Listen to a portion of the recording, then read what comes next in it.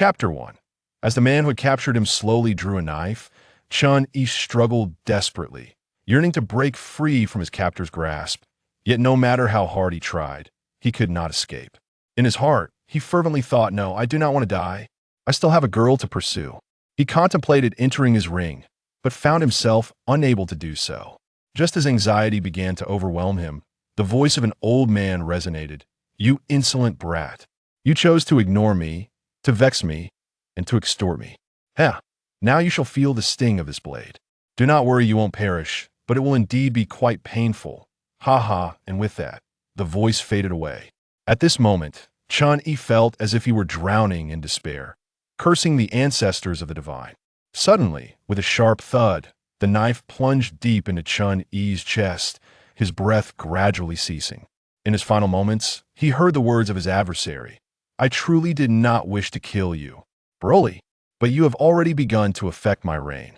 As his consciousness faded, he was unceremoniously tossed into a refuse heap. Uncertain of how long he had been unconscious, an explosion reverberated through the air, a volcanic eruption that split the earth, startling the unconscious Broly awake. Upon witnessing the catastrophic scene, he realized that planet Vegeta was on the brink of destruction. Instinctively, he let out a cry, and a formidable energy enveloped him, lifting him gently upward. However, he noticed that his father, who should have been by his side, was mysteriously absent, leaving him to wonder if his arrival had triggered a butterfly effect. Thus, relying on a sudden surge of power, Broly was propelled to another planet as planet Vegeta erupted. Time passed without measure until he awoke, confronted by peculiar decorations. Broly felt a sense of bewilderment wash over him. Where am I? Well, since I am here, I might as well settle down until the Dragon Ball saga begins. Then I will seek out Kakarot. As Broly pondered, a plant spoke to him. "You are awake." Glancing at the speaker, Broly offered a genuine smile. "Thank you," and promptly fainted once more. Swiftly, 10 years slipped by.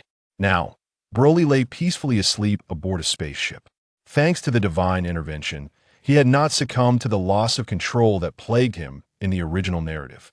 Within the confines of the ring's space, he had diligently trained in the mental room for a decade, evolving from training under 50 times gravity to now enduring 1,000 times gravity. This rigorous training had yielded exponential growth in his strength. Uncertain of how long he had been asleep aboard the spaceship, a mechanical voice interrupted his slumber. 30 minutes until arrival at Namek. Awakening sleep mode in 30 minutes. Gradually opening his eyes, Broly beheld the beauty of the planet before him and could not suppress a smile. "Ah, we have finally arrived. I hope the Grand Elder can help me unlock my potential." Chapter 3. Unlocking Potential and the Three Wishes. Atop the highest mountain on Namek, within a dwelling, a frail old man addressed a young man beside him. "What a powerful aura. I cannot discern if they are friend or foe." "Neru, go and investigate." The young man, referred to as Neru, respectfully replied, "Yes, Grand Elder." With a resounding boom, Broly successfully landed on Namek, stepping out of the spaceship and inhaling the fresh air. A smile spread across his face as he noticed a Namekian approaching. Hovering before Broly, Neru inquired warily, "Stranger from another world, what brings you to Namek?" Observing Neru's caution, Broly replied with a smile, "I have heard there are Dragon Balls here. I am in search of them, and would also like to pay a visit to your Grand Elder." Upon hearing Broly's words, Neru responded, "Oh, then please follow me. I shall take you to meet our esteemed Grand Elder." With that, he soared into the sky, and Broly followed him towards the Grand Elder's abode. Upon arriving, Neru turned to Broly, saying, "Come with me." He then entered the dwelling. After relaying Broly's intentions to the Grand Elder, the Elder turned to Broly and inquired, "Outsider, what is your purpose in seeking the Dragon Balls?" Broly replied, "Actually, Grand Elder, the Dragon Balls are secondary to my primary goal. I wish to consult you, as I am aware of your unique ability to unlock one's potential. I seek your assistance in this matter, if it poses no threat to you. Additionally, my quest for the Dragon Balls is to request 2 wishes. First, a device that can regulate my personal gravity, and second, a comprehensive map of the universe. Without such a map, I cannot utilize my instant transmission effectively. I must know where to go before I can teleport. These are my 2 wishes. I hope they can be granted." The Grand Elder responded, "I can't fulfill these requests. It is evident you are not malevolent, you possess a kind heart. Come closer, and I shall assist you in unlocking your potential. Neru, please fetch the Dragon Balls from the other elders for Broly. Once his potential is unlocked, you may proceed with the wishes." Neru respectfully acknowledged, "Yes, Grand Elder," and Broly smiled, expressing his gratitude. "Thank you, Grand Elder. Broly, come here. I shall help you unlock your potential," the Grand Elder instructed. Following the Elder's guidance, Broly stepped forward. The Grand Elder slowly raised his hand and touched Broly's forehead. After a moment, he exclaimed, "What immense potential!" Withdrawing his hand, the Grand Elder stated, "Broly, your potential is boundless. I can only assist you to this extent." Broly bowed slightly and expressed, "Thank you, Grand Elder." He then produced a communicator and said, "Grand Elder, this is my contact method. Should anything occur on Namek, you can reach me through this device, and I will come at once." The Grand Elder accepted it with care. "Now, Broly, you may go." Neru has gathered the Dragon Balls. Broly and Neru flew to a secluded area, where Neru utilized the Namekian language to summon the eternal dragon, Purunga. Overcome with excitement, Broly gazed at the magnificent dragon before him. Purunga then addressed Neru. "The one who summoned me, state your wishes. I can grant you 3. After hearing the dragon's words, Broly conveyed to Neru his first wish. "I desire an adjustable gravity bracelet that can be worn on my entire body, with the maximum gravity set to the highest capability of the dragon. Ideally, the bracelet should be able to be retracted into my body." Neru then articulated Broly's first wish in Namekian. Upon hearing this, the dragon's eyes glowed red, and a bracelet appeared on Broly's wrist. Purunga declared, "To retract the bracelet into your body, simply control it with your mind. The maximum gravity can be adjusted up to 100,000 times." Familiarizing himself with his newfound power, Broly felt elated he could finally train whenever and wherever he wished. Purunga then continued, "Now, please state your second wish." After hearing this, Broly relayed his second wish to Neru. Before long, the second wish was granted, and Broly felt an influx of knowledge in his mind, prompting him to organize his thoughts. Once the second wish was fulfilled, Purunga announced, "Now for your final wish, please speak." After a moment's contemplation, Broly said to Neru, "My last wish is to learn how to harness my ki." After Neru articulated this in Namekian, Purunga replied, "That wish is simple." With that, his eyes glowed red once more, and Broly felt additional knowledge regarding the utilization of ki flooding his mind. "Your 3 wishes have been granted. Farewell." With that, Purunga soared into the sky, returning to the Dragon Balls, which dispersed across Namek, restoring the sky to its normal state. After Broly and Neru returned to bid farewell to the Grand Elder, they instantly teleported to an uninhabited planet, where Broly commenced his training and further exploration of ki. Chapter 5. The World Martial Arts Tournament. The following morning, under the bright sunshine, Sun Wukong and his companions donned their martial arts uniforms and entered the martial arts temple, where the preliminary rounds would determine the top 8 contenders of the tournament. After years of dedicated training, the strength of Krillin, Yamcha, and Tien had significantly improved. As everyone gathered, Yamcha suddenly noticed that Wukong was devoid of his tail and exclaimed in astonishment, "Wukong, where is your tail?" "Oh, the Supreme Kai said my tail was a hindrance, so it was removed. I still don't quite understand it." Wukong replied, equally puzzled. "I see." Yamcha recalled how Wukong transformed into a giant ape during a full moon. The absence of a tail indeed eliminated a potential risk, and he refrained from questioning further. As if sensing something, Wukong's demeanor shifted to one of alertness. Observing his sudden seriousness, Krillin and Yamcha exchanged puzzled glances and inquired, "Wukong, what's wrong? Is something happening?" Wukong remained silent, turning his gaze through the throngs of people toward the peculiar figure cloaked in a robe in the corner of the martial arts temple. The crowd followed his line of sight, and at that moment, the mysterious man also cast a frigid glare at Wukong before coldly snorting and turning away. "Wukong, do you know him?" His gaze is so chilling he seems incredibly formidable. Tianjin Fan inquired gravely, having sensed the oppressive aura emanating from the stranger. Indeed, he possesses immense strength and is no benign entity. Krillin, Inchai, if either of you encounters him in the tournament, concede immediately, or your lives may be at stake. Wukong replied earnestly, aware that Piccolo's power far surpassed that of Tianjin Fan and the others. Are you jesting? Our abilities have significantly improved. Is he truly that powerful? Krillin and Inchai questioned incredulously. Wukong nodded solemnly, stating, he is the reincarnation of the great demon King Piccolo, and his strength has grown exponentially. The great demon King Piccolo, he is still alive. Krillin and the others gasped in shock, cold sweat trickling down their brows. Despite their relentless training over the past 3 years, they had only surpassed the original Piccolo by a small margin against this new incarnation. They were utterly outmatched. Inchai swallowed hard, fists clenched, frustration evident on his face as he exclaimed, how infuriating! After 3 years of arduous training, I hope to demonstrate my prowess. Yet the great Demon King Piccolo has returned. Wukong, it seems that he's a challenge only you can face. The realization that they were no match for the new Piccolo was one they all accepted. Son Wukong nodded earnestly, a fire igniting within his veins, his eyes sparkling with excitement. Leave the great Demon King Piccolo to me. I look forward to an exhilarating battle. At that moment, a slender hand gently tapped Wukong's shoulder, a soft voice chiming. Hey, son Wukong, long time no see. The group snapped back to reality to find a charming girl in a qipao, her figure exquisite, smiling at them. Who are you? Wukong asked curiously. You don't recognize me. The girl's serene expression flickered with disbelief, her cheeks suddenly flushing with anger as she shouted, You have forgotten me, you scoundrel. After hurling her accusation, she stormed away in a huff without further explanation.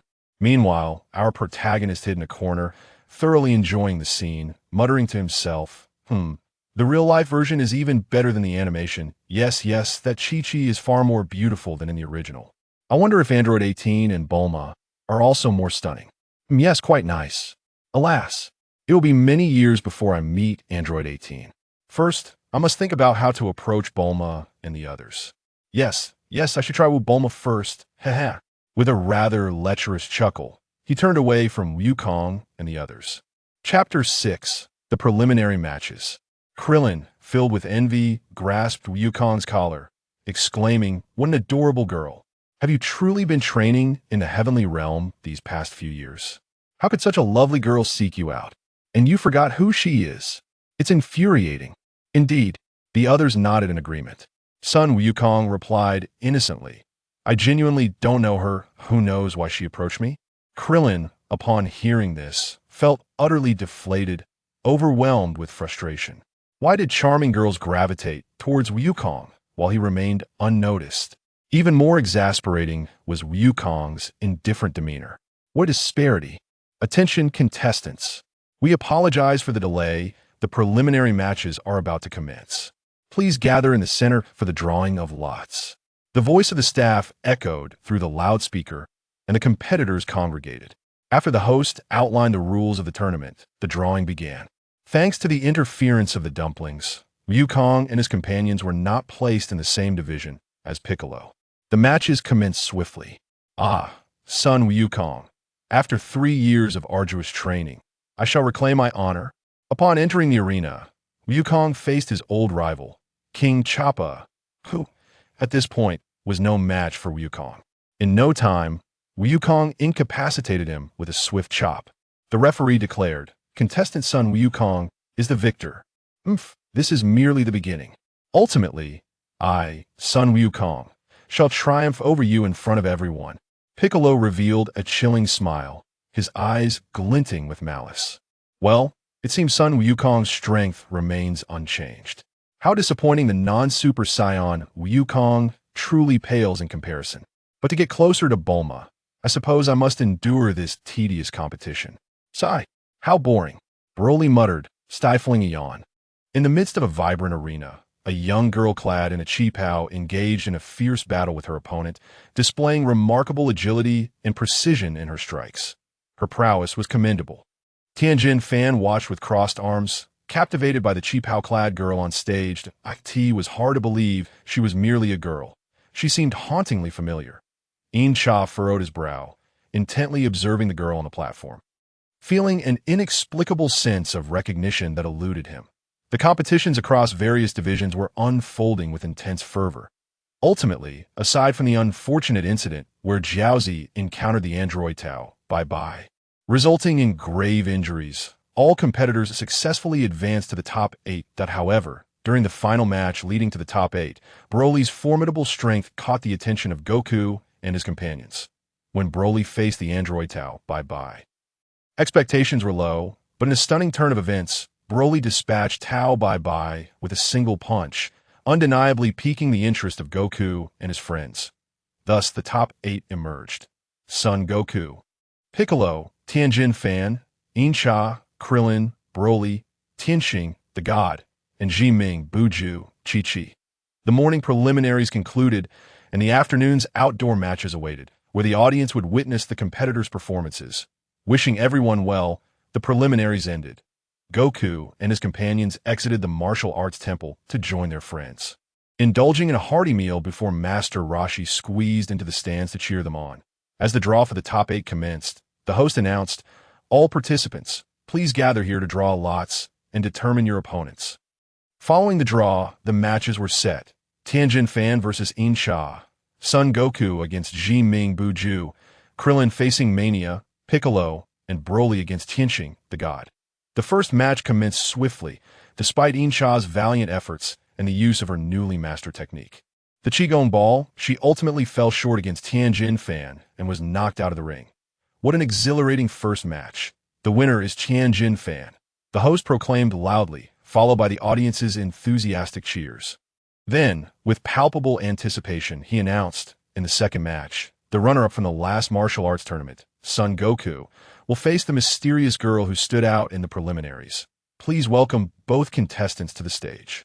"Ah, it's my turn," Goku exclaimed, tightening his belt as he stepped onto the arena, igniting a wave of cheers from the crowd. Meanwhile, Broly observed Bulma, his thoughts drifting. She truly is stunning. I must have her. Vegeta can play in the mud for all I care. He dares to compete with me for a woman. I'll show him why flowers are so red. A smile crept on his face as he pondered. Chapter 7. The competition continues. Why are you always so angry? Goku found the girl's demeanor perplexing. However, his inquiry only fueled Chi-Chi's ire. You should ask yourself that, she retorted before launching a sudden attack on Goku, her movements precise and rhythmic, each strike infused with power. Goku, unable to recall who she was, instinctively dodged her onslaught. The audience erupted in excitement as the fierce exchange unfolded. After a relentless barrage, Chi-Chi's energy began to wane, while Goku remained as composed as ever. "Who are you? I just can't remember," he exclaimed.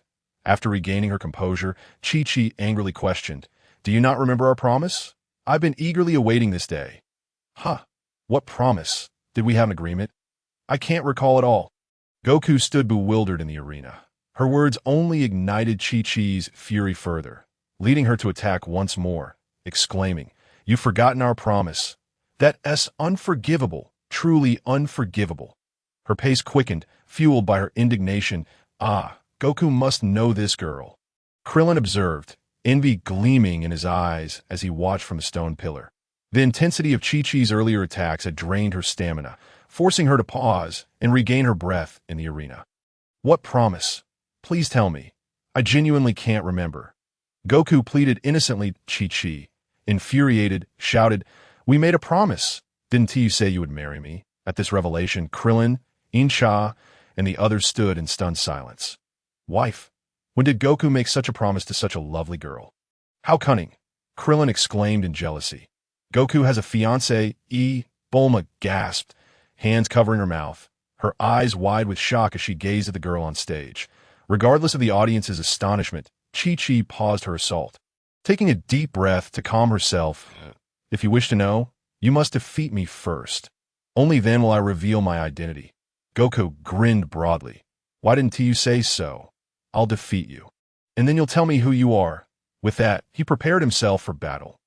Umph, you think it will be that easy to defeat me? Don't underestimate me.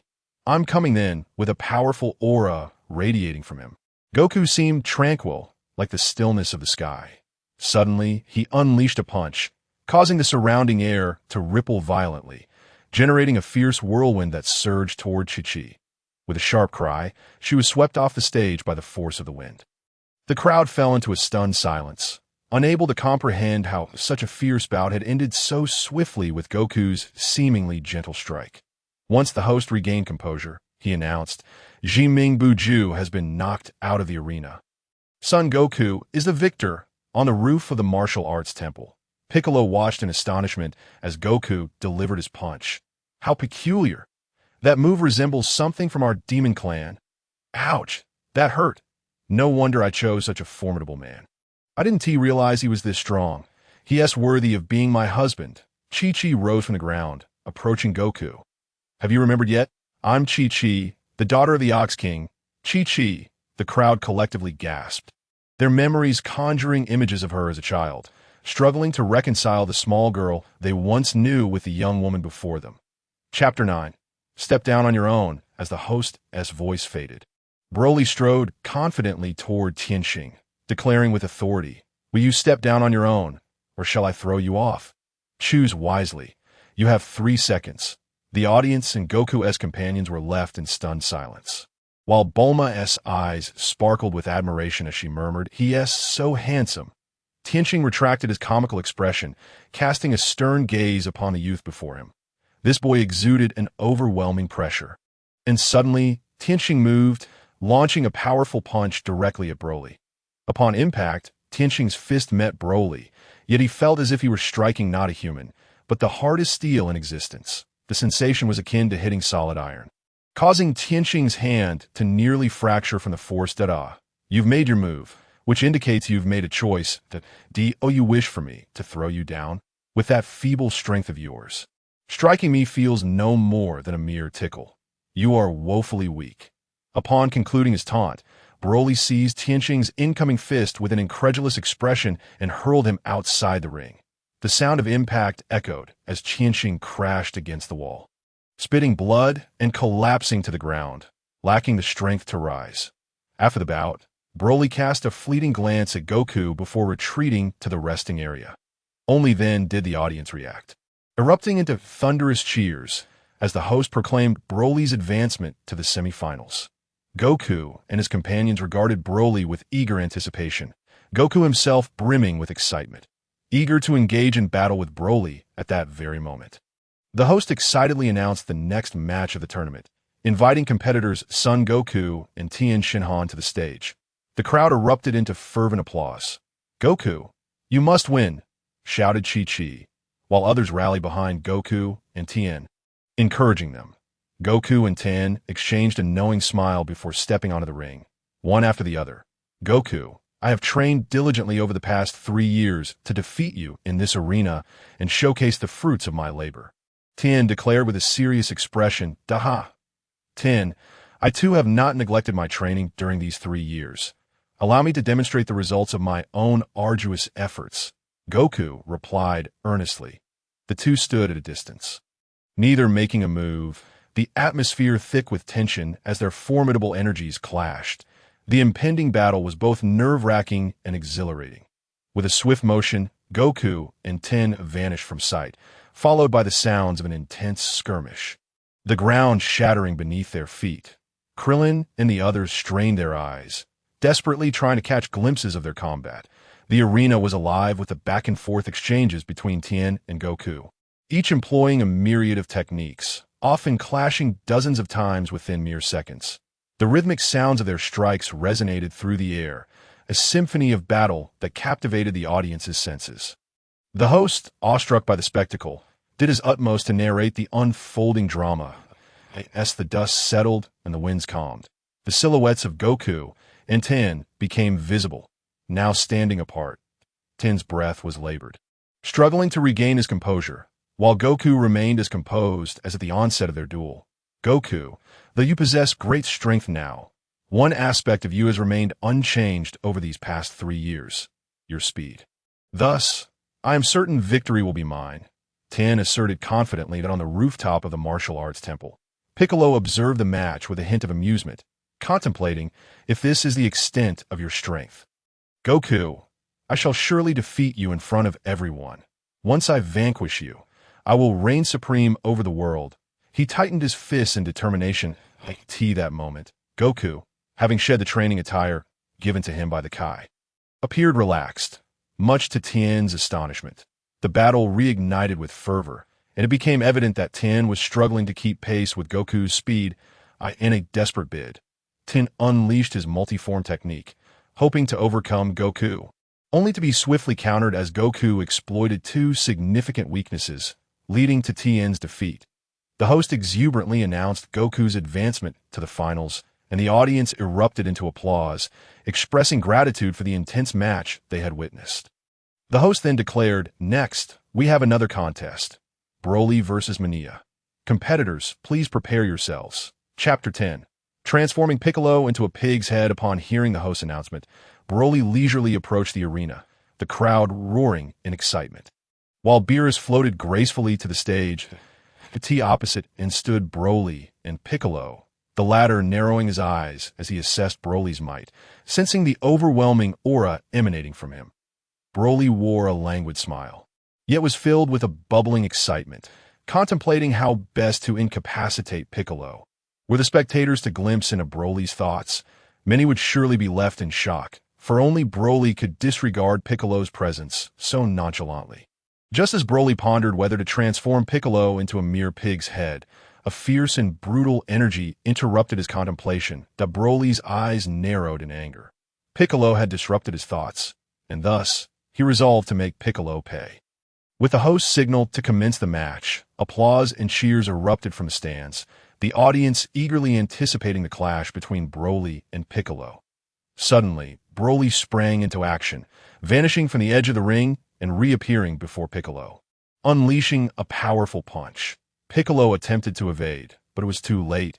He could only shield his face with his arms. The impact sent Piccolo flying, and Broly swiftly pursued him, seizing the airborne Piccolo and hurling him skyward. With a mighty leap, Broly propelled himself after Piccolo, delivering relentless punches, each strike more forceful than the last. In the face of such frenzied onslaught, Piccolo found himself unable to evade, effectively becoming a human punching bag.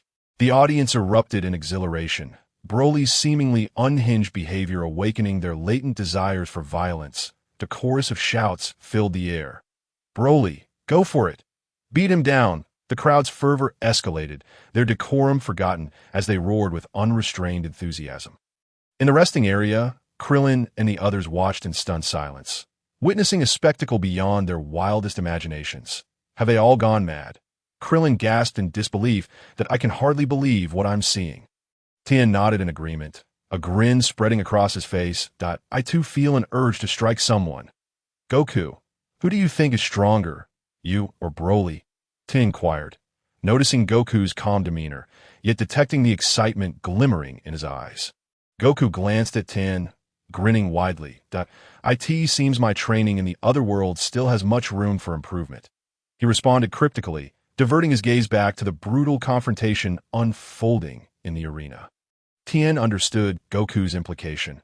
A simple statement had conveyed the answer to his question. Observing Broly mercilessly pummeling Piccolo, Tien mused, "He's astonishingly powerful. Broly has reached an entirely new level.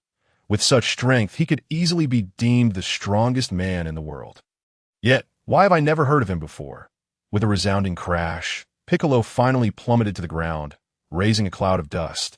But Broly showed no intention of relenting. His fists continued to rain down blows, indifferent to the opinions of others, reveling in the thrill of the moment.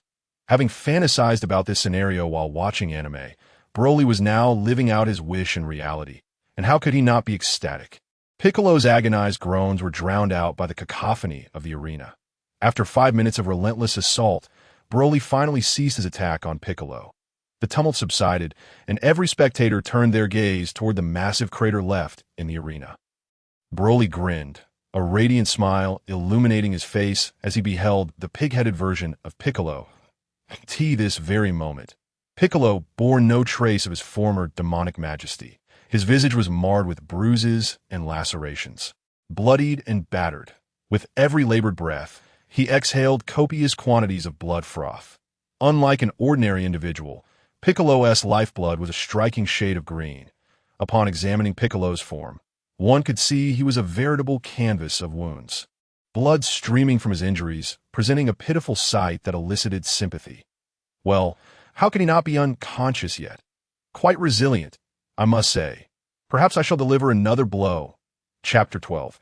A conclusion as Sun Wukong ascended the stage to confront Broly. The latter finally retrieved his scattered thoughts and turned his gaze toward Wukong. This marked the first time Broly truly faced off against the most celebrated protagonist of Dragon Ball, Sun Wukong. Upon seeing Wukong, Broly felt a twinge of excitement, for despite his admiration for Broly during his childhood viewing of Dragon Ball, he also held a fondness for Wukong. Now, the moment had arrived for him to engage in battle with Wukong. Stirring a sense of exhilaration within him at this juncture, Broly steadied his emotions, observing Sun Wukong with a serious countenance, mirrored by Wukong's own grave expression. The announcer was vociferously detailing their backgrounds when Broly broke into a smile. Approached Wukong and lifted the hem of his clothing to reveal the tail he had concealed beneath.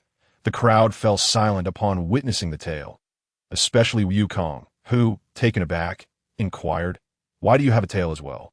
"Kakarot, I have finally encountered you," Broly replied with a grin. "What is Kakarot? Is it something edible?" Wukong asked, bewildered. "Kakarot is your name, and we belong to the same race. Do you understand now?" Broly retorted, rolling his eyes in exasperation. "Well, I did not go by Kakarot. My name is Sun Wukong. That I comprehend that we share a lineage, but why do you insist on calling me Kakarot?" Wukong responded earnestly. To clarify, neither of us is from Earth. We are Saiyans. When you were born, you lay beside me, wailing incessantly, which left a profound impression on me. Kakarot is your Saiyan name, while Sun Wukong is merely your name on Earth. You see, the tail is a symbol of our race. Almost all of our kin possess a tail. You grasp this now? Broly elucidated, frowning slightly. Understood, but please continue to call me Sun Wukong, as I have grown up on Earth. It is my home. Wukong stated with conviction. Hearing this, Krillin and the others were astonished. So, Wukong is an extraterrestrial. No wonder he is so formidable, Krillin remarked in amazement. Regardless whether Wukong is an alien or not, he remains our dearest friend. Yancha interjected with a smile, and everyone nodded in agreement. That moment, the announcer concluded his introductions, declaring, "The final shall now commence," before hastily exiting the stage. Wukong assumed a battle stance, instantly shifting into combat mode. However, Broly waved dismissively at Wukong, asserting with a domineering tone, "Sun Wukong, I have no desire to engage you in combat at present, for you are simply too weak to pique my interest. I came to the martial arts tournament solely to witness your prowess. But alas, you have left me thoroughly disappointed. Allow me to demonstrate the chasm that lies between us. I hope you will train diligently in the meantime." With that, he disregarded Wukong's expression and clenched his fists, exclaiming loudly as his energy surged to the level of Vegeta upon his arrival on the planet. Witnessing such overwhelming power, Krillin and the others felt no inclination to resist. They stood in stunned silence, trembling uncontrollably. "This is far too powerful. I cannot muster even a shred of resistance," Krillin stammered, with the others nodding in agreement, drenched in cold sweat. Yet Wukong furrowed his brow, realizing that under this overwhelming aura, he struggled to even make a move. It dawned on him just how vast the disparity between himself and Broly truly was, igniting within him a resolute determination to surpass Broly. Subsequently, Broly retracted his energy, and Wukong conceded to the referee, thus concluding the 23rd World Martial Arts Tournament. Wukong forfeited, and Broly emerged victorious. That moment, Broly and Wukong were gathered together, as Broly had offered to treat Wukong and the others to a meal, and they were en route to a restaurant, while Bulma gazed at Broly with hearts in her eyes. "Broly, where are you staying now?" Bulma inquired. I have only just arrived on Earth. Fortuitously, the World Martial Arts Tournament is being held here, and I follow the energy signatures of Wukong and the others to find this place. Currently, I have no place to stay, Broly replied. Bulma felt a surge of joy and nonchalantly suggested, why not stay at my house? It's quite spacious, and having more people around makes it livelier. Broly, pleasantly surprised by how effortlessly he had achieved his goal, had previously worried about how to grow closer to Bulma.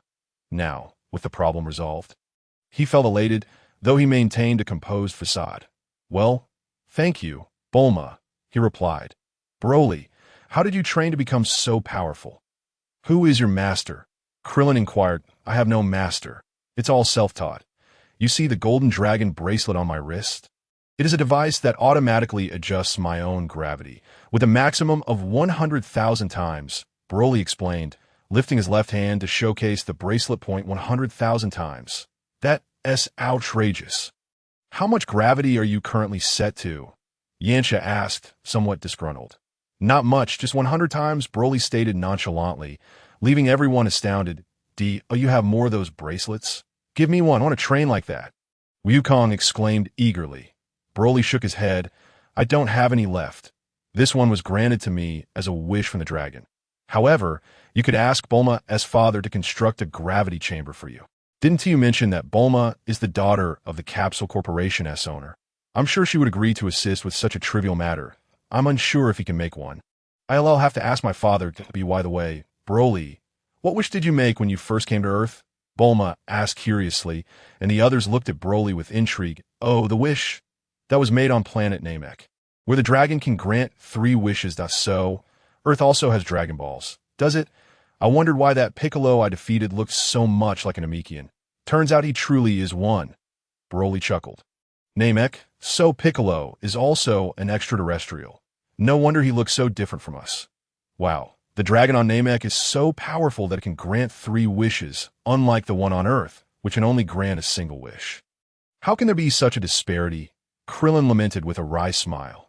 Curiosity piqued, everyone expressed a desire to visit planet Namek and witness its dragon. Upon entering the restaurant, they witnessed a spectacle of culinary prowess, as Broly and Wukong's appetites astonished everyone. After a delightful meal, the group dispersed, with Wukong and Chi-Chi accompanying Broly and Bulma back to Bulma's residence in West City, thanks to the spaceship Broly produced. Bulma's father promised Wukong that he could retrieve the gravity device in a month, which would be adjustable to 100 times gravity. Following this, Wukong and Chi-Chi soared away on the flying Nimbus, while Broly settled into Bulma's home comfortably. Chapter 13. The mundane affairs of Earth. A month passed at Bulma's residence in West City. Today, Bulma's household welcomed an unexpected guest, none other than Goku, who had come to retrieve the gravity device. Bulma and Yamcha gathered around Goku, inquiring about his marital status. With a furrowed brow, Goku lamented, "Marriage is such a hassle, and I would have to wear those uncomfortable clothes. However, the food is rather delightful." Upon hearing this, everyone burst into hearty laughter. Shortly thereafter, Goku departed with the gravity device in hand. During this month, Broly accompanied Bulma on various shopping excursions during the day, while dedicating his evenings to rigorous training within the confines of his spatial ring. Presently, Broly was enduring a staggering gravity of 16,900 times, bringing his strength perilously close to that of a fully powered Super Saiyan 3. Due to Yamcha's flirtatious nature and his constant entanglements with other women, Bulma soon found herself comparing him to Broly, leading to a swift end to their relationship. Time, as it often does, slipped away quickly, and it had been 3 years since Broly claimed the championship title at the World's Martial Arts Tournament. Throughout these 4 years, countless joyful events had transpired.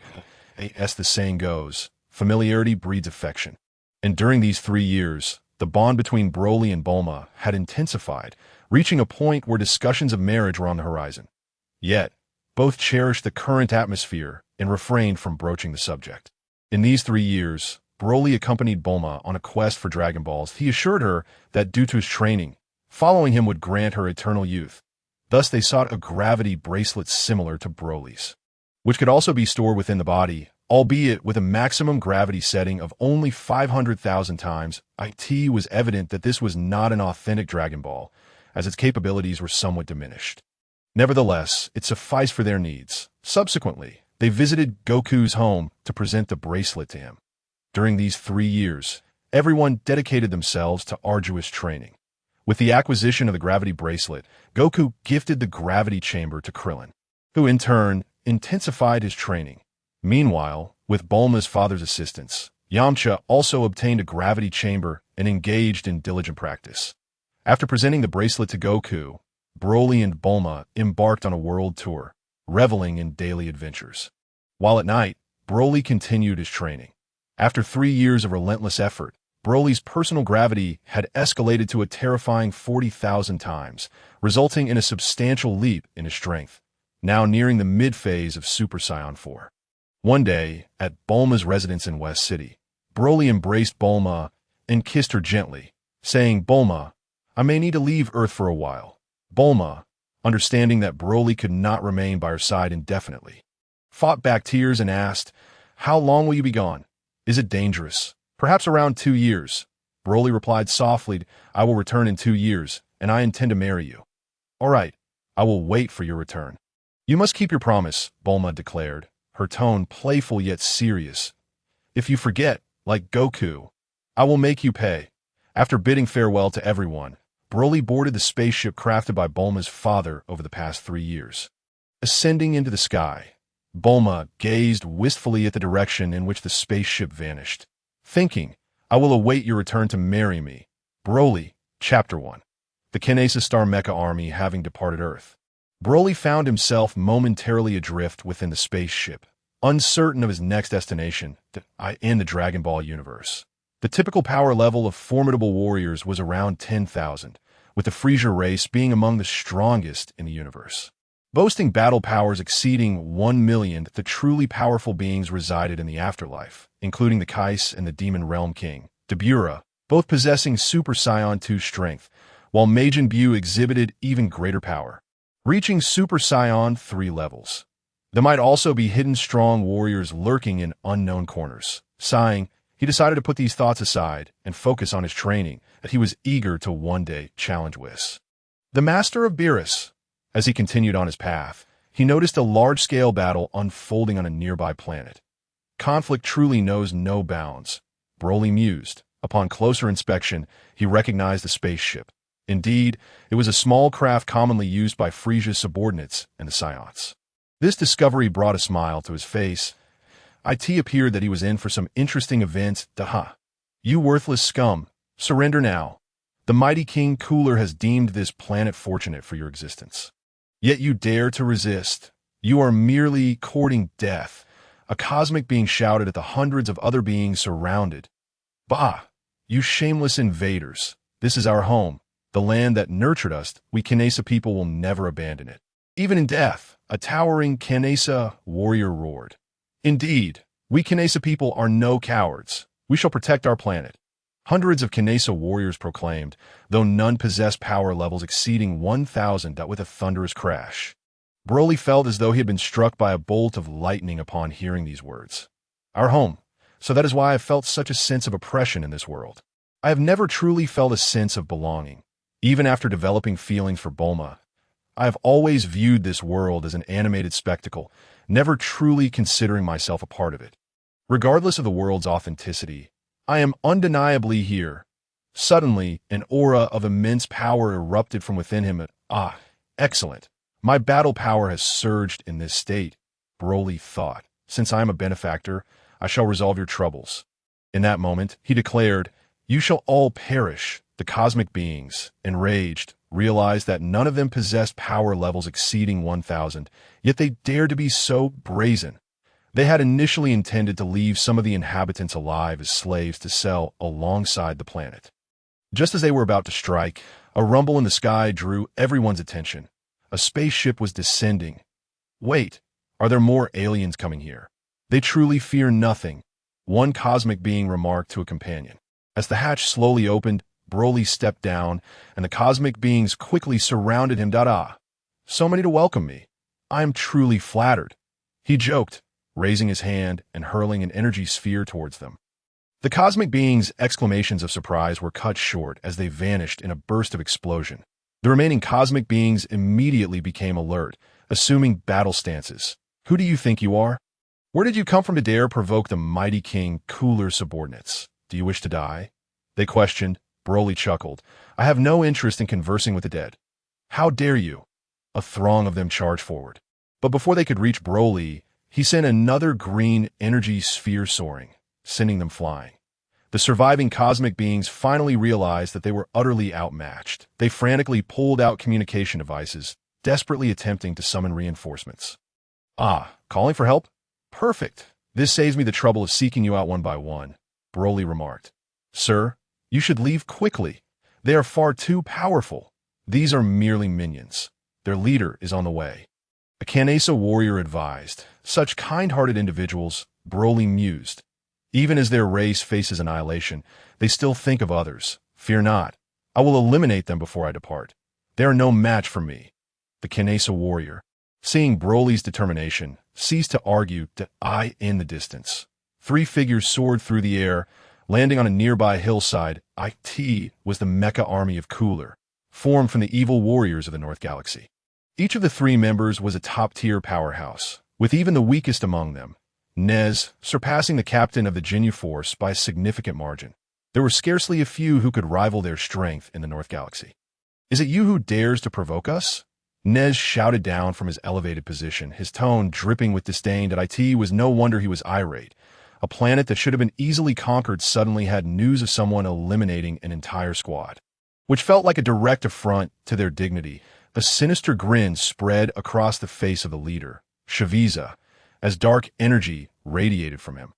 How could this primitive civilization comprehend the terror of the mecha army? Ignorance is a sin, Nez Dre. Make sure to entertain him well.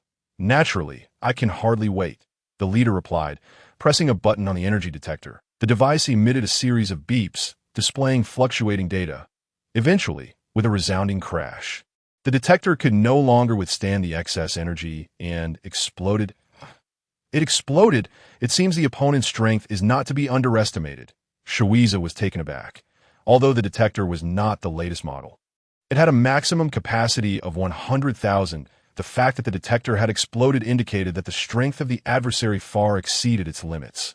Nez grinned sinisterly, stepping forward and turning to his companions, saying, "This brat is mine. It's been ages since I've encountered someone worth my effort." With that, he prepared to strike. Oh dear, that means I won't have any fun, Dre lamented.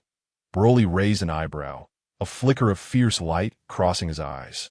It seemed these 3 fellows had completely underestimated him. With a cold smile, he thought, no matter, soon you'll learn how to write death. He then began to unleash his power, the very air around him solidifying as the ground trembled. An overwhelming sense of pressure enveloping them. That Nez's expression changed. The dismissive look vanished, realizing this opponent was no ordinary foe and his strength was certainly on par with his own. Broly sneered coldly and vanished in an instant. Oh no! Nez realized the peril too late, cold sweat pouring down his face. Where is he? He wondered. With a malevolent grin, Broly's ghostly figure materialized behind Nez. Nez, be careful, he's right behind you, Shawiza shouted. What? Nez gasped, attempting to evade. It was too late. Broly landed a devastating punch on Nez's back. A sharp crack resounded as his spine shattered. Nez let out a wretched scream, blood spraying from his mouth as his body contorted grotesquely, his abdomen bending backward in an impossible manner. There was no hope for him now. This scene unfolded in mere seconds. Both Shawiza and Dre felt a chill run down their spines. It was too swift. They realized they were no match for him. Their faces darkened. This was the first time a member of the mech army had been killed right before their eyes. They needed to summon King Gula immediately. Chapter 2. The Arrival of Gula. Oh, are you calling for help? Broly chuckled, appearing exceedingly malevolent in the eyes of Shawiza and Dre. Don't get too cocky. Just because you're stronger than us doesn't make you special. Wait until King Gula arrives, and we'll see how bold you are then, Shawiza shouted, his voice tinged with fear. That's so. Then I shall wait and see just how formidable this Gula of yours truly is. Broly replied nonchalantly, which brought a flicker of hope to Shuiza and Dre's faces. However, to prevent being ambushed by Gula upon his arrival, I suppose I should first deal with the two of you, Broly suddenly declared, causing their expressions to shift dramatically once more. Haha, just kidding. You two should consider practicing your acting skills and face-changing, Broly laughed. Deep within, Shuiza and Dre were filled with frustration, silently cursing. Where did this guy come from? Stronger than us? When King Gula arrives, he will undoubtedly pay for this humiliation. Gula, I hope you bring me some entertainment, Broly murmured as he gazed skyward. In the previous battle, Broly had felt no sense of urgency due to his overwhelming superiority over his opponent. He believed that if he could engage in a fierce battle with a master of Gula's caliber, it might bring him some enjoyment. Minutes later, a colossal and sinister aura emanated from the depths of outer space, casting a heavy gloom over the sky. Before long, a massive flying saucer descended. What an immense energy! Shuiza and the others felt dwarfed in comparison. Gula must be furious. Otherwise, he wouldn't need to project such a menacing presence. Broly took to the air, approaching the spacecraft. The door of the ship opened slowly, and a line of extraterrestrial warriors clad in standardized combat suits emerged, first clearing the surrounding obstacles. But a purple figure descended slowly from the center. A smirk gracing his lips, his crimson eyes exuding a chilling light reminiscent of a blood pool from the depths of hell. That Gula. Just as described in the original work, Broly thought to himself. Recalling Gula's background in the movies, after Frieza was defeated by Goku, Gula led his mech army to Earth seeking vengeance against Goku, but ultimately lost his life along with his subordinates in the ensuing battle. It was said that Gula was even more powerful than Frieza, possessing an additional transformation ability. Although there were contradictions between the movies and the TV series, the existence of Gula implied that the film adaptations were not entirely fabricated. Gula's main body was purple, adorned with white, sand-like armor on his head, shoulders, and wrists, with a purple tail trailing behind him. His overall appearance bore a striking resemblance to Frieza's final form, yet the colors were inverted. Frieza predominantly white with purple accents, while Gula appeared more masculine and undoubtedly more sinister. Maintaining the form of Frieza's ultimate transformation, Gula's strength was likely far superior to Frieza's, suggesting that his additional transformation was indeed legitimate. Broly remained vigilant, carefully sensing Gula's aura. Truly worthy of being the ruler of the northern region. His power is unfathomable, Broly thought with excitement. Gazing at Gula before him, a fierce fighting spirit ignited within him, as if the warrior genes from his Saiyan lineage had been awakened. King Gula, Shuiza and Dre exclaimed in surprise, kneeling on one knee. That fellow over there killed Nez. We were no match for him. You useless fools. Gula's gaze turned icy as he fixed his cold eyes on Broly. Sneering, you nameless wretch. How dare you slay a member of my mech army? Do you not fear facing my wrath? Just garbage. Kill me if you can, Broly retorted, an overwhelming aura emanating from him that pushed back Gula's oppressive presence. Gula's eyes widened in surprise, then darkened with rage as his tail thrashed violently against the ground, shattering the hard rock beneath. I did not expect to encounter such a powerful being in this world. How about it? Would you like to become my subordinate as compensation for killing a member of my army? You gotta be kidding. You Gula think you can make me your subordinate? You're the best joke I've ever heard. Broly laughed maniacally. Very well, you have successfully enraged me, that I will ensure you experience a terror akin to hell. A bloodthirsty killing intent radiated from him, sending shivers down the spine. Broly disdainfully shook his head. With such a level of strength, there is no need for him to transform into a Super Saiyan. He began to amplify his power, his hair turning golden as a brilliant aura enveloped him. Without hesitation, Broly was the first to strike.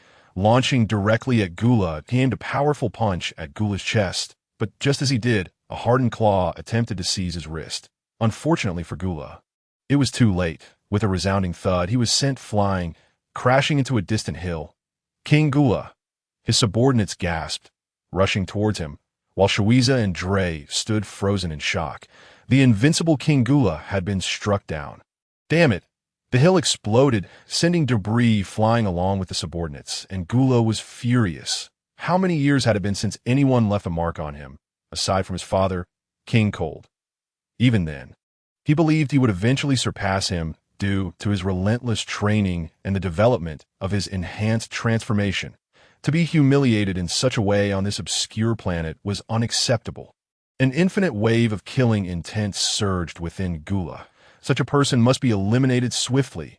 Otherwise, he would undoubtedly threaten his family's reign. With that thought, he charged forward, fists raised. The clash of their fists echoed violently, sending shockwaves of chaotic energy rippling outward.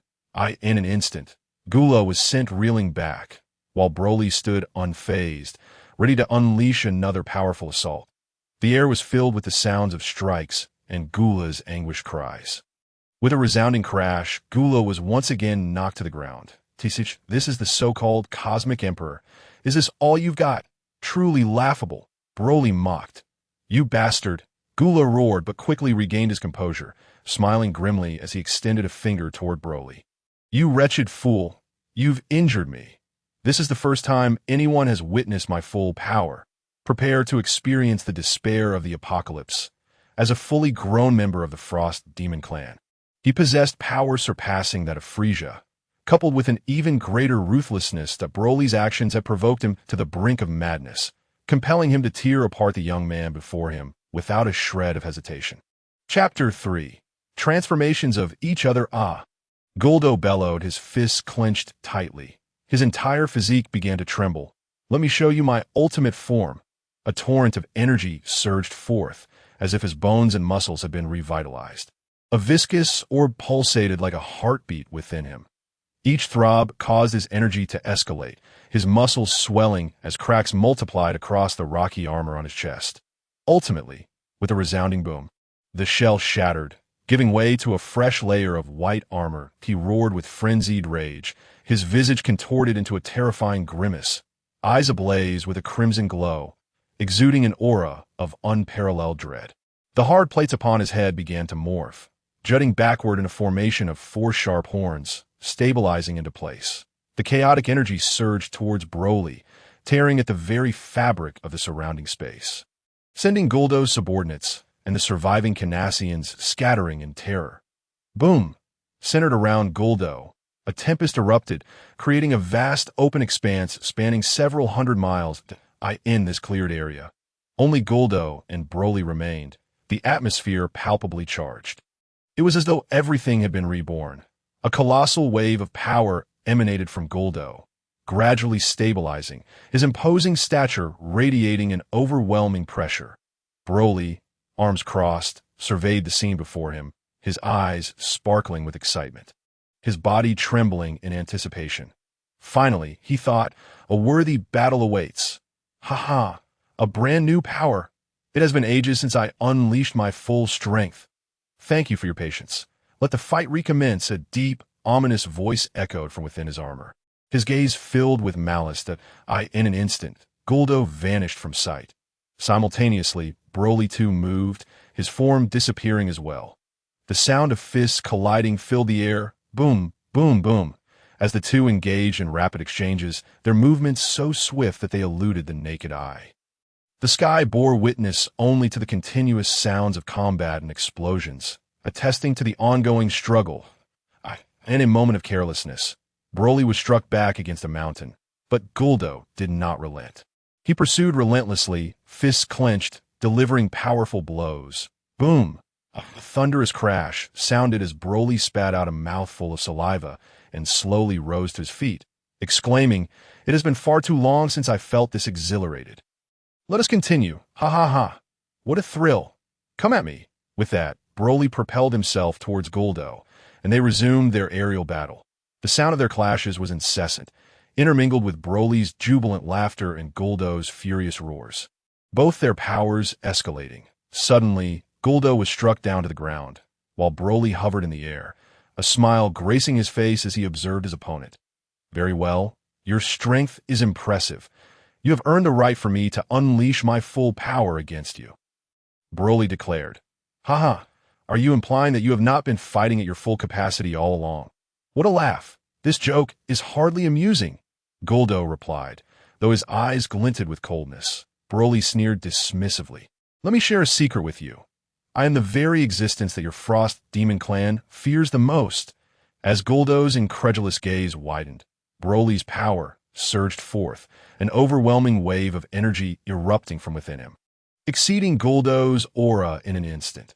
His height skyrocketed by 30 centimeters, his purple hair transforming into green, his pupils vanishing entirely. The legendary Super Saiyan form had emerged after millennia. The look of sheer horror crossed Guldo's face as he realized that the opponent's battle power had surged past his own in an instant. Suddenly, a legend sprang to mind, a tale passed down through the ages within the Frost Demon clan, one he had always dismissed as a mere joke. Yet now, it appeared that the legend might indeed hold truth. Could it be? Or Scion? Indeed, you are correct that I am the very entity that your Frost Demon clan dreads. Your brother Frieza has been hell-bent on eradicating beings like me. Broly responded, with that. A terrifying aura surged exponentially, a force that could uproot mountains and sweep through the void like an unrelenting tide. In the midst of this chaos, the green-haired figure devoid of pupils stood resolute, radiating brilliance akin to a luminous moon. Super Saiyan. Guldo clenched his fists tightly, trembling in fear, his mind racing with disbelief. Super Saiyans truly exist in this world. How could he possibly be a Super Saiyan? Simultaneously, he began to harbor resentment towards Frieza. Damn it, Frieza. If you intended to obliterate planet Vegeta, why didn't you do it more thoroughly?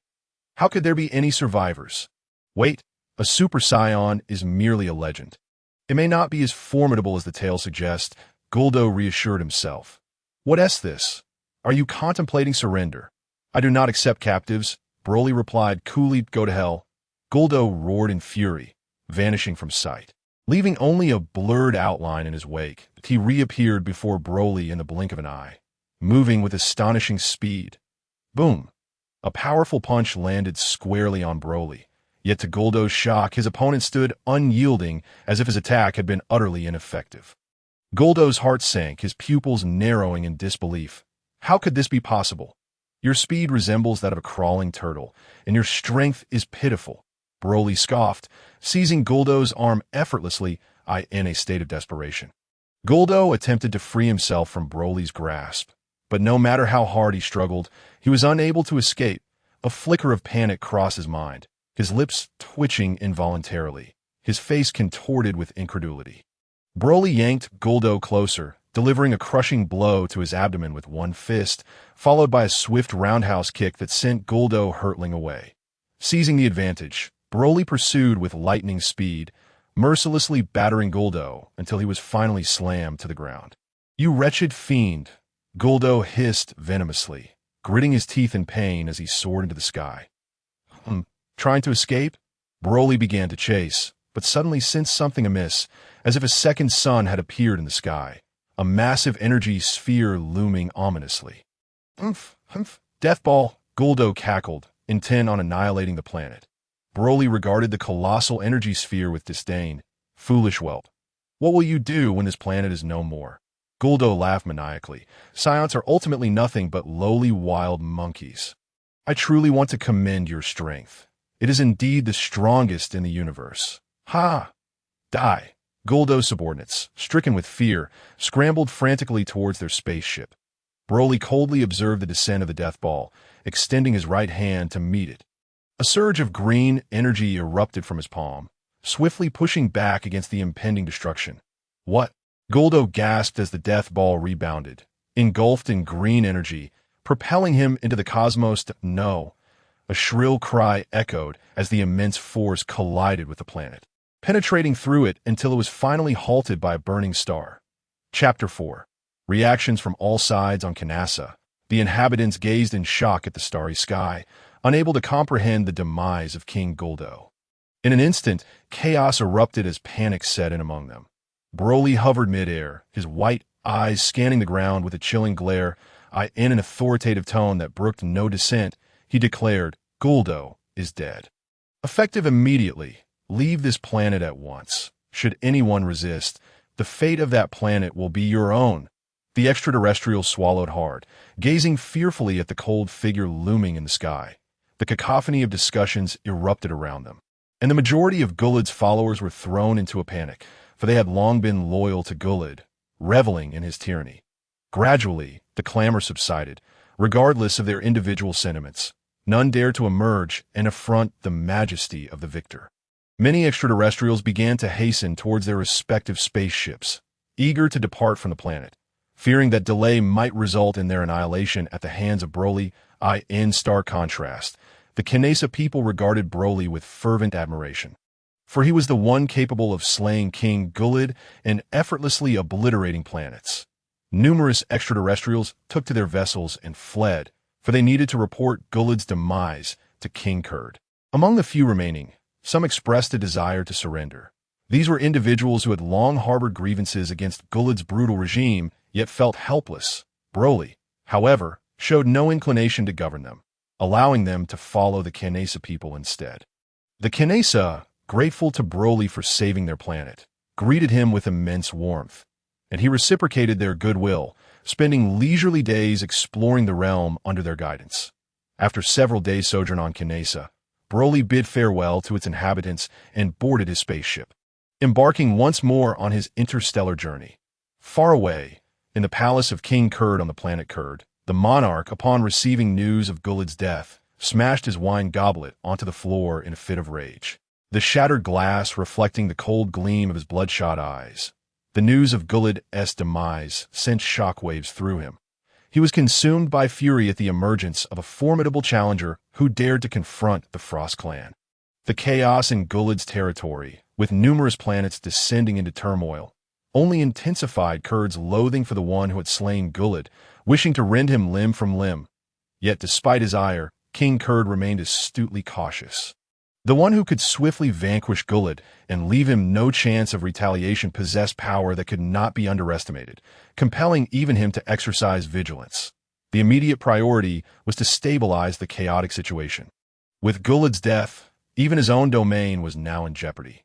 "Come forth," commanded King Kurd coldly. In haste, a subordinate entered. "Deploy personnel to restore order. Any who dare provoke must be executed without mercy. Additionally, keep a close watch on the northern territories. Report any disturbances immediately." "Yes," the subordinate affirmed before swiftly retreating. King Kurd sat brooding in his seat, his expression shifting ominously, a murderous intent flickering in his brows.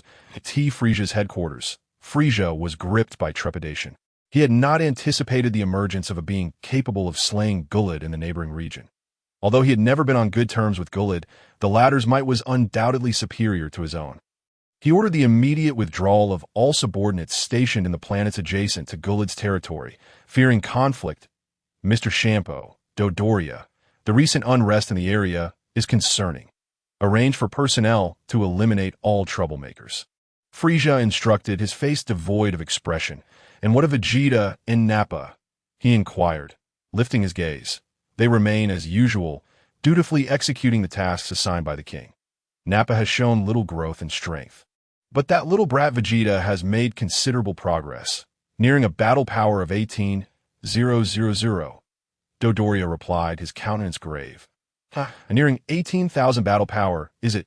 Mr. Shampoo, Dodoria, you must remain vigilant. Do not let the younger generation surpass you." Frisia scoffed, dismissing Vegeta as an insignificant wild monkey, especially given that even the most gifted Saiyan, Vegeta, barely exceeded a battle power of over 10,000.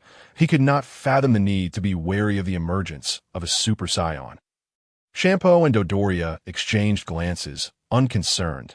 They believed that 25,000 battle power was the absolute limit for Saiyans. They recalled that King Vegeta himself had only achieved a battle power of around 10,000 in his normal state, barely reaching close to 100,000 when transformed into a great 8 PS long. As they did not allow Vegeta the opportunity to transform, they could easily disregard him. However, they remained wary of the Saiyan known as Bardock, who had once single-handedly confronted them during the destruction of planet Vegeta. His explosive power had been astonishing, but he had perished at Frisia's hands. On King Kai's planet, news of Guled's death reached the North Kai shortly thereafter, alleviating one of the three burdens pressing upon his heart. Although he was unaware of who had slain Guled, it mattered little. The important thing was that Gulad's demise had brought peace to the northern regions of the North Galaxy. How could the North Kai not rejoice? However, he still needed to investigate the identity of Gulad's killer. It would be prudent to discern what manner of being he was. Extending his antennae to probe, he swiftly learned that a being named Broly had dispatched Gulad and was now wandering through the cosmos.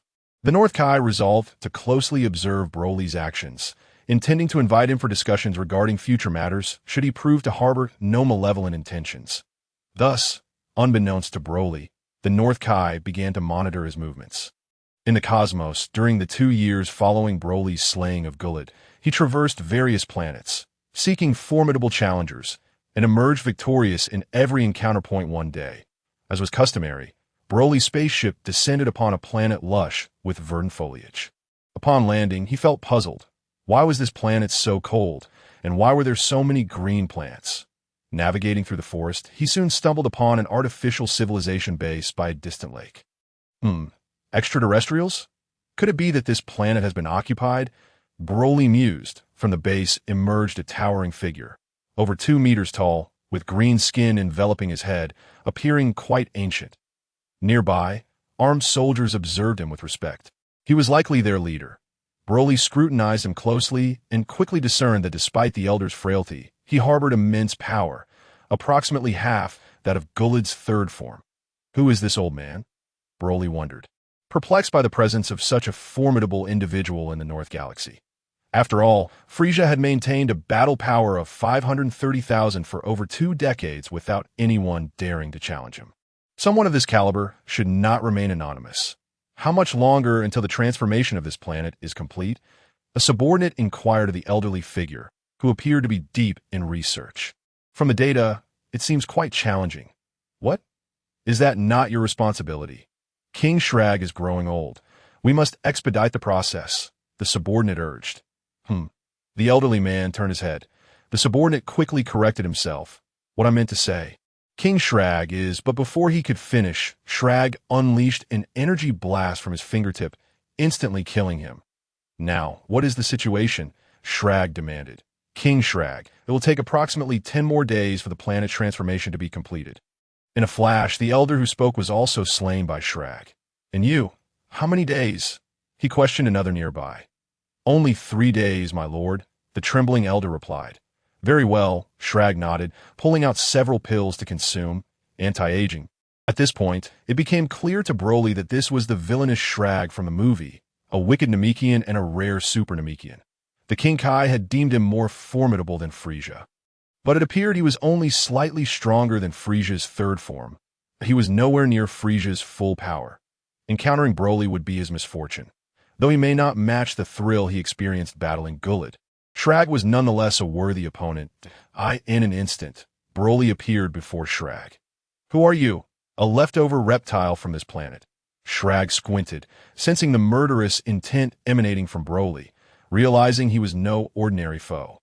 Broly smiled. Who I am is insignificant. What matters is that you are about to meet your end. With that, he charged at Shrag, delivering a powerful punch to his face that sent him flying.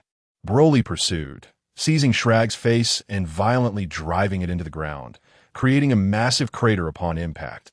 Shrag quickly regained his footing, his face pale with fury as he bellowed, "You wretched scoundrel, I will see you dead." Upon uttering his words, an assault ensued, accompanied by a flurry of sounds. Alerted by the commotion, Shalag's subordinates rushed out from the base. King Sherlag, several of the leaders knelt before him, arriving late. Sherlag, visibly impatient, commanded, "Step aside. Do not obstruct me." Broly, with a nonchalant demeanor, declared, "Since you have arrived, prepare to meet your demise." With that, he unleashed a barrage of green energy blasts, resulting in a cacophony of explosions that left many sprawled on the ground. Sherlag, disdainful, scoffed at his useless minions. He then bent slightly, launching himself towards Broly like a rocket. Grasping the fist aimed at him, he was propelled backward, only to retaliate with a kick that sent Sherlag soaring into the air. Blood spewed from Shalag's mouth as he forced his upper body to halt midair. Yet before he could catch his breath, Broly appeared above him, fists clenched, and delivered a crushing blow to his head. The excruciating pain elicited a wail from Sherlag, and his body plummeted to the ground like a cannonball, creating a thunderous impact. Slowly rising, his eyes ablaze with fury, he exclaimed, "Impressive! It seems I must unleash my full power." "Prepare to die!" Shalag's form began to swell, his strength surging exponentially, rapidly increasing to over 28 million in battle power. Now, in his enlarged state, Shalag erupted into maniacal laughter. Although he had been soundly defeated earlier, he was confident that revealing his full might would secure his victory. Broly, however, regarded Shalag's frenzied laughter with disinterest, losing any desire to continue their battle. He swiftly raised his energy, his hair turning purple and a golden aura enveloping him. As his power surged far beyond Shalag's, how is this possible? Cold sweat trickled down Shalag's brow as realization dawned upon him. This cursed youth possessed strength that surpassed his own. He needed to flee. Before he could make his escape, Broly vanished instantaneously, reappearing before Shalag's colossal head, delivering a flurry of strikes followed by a devastating kick. Shalag fell with a resounding crash, his massive form reverting to normal. And Broly seized him, hurling him into the sky. Summoning a colossal energy blast in his hand, he directed it at Shalag, resulting in a cataclysmic explosion that obliterated Shalag entirely on King Kai's planet. The North Kai had been observing Broly for the past 2 years, sensing that he was not a malevolent being. Thus, he decided to extend an invitation to Broly to visit his realm. Upon witnessing the conclusion of Broly's battle, the King Kai transmitted telepathically, "Broly, it is I, the King Kai. Can you hear me?" Broly raised an eyebrow, pondering the North Kai's intentions. "King Kai, what do you require of me?" he inquired. The North Kai replied, "It concerns the demise of Cooler, which you orchestrated 2 years ago. Could you come to my planet? There is something of great importance I wish to discuss with you." Taking the king's words into account, Broly did not hesitate to agree. "Very well. I shall visit when time permits." The North Kai urged, "Please make it as soon as you can." Acknowledging this, Broly stored his spaceship within his dimensional ring and utilized instant transmission to return to Earth. Chapter 6. The return after 2 years at Bulma's residence in West City. She sat languidly upon the sofa, a steaming cup of coffee resting on the table beside her. Bored, she gazed at the monotonous soap opera on television. "Sigh, this is utterly dull." Resting her chin on her hand, she appeared quite discontent. Idly, she picked up the remote and switched off the television, reclining on the sofa, her eyes fixated on the milky white ceiling. "When I return after 2 years, let us wed." The promise Broly made as he departed echoed repeatedly in her mind. Bulma ran her fingers through her hair, her irritation evident. "That fool Broly, when you return. I shall deal with you." Tossing and turning on the sofa, she found herself lost in thought. Ultimately, she sat up, walked to the bookshelf, and opened the glass cabinet to retrieve a photograph. The image captured a moment during their world tour at an amusement park. Both of them beaming with radiant smiles, exuding an aura of sweetness and happiness that many would envy. Bulma gently traced Broly's face in the photograph with her slender fingers. The sensation was so familiar and comforting. "If only you were not a warrior, but rather an ordinary person who shared my life." Bulma sighed deeply. Feeling Broly's presence in her life was surreal, akin to a dream that could shatter at any moment. Setting the photograph down, she realized she was overthinking, letting out a self-deprecating chuckle, that very moment. As she turned, a familiar face reflected in her astonished eyes. The man standing before her was none other than the Broly she had awaited for 2 long years. Broly, with a beaming smile, looked at Bulma and softly said, "I apologize for my tardiness." With those words, he opened his arms and enveloped Bulma in a warm embrace. Overwhelmed by the strength of his arms, she reveled in the long-awaited comfort and warmth that a tear slipped from Bulma's eye, suppressing the inexplicable bittersweetness. She smiled. "You fool, you have finally returned." Countless words lingered on her lips, yet all that remained were joyful complaints. Bulma nestled her head against Broly's chest, the two seemingly inseparable, as if bound together by an unbreakable bond. "Bulma," Broly whispered gently in her ear. With her eyes tightly shut, Bulma felt the reality of the moment, her emotions swelling beyond measure. "When I return from the North Kai, I shall propose to you." "All right," Broly suddenly declared, startled Bulma trembled and opened her eyes wide, locking onto Broly's gaze, which brimmed with sincerity. She shyly replied, before abruptly asking, "How long will you be at the King Kai's?" "It won't take long, at most a day, and I shall return," Broly answered softly. Hearing this, Bulma embraced him tightly, leaning against his chest in bliss. After a moment, Broly gently released Bulma, saying, "Bulma, I shall be on my way now. Wait for my return." Bulma gazed at him quietly, tidying his attire. "Make haste and return quickly. I shall be waiting at home." With that, she planted a kiss on his cheek. Broly nodded, then harnessed the energy of the Kai, vanishing from Bulma's sight in an instant. Chapter 7. The North Kai in the Divine Temple. The Supreme Kai was as usual within the sanctum, while sat outside on a mat, feeding birds that perched upon him. Suddenly, Broly appeared in the temple. "Who are you?" inquired. "How did you arrive here so suddenly?" "Do you have a purpose?" Broly responded, "I am Broly, seeking the Supreme Kai, as I need to be taken to the Netherworld. The King Kai has summoned me." The Supreme Kai, astonished, queried, "The King Kai has summoned you. Are you certain?" As he spoke, he materialized before Broly. A look of skepticism on his face, Broly nodded. "Indeed, if you doubt me, you may contact the King Kai to verify my claim." The Supreme Kai swiftly reached out to the King Kai, receiving confirmation of Broly's words. "I cannot believe you possess such fortune. Let us go," he said. Broly internally scoffed, thinking, "What fortune? The King Kai's call is hardly a blessing. He must be up to no good." Broly approached the Supreme Kai, who activated his unique divine ability, and with a swish, they materialized in the Netherworld. The Supreme Kai relayed the King Kai's summons to King Enma, who subsequently guided Broly along the serpentine path. "Broly, I shall escort you thus far. You must proceed on your own from here, in the realm of the celestial deities." Broly nodded thoughtfully. The serpent road connected to another dimension, enveloped in vast expanses of yellow clouds. Resembling an endless ocean at the tail end of the serpent road lay a diminutive spherical celestial body. Upon keenly sensing the surroundings, he detected a formidable energy from a considerable distance, with a battle power estimated around 16,000 in an instant. He teleported to King Kai's planet, having first disabled his own gravity. That a portly figure reclined on a wrought-tan chair, soundly asleep, bubbles occasionally emerging from his nostrils. With a sudden explosion, another bubble burst forth. A small gorilla, tilting its head in curiosity at Broly's unexpected appearance, soon reacted with a loud, panicked cry as it turned to flee. In a swift motion, Broly obstructed Babris in his path. Babris, startled by the sudden presence, flailed his arms in fright, his mouth agape as he cried out, yet his body was swiftly seized by Broly, unable to wriggle free from his grasp. "Fear not, my jovial friend, for I have been summoned by King Kai," Broly reassured. Upon hearing this, the gorilla ceased its struggle and emitted a series of sounds directed at King Kai.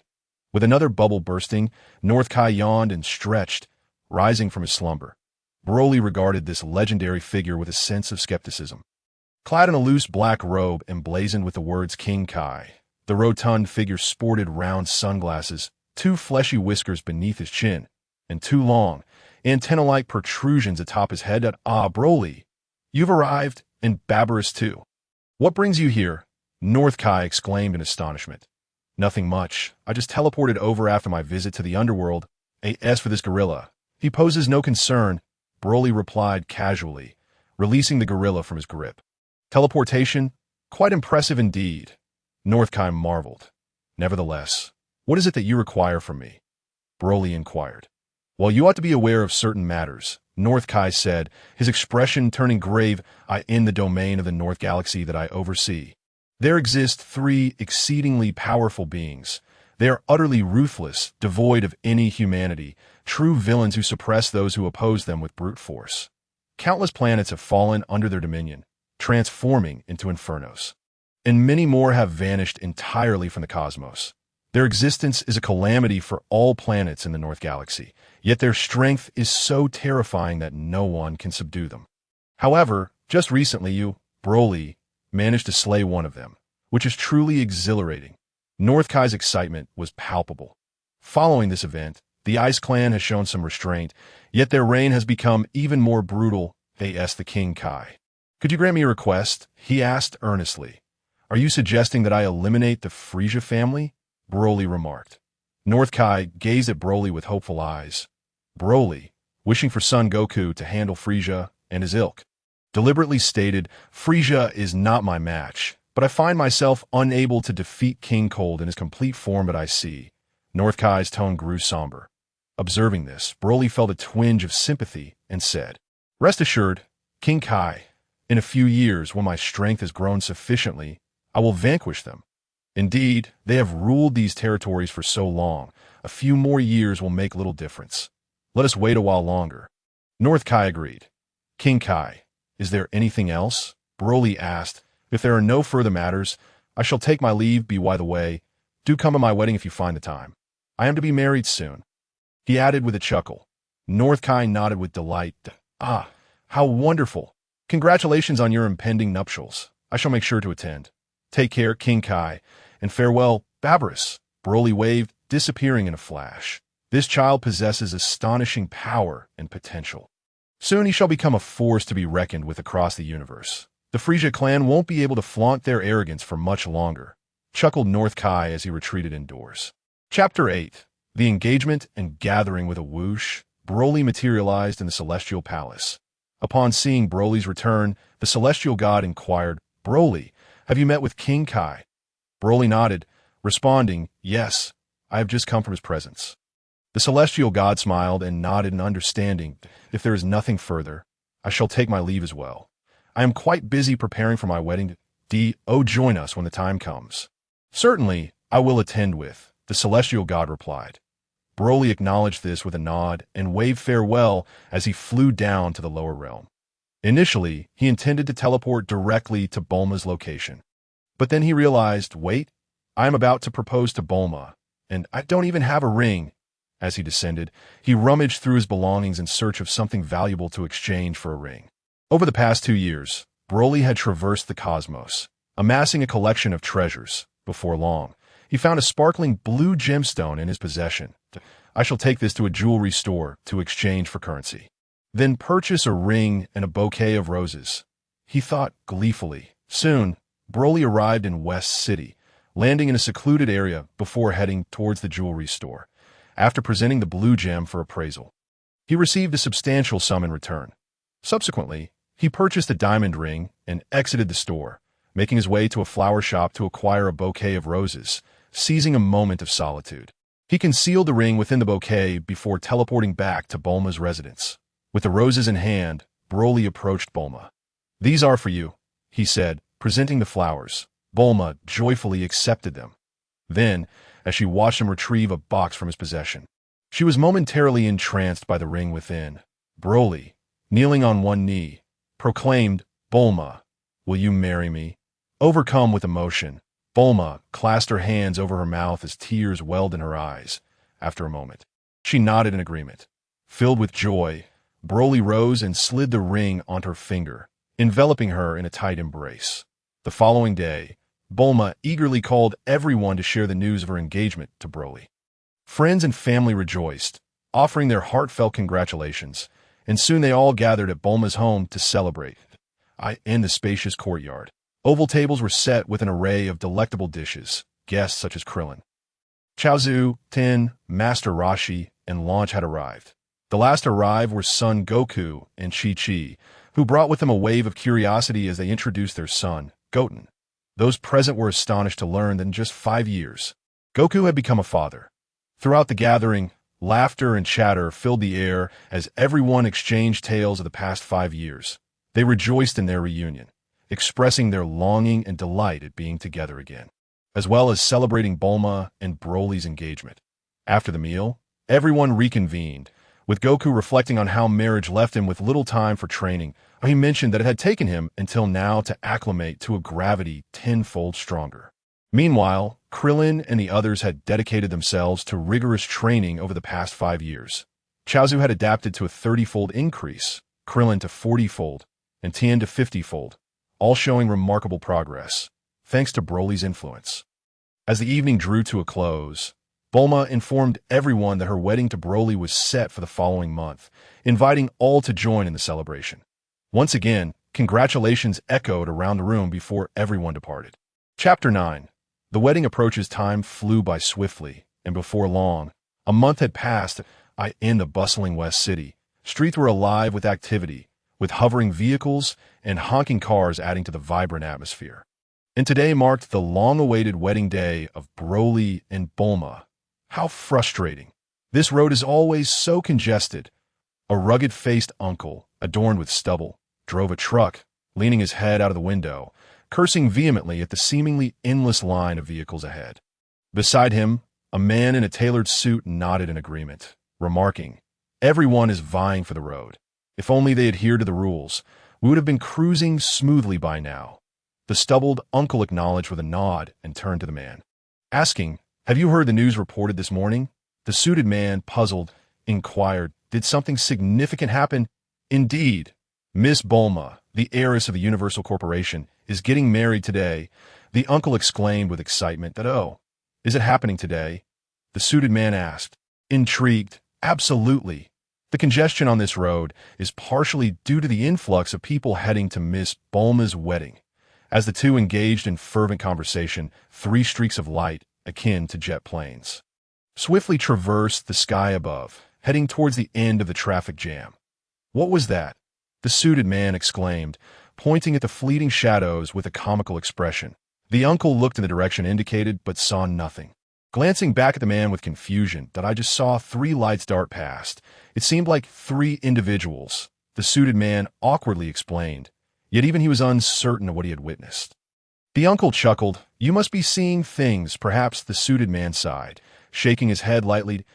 In the distance, 3 figures appeared as indistinct lights, soaring at an unimaginable speed. Tianjin rice, dumplings. Should we bring a gift for Broly's wedding? Tea drinking, dressed in casual attire with flowing long hair, smiled at his companion flying alongside him. Tianjin rice, clad in his usual fitted training gear and sporting 3 eyes, gazed ahead and replied, "I don't think it's necessary. Neither Broly nor Bulma are particularly picky at tea this moment." Bulma's residence, though not extravagantly decorated, buzzed with a lively and joyous atmosphere. Starting from the entrance, a red carpet was laid out for the guests arriving to extend their congratulations.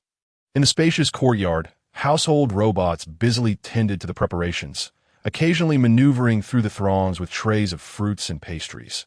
Meanwhile, servants attended to the guests, ensuring everyone was seated promptly, before 10 in the morning. Bulma's courtyard was already packed with guests, friends, and relatives who had traveled from distant lands, along with partners from various enterprises that so many people. Krillin, with his bald head, stood out in the crowd, surveying the bustling scene with a sense of awe. Beside him, the usually serious Master Roshi, dressed in a suit, adjusted his sunglasses, leering at the young women with exposed thighs. "Krillin!" a voice called out to him. Krillin scanned the area and finally spotted Goku's family waving at them. "Goku, all made it." Krillin and Master Roshi squeezed through the crowd to join Goku and his family. "Indeed," Goku replied with a smile, glancing around at the throng of guests, "that I didn't expect so many people to attend our wedding." As the group chatted, a servant approached them. "Excuse me, are you Mr. Goku and Mr. Krillin?"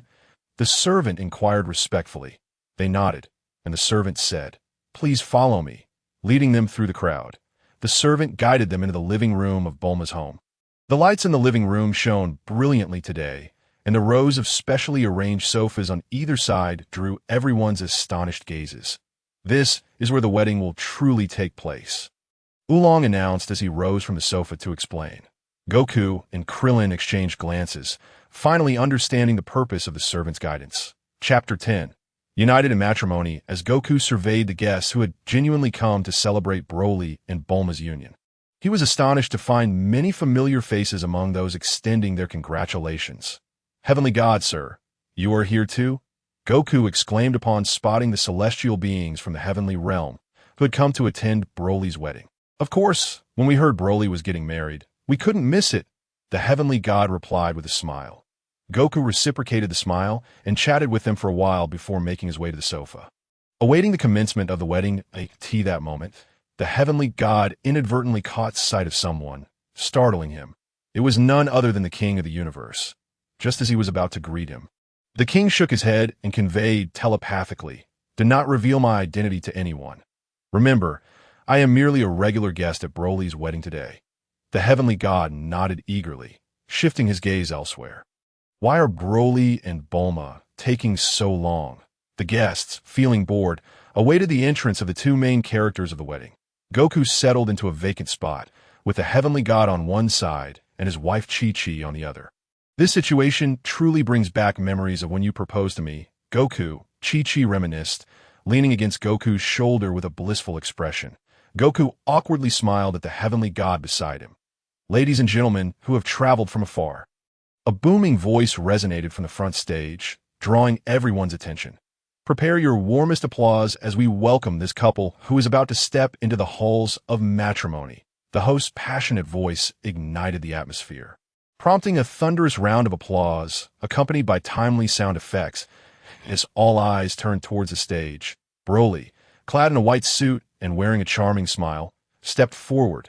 Meanwhile, Bulma, in a pristine white wedding gown, gracefully approached from the opposite direction, arriving at the host's right side. "Do you have any words to share with each other?"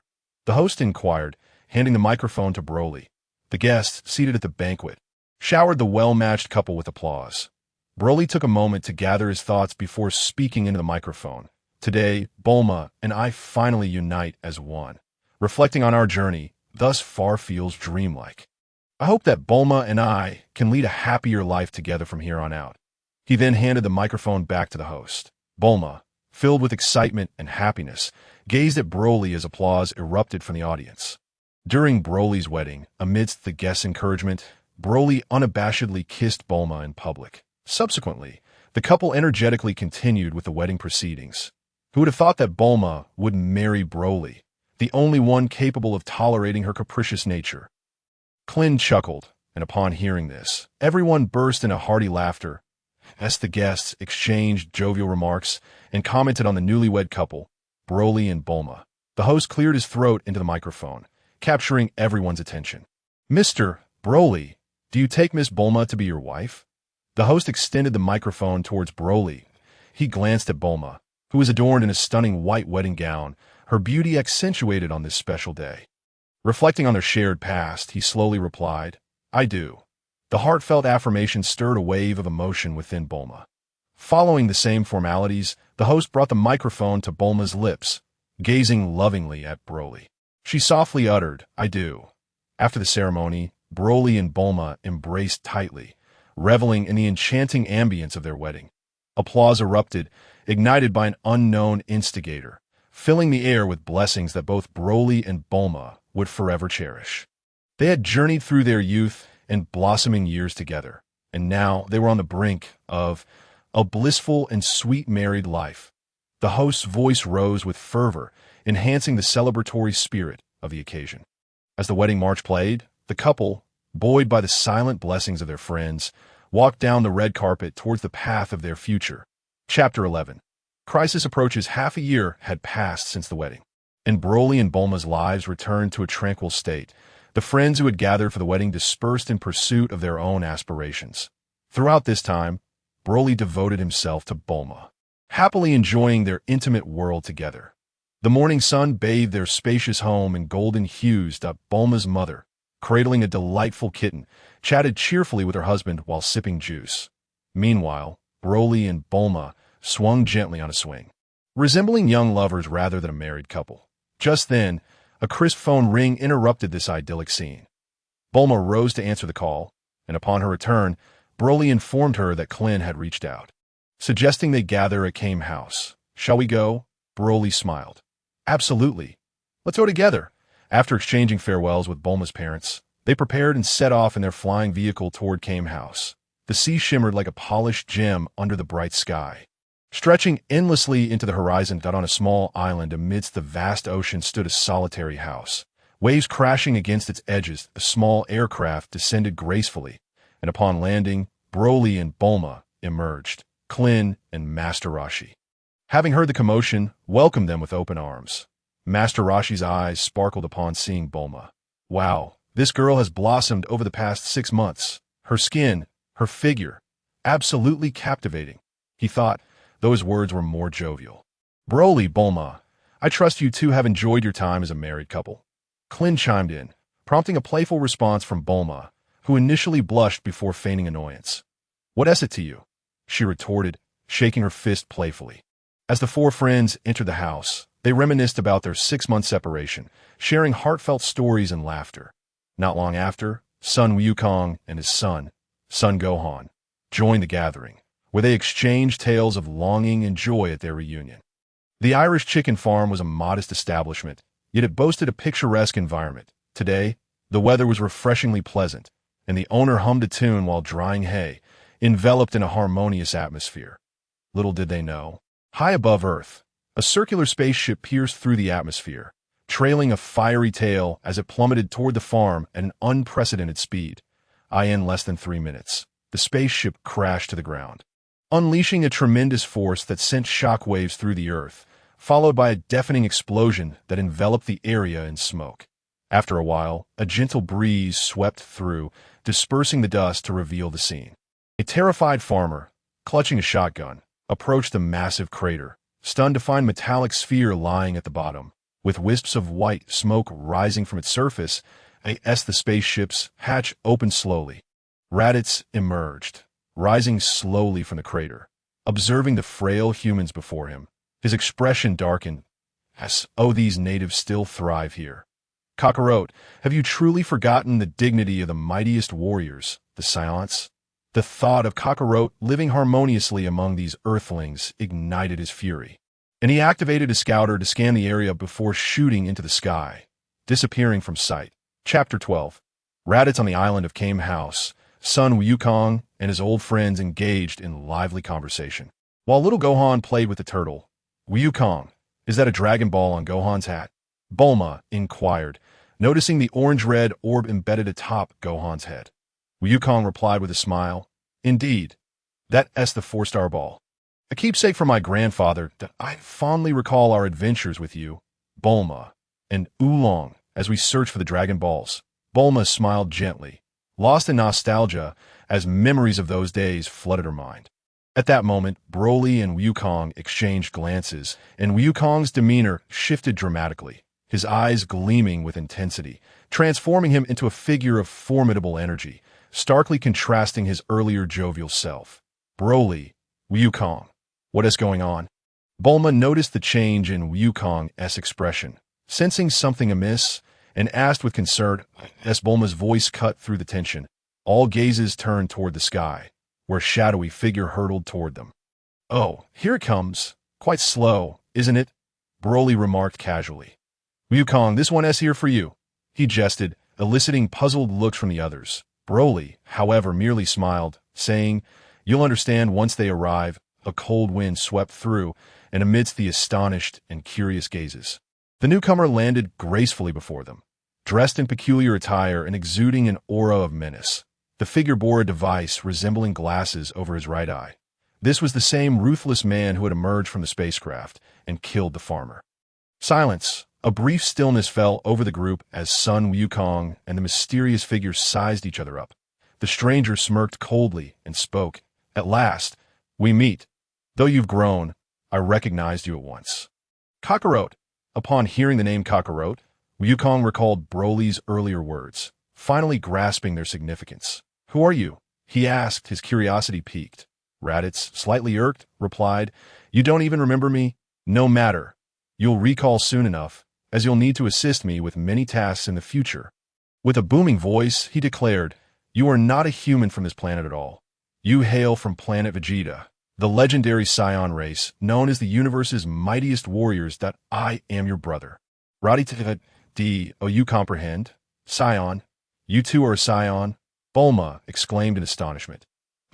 You actually know about Saiyans? I never imagined our esteemed Saiyan name would reach even this remote planet called Earth, Raditz replied, somewhat smugly.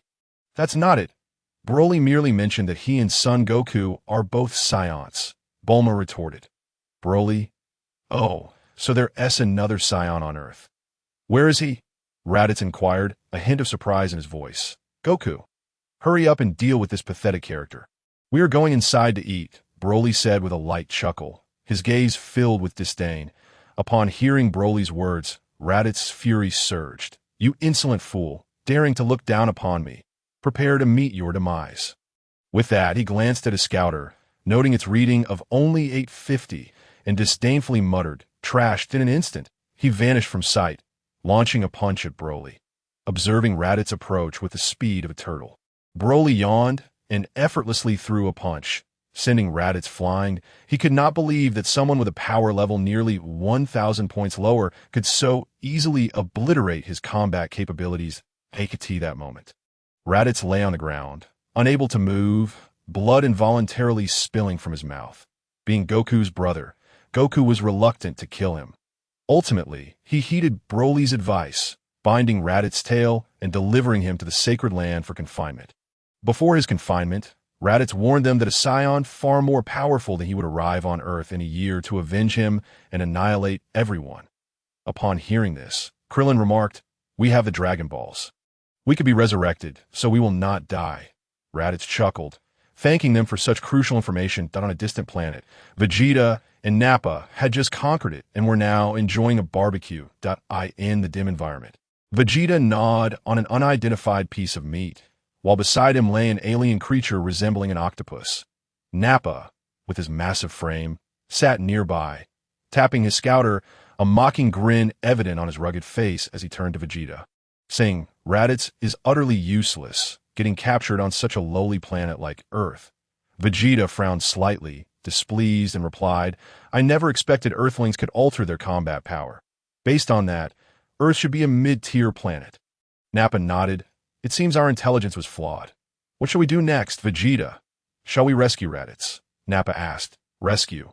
What value is there in saving that waste of space? Humph. It is a disgrace for a Saiyan to be captured by Earthlings." Vegeta scoffed. "But we can't just abandon Raditz, can we? After all, he is a Saiyan, and our numbers are dwindling," Nappa hesitantly replied. While Nappa looked down upon Raditz's meager power, he still recognized the significance of a fellow Saiyan. "I couldn't care less about Raditz's fate, but I am genuinely intrigued by that artifact called the Dragon Balls on Earth," Vegeta expressed with excitement. "Indeed, it seems capable of granting any wish," Nappa remarked.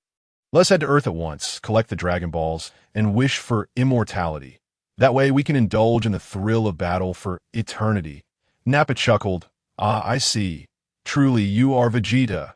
The two boarded their spacecraft. Gradually slipping into a state of suspended animation, two beams of light pierced through the cosmos, advancing toward the blue planet of Earth. On Earth, Son Goku had delivered Raditz to the sacred land, where he was kept under watch. Although Goku's power level was now substantial, the Kai still sent him to the afterlife for training at King Kai's planet. Piccolo, training with Gohan, soon discovered Gohan's latent potential, leaving him astounded. Chapter 13. The arrival of the Saiyans. As time passed, Krillin and the others began their own training, and a year swiftly elapsed. Meanwhile, in outer space, two streaks of light cut through the pitch-black sky, gradually approaching the solar system, headed for a blue planet within its orbit. Small meteor fragments collided with them, but were deflected by the protective shield of the spacecraft. Slightly larger ones were shattered upon impact, scattering debris in all directions. The spacecraft then entered the atmosphere, and the friction with the air transformed it into two blazing fireballs, trailing long tails that resembled fiery serpents with menacing fangs. With a whoosh, the two fireballs streaked across the sky, heading toward a bustling city in the heart of the city. As a new day began, pedestrians and passing vehicles noticed the descending fireballs and, realizing the imminent danger, hastily took cover. Boom! Boom! Two thunderous explosions resounded, shaking the earth as two enormous craters formed just outside the lively metropolis. In the suburbs, dust and debris swirled in the air. People reacted swiftly, driven by curiosity, and many drove toward the impact site. Before long, the craters were surrounded by a crowd. Some onlookers excitedly speculated about the white sphere at the center of the crater, completely unaware that danger was drawing near. Click! The hatch of the spacecraft opened. Vegeta and Nappa emerged, slowly levitating into the TS human. Someone has come out, someone shouted. Who are they, and how can they fly? The crowd murmured in panic, diving into their vehicles, igniting their engines, and frantically fleeing dust. So, this is Earth. Not particularly impressive, Nappa scoffed, observing the fleeing masses. Let's make a proper greeting, shall we? Humph, Nappa suggested, to which Vegeta replied, do as you wish, but don't be too rough. With a laugh, Nappa suddenly raised 2 fingers, unleashing a massive surge of energy that erupted from the ground. The ground shook violently, and a colossal mushroom cloud erupted into the sky, obliterating vast fields, along with the small lives inhabiting them. In an instant, the overwhelming energy was sensed by the warriors on Earth, prompting them to gather together. Amidst the smoke, Nappa and Vegeta emerged. Haha, I may have overdone the welcome a bit, Nappa exclaimed, eyes wide with laughter. Vegeta, however, was impatient. Enough of this. We need to find the one who captured Raditz and extract information about the Dragon Balls. Nappa nodded earnestly and activated his scouter to scan the surroundings. There are several power levels above 3,000, with the highest reaching 4,500. No wonder Raditz was captured, Nappa remarked, his expression growing serious. They possess some skill. Let us head over, Vegeta dismissed, and the two took off at incredible speed. Piccolo, Krillin, Yamcha, and Gohan sensed the approaching energy and braced themselves as they beheld the descending figures of Vegeta and Nappa. Piccolo's expression turned grave. Though I'd rather not say too much, I must confirm. Are you Saiyans? Nappa, recalling something, turned to Vegeta and asked, Hey, isn't that guy Namekian? Vegeta replied, Ah, that explains it. No wonder Raditz was captured. I've heard that Namekians possess incredible powers. I assume you're the ones who created the Dragon Balls? Clint stared in shock at Piccolo, exclaiming, Piccolo, you too are an alien. Gritting his teeth, Piccolo was internally astounded. So, I'm indeed a Namekian. Nappa interjected. Even if you were a Namekian, you are still no better than a mere insect in my eyes. Hand over the Dragon Balls obediently. With that, several of them assumed battle stances, seemingly courting death. Nappa, haven't you got a few growers left? Bring them out and let them witness this, Vegeta commanded, resembling a commander. Excellent idea. Let the growers face them. This terrain is quite suitable for cultivating fine specimens. Nappa slapped his forehead in laughter, then planted several growers' seeds in an open area, quickly applying a few drops of green catalyst liquid. Before long, several growers burst forth from the soil, brandishing their claws and surrounding Vegeta and the others. Klin gazed at the growers in horror, exclaiming, What are these disgusting creatures? Piccolo warned, Be cautious. These beings possess considerable strength. The growers were swiftly vanquished by the enhanced warriors that I can hardly contain myself. It matters not that the growers are wiped out. I will take them all down right now. Nappa spat, clearly displeased with the total annihilation of the growers. One person? Piccolo questioned. For you lot, one Nappa is more than sufficient, Nappa boasted. Very well, let's take this opportunity to eliminate one. The remaining one will be easy to handle, Piccolo thought to himself. The group united against Nappa. Engaging in a fierce clash, the combatants exchanged blows, their forms intertwined amidst a vibrant display of energy waves, the reverberations spreading outward, creating a tempest that thinned the atmosphere, rendering it difficult for an ordinary person to breathe. Step aside, special beam cannon, Piccolo shouted, retreating. The others dodged, dismissing it as a trivial technique. Nappa prepared to take it head-on. Beep, beep. The scouter emitted an urgent sound, the displayed data fluctuating dramatically. What? Power level 8320. Nappa, get out of the way. Vegeta shouted. What? Nappa was taken aback, hastily turning his head, yet a scar was left upon his face. Enraged, Nappa grew serious, while the previously confident group found themselves at a disadvantage, desperately holding on as defeat became inevitable. Beep, beep, beep. The scouter detected an approaching powerful energy. Vegeta was astonished. What is this energy? Piccolo and the others also sensed it. Indeed, it's Son Goku. Oh, that Kakarot has finally arrived. I thought he wouldn't dare show up. What is his power level? Nappa inquired. Impossible. His power level has exceeded 32,000. Vegeta exclaimed in shock, and Nappa was equally astonished. Without further ado, Son Goku appeared before them, and the battle was on the verge of erupting. At that moment, Broly hovered above Vegeta and the others, munching on a drumstick, eagerly watching the confrontation. Meanwhile, Vegeta, upon witnessing Goku's power level of 32,000, realized he had no choice but to transform into a great ape. Otherwise, the consequences would be dire. Although the appearance of the great ape was grotesque and savage, it was a formidable weapon for the Saiyans, effective up to a power level of 100,000. But less so beyond that. Where is the moon? Vegeta looked around, puzzled. There should be a full moon at this time. Could it be that wretched Kakarot destroyed the moon ahead of time? The veins on Vegeta's forehead throbbed. Did you think this would leave me helpless? Unbeknownst to him, the moon had been obliterated by Master Roshi. Drawing upon his energy, a radiant artificial moon soon formed above Vegeta's head and was hurled into the sky. Vegeta then called out to Nappa, pointing upwards that in an instant, both Nappa and Vegeta transformed into towering great apes, their power levels soaring to an astounding 220,000, exuding an overwhelming aura. Upon witnessing Nappa and Vegeta's transformations, Broly recognized it was his turn to intervene. Otherwise, lives would be at stake. With that thought, Broly appeared before the group. The tension dissipated as they saw Broly. Broly, why did you arrive so late? Klin complained. I was here all along, just observing from above. These two gorillas are not foes you can contend with. Step back, he advised, turning to Goku. Goku, I leave Vegeta to you. I will handle this Nappa fellow. And the rest is up to you. Goku gazed at the transformed great apes, suddenly recalling his grandfather's words, realizing the situation. The monster that trampled my grandfather is me. Grandpa, I'm sorry, gathering his thoughts.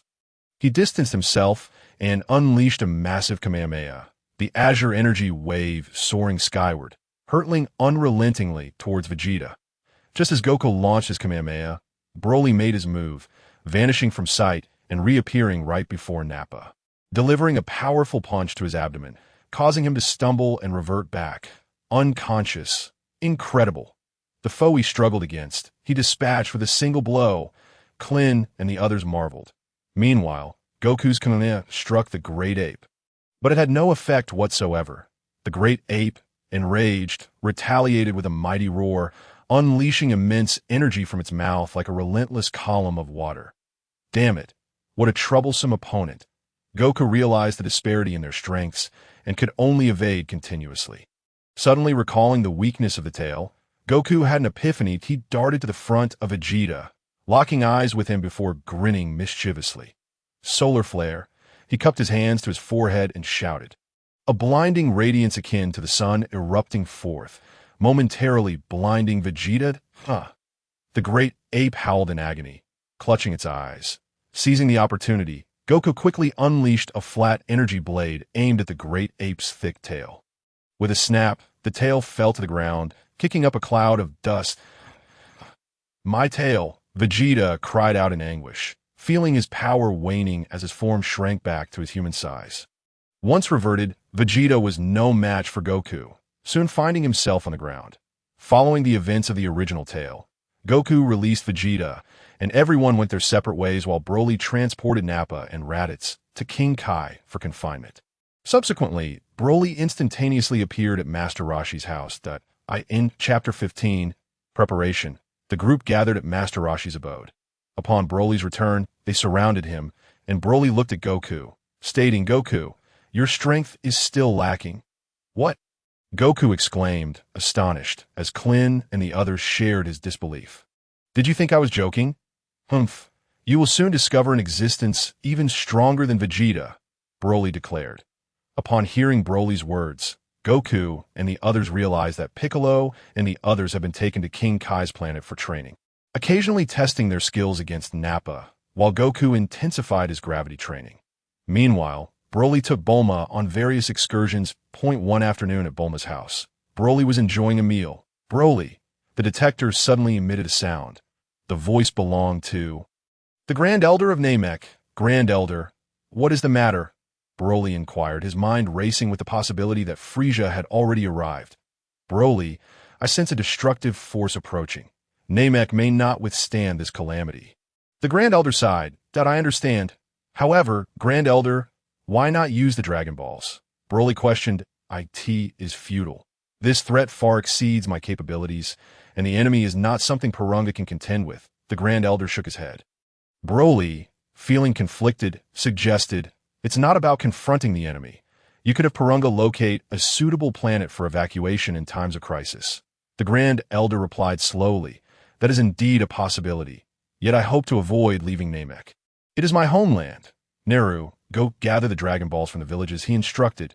Grand Elder, relocating entirely should be our last resort, that I shall also arrive when the time comes. Perhaps Namek can avert this disaster. I have several friends with formidable power who will join us, and I hope the Grand Elder can unlock their potential, Broly stated. Very well, the Grand Elder agreed. Bulma interjected, Broly, who conveyed the message just now. It was the Grand Elder of Namek. In a few days, I might take Goku and the others to Namek. You must wait for my return at home, Broly replied. Thus, Broly spent the following days enjoying time with Bulma. While Goku and the others diligently trained on Frieza's home planet, a spherical spaceship descended, and Vegeta stepped out slowly. The battle on Earth had left him feeling an overwhelming sense of humiliation, having been surpassed by a mere low-class warrior.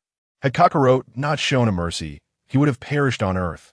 Damn it, if only I could become a Super Saiyan, Vegeta seethed inwardly. Then neither Frieza nor anyone else would stand a chance against me. He believed himself to be the most gifted warrior in Saiyan history, the only one destined to become a Super Saiyan. Is that not Prince Vegeta of the Saiyans? A brazen voice echoed down the corridor. Where is Raditz? Has he been defeated? Vegeta recognized the speaker as a brash alien named Chai, who bore 2 fleshy tendrils at the corners of his mouth and possessed a power level equal to Vegeta's own. 22,000. They had always been at odds, but Vegeta could have easily dispatched him had he not been wary of Frieza. Humph, Vegeta scoffed. Sensing Vegeta's disdain, Chuyi arrogantly declared, still calling yourself a Saiyan prince? Pathetic. However, I must thank you for the news from Earth. Frieza has gone in search of the Dragon Balls. Vegeta's fury ignited. What? Frieza is searching for the Dragon Balls. Those are mine, and I will not let you succeed. Vegeta stormed out of the headquarters and boarded his spaceship. Heading for Namek, his heart seething with anger. He never anticipated that the Detector S information would fall into Frieza's hands on Frieza's spaceship. Frieza remarked coldly to Dodoria. Chuyi, report that Vegeta has once again taken off in his ship, seemingly heading for Namek. Oh, so Vegeta is also heading to Namek. It seems he desires the Dragon Balls for immortality. But Vegeta's repeated insubordination shows a lack of respect for me. Frieza replied with an indifferent expression. Summon Chuyi. Eliminate Vegeta. Haha, Chuyi has always had a grudge against Vegeta. He will surely relish the opportunity. Dodoria chuckled. Oh, it shall be, Frieza stated, his crimson eyes gleaming with an inscrutable light. Chapter 16. Return to Namek days swiftly passed. And on Earth, Broly sought out Goku. Discovering that under the gravitational training, Goku had reached a battle power of nearly 200,000 in his normal state, and his maximum power had surged to 2 million. Broly marveled at his progress. Indeed, pressure fosters rapid improvement. Broly directly articulated his intent, to visit Namek and confront stronger opponents. Goku readily agreed, and they instantly teleported to King Kai's planet, though they had trained diligently. Aside from Piccolo, whose battle power approached 40,000, the others lingered between 5,000 and 6,000. After all, Earthlings are not a warrior race. Significant improvements in just over a month were unrealistic. Piccolo, having the genes of a Namekian warrior, seemed to advance rapidly. After discussing the situation with King Kai and the Grand Elder's abilities, Broly prepared to lead Goku and the others to Namek. In an instant, they appeared in the Grand Elder's village on Namek. Aside from Broly, the others gazed around in awe at the verdant plains. Wow, is this Namek? It's a vast expanse of grasslands. Even the sky reflects a green hue. They exclaimed in wonder. What a miraculous feat. To travel from Earth to Namek in the blink of an EYEIS, this truly Piccolo's homeland. The air composition seemed similar to that of Earth. As they surveyed their surroundings, Goku noted that while Namek had fewer species, it bore few other differences compared to Earth. Piccolo gazed upon what he considered his ancestral home, murmuring, "Is this truly my homeland?" It certainly evokes a sense of nostalgia. Noticing his companions, Broly instructed, "Prepare yourselves. We are about to meet the Grand Elder of Namek. He is the most revered figure here, so please show respect." Entering the village and greeting familiar faces, they approached a round, somewhat dilapidated structure. "The Grand Elder is inside," Broly announced. The door swung open, revealing an Namekian resembling Piccolo. "Greetings, Neru. It has been quite some time," Broly greeted. Neru, speaking little, replied coolly, "The Grand Elder requests your presence." Understanding Neru's demeanor, Broly sighed. "This is Neru, the Grand Elder's guardian and Namek's strongest warrior, known for his aloof nature. Please, everyone, come inside." Piccolo, feeling the weight of Neru's strength, remarked, "Neru possesses incredible power. He truly lives up to the title of Namek's strongest warrior." Upon entering the room, Broly was greeted by the Grand Elder, who welcomed them warmly. "Welcome to Namek. I sense your power has grown significantly." The group stood in astonishment, their mouths agape at the Grand Elder's imposing figure. Broly smiled apologetically. "I apologize for disturbing your rest. These are warriors from Earth, and I hope you can help unlock their potential. The Grand Elders sense their hearts. I sense they all possess a righteous spirit. Who shall come forth first?" Goku stepped up. "Grand Elder, I will go first." The Grand Elder placed his hand upon Goku's head, and a soft blue glow enveloped him. Goku felt his pores open, a wave of exhilaration washing over him. Piccolo and the others watched in astonishment, realizing that with just a touch, the Grand Elder had unlocked such vast potential within Goku. "You possess formidable potential. Are you a Saiyan?" the Grand Elder inquired. Goku, overwhelmed by the surge of power, replied respectfully, "Yes, I am a Saiyan raised on Earth."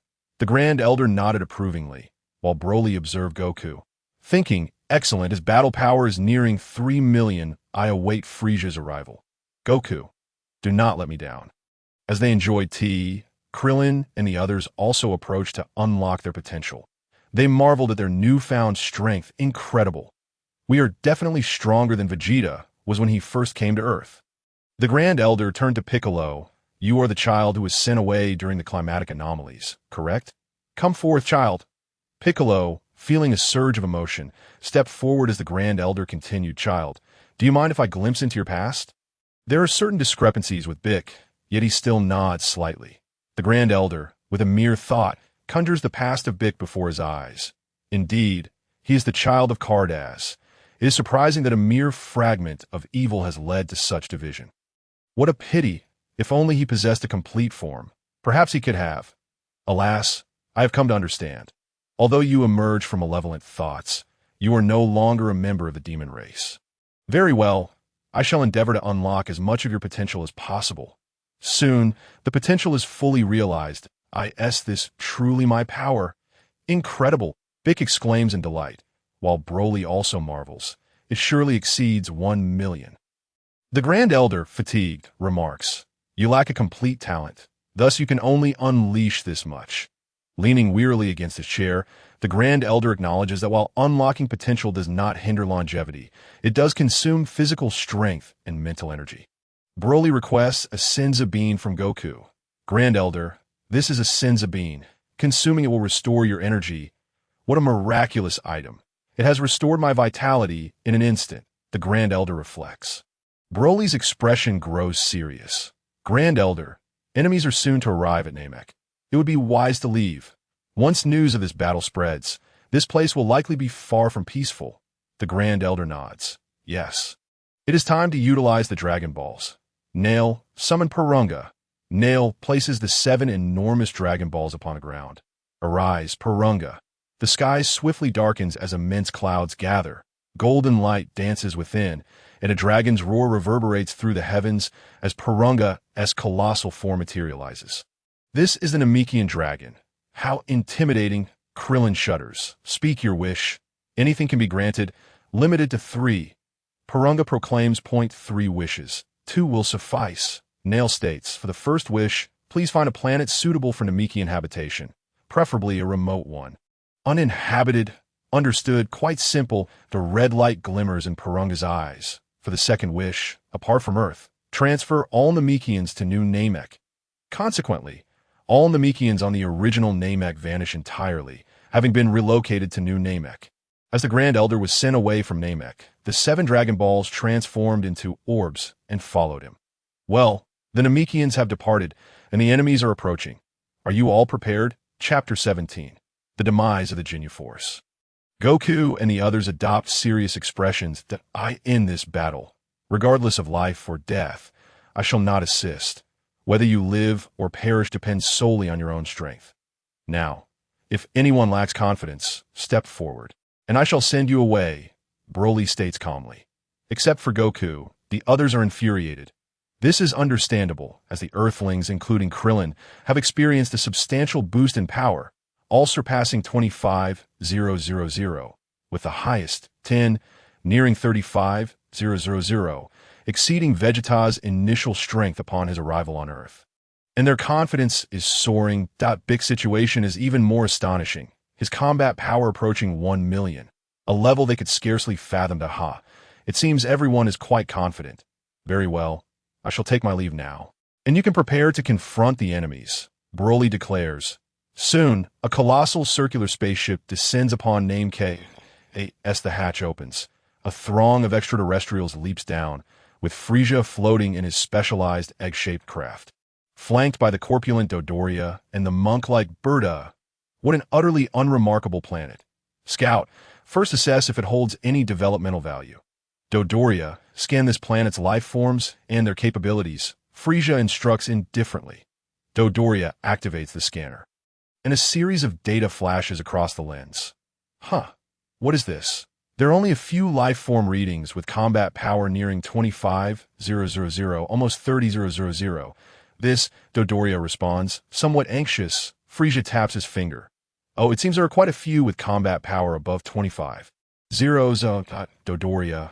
We may need to summon the Ginyu Force. Scout, what have you discovered? A mousy-faced scout steps forward.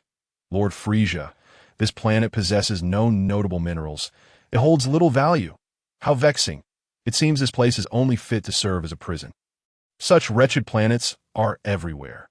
After acquiring the Dragon Balls and attaining immortality, we shall celebrate with fireworks, Frieza says with a cruel glint in his eyes. Dodoria, you and Berta send your subordinates to search for the Dragon Balls. We shall pursue those life forms once the Ginyu Force arrives. I shall await your good news here. Shortly after Frieza's arrival, another small circular spaceship streaks across the cosmos, descending towards Namek with a thunderous crash that sends dust swirling. Vegeta swiftly exits the craft. So this is Namek. I must find the Dragon Balls before Frieza does. He begins his search for Namekian villages. What is happening?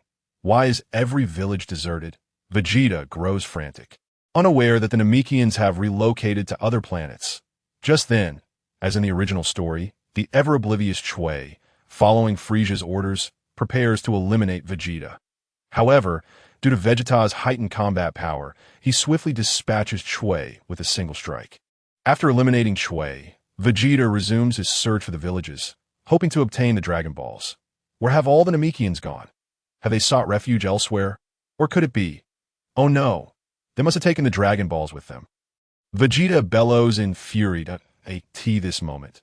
Vegeta is in a foul mood. Consumed by a murderous impulse, he soars into the sky, his expression twisted in rage, flying towards his next destination. Yet after traversing several locations, he finds no trace of a Namekian.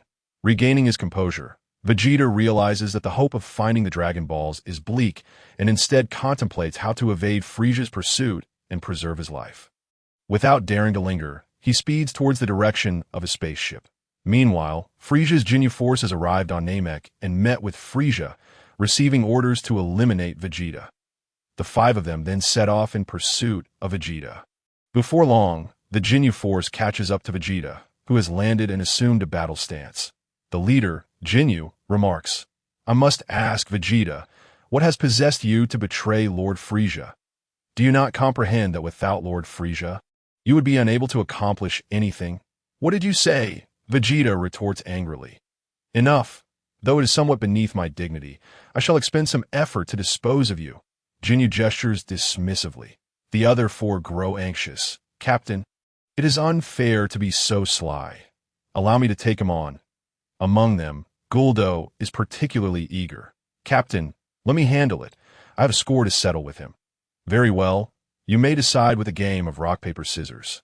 Whoever wins shall take him on, Jinyu states. Fantastic. The dead cheer as they begin their game, while Vegeta seethes with fury. Ultimately, despite Vegeta's considerable boost in power, he is still no match for Jinyu, quickly sustaining grave injuries. Just as Jinyu prepares to let Guldo finish Vegeta off, a jovial voice interrupts. Ah, so you are the underlings of the vile Frieza. Your power is quite impressive. Why not engage us in combat? Jinyu and the others look up in astonishment, only to see several figures appearing in their line of sight. Vegeta, shocked, raises his gaze to see the newcomers. None other than Goku, Bick, and the others. Anguish fills Vegeta's heart. His planet destroyed, his kin reduced to a mere few. Burdened with the pride of a prince while serving under his adversary, Frieza, he had hoped to accumulate strength through battle to surpass Frieza. Yet here he is, unable to even defeat Frieza's minions, relying on his former subordinates for rescue. How can he accept this? Jinyu and his comrades exclaim. More opponents have arrived. This shall be entertaining. Let us play rock, paper, scissors to allocate our targets. However, the foolish actions of a few incited Piccolo's wrath, as the demon light cannon erupted forth from his fingertips. Jinyu sensed impending doom and swiftly dodged. But Jace and Birdo were caught off guard and met their demise. Fortunately for Guldo, his short stature spared him from harm that moment. Vegeta was left in a state of shock, while the other members of the Jinyu force appeared visibly panicked. Despite Jinyu's own alarm, his mind raced with thoughts of Krillin and his companions' capabilities. He assessed Krillin, Ten, and the others as relatively weak, concluding that even body swapping would yield no advantage. His gaze then shifted to Goku, who was clad in red. His strength remained elusive, appearing not overly formidable. However, this Namekian seemed promising. Swapping with him could lead to sweeping victories over the rest. A triumphant grin spread across Jinyu's face. Ha ha ha! A swap it is, he bellowed with excitement, unleashing a beam of yellow light directed at Piccolo. What is this? Piccolo mused, puzzled, yet his subordinates acted without hesitation, and a crimson light flashed in their eyes as they summoned their magic. Halting the beam in its tracks. This is bad, Jinyu thought in shock. This Namekian was far too powerful to be swapped with. He turned to flee, cursing. Where did this monstrous foe come from? A Namekian of such strength. Trying to escape? You shall descend into the depths of hell, Piccolo declared, electricity crackling between his fingers as a torrent of terrifying energy surged forth. No! Jinyu's furious roar echoed as the overwhelming force pierced through him. Guldo and Goku trembled in fear, paralyzed by the unfolding chaos. Piccolo glanced back at them. Since you are all in cahoots, you may as well go together. After years of tyranny and malice, Jinyu's force was obliterated before they could wreak havoc on Namek. Chapter 18. The encounter with Frieza. Upon receiving news of the Jinyu force's annihilation, Frieza's fury ignited. He had never anticipated such audacity in challenging his authority. With a resounding crash, the wine glass in his hand shattered into dust. He then spoke in a low tone. Head to the location where the Jinyu force encountered Vegeta. Dodoria and Zarbin felt Frieza's wrath, although shocked by the disappearance of the Jinyu force's life signals. They dutifully obeyed their master's command. They soared through the skies, swiftly arriving before Goku and his companions. Frieza cast a glance at the gravely injured Vegeta, then surveyed Goku and his group, descending slowly as he inquired. Did you kill my elite force? How dare you provoke me? Very well. If you seek death, I shall gladly oblige. Yet, it was Piccolo who stepped forward first, letting out a cold scoff before vanishing from sight, reappearing before Frieza with a powerful punch aimed at him. Frieza extended his claws to intercept Piccolo's fist, but he was a moment too slow, and Piccolo's blow struck his abdomen, sending him hurtling back. In the next instant, Piccolo was before Dodoria and Zarbin, unleashing a flurry of rapid kicks that sent both of them flying. Likely beyond salvation, Frisia's anger intensified. However, a sense of caution arose within him. That previous strike, though aided by surprise, revealed that he had not reacted in time. This individual was no ordinary foe. In the face of such a threat, his usual combat prowess was inadequate. He was in grave danger. He refused to be killed for not unleashing his full power and resolved to transform. Frisia roared as his battle suit tore apart, his body expanding dramatically, the tips of his horns curling upward. His energy escalating nearly threefold in the distance. Broly continued to observe the battle.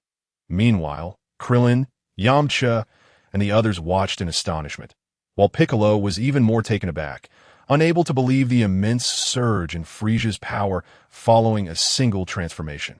As in the original tale, Piccolo soon found himself overwhelmed. Gohan, witnessing Piccolo's plight, felt an eruption of fury, a tremendous force manifesting within him. He kicked Frisia away, rescuing Piccolo from impending doom. Vegeta, however, was left utterly stunned. He had not anticipated Frisia harboring such overwhelming power. On the other hand, he was also embarrassed, for he did not expect even Kakarot's son to possess such formidable strength. In that moment, the pride of the Saiyan prince flared within him. Umph. While you may currently surpass me, I shall soon exceed you, for I am the prince of the Saiyans, and I will not allow any Saiyan to eclipse me. Frisia's fury escalated. His sole desire was to crush these individuals. Disregarding the potential consequences of his second transformation, he decided to unleash his ultimate form, a manifestation of absolute power to obliterate those who dared oppose him. Ha! I shall show you a power more terrifying than death itself, so you may understand the dread of descending into hell. Open your eyes wide. Frisia sneered, gathering his energy once more, his form undergoing yet another transformation. With a resounding roar, an aura of despair enveloped the battlefield. Krillin and the others trembled as they beheld Frisia's metamorphosis. Soon, the surging energy ceased its expansion, revealing a diminutive, white figure.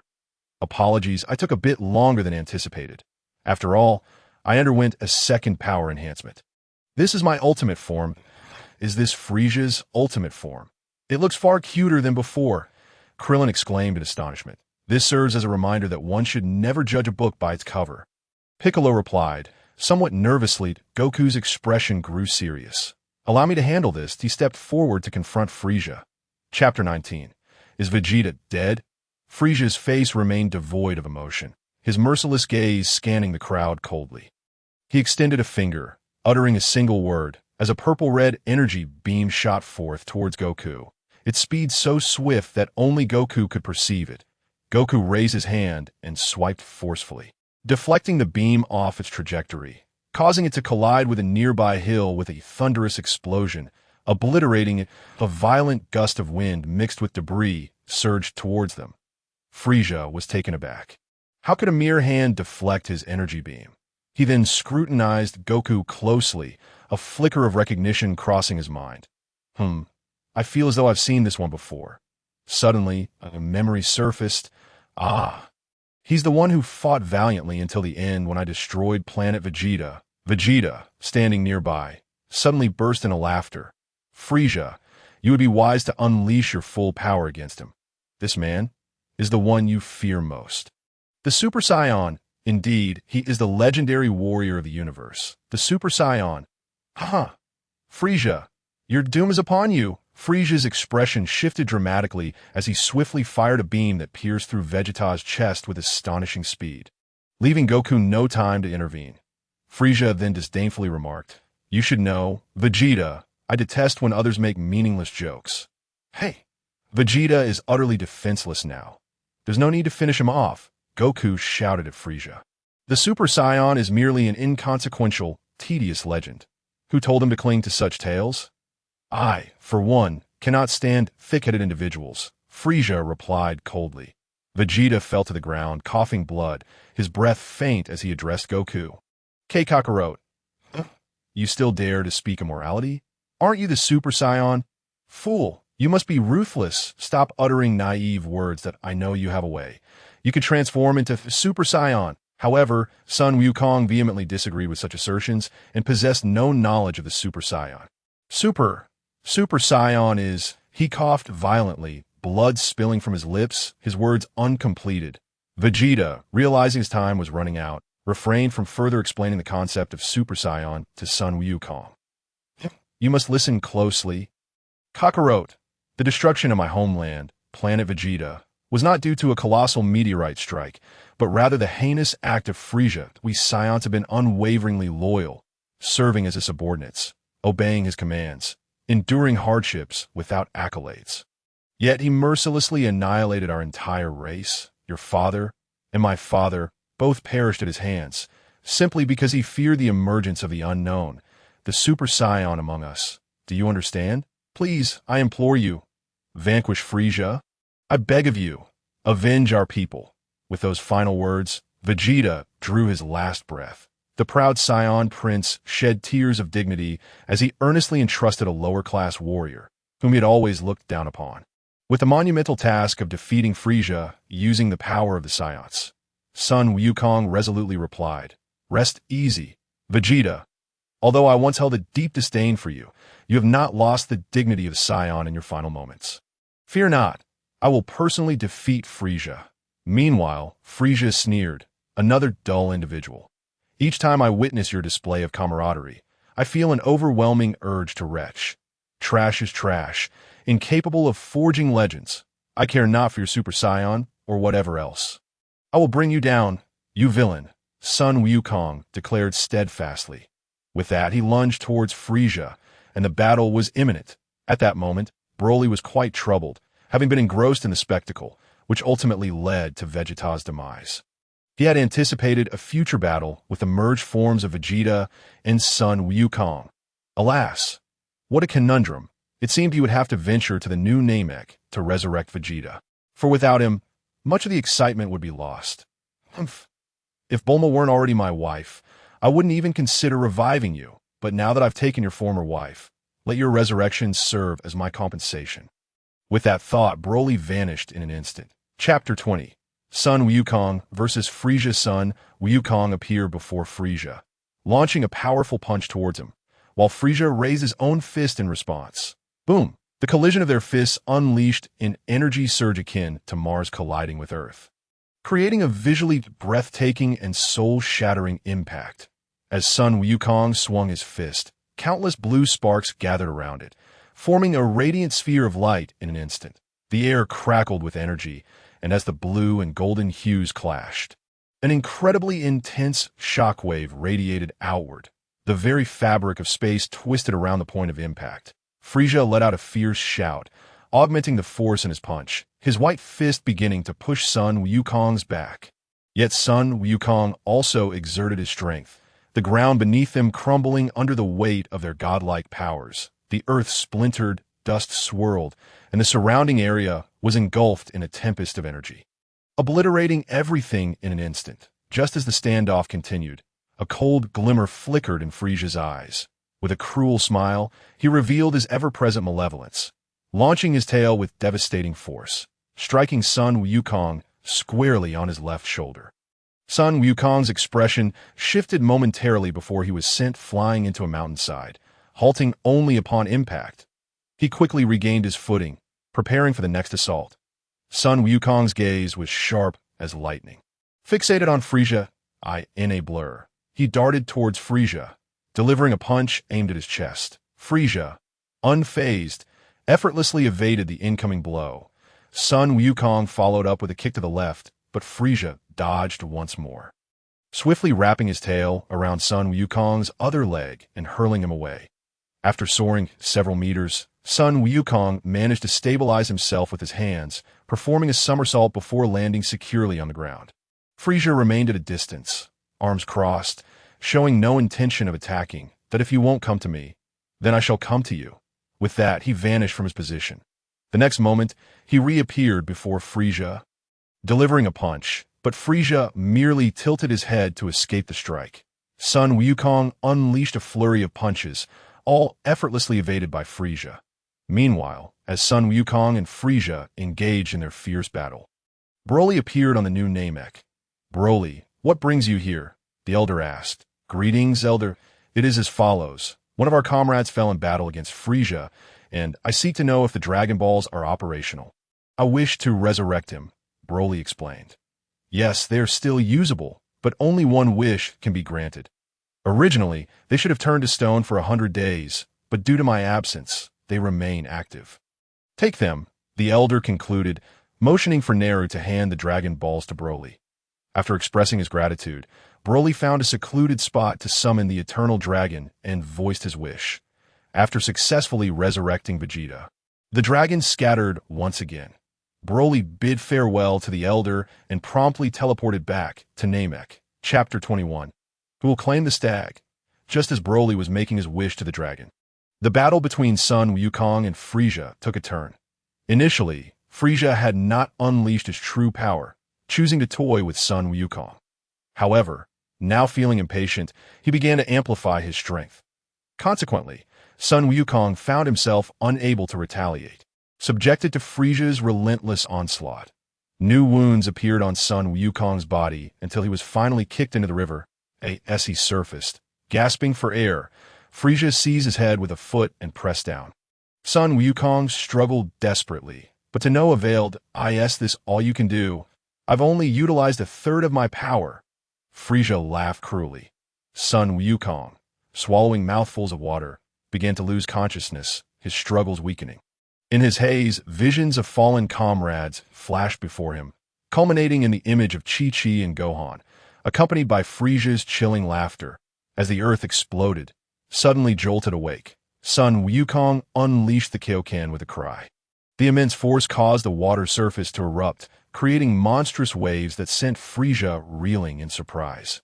Red energy enveloped Sun Wukong, surging rapidly, growing fiercer with each moment. Filled with rage, he declared, regardless of whether you have more power hidden away, whether you speak truth or lies, I will defeat you with a 20-fold Kaioken. The energy swelled to its peak, unleashing a tremendous storm towards Frisia, whose form wavered under the onslaught, before he could regain his balance. Sun Wukong was upon him, delivering a devastating punch that sent him crashing down, only to follow up with another strike that sent Frisia soaring into the sky. He then unleashed the Kamehameha wave towards Frisia. Frisia, startled, raised his left hand to block, exerting pressure downwards, resulting in a colossal explosion of energy. Amidst the smoke, Frisia's figure re-emerged. Sun Wukong was filled with terror. Even the 20-fold Kaioken had proven ineffective. It turned out that his earlier words were indeed true. He still possessed untapped strength.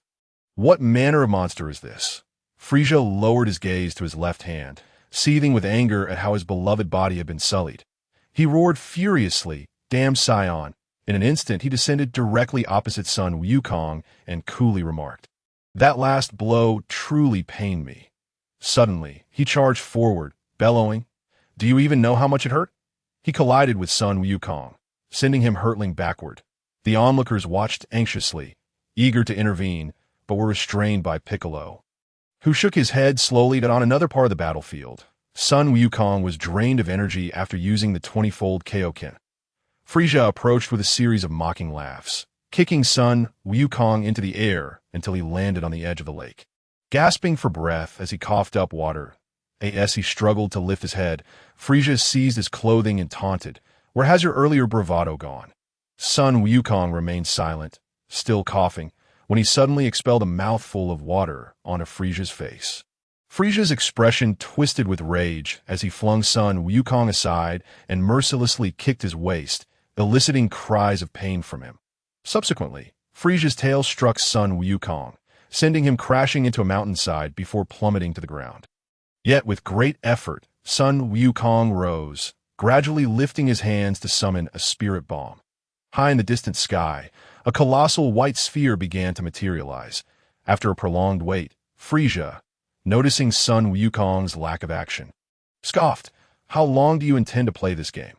"Who knows?" Sun Wukong replied with a smile. Frisia, incensed, soared into the air and kicked Sun Wukong down. Nevertheless, Sun Wukong stood once more, resuming his stance. "Are you mocking me?" Frisia fumed, continuing his assault until he once again pushed Sun Wukong back to the lakeside, where he suddenly noticed the reflection of the energy sphere.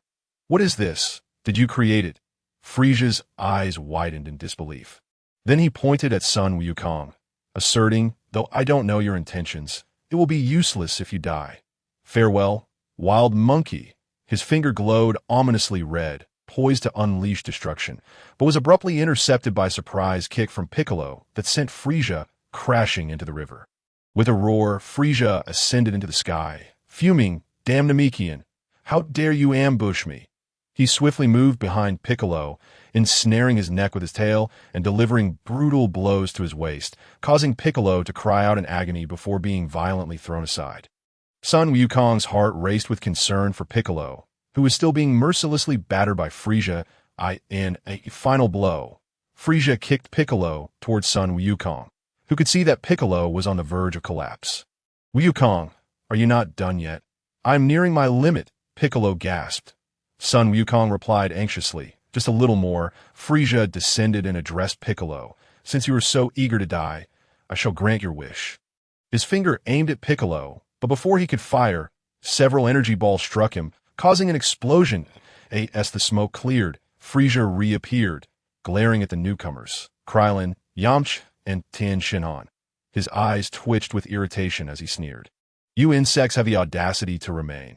Your ability to infuriate me is truly remarkable." Clenching his fists, he roared, "I can no longer tolerate this. I will reduce you and this planet to cosmic dust." Pointing skyward, a dark red energy sphere emerged, rising ominously. "All right, everyone, take cover," Sun Wukong commanded, forcefully gesturing downwards. Suddenly, Frisia felt a disturbance above him and turned to see the spirit bomb descending, exclaiming in shock, "What is this?" "I am not afraid." He extended his hands to resist, but the spirit bomb continued to push him toward the river's surface, blood seeping from his eyes as he screamed in fury.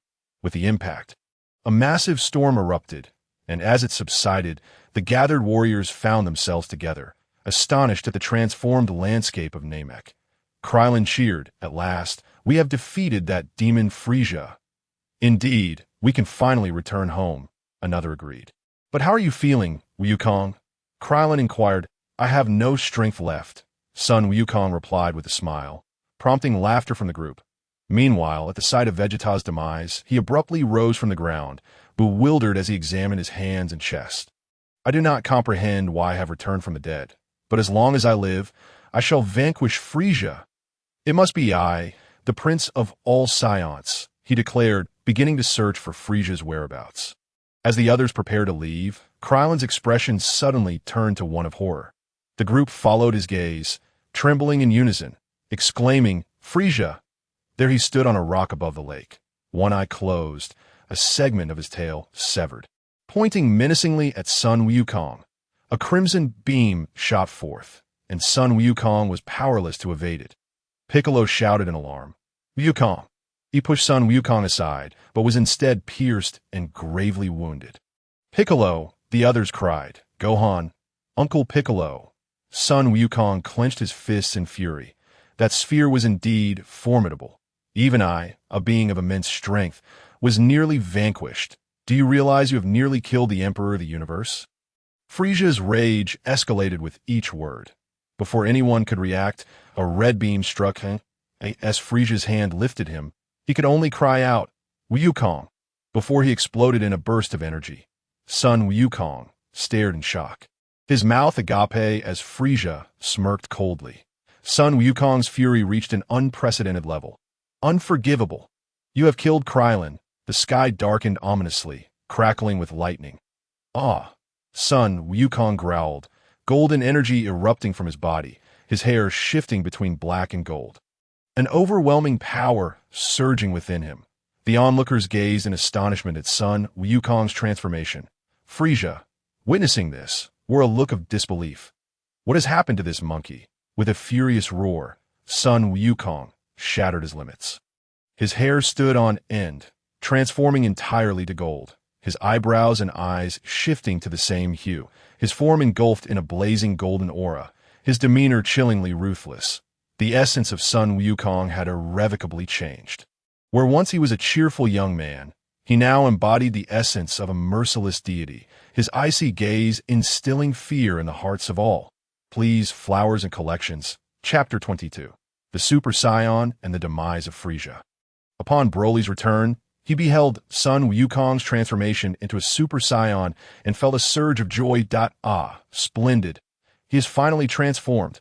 Ha! Excellent. Frieza's usefulness has come to an end. I can leave the rest to Sun Wukong. With that thought, Broly instantly appeared before the others. I could see that moment. Vegeta also arrived, his eyes widening in astonishment at Sun Wukong's current form. This. The Super Saiyan? Such terrifying power! I must become a Super Saiyan. Then I shall be the mightiest Saiyan in the universe. Meanwhile, as everyone gathered around Broly, he inquired, who wishes to return Earth? The battle on Namek will likely be lost.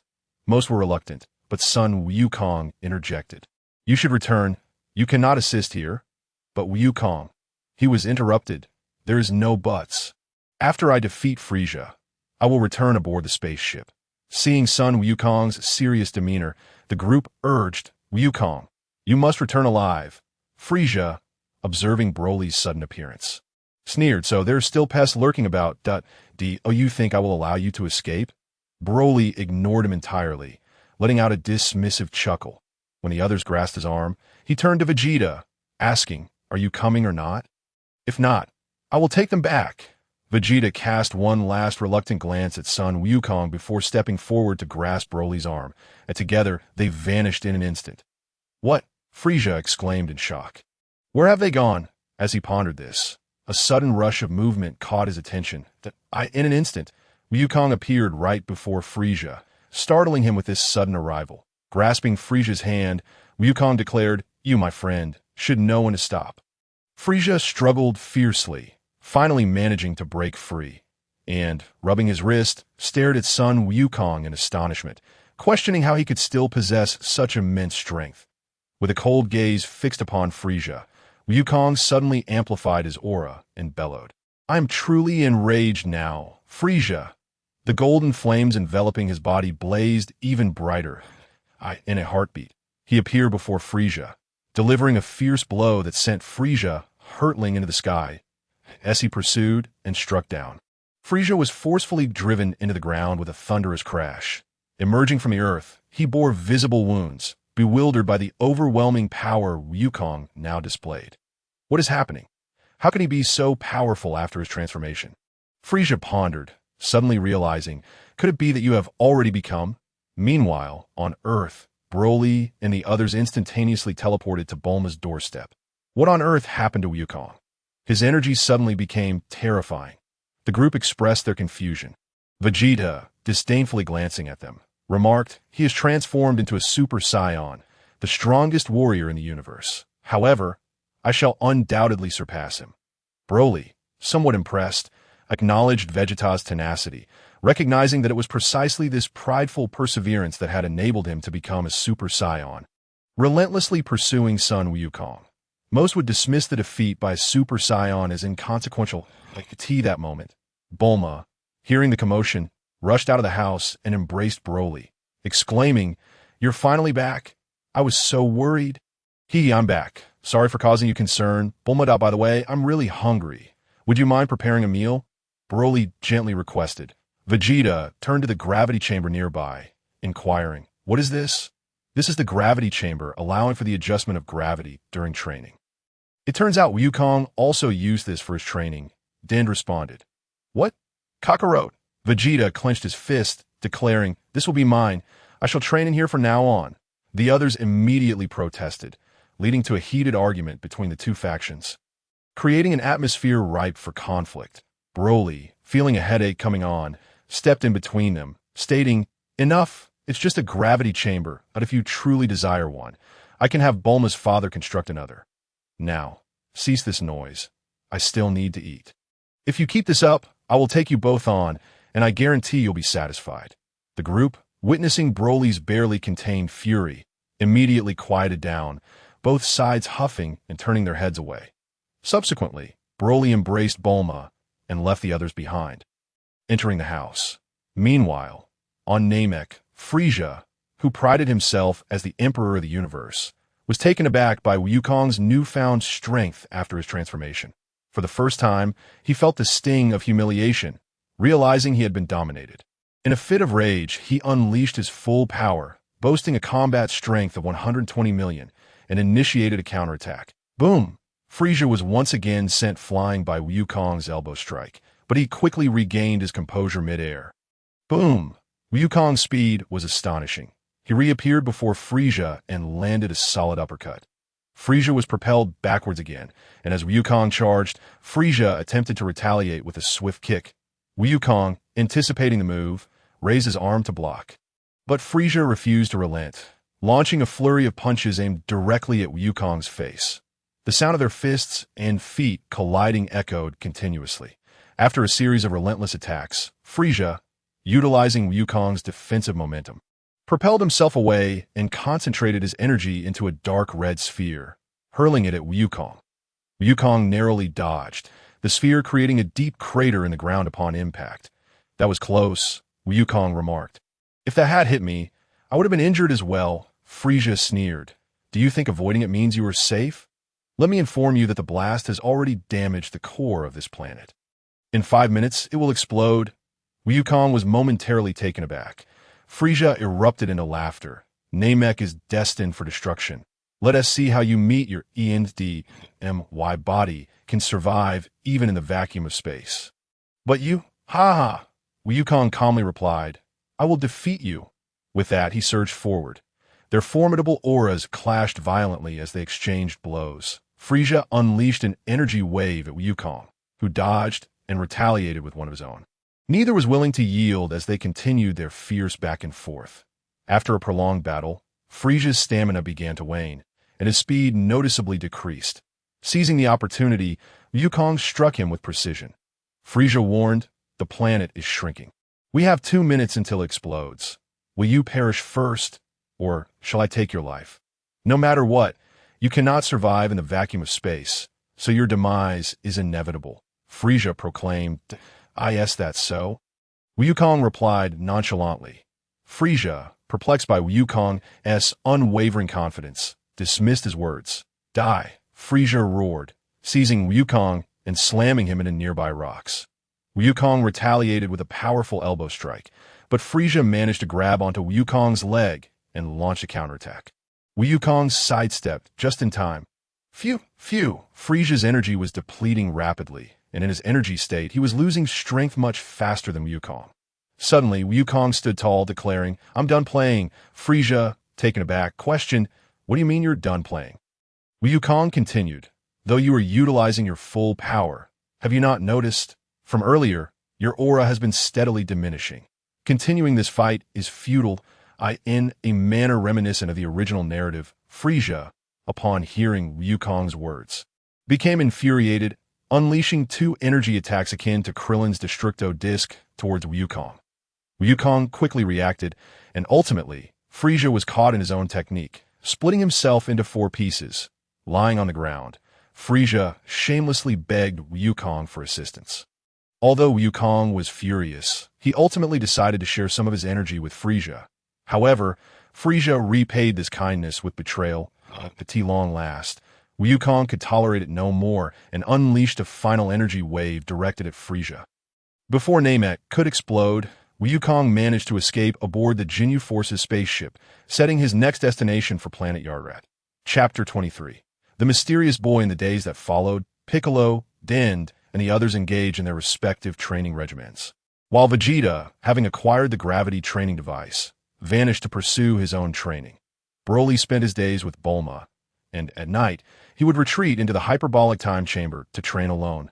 Krillin, having been resurrected by the Namekians at King Kai's behest, learned that Wukong was still alive and intended to return. A year passed swiftly, during which everyone experienced significant growth, especially Broly, who had acclimated to 45,000 times normal gravity, his power now sufficient to contend against late-stage Super Saiyans. On this particular day, Broly was about to accompany Bulma to the movies when he sensed 2 powerful and malevolent energies rapidly approaching Earth, a feeling echoed by Vegeta and the others. At Wukong's home, Gohan, distressed by his father's absence, sensed the incoming threat and gasped. Just then, the phone rang, and upon answering, Krillin's voice came through. "Gohan, can you feel it?" There's a malevolent energy approaching Earth. Gohan nodded in response. Can you tell if it's Frieza? Krillin sighed. It seems Bulma might not be able to join us for the movie today. However, we can still watch a live-action film. Broly remarked with a smile directed at Bulma. What live-action film? Did something happen? Bulma inquired, her expression laced with confusion. It's nothing serious. It's just that Son Goku, that guy, is so slow and indecisive. He still hasn't dealt with Frieza, and now he's coming here for revenge. After saying this, he took Bulma by the hand and headed out the door. Bulma, however, expressed her concern. What if Frieza comes to Earth? Will it be like on Namek? Upon hearing this, Broly chuckled, pulling Bulma into his embrace and gently patting her back, saying, Silly, there's no need to worry. That little fish like Frieza, no matter how many come, I can crush them all. He doesn't possess the capability to invade this planet at nearly the same moment, sensing the ominous aura. Their companions gathered in the area where the energy was most concentrated, amidst an uninhabited wilderness. Broly, you're here too, Krillin exclaimed, ready to approach, but suddenly froze, his gaze blankly directed to the side. Broly, why did you bring Bulma along? Krillin asked, puzzled. After greeting everyone with a smile, Broly replied, It's nothing much. That I just brought her to enjoy the excitement. I had initially planned to take Bulma to the movies today, but it seems this spectacle is far more interesting. So I brought her along. Everyone could only shake their heads in disbelief. It was indeed fitting for these two to be married. To bring one's spouse to witness a battle of such magnitude was something only they would dare to do. As everyone descended to the ground, Bulma greeted everyone with a smile. Is Frieza not here yet? Bulma inquired, noticing the tension in everyone's demeanor. Krillin and Gohan shook their heads, while Vegeta stood aloof, his expression cold. Tien and Ka silently awaited the enemy's arrival. Broly, on the other hand, settled down with Bulma on a rock, waiting patiently. Just as Broly began to grow impatient, the malevolent aura finally approached the atmosphere. Yan finally arrived, though they certainly took their sweet time. Broly's eyes locked onto the endless expanse of clouds above. Everyone followed Broly's gaze, and the clouds in the sky suddenly parted violently, revealing a blinding light akin to the sun. In an instant, it sliced through the surrounding air like a meteor shower, plummeting to the ground. Boom! The ground trembled violently, followed by the collapse of trees and a surge of turbulent air. The spaceship landed approximately 1,000 kilometers away from their location. After gauging the distance, Broly informed the others. Everyone nodded solemnly, and Broly, holding Bulma, said, Let us go. Time to see the show. With that, they flew toward the landing site of the spaceship, with the others closely behind. At that moment, the spacecraft that had landed on Earth opened its hatch, and a figure emerged through the lingering smoke. A palpable sense of murderous intent filled the air, heavy enough to make one's scalp tingle. The figures that emerged were bizarre in appearance, resembling various alien species, yet they all donned the standard battle attire of the universe. After forming two rows to clear the path down the spaceship's ramp, two shadowy figures stepped forward. Lord Cooler, King Frieza. The extraterrestrial warriors respectfully exclaimed in unison. As the sunlight broke through the shadows, the sources of two malevolent auras were revealed. There was Frieza, gleaming in metallic hues, his body seemingly adorned with various parts and instruments, and the towering, muscular figure of King Cooler, his expression dark and forbidding. Frieza surveyed the surroundings and remarked, So this is Earth, quite a pleasant environment. Suddenly recalling the words of that detestable Saiyan, his aura surged once more, blood vessels visible in his eyes. It seemed Frieza was either excited or furious. However, the way he clenched his mechanical arm, which was now leaking oil, indicated it was the latter. The suffering I endured will be repaid 100-fold. Super Saiyan will arrive in 3 hours. Will you wait, Frieza? Cooler inquired. Of course, Frieza replied resolutely, but when he returns, I want him to witness the slaughter of the Earthlings, leaving him in utter despair. Though there are many Earthlings, 3 hours will suffice. Cooler casually remarked, I have no concern for the Earthlings, but that one called Super Saiyan must meet a gruesome end. Only our race is worthy of possessing the universe's strongest power. Reflecting on the words passed down through generations, Cooler felt a surge of indignation. As the two conversed, the clouds above suddenly trembled, followed by ripples as if a stone had been thrown into a lake, creating an eerie spectacle. Huh. Frisia and Cooler as icy gazes shifted skyward. Under their close scrutiny, a peculiar spaceship seemingly materialized out of thin air, appearing directly above them. The ship's rear emitted a crimson glow as it descended slowly, stirring up a cloud of dust. Frisia and Cooler were perplexed by the sudden appearance of this new spacecraft. Their curiosity piqued as they watched the hatch open. With a soft hiss, the door gradually revealed a figure stepping out. Frisia looked toward the newcomer, and under the glaring sunlight, the silhouette was cast in a sharp relief before their eyes. The mysterious figure, clad in a sleek black uniform, clean-cut trousers, and leather boots, exuded an air of confidence. This individual descended from the ship with striking blue-violet hair, cascading carelessly over their shoulders. Upon closer inspection, both Cooler and Frisia were taken aback. A woman. Indeed, the owner of this spacecraft, standing before them, was a stunning young girl in her teens. Though her beauty was undeniable, there was an undeniable ferocity in her demeanor. Her pale blue eyes regarded the two formidable foes as though they were mere jesters, a slight smile playing at the corners of her lips. "Are you prepared for death?" the girl stated coolly. Chapter 24. Frisia's demise and Cooler's injury, huh? Upon hearing the girl's words, Frisia and his son were momentarily taken aback. Frisia chuckled. "Did she just say she wants to kill us?" "Father, did you hear that?" They both erupted into laughter, finding the girl's bravado laughably naive. "Ignorance is bliss," Frisia sneered. The girl regarded Frisia and his son with a look of disdain. "I never expected to encounter such fools. You wasting resources. Hurry up and choose how you wish to die. Don't waste my time." "How dare you?" Frisia's fists clenched, her words igniting the hidden fury within him at that moment. Several of his subordinates in battle attire stepped forward, suggesting, "Lord Frisia, why not allow us to deal with this ignorant girl?" "Go ahead." Frisia nonchalantly waved his hand, seemingly dismissive of the girl. The subordinates nodded. Stepping forward, among them, a red-skinned alien warrior sneered at the mysterious girl, exclaiming, "Dealing with trash like you would only require a single finger." Laughter erupted from the rest of the subordinates at this declaration. The red-skinned alien, wanting to be cautious, decided to gauge the girl's combat capabilities. He activated the battle power detector beside his ear, directing his lens-equipped eyes towards the silhouette of the young girl. And a series of sounds echoed, thud, thud, thud, just as the numbers on the lenses atop the alien warrior's eyes fluctuated incessantly. The girl before him suddenly vanished from sight. This unexpected disappearance left the alien warrior momentarily stunned, as puzzled expressions spread across the faces of those around him. Meanwhile, Frisia and Cooler, not far away, were visibly shaken. With a sharp cry, "Ha!" the mysterious girl materialized beside the extraterrestrials. Before anyone could react, a radiant halo enveloped her entire being, and waves of energy surged outward, cascading like ripples, while golden beams sliced through the air, shattering everything in their path. The chilling screams that followed echoed like the howls of wolves at midnight.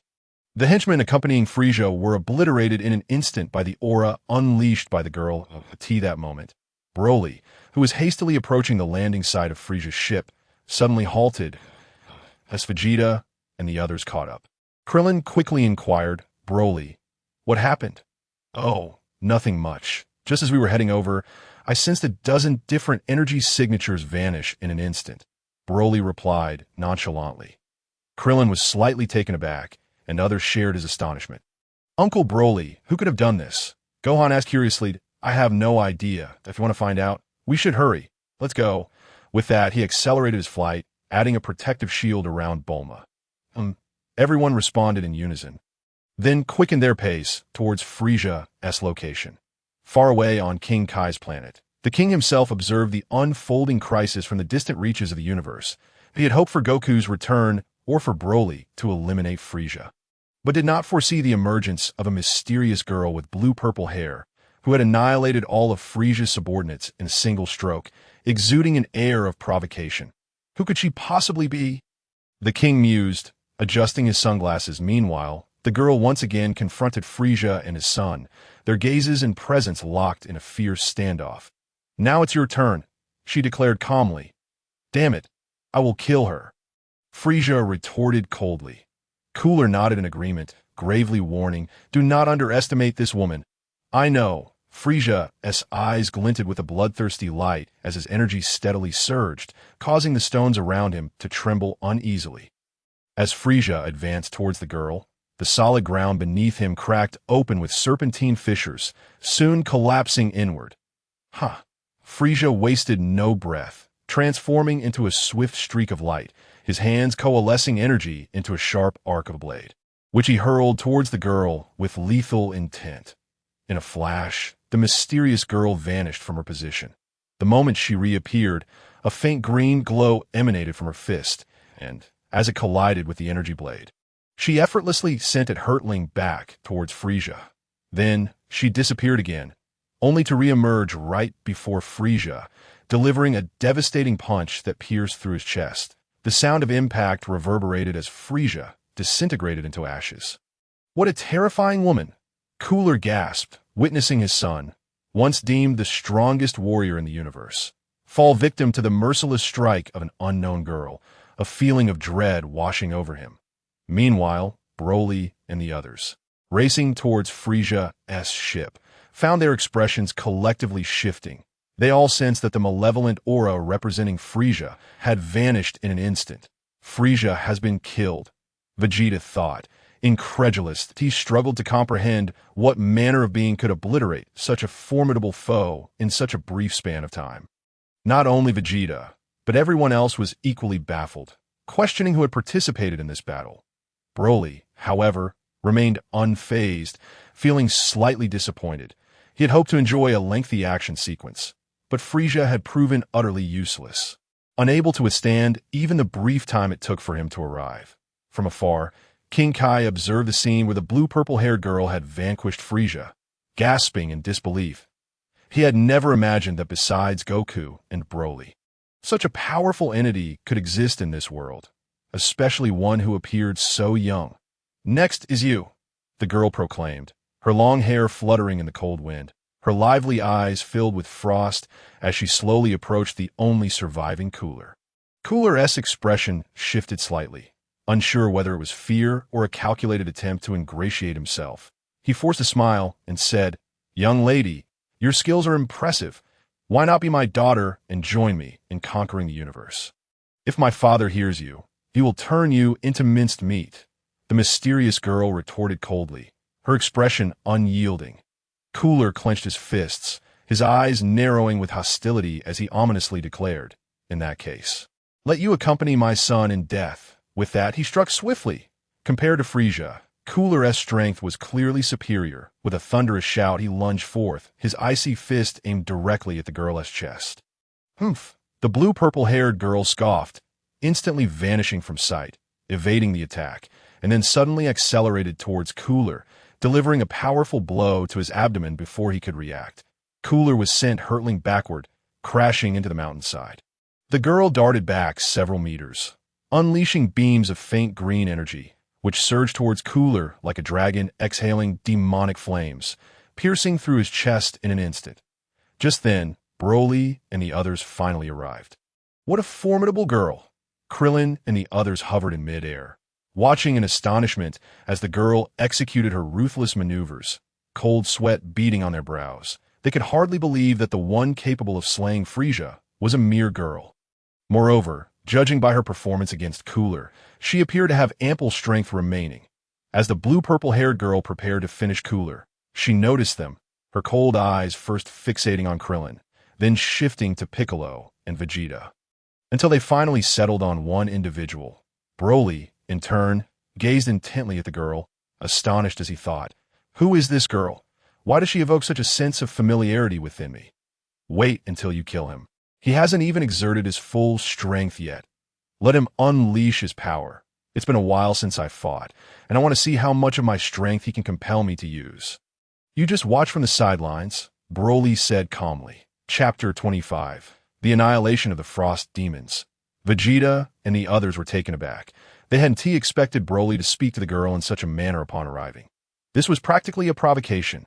Yet, to their astonishment, the blue-purple-haired girl gazed at Broly for a long moment, her previously intimidating aura dissipating, her cold demeanor softening into a playful smile.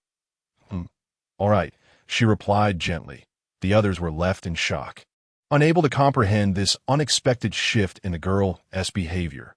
How could this be? Having witnessed her ruthlessly dispatch Frieza and injure Cooler, they had instinctively associated her with cold-heartedness and lack of emotion. Now, she seemed like a different person, playfully engaging with Broly. At that moment, Broly retrieved a Senza bean from his pocket, a gift from Goku during their last visit to Namek, and was about to approach Cooler when King Kai's voice resonated. Broly, what do you intend to do? Why are you stopping that girl from killing Cooler? In the heat of battle, one must act swiftly, eliminate the adversary before they can strike that a colossal metallic sphere is hurtling towards Earth. Broly awkwardly remarked, well, I suppose I should dispose of him now. With that, beams of light emanated from his eyes, targeting King Cold, who was instantly transformed into cosmic dust. The onlookers gazed at Broly in confusion, to which he replied nonchalantly, the Supreme Kai just contacted me. A foe even more formidable than Frieza is on the way. The tension in the air, which had just begun to ease, tightened once more.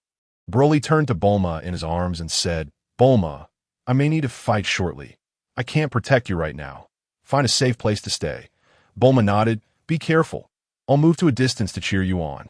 With that, she produced a capsule aircraft and flew away.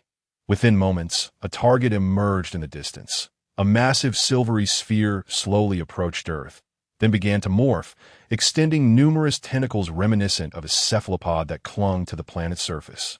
With a thunderous thud, the enormous metallic entity settled, and a green figure swiftly materialized, halting not far from Broly. The emerald silhouette, glistening with metallic sheen, bore a striking resemblance to King Cold. Upon recognizing the visitor, Broly exclaimed in bewilderment, Guldo, I thought you were dead. How is this possible? The newcomer was indeed Guldo, who, after being cast into a burning star by Broly, had miraculously been rescued by a distant planet and transformed into a metallic form. Clearly, he had attained a third transformation, yet his power far surpassed that of his fourth transformation from years past. Recently informed of Frieza's demise at the hands of Super Saiyan, he sought vengeance alongside his father, Guldo, scanned the surroundings for the figures of King Cold and Frieza. His expression darkened. He realized they had been vanquished. Spotting Broly only confirmed his fears. He sneered, surprised to see me alive. If it weren't for that distant planet, I might have perished. All thanks to you. Cursed Saiyan monkey, I am left in this wretched state. Today, you shall meet your end. Do not think that your past victory over me grants you any arrogance. My strength now far exceeds what it once was. Prepare to perish. Guldo's roar echoed throughout the battlefield. Vegeta and the others were taken aback. They knew Broly was powerful, but never anticipated him being this formidable. Broly descended slowly, equally astonished, recognizing it was an assembly of frozen demons today, all gathered to meet their demise. He remained silent, fixated on Guldo, then smirked coldly. Is this truly all you've got? He disdainfully shook his head, unleashing a sudden surge of energy that ignited golden flames around him. His hair transformed to gold, and his eyes turned green. The golden locks danced with the power radiating from him, a force that dwarfed Guldo's presence. He wouldn't need to exert himself fully to handle them, but Vegeta's gaze was locked on Broly. His pride wounded. Another Super Saiyan? No wonder. I, the Prince of Saiyans, am being surpassed time and again by these wretched beings. How infuriating. Just the sight of him makes me want to obliterate him. Witnessing Broly's transformation into a Super Saiyan, Guldo bellowed in rage. He charged at Broly, who instantly countered, their forms flickering in the air, unleashing waves of terrifying energy in their wake. Broly found the encounter dull. Weak, truly weak. Perhaps only Kid Buu could pique his interest at this point. With that thought, Broly decided to conclude the battle, suddenly amplifying his strength and dashing toward Guldo, delivering a single, devastating punch. How fast? And his power has surged. Guldo was thrown back in shock, struggling to regain his composure. Before he could react, a green energy wave shot toward him. He barely managed to evade it, but still sustained injuries. Broly grinned wickedly at Guldo, vanishing from sight. Guldo, gathering his strength for a counterattack, waited anxiously, his eyes darting around, perplexed. "Hey, where are you looking?" Guldo spun around to throw a punch, but Broly struck him hard in the side, sending pain coursing through him, cold sweat drenching his brow. Broly seized Guldo's leg and hurled him skyward. Raising his right hand, Broly concentrated a vast amount of green energy into a luminous sphere and unleashed it upon Guldo, enveloping him completely. Guldo was slowly disintegrated by the shockwave. Broly knew he had to obliterate Guldo's core. For as long as he remained tethered to that distant planet, he could resurrect endlessly in the next instant. Broly stood before Guldo's core, observing the strange cables that comprised his form. "You wretched monkey, so oblivious. This is your current state, truly pathetic, but I shall grant you the mercy of death," Broly declared, swiftly gathering a massive energy blast and hurling it at Guldo. The overwhelming force gradually consumed Guldo's essence, eliciting a desperate howl from him. "I cannot be killed by such power. I will not die. I refuse to accept this," in a final desperate act. He seized the top of the distant planet and yanked it away from Earth, unleashing a colossal energy wave that detonated the planet, obliterating it completely. Sensing Bulma's energy, Broly instantly appeared beside her as she rushed forward. "You're back. How did it go? Did you resolve it?" Broly smiled and nodded. "Of course, those weaklings couldn't even provide me a decent warm-up." Meanwhile, the others turned their attention to a girl with blue-violet hair, who seemed excited upon seeing Bulma. Bulma quietly scrutinized the girl, while Broly regarded her with curiosity. He had anticipated the arrival of Trunks, but given the altered timeline, he had not expected a girl to appear, and yet felt an inexplicable familiarity towards her. Bulma approached the girl, pointing at her black uniform in astonishment. "That insignia. Are you an employee of our company?" "And no," the girl stammered. The peculiar blue-violet-haired girl piqued everyone's curiosity about her origins. "Could you tell me your name, little sister?" Bulma inquired, seemingly connecting with the girl. The girl hesitated, glancing at Broly before replying. "I'm sorry, but I cannot disclose my name." Disappointment swept over the group. However, Broly's heart raced with astonishment. Could this be? Could she be the daughter of Bulma and him? The more he pondered, the more plausible it seemed, though he chose not to voice his thoughts, allowing his gaze to soften and warm toward the girl. "By the way, there is something I must share with everyone. Mr. Son Goku is about to return," the girl suddenly announced. "Oh." The others were momentarily stunned, but Broly understood Goku's imminent return in just 2 hours. "Mr. Goku's spacecraft will land approximately 600 kilometers from here," the girl declared with a smile. Bulma, unable to suppress her curiosity, asked, "Are you saying that guy's coming back?" "Yes," the young girl nodded. "Oh, do you know Yukong?" Asteen Shah. The girl appeared hesitant to respond, casting doubt on her statement. "It's all right. I trust this little sister," Bulma said with a smile. Vegeta scoffed. "If that fool Kakarot has returned, I truly wish to witness the extent of his training in the universe." Subsequently, everyone followed the girl to a clearing. With a swift motion, she discarded a universal capsule, which transformed into a cloud of white smoke upon striking the ground. As the smoke dissipated, a refrigerator-like machine emerged, filled with an assortment of beverages.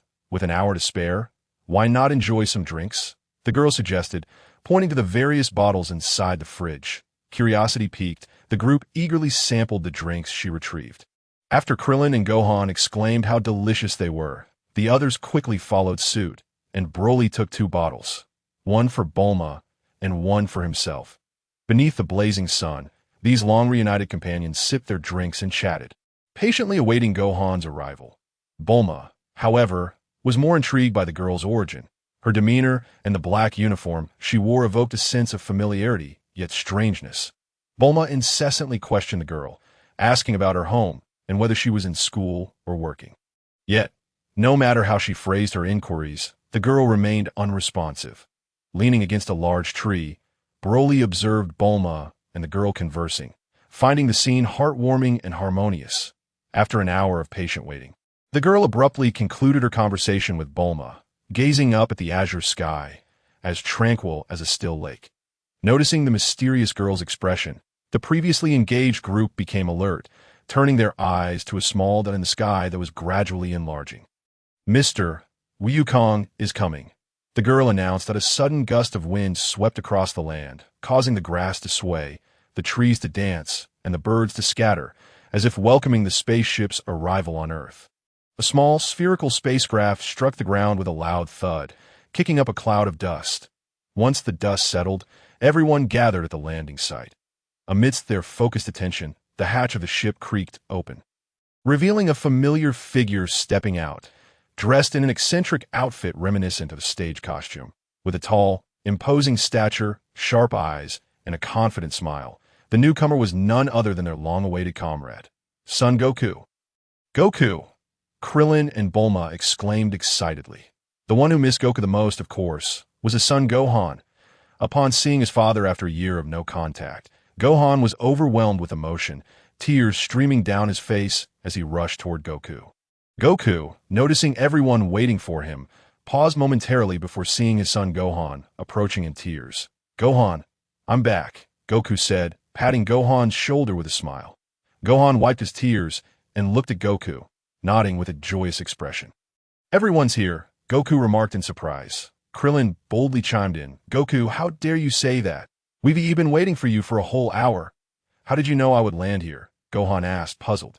"She told us." Piccolo interjected, pointing at the girl with blue-purple hair. Goku looked at the girl, somewhat bewildered, and slowly inquired, "And you are?" "Mr. Wukong, I have some matters I wish to discuss with you." The girl replied calmly, this revelation. Everyone suddenly understood. It turned out this mysterious girl did not know Goku at all. But how did she know when and where he would land on Earth? "Oh, go ahead," Goku urged. The girl glanced at Broly and the others nearby. Hesitating slightly, "Mr. Wukong, may I speak with you privately?" Despite his confusion, Goku nodded without hesitation. "All right." The two then flew to a nearby hill, with Goku offering an apologetic smile to the group before following. Discontent brewed among the group as they watched the girl whisk Goku away to speak in private. Their curiosity piqued about the secrets this girl must be hiding. "Broly, do you sense it?" Bulma whispered to Broly. He nodded. "I can tell you feel it too. The inexplicable sense of familiarity from this girl." "Right?" Broly softly asked, but internally thought, of course, she is my daughter. How could she not feel familiar? Yet, it was a secret he could not yet reveal. Human nature is inherently curious, and even these warriors of extraordinary power were no exception. Whether it was Vegeta or Piccolo, both were intensely interested in the conversation between the girl and Goku. However, sitting far from them, they could only watch with their eyes and not hear with their ears. What secrets would this enigmatic girl unveil? Chapter 27. Revealing the future. Goku, somewhat bewildered, was led by the girl to a hill situated 100 meters away from Broly and the others. He scratched his black hair and slowly spoke. "Please, share what you have to say." Facing Goku, the girl's blue-purple hair fluttered in the wind, the folds of her black uniform glistening in the sunlight. "Mr. Wukong, actually we are acquainted," the girl gently declared. Goku stared at her in astonishment, certain he had never encountered this girl with blue-purple hair. She suddenly continued, "I am Broly's daughter." "What?" Goku exclaimed, his expression exaggerated, as if his jaw might drop to the ground in disbelief. Meanwhile, the onlookers, including Bulma, were equally perplexed. It was unusual for the typically composed Goku to display such a reaction. Among the crowd, Piccolo also widened his eyes, glancing at Broly, who was relaxing under a tree. "Uncle Piccolo, what's wrong?" Gohan asked curiously upon noticing Piccolo's demeanor. Piccolo shook his head slightly. "Nothing." Gohan, unaware of Piccolo's extraordinary hearing, did not press further. From a distance, Goku stared incredulously at the girl. "You say you are Broly's daughter? How can that be?" "Uncle Goku, please don't be astonished. I have traveled back from the future. I'm the child born to Broly and Bulma 1 year from now. My name is Schwer." The girl explained calmly. Goku felt as if he were listening to a tale from another realm. The words of Schwer were beyond his comprehension. Meanwhile, Piccolo, eavesdropping on their conversation, found it absurd, his expression shifting continually. and I was able to traverse to this world thanks to the time machine my mother developed, allowing me to travel between the future and this era. I have come here for something of great importance to tell you. Oh, Goku, somewhat acclimating to these unexpected revelations, realized something significant was at play when he heard Schwerer's words. She gazed intently at Goku. Uncle Goku, you will die of heart disease 3 years from now. What? Sun Wukong's eyes widened in astonishment, his mouth agape in disbelief. Upon hearing that Sun Wukong could potentially perish from a heart disease, Piccolo nearly choked on the news. He found it hard to fathom that the man who had always been insurmountable could succumb to something as trivial as a heart ailment. How could this happen? What should I do? Sun Wukong asked, his face pale as he gazed at Schwerer with a sense of despair. Schwerer smiled gently and retrieved a small vial from her pocket. Addressing Sun Wukong, although Uncle Wukong has contracted a viral heart disease, which current science cannot cure, do not worry. Have you forgotten that I have traveled back from the future? Are you saying that the contents of this vial can cure my heart disease? Sun Wukong exclaimed, eagerly accepting the small vial from Schwerer.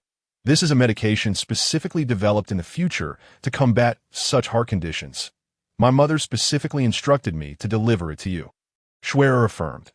Please convey my gratitude to future Bulma. Sun Wukong instinctively turned his head to glance at Bulma, who was watching the commotion from a distance, and my mother said that Uncle Wukong is a very dear friend of hers, and she does not wish to see him perish from heart disease. Schwerer added, still smiling. Sun Wukong then inquired, surely there is more to discuss. Indeed, Schwerer continued. The second purpose of my visit is to inform you that on September 25th, 2 years from now, 2 androids will appear. Their power is exceedingly formidable, far surpassing that of the Guldo your father defeated, as well as the Frisia you vanquished. Moreover, since they are androids, we will be unable to sense their energy. They are expected to manifest approximately 9 kilometers southeast of the island at around 10 o'clock. That is the situation. Uncle Wukong, I have relayed all the information to you, and now I must return. Do not forget to take the medication I have given you. Schwerer smiled that I will not forget. Sun Wukong nodded in agreement. Without making a point to bid farewell to anyone else, Schwerer flew towards the time machine docked on the ground. After entering the cabin, she vanished from view, leaving everyone to ponder her departure. Once Schwerer was gone, Sun Wukong collected his thoughts and, with a determined movement, soared towards his curious companions. Wukong, what did that girl say to you? Krillin was the first to approach, unable to contain his curiosity. Sun Wukong shook his head. Well, it's hard to explain to that moment. Bulma interjected. Wukong, did she reveal her identity to you? She did, but it's complicated. However, Piccolo chimed in, if you are uncertain how to express it, allow me to articulate it for you.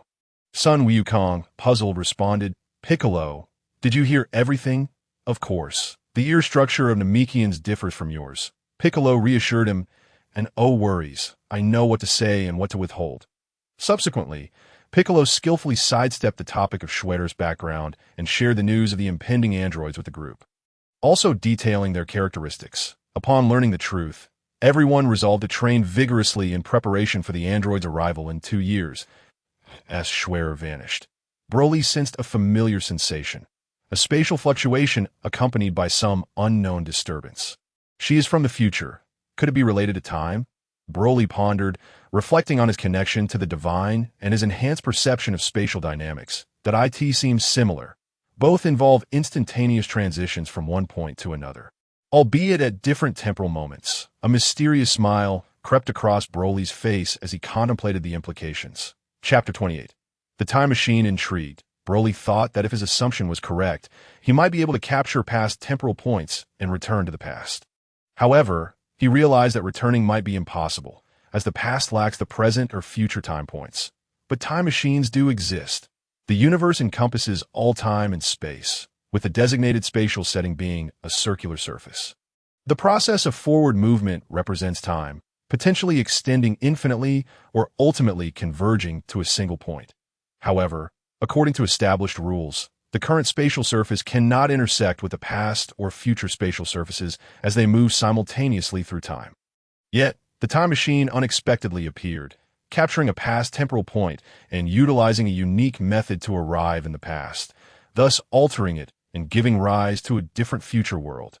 Nevertheless, the world visited would still operate in sync with the future world, ensuring that the future remains unchanged while enabling alterations to the future of the past temporal space that I hope to examine Trunks and Cell's time machines as they document two future time points. If I can comprehend the principles, perhaps I could travel back as well. Broly mused that he recalled that Cell had already arrived with a time machine and considered searching for it near West City. It seemed to be located nearby, which would allow him to show Bulma. While Broly contemplated this matter, Vegeta addressed Goku. Goku, how did you escape before the destruction of Namek? I recall that Frieza's ship was already malfunctioning. Goku, recounting his experiences on Namek, explained how he had learned instant transmission on Yardrat as per the original storyline. Everyone requested Goku to demonstrate the technique. Afterward, they all departed to train, while Sun Wukong, Piccolo, and Gohan went off to practice together. Broly, on the other hand, carried Bulma home. Upon arriving, Broly exchanged a few words with Bulma before heading to see King Kai on King Kai's planet. Broly greeted, "Hello, King Kai." "Oh, Broly, what brings you here?" King Kai inquired. "You are aware of that young boy. Do you know his background?" Broly asked. King Kai nodded. "Yes, I was puzzled as to why I lacked any information on him, but turns out he hails from the future. It is truly remarkable that someone with such talent could construct a time machine." Broly acknowledged, "Indeed. But King Kai, you have seen his time machine. I have come to ask if you could search the vicinity of West City to see if there is another similar device." King Kai chuckled. "Huh, how could that be? You truly have a sense of humor, Broly. That is a contraption that will only appear 20 years later. How could it exist now?" "Huh." However, after scanning the area around West City with his antenna, King Kai's expression changed. This cannot be. What is it?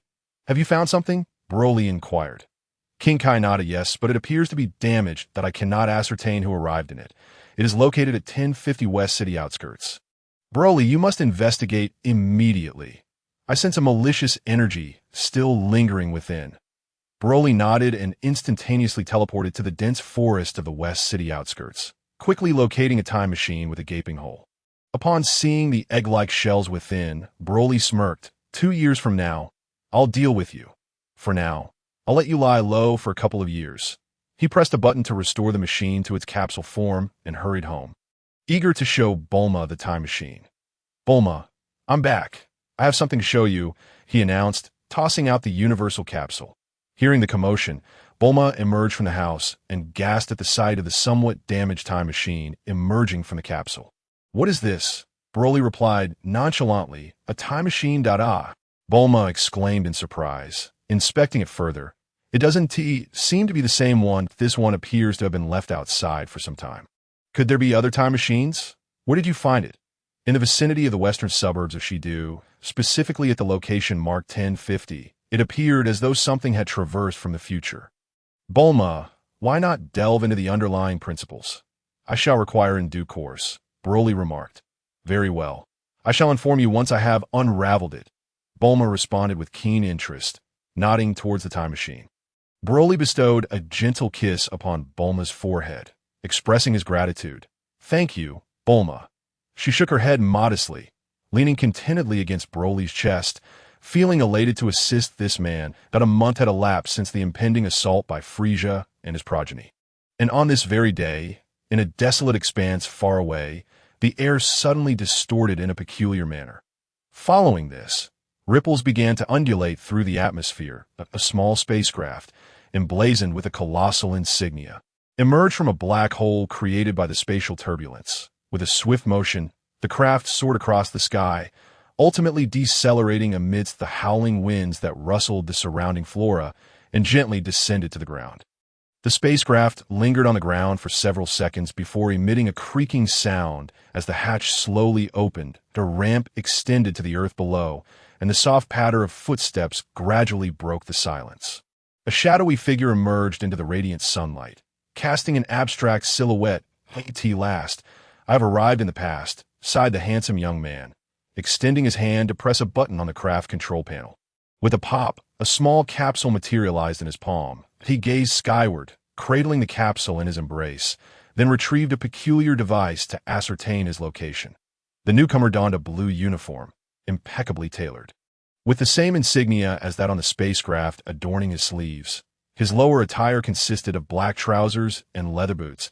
He bore a strikingly indifferent yet handsome visage, complemented by exceedingly rare silver hair, exuding an air of arrogance that instilled a sense of defeat in those who beheld him.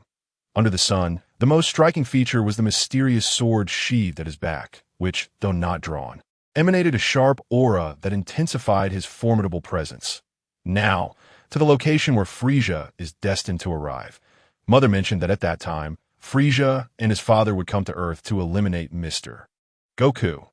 Thus, I shall proceed with this plan and subsequently seek out Mr. Goku, the young man muttered to himself, before soaring in a specific direction, vanishing in an instant.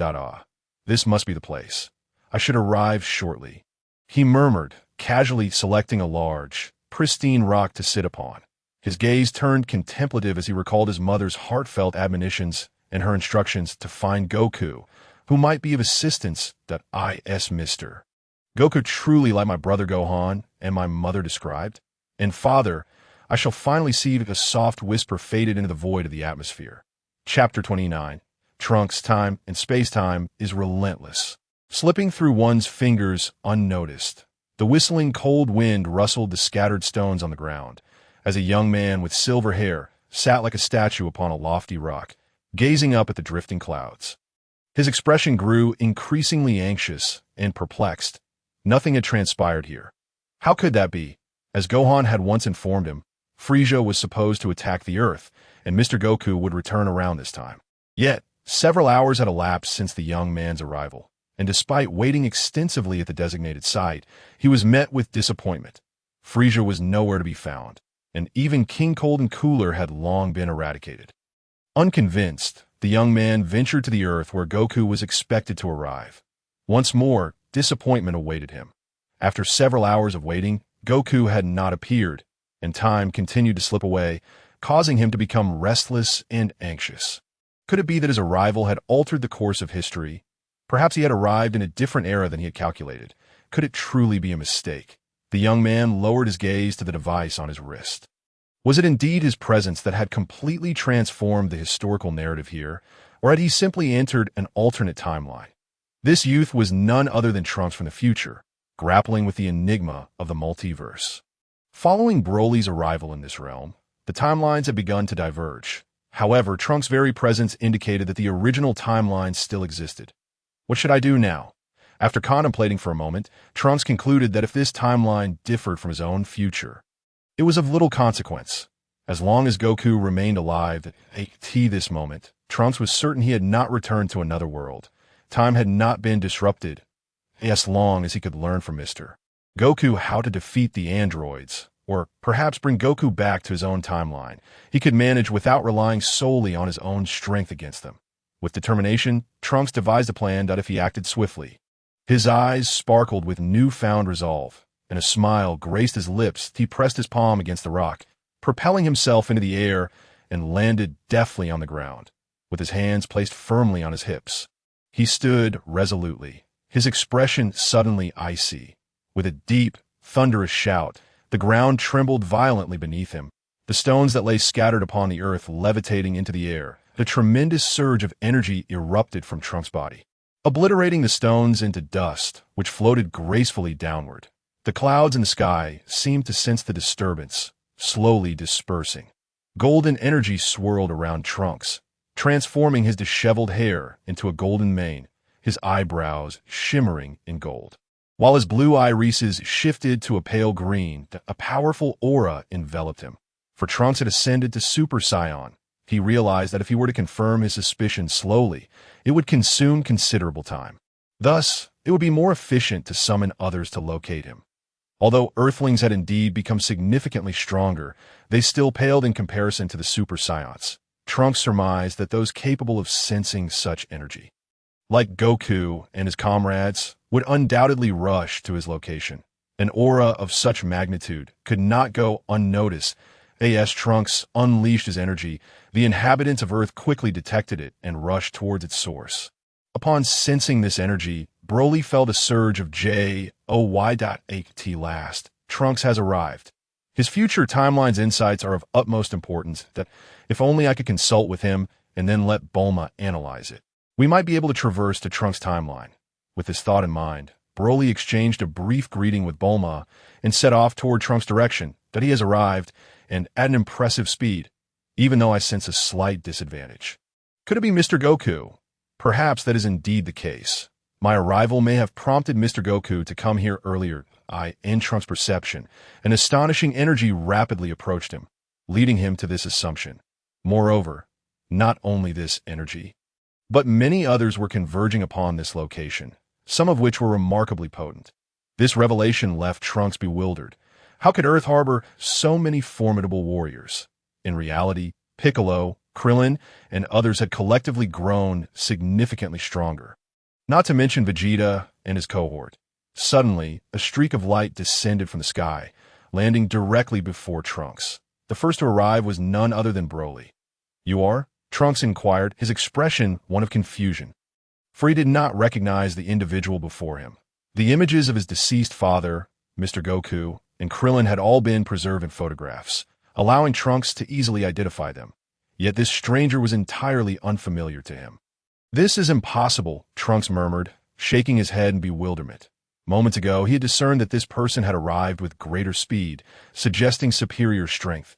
Yet, how could such a powerful individual remain unknown? Trunks had never heard of him during his time. "Ah, I am Broly. You must be a Saiyan, correct? I don't believe we have met before." Broly chuckled, thinking that at first, he would certainly refrain from mentioning anything about coming from the future. Such a statement would only arouse Trunks' suspicions and compel him to gradually unveil his own experiences. Moreover, Trunks would likely attribute this situation to the butterfly effect caused by his arrival in this era, an effect that had begun many years prior. "Yes, I am a Saiyan," Trunks replied blankly, his thoughts swirling without yielding any conclusions. The future he envisioned lacked the existence of Broly, and thus, it was inconceivable for him to arrive at any resolution. Suddenly, Trunks gazed at Broly in disbelief. "Could it be that you are also a Saiyan?" Broly nodded affirmatively, and with a resounding boom, an overwhelming aura erupted around him, enveloping the surroundings. Faced with Broly, Trunks felt an oppressive presence that stifled any notion of resistance. The sheer power emanating from Broly exceeded his imagination. Even the androids he faced in his timeline could not compare. How could such a formidable figure remain in the shadows? Trunks' head began to spin. This truly is a legendary Saiyan. Although their transformations differed, Trunks could still perceive that familiar essence, unmistakably that of a legendary Saiyan. Yet, the might of the man before him was so immense that it rendered Trunks incapable of contemplating defiance. Has my arrival triggered astonishing changes in this timeline? And are Mr. Goku and the others still around? Broly informed Trunks that Raditz and Nappa were still alive, albeit imprisoned in the Temple of the Kais. Vegeta, too, had become a battle companion like them. After hearing this, Trunks felt dazed, struggling to process the information that he realized that the history in this world had become fragmented, with no clear direction ahead. This was a misconception on Trunks' part. The very fact that he existed in this realm indicated that their timelines and dimensions were entirely distinct. The historical alterations would not impact him. "Who are you, and from where do you come?"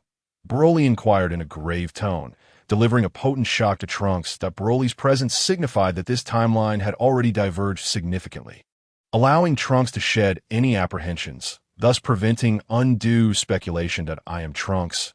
He hesitated momentarily, then resolutely declared, "I hail from the future, having traveled via a time machine that in my time, two extraordinarily powerful androids emerged, annihilating the Earth's warriors, leaving me as the sole survivor." "What? So, did I perish as well?" Broly feigned astonishment. Upon Trunks' arrival, Broly discerned a fact. Trunks belonged to a different dimension of the original world.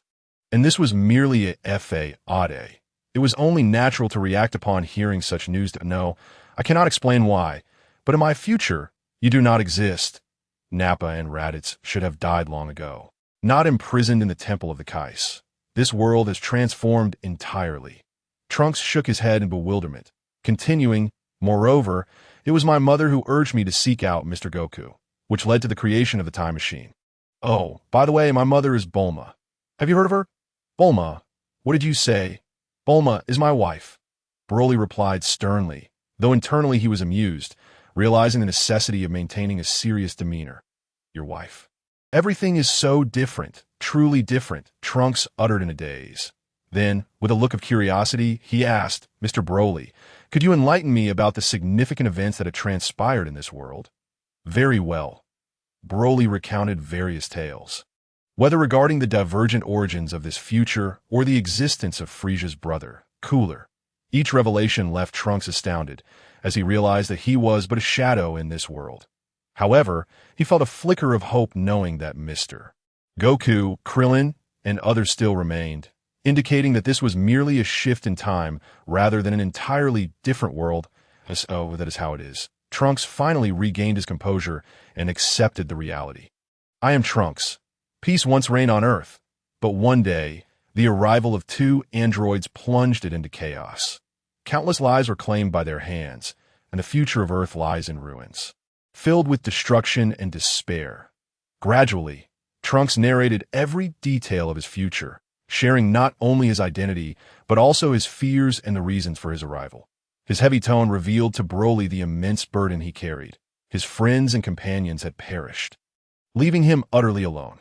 Thankfully, he had his mother to support him, preventing his complete collapse. Broly also informed Trunks that a month prior, a girl from the future had relayed news about the androids to Goku and the others, even providing Goku with a special medicine. After hearing this, Trunks remained silent.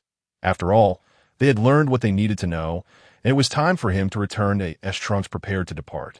Broly called out to him, inquiring about the spatial nodes and world of Trunks' timeline. Trunks readily shared this information, then boarded the time machine to leave, promising Broly that he would return in 2 years to discuss potential methods for defeating the androids. Before vanishing into thin air, Chapter 30. The emergence of the androids' time passed, and soon Vegeta, Goku, Krillin, Piccolo, Ten, and others arrived at the scene, finally gathering together. They approached Broly, eager to learn what had just transpired. Oh, a young man named Trunks, who also hails from the future, came to inform us about the androids. In his timeline, it appears that the Earth's warriors were all slain, leaving only Trunks alive. He came here not only to warn us about the androids, but also to deliver medicine for Goku's heart condition. Although you already received medicine from that girl, since someone else also brought it, I decided to keep it, for one can never have too much medicine. As he spoke, he tossed the medicine to Goku. Additionally, he sought to learn how to eradicate the androids. Wait, what do you mean everyone was killed by the androids? Wasn't Broly able to handle them? Goku exclaimed in disbelief, and even Piccolo and Vegeta wore expressions of shock. They were somewhat aware of Broly's strength. Although they had never witnessed him at full power, Goku, Vegeta, and Piccolo knew that even at their peak, they would not stand a chance against him, which is why they had refrained from challenging him and focused on their training instead. Well, he mentioned that in his timeline, my existence was absent, so he was unaware. Broly explained. However, that's not the main point. The crucial matter is that we can ascertain that the androids will definitely appear in 2 years. If we do not train diligently now, it is entirely plausible that we will be killed. Broly stated with gravity. Upon hearing Broly's words, everyone nodded in agreement, then swiftly departed, realizing that they must intensify their training in preparation for the formidable foes that awaited them in 2 years. Broly returned to find Bulma, sharing the temporal nodes he had obtained from Trunks and urging her to expedite her research. He also briefly recounted Trunks' situation. Subsequently, Bulma took the data to begin her studies, while Broly entered his own space to commence a more rigorous training regimen that in the ensuing 2 years, each individual undertook increasingly arduous training. Meanwhile, Bulma, having received the data from Broly, dedicated time to comprehend the principles of the time machine. After a while, she explained to Broly that even with the capabilities of Capsule Corporation, it would take a daunting 10 years to construct a time machine, and it would require at least an additional year to gather the necessary energy for round trips. Broly couldn't help but admire the future Bulma, who managed to create one in just 17 years under such dire circumstances. Truly remarkable. Upon learning of the situation, Broly pondered deeply whether he could achieve the task at hand. After considerable reflection, he concluded that, with a specified time and location, it was indeed possible for him to do so. He then instructed Bulma to dismantle the time machine's temporal adjustment device and modify it. intending to synchronize it with the timeline of his world when Trunks arrived, allowing for a journey through time that might reveal the profound truths of existence. As time flowed by, 2 years swiftly elapsed. On September 25th, an otherwise ordinary day commenced, with the sun rising as it typically did. The Dragon Ball warriors concluded their training and gathered on a large island situated 9 kilometers from Southeast Island. "Ah, it's Tien and Kaitsu," Krillin exclaimed, floating in the air. Spotting several figures atop the island summit, he descended alongside Goku, Piccolo, and Gohan. "We've been waiting for you." "You're late, Gohan. You've grown so tall," Bulma remarked, holding a child in her arms at the side of the spaceship. "Honestly, Broly, how could you allow her to come here?" Goku questioned with a hint of exasperation. "That I'm just here to watch the battle. It's no big deal. I'll just take a quick look at the androids and head back." Bulma replied nonchalantly with a smile. Krillin, with his mouth agape, exclaimed, "What surprises me most is what Bulma is holding. This your child with Broly. What's their name?" With a swift kick to Krillin's calf. Bulma raised an eyebrow and retorted, "How rude. This is my child, not just something. Well, we do have a name. It's Cher, a name chosen by Broly." Isn't it lovely? At that moment, 2 oddly dressed individuals appeared on the island, one a plump fellow, the other an elderly man, both adorned with our insignia, emblematic of the Red Ribbon Army. The Dragon Ball group, having yet to encounter the androids, expressed their confusion. Where could they be? Tin wondered aloud. "Oh no, I just remembered that girl mentioned the androids have no energy." Goku exclaimed. The group then deliberated. "So, what do we do now?" Let's split up and search, but don't stray too far," Goku instructed. "If you find anything, notify everyone immediately." With that, they scattered, each pursuing their own course of action. Landing atop a dome-shaped building, Goku surveyed the town from his elevated position. "Darn it, where could they be? I should have asked Cher to describe them," he grumbled, having found no trace of the androids. Soon after, Kaiatsu was ambushed, and Goku and the others quickly rushed to his aid, utilizing Senzu beans to revive him. Following their confrontation, tempers flared, leading to a fierce clash on a secluded island. Chapter 31. A heart attack. The battle erupted swiftly. With 2 figures entangled in a fierce struggle, Goku's movements were even more rapid than during the fight on Namek, each punch and kick resonating with the force of a formidable cannon. Despite the seemingly cumbersome appearance of his opponent, the plump android matched Goku's speed and strength. "Darn it, that tall, lean android standing at a distance is observing the fight intently," he thought, surprised that his partner was evenly matched with Goku. Meanwhile, Krillin and the others stood nearby, their expressions growing grave as they watched the intense battle unfold. "It seems Goku and this android are roughly equal in strength," Krillin assessed, his gaze never leaving the 2 combatants. "No," Piccolo interjected, a smirk playing on his lips. "Goku is holding back his true power, and don't forget, he can transform into a Super Saiyan." Just as Piccolo finished his sentence, Goku transformed, catching the android off guard, though it maintained its composure. Throughout the ensuing battle, Goku continued to dominate Android 19, delivering a powerful kick that sent the android crashing to the ground. Emerging from the rubble, the android appeared unharmed, its expression void of emotion as it regarded Goku. However, Goku soon exhibited signs of distress. Panting heavily as if he had exhausted his energy reserves, in a fit of rage, he unleashed a Kamehameha wave at Android 19.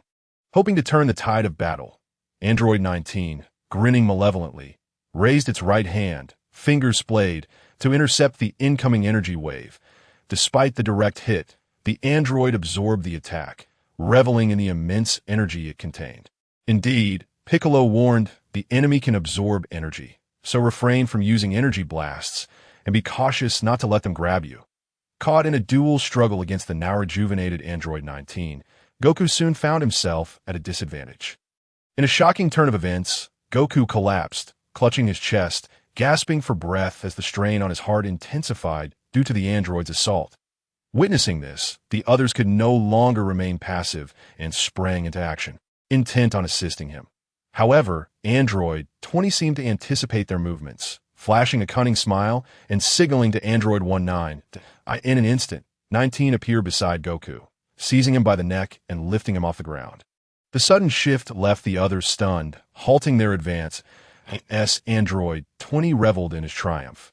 Android 19 absorbed Goku's energy until Vegeta intervened, delivering a powerful kick that sent 19 flying. Subsequently, as in the original tale, Goku was whisked away by Kairatsu, and upon transforming into a Super Saiyan, Vegeta swiftly dispatched Android 19, but observing the dire situation, Android 20 unleashed an energy wave and escaped amidst the ensuing smoke. Just then, Trunks arrived via the time machine, and everyone turned their gaze skyward as the spaceship gradually descended. That a young boy emerged, quickly recognized as the one they had not met previously. He informed them that the androids they had just fought were not the ones he knew, prompting Piccolo to recall Broly's daughter mentioning a male-female android duo. When he inquired, the boy confirmed Piccolo's suspicions, leading the group to disperse in search of Android 20. Chapter 32. The Demise of Dr. Gero. As everyone scattered in search of Android 20, Broly escorted Bulma home. Concerned for the safety of their friends, she urged Broly to assist them promptly. There's no rush. The real androids haven't shown themselves yet. Once the two true androids appear, I will join the fray. Rest assured, everyone will be fine. Don't forget, I can teleport. Broly reassured her, his gaze affectionate. All right, but do take care of yourself. I'll be waiting for your return. Bulma replied. Before long, the group reconvened after their search for Android 20. Darn it, he got away. Vegeta fumed, still agitated over the android's escape. I could see that moment. Trunks inquired, where are Mr. Sun and Mr. Broly? Why aren't they here? Father's heart condition has flared up. Uncle Broly just took Aunt Bulma home. He should be back shortly. Wufan's delicate, pale face was etched with an expression of deep concern. It seemed that even the timing of the affliction had changed. Trunks murmured anxiously to himself. I could see that moment. Piccolo posed a crucial question. The androids you mentioned, what exactly do the male-female duo look like? I certainly do not wish to make another mistake. Android 17 is a youth with black hair, adorned with a scarf around his neck, while Android 18 presents a youthful appearance, her attire resembling mine, both exuding an icy demeanor, complete with round earrings, making them easily distinguishable. Trunks replied, are they similar to the androids we encountered earlier? Do they absorb energy through their palms? Piccolo inquired further. Absorb energy? That's unnecessary. Their energy sources are boundless, Trunks explained. Just then, Broly appeared before them, revealing that Android 20 was, in fact, Dr. Gero. He also disclosed the location of Dr. Gero's laboratory, stating that this information was provided by Bulma, and to confirm its authenticity, he had brought along documents extracted from Bulma's computer for everyone to examine. Subsequently, they hurriedly made their way to the research facility of Dr. Gero, and one anticipated that upon their arrival, they would hear the sounds of heated argument within. Bursting through the door, they beheld the black-haired youth leaping into action. His movements swift as lightning, executing a powerful kick aimed at Dr. Gero's head. With a resounding thud, something rolled across the floor, followed by an eerie silence as the onlookers stared in disbelief, rendered speechless by the shocking scene before them. Closest to the youth, Krillin stood frozen, his gaze transfixed on the ground, his pupils wide with horror, his heartbeat nearly ceasing. His astonishment, Dr. Gero's head had rolled to rest at his feet. Though merely a head, Dr. Gero had not succumbed to death entirely. His eyes, wide as saucers, flickered with emotions of regret, fear, and rage as he bellowed, "You ungrateful wretches!" Before Dr. Gero could complete his sentence, the black-haired youth soared into the air, landing lightly before Krillin, specifically atop the severed head of Dr. Gero. The sound of impact resonated in the hushed laboratory like thunder in Krillin's ears, abruptly silencing Dr. Gero's voice. At that moment, Broly arrived leisurely, his intention singular. He had come for Android 18. He believed it a travesty for such a beautiful and charming girl to be with Krillin, and he was determined to rescue her from his grasp. Upon spotting Android 17, anticipation lit up his face as he awaited the appearance of Android 18. Chapter 33. Androids 17 and 18 with flowing black hair, a strikingly handsome face, and elongated, piercing eyes devoid of emotion, yet brimming with lethal intent. The youth stepped forth. Following closely behind him was a girl, her delicate features captivating with alluring golden hair and an enviable figure, all indicative of her stunning beauty. Yet, her expression remained emotionless, her gaze chillingly frigid. Upon witnessing the duo, Vegeta scoffed, "It appears you are the true androids." Androids 17 and 18 exhibited no reaction, though 18 approached another stasis pod, asking 16, "I don't recall such a model of android." 17 shook his head in ignorance and suggested, "Why not open it and find out?" Indeed, with that, android 18 activated the pod, and in an instant, android 16 awoke. Towering in stature, with a pineapple hairstyle and clad in green, his fiery red hair stood in stark contrast. As 16 prepared for battle, he glanced at 17 and 18 before silently exiting the room. Meanwhile, Vegeta's fury erupted. He had been utterly disregarded. The blatant disregard was intolerable, igniting his wrath with a cold snort. Vegeta gathered his energy, forming a ball of ki, which he hurled towards 17 and the others. The explosion sent tremors through the mountainside, dust and debris filling the air as the ground sank beneath them. With Vegeta soaring into the sky, following closely behind him were the unharmed 17, 18, and 16. The four now hovered in midair, an invisible tension crackling as a fierce battle loomed on the horizon. Since the emergence of Android 18, Broly had not taken his gaze off her. Wow, she's truly adorable, with such an impressive figure. How could someone so beautiful and charming be with that bald-headed Krillin? No, she is mine, Broly thought to himself. Approaching Vegeta, Broly declared, "Vegeta, feel free to engage 17 and 16, but leave Android 18 to me." Without awaiting Vegeta's response, he retreated to join the others. Unfazed, 17 regarded Vegeta with a stoic expression, articulating coldly, "I do not wish to waste time on you. My target is Son Goku." At this, Vegeta's expression darkened further, his hair igniting into a golden blaze, exuding an overwhelming aura of menace. As his energy surged, the ground trembled, stones and dust swirling around him, fissures creeping outward in every direction. With a swift motion, Vegeta vanished from sight, becoming a blur of ethereal afterimages, reappearing before Android 17 to unleash a powerful punch. The force of his strike whipped 17's hair back as Vegeta shouted, intensifying his attack. Android 17 deftly evaded the blow with an agile sidestep, his eyes narrowing sharply as he retaliated with 5 rapid energy blasts. Boom! Boom! Boom! Vegeta propelled himself from the ground, shifting like a dragon, narrowly dodging 17's assault. The two engaged in a breathtaking exchange of blows, their figures moving at an astonishing speed, leaving Krillin watching from the ground, momentarily dazed and unable to keep pace with their frenzied rhythm. How fast! Krillin's expression soured, helplessly observing the two as they darted through the air, their movements too swift for him to comprehend, highlighting his inability to partake in such a formidable clash. As the spectators remained entranced by the aerial duel, a chilling voice interjected, "Allow me to take care of you." Startled, the onlookers turned toward the source of the voice, revealing the previously silent golden-haired girl. Despite her feminine appearance, Piccolo recognized her true identity as an android, and he felt no inclination to underestimate her. "Do not be so tense. I will handle this woman," Broly stated casually, prompting the others to relax and refocus on the battle between Vegeta and Android 17. That moment, Broly floated before Android 18, exclaiming, "TSK, such a beautiful girl. Why resort to violence so readily?" "That's not right." Before he could finish, Android 18, infuriated, raised her elbow to strike Broly. Unfazed, Broly effortlessly caught her arm, twisting it behind her. Android 18, undeterred, attempted to strike with her other hand, only to have it captured as well. Despite her struggles, she found herself immobilized, unable to break free from Broly's grip. This moment, Broly felt an inexplicable thrill as Android 18 found herself ensnared, her hands captured and twisted, in her struggle. She inadvertently leaned back, causing their bodies to press closely together. "All right, lass, cease your wriggling.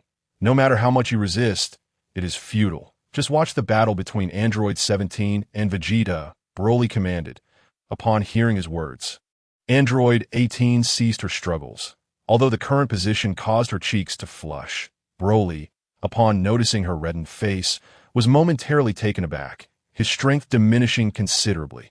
Seizing the opportunity, Android 18 swiftly extricated herself from Broly's grasp and shot him an indignant glare. Choosing not to retaliate, the onlookers could only shake their heads, bemused by how the fight had devolved into such an intimate encounter. Meanwhile, the fierce battle between Android 17 and Vegeta raged on. With a resounding crash, a figure was hurled into the air, colliding with a hill and becoming lodged within its rocky recesses, appearing utterly disheveled. Android 17's long hair whipped wildly in the tempest, and in a flash he transformed into a streak of light, darting towards the sunken hillside. Pausing at a vantage point several meters above the ground, he unleashed a barrage of radiant energy waves, assaulting the already crumbling hill as if a tempestuous storm had descended upon it. Just as dozens of energy waves converged in a net-like onslaught, a haughty roar echoed through the air, followed by a blinding golden light that erupted like 1,000 suns. Clad in a blue battle suit, Vegeta's brow furrowed, his golden hair standing on end as an overwhelming aura burst forth from him, retaliating against the oncoming waves of energy.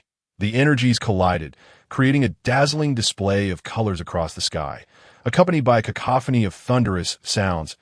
As their combat intensified, the ground trembled and fractured, the clouds swirling as if disturbed by their formidable powers. That all the strength you possess?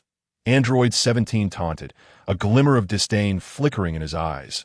With a sudden burst of speed, he appeared before Vegeta, launching a rapid barrage of strikes. Faced with Android 17's blatant provocation, Vegeta's expression darkened, yet he found himself unable to counter amidst the relentless assault, forced to evade left and right. As Android 17's attacks grew increasingly fierce, Vegeta's attempts to dodge became more cumbersome.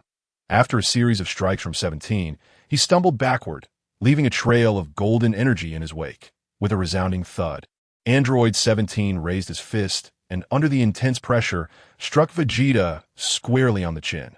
The force sent Vegeta crashing into a barren expanse, a cloud of dust and debris swirling around him as he sank into the cold earth. Android 17 smirked, vanishing from sight before reappearing beside the fallen Vegeta. "You fool!" Vegeta shouted, struggling to rise, but Android 17's foot pressed down on him, forcing a pained groan from his lips as he sank further into the ground. Looking down at the defenseless Vegeta, Android 17 remarked coolly, "Your strength falls woefully short." At that moment, Broly intervened. "Enough, 17. While you may be androids, it seems you do not revel in senseless slaughter. Why persist in targeting Son Goku? Surely, there are more fulfilling pursuits." Upon hearing Broly's voice, Android 18 shot him a fierce glare before departing alongside Android 16 and 17. Shortly thereafter, Broly called out, "Ah, Android 18, I shall seek you out again in the future. Await my arrival." Almost losing her balance mid-flight, Android 18 hastened her pace. The remaining spectators regarded Broly with a mix of bewilderment and intrigue. "What are you staring at? Return to your homes," Broly commanded. Meanwhile, Krillin handed a Senzu bean to Trunks, instructing him to feed it to Vegeta before the group prepared to leave. Vegeta's face was a mask of fury, his body trembling with anger from the humiliating defeat at the hands of the androids. "What a disgrace!" he roared, taking flight into the sky, seeking solitude. Let him be. Ever since he transformed into a Super Saiyan, that arrogant fool has been insufferable. This setback will likely be quite the blow," Piccolo said, halting Trunks, who had intended to pursue Vegeta. Trunks paused, deep in thought, before expressing his confusion. "They do not resemble the androids I have known. The ones I encountered lacked such strength and possessed a markedly different temperament. They do not seem particularly savage." Broly approached Trunks. "Show me your time machine," he requested. Trunks looked puzzled. "What for?" "No matter, just bring it forth. 2 years ago, I discovered a time machine in the West District. I have it at home. You can inspect it later, but first, I need to see yours," Broly insisted. Trunks, astonished by the mention of another time machine, reluctantly retrieved the capsule and tossed it. Broly stepped forward, using the time machine's temporal coordinates to record the fluctuations of Trunks' world. "Excellent," Broly exclaimed, elated. Does this mean I can traverse between these two worlds? Chapter 34. Broly versus Broly. With matters temporarily settled, Piccolo seemed to have made a decision and soared towards the Supreme Kai's temple. Broly intended to test the connection between the current time coordinates and Trunks' world. Returning with him to Bulma's residence to examine the time machine, he informed Bulma of his impending departure, requesting her to look after Kaiotsu. And though reluctant, she bid him farewell. After preparing his belongings, Broly began to establish a connection to the time coordinates. In an instant, he felt as though he had entered a vibrant tunnel of colors. Catching glimpses of fleeting images before they vanished, before him lay a desolate street, utterly devoid of life, clearly not his own world. Success, he thought, though the rapidity of the experience left him disoriented. Closing his eyes to concentrate, he felt a surge of anger upon realizing the global population was fewer than 100,000. No wonder Trunks harbored such animosity towards the androids. Their cruelty was intolerable, although it did not directly concern him. Witnessing such devastation incited a sense of fury. However, with Trunks expected to return soon, he deemed it unnecessary to involve himself, though delivering a lesson to the androids was certainly an option. Before long, he sensed a surge of energy nearby. So, you have finally decided to show yourselves, he scoffed. Android 17 and 18 grinned wickedly. We mentioned giving you a 10-second head start. Why are you taking so long? They taunted, launching energy blasts that detonated, claiming the lives of several innocents. Clearly relishing the horror they inflicted, as the space shimmered, Broly appeared before them. Another unfamiliar face? Don't tell me you're here to defeat us. They mocked. Point 17. Leave this one to me. This human seems rather dull. Finally, a worthy opponent has emerged, 18 declared coldly, her demeanor exuding malice. This could make things more entertaining. 17 chimed in, sharing her sinister delight. Observing the two, Broly felt a mix of admiration and disdain. They bore identical features yet were entirely different beings, with little desire for further dialogue. He transformed, a golden aura igniting around him. Saiyan. The duo's expressions shifted with newfound seriousness. Should there be two Super Saiyans in this world, it would pose a significant challenge. The revelation of another besides Trunks was certainly troubling. Nodding in unison, they charged forward. Their initial strikes met empty air. And without hesitation, Broly delivered a powerful blow to 17's abdomen, causing him to spit blood and crash to the ground. Mercilessly incapacitated, in a fit of rage, 18 lunged at Broly, but he swiftly caught her fist. Despite her attempt to retaliate with a kick, Broly blocked it effortlessly. When she aimed an elbow at his midsection, he seized her other arm, conjuring an energy sphere that ensnared her, subsequently imprisoning her within his spatial ring. Ignoring the severely injured 17, Broly surveyed the fleeing populace, exhaling a heavy sigh. However, there was no time to heed them. From a distance, I sensed the position of the southern galaxy, feeling a familiar and potent energy. In an instant, I teleported to a planet, and this sensation was suddenly, I felt an inexplicable connection, as if our bloodlines were intertwined. Broly surveyed his surroundings, a flicker of excitement igniting within him. Could fortune truly smile upon him? In an unknown part of this planet, a figure, reminiscent of a slumbering beast, seemed to have sensed something, slowly awakening with a low, furious growl. Broly took note of the teleportation and beheld the figure's face. Mouth agape in astonishment. There it was indeed, though it appeared to be in a state of slumber prior to. Broly's astonishment stemmed from the fact that he was gazing upon himself. Aside from a slight difference in attire and demeanor, every feature mirrored his own. That he regarded Broly 1, this version representing Trunks' world, with caution. The latter gradually opened his eyes, and his aura began to swell. As if in anguish, he clutched his head and cried out, "Kakarot! Kakarot!" His voice was deep and resounding before he suddenly fixed his gaze upon Broly and shouted, "Kakarot!" Momentarily bewildered, Broly 1 seemed to hesitate, but soon, with the remnants of his dwindling sanity, he inquired, "Kakarot, where is he?" Broly remained vigilant, sensing that this being had likely slain his father and was a harbinger of destruction, merely sleeping when fatigued. Now, Broly 1 existed solely to wreak havoc, devoid of any hope for redemption. He replied coolly, "He is dead. In this world, Kakarot is indeed deceased. Dead?" The response left Broly 1 yearning for answers. In a fit of rage, his energy surged, transforming him into a Super Saiyan instantly. Broly likewise transformed, amplifying his power to its maximum in a blaze of energy that crackled with lightning. Broly 1 lunged at him, without employing any technique.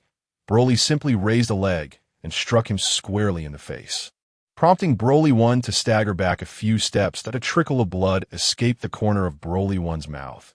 Yet he scoffed disdainfully, summoning a sphere of green energy and hurling it forth. Unleashing a barrage of energy orbs, Broly evaded several, swiftly closing the distance to Broly 1, delivering a rapid punch to his chest, and then launching a powerful kick that sent Broly 1 careening through vast stretches of forest and several boulders until he came to a halt on the surface of a lake. Roaring, howling, Broly 1 floated above the lake, bellowing incessantly as the space around him trembled, his aura swelling ever larger. He released a green energy blast, which Broly disregarded initially, attempting to sidestep only to find the sphere expanding to 10 meters. Catching him off guard and resulting in an explosion, Broly rose from the ground, fury igniting within him as he unleashed his full power, directing a green shockwave at Broly 1. To his astonishment, Broly 1 retaliated with a punch, the impact creating a thunderous explosion, yet he remained standing.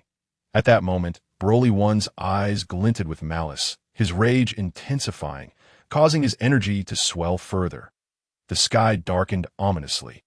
Rumbling echoed, and debris began to levitate into the air as Broly 1's aura surged upward. Suddenly, it seemed as if the center burst forth, a wave of green energy radiating outward. Broly 1's form expanded dramatically, his height increasing from 2.3 meters to 2.6 meters, his pupils vanishing, and his golden hair transforming into a vibrant green, arcs of emerald energy erupting skyward, entering a legendary state. As the dust settled, Broly 1 regarded Broly with an evil grin, his consciousness consumed by destruction. "Prepare to perish," he bellowed. In an instant, he lunged at Broly, delivering a powerful punch, which Broly countered with his own, resulting in a resounding clash that sent both combatants reeling backward.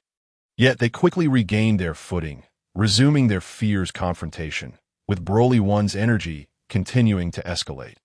Realizing the imminent danger, Broly resolved to unleash his full might before Broly 1 could grow even stronger. Chapter 35. The return of Broly. At this moment, Broly ceased to conceal his power. His aura erupted dramatically. He howled, a wave of destructive energy exploding forth as his physique surged, transforming into the legendary form. Both warriors now stood in their legendary states, with Broly 1 sensing the imminent threat. He charged at Broly, who retaliated with a thrust of an energy sphere. In response, Broly 1 unleashed a green energy ball toward Broly.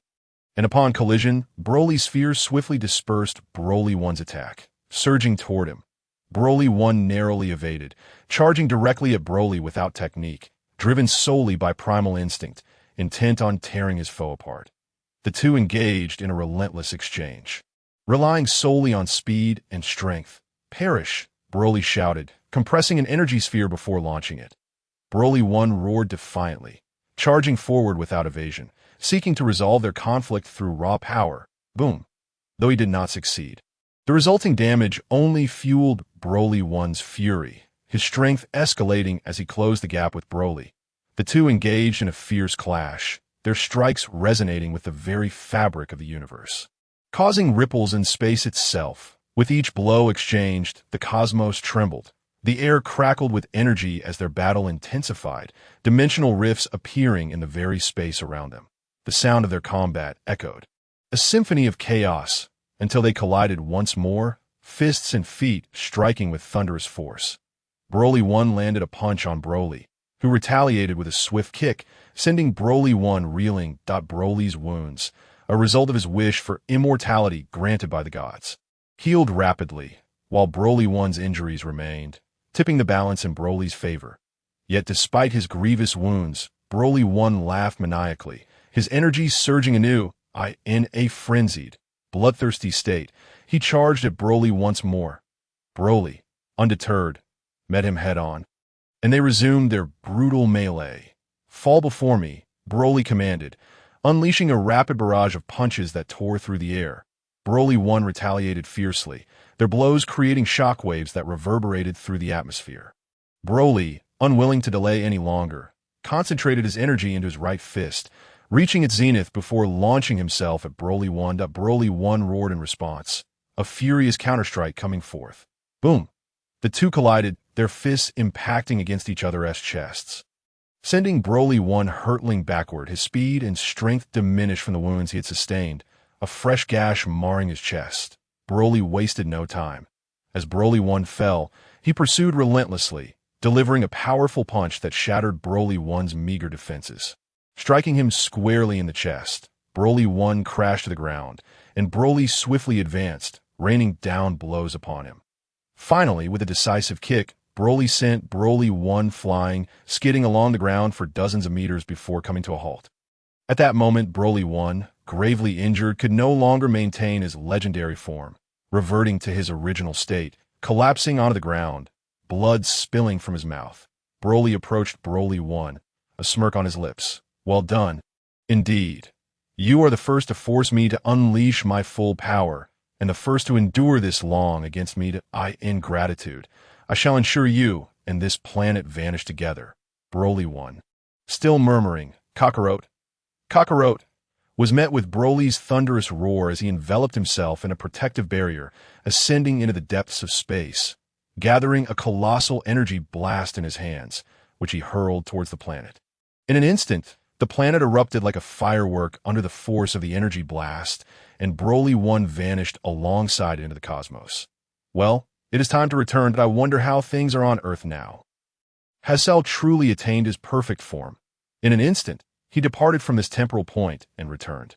Meanwhile, on Earth, after emerging from the depths, Cell sought to enhance and empower himself by absorbing the essence of humanity, resulting in the tragic demise of numerous inhabitants. Confront an adversary even more formidable than the androids. The gods and Piccolo finally merged, rendering Piccolo even more powerful, yet the Dragon Balls on Earth vanished. In a fierce clash with Cell, Piccolo not only triumphed over him, but also cleverly extracted Cell's true origin and intentions. Just as the mighty Piccolo prepared to eliminate him, Cell utilized the solar flare to escape, exploiting the terrain to his advantage. In order to vanquish this formidable foe, Goku resolved to transcend the Super Saiyan transformation. He brought Vegeta, Trunks, and Gohan to the hyperbolic time chamber of the Supreme Kai, where one day outside equated to an entire year within it, as only two could enter at a time. Goku allowed Vegeta and Trunks to proceed first for training. During the climactic battle between number 17 and Piccolo, Cell made his appearance. Although number 16 attempted to intervene, number 17's arrogance ultimately led to his absorption by Cell. After evolving, number 16 and the others proved no match for Cell, culminating in Tien's sacrificial act to facilitate number 18's escape. Upon completing his training in the time chamber, Vegeta confronted Cell and easily overwhelmed him in his semi-perfect state. Provoked by Cell, Vegeta assisted him in absorbing number 18, thus enabling Cell to achieve his perfect form. However, this resulted in a severe beating for Vegeta, as Cell boasted of his superiority. Subsequently, Cell proclaimed the commencement of the World Martial Arts Tournament in 10 days, declaring that if all participants were to lose, he would annihilate the Earth before soaring away. As 10 days swiftly passed, Goku engaged in a fierce battle with Cell at the arena. Suddenly, the fabric of space shimmered, and Broly's immense figure appeared in midair, crashing down to the ground. Goku and Cell paused their conflict, perplexed by Broly's arrival. Recognizing him, Goku greeted Broly. Upon hearing Goku's voice, Broly turned his gaze towards him with emotionless eyes, startling everyone with his current appearance. "What brings you here, Goku?" Broly inquired. To make a long story short, another android has emerged, and he's absorbed number 17 and number 18 to become perfect, standing right beside you. Goku replied. Broly's gaze shifted to Cell. "So you're competing against this trash?" Number 18 was absorbed. "Huh. No worries, Goku. Let me handle this, that I will force him to regurgitate her, Broly disdainfully remarked at Cell, while Goku and the others readily agreed. However, Goku proposed a match with Broly once Cell was dealt with, to which Broly consented. Broly then faced Cell directly, while the Satan Corps and reporters foolishly shouted from the sidelines, "Sir, if you wish to compete, please adhere to the proper order and do not intervene." Chapter 36. Crushing Cell. Krillin and the others admire the audacity of the reporters and the Satan Corps, exclaiming, "What courage!" Or perhaps they are utterly foolish. Meanwhile, Cell seethed with rage, having transformed into his perfect form, and could not fathom being called garbage. Did they not realize he was the most perfect and powerful warrior in history? In a flash, Cell vanished before the crowd, delivering a powerful kick to Broly's head. As the onlookers stood in shock, they witnessed Broly remain completely unfazed, not even bending his neck in response. Broly coldly regarded Cell, stating, "Is this truly all your power? Cell, you've deeply disappointed me. I anticipated a modicum of enjoyment from our battle. It appears you are nothing but trash." With that, he swiftly struck Cell with a punch, sending him crashing to the ground, where he coughed up green blood. Goku and the others were once again astonished. Was this truly the Cell they had struggled against with all their might? How could he be so weak, unable to withstand even a single blow from Broly? Vegeta, feeling the greatest shock, clenched his fists in frustration, unable to accept the vast disparity between himself and Broly. The host, filled with excitement, exclaimed, "This is incredible. Though this gentleman may not have followed the order, he has just knocked Cell to the ground with a single punch. It seems Cell has finished Piccolo with his wisdom and experience." Was equally astonished, remarking, "That was Cell, to be taken down with one punch. It appears Cell is no match for him. Although I suspected Broly was powerful, I never anticipated he would be this formidable." As Cell struggled, bloodshot eyes glaring, he rose and bellowed, "You little brat, I will never forgive you." "Is that so? Then show me what you've got. Stop boasting," Broly retorted, beckoning with his finger. "Do you think that was all my strength? Allow me to demonstrate my true power." Cell roared in fury, pushing his energy to its peak, almost breaching the Super Saiyan 2 threshold. Yet even in this state, the others were astonished, with lightning crackling around him. Cell launched a punch at Broly, only to have it caught effortlessly. Broly smirked. "Cell, you've disappointed me. Is this your only capability? You are far too weak. I've lost interest in playing with you. Prepare to meet your end." With that, he delivered a crushing blow, sending Cell crashing into the ground, leaving a clear imprint. Broly approached Cell, stating, "Let me liberate you and ease your suffering." As Cell slowly rose again, his eyes wide and bloodshot, he clutched his chest, gasping, only to expel a yellow-haired woman. Number 18. Broly swiftly grasped her, and before Goku could respond, vanished, reappearing next to Cell. As Cell, in anguish, regressed, he cried out, "Damn it, I will not let you go." "You wretched brat," Trunks joyfully shouted. "It's number 18. Fantastic. Cell is no longer in his perfect form. In this state, he could be defeated without worry." Broly coldly chuckled. "You won't let me go? Do you still have any tricks up your sleeve? Then by all means, use them.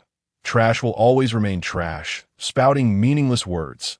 With a resounding roar, Shilu unleashed his energy to its maximum, his body swelling in size. Broly observed coldly as Shilu laughed maniacally. "Ha! I shall ensure your demise. In just 1 minute, I will explode, and the earth will meet its doom alongside me. I thought you possessed some prowess." Broly stepped forward, prompting Shilu to declare, "You mustn't attack me. The moment you touch me, I will detonate. What will you do now?" The crowd gasped, and Sun Wukong's expression suddenly turned resolute, as if he were contemplating an action. "Yes, that's so." In an instant, Broly seized Shilu, a protective shield materializing at his side, swiftly transporting Shilu to the vast emptiness of space. He then waved farewell, slowly preparing to self-destruct. "I shan't accompany you any longer," he stated before vanishing in an instant. "You stand still. My hatred is boundless." Watching Broly disappear, Shilu roared in frustration, his eyes gleaming with malevolence and resentment. However, the self-detonation had commenced, entirely beyond his control. His body had become immobile, and he could only watch helplessly as he continued to swell. The energy within him growing increasingly ferocious, slowly leaking out. His skin began to crack, blood gushing forth. His visage contorted in agony, no longer resembling a human, but rather a vengeful demon from the depths of hell. Awaiting his demise, I refused to accept this. Following a heart-wrenching roar, a thunderous explosion echoed through the desolate cosmos. The sound, limited by the sparse medium of space, diminished in intensity, yet the immense shockwave radiated outward, stirring up monumental waves in the once tranquil universe. Approximately half an hour later, everything returned to a state of calm. Sun Wukong and the others were astonished that Broly had vanished with Shilu. Eagerly awaiting his return that moment, Piccolo inquired, was Broly's transformation just now a Super Saiyan form?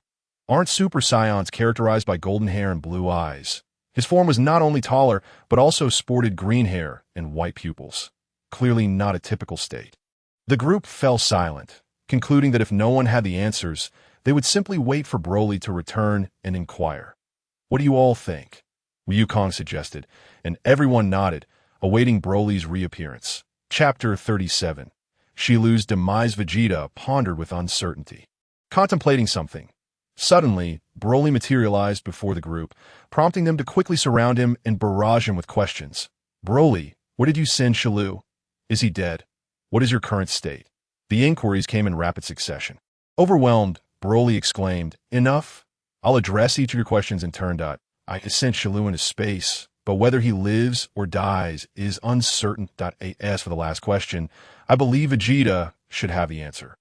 With that, he directed the question toward Vegeta, and everyone turned their gaze to him. That moment, Broly reached out to take Android 18 from Wukong, while the group awaited Vegeta's response.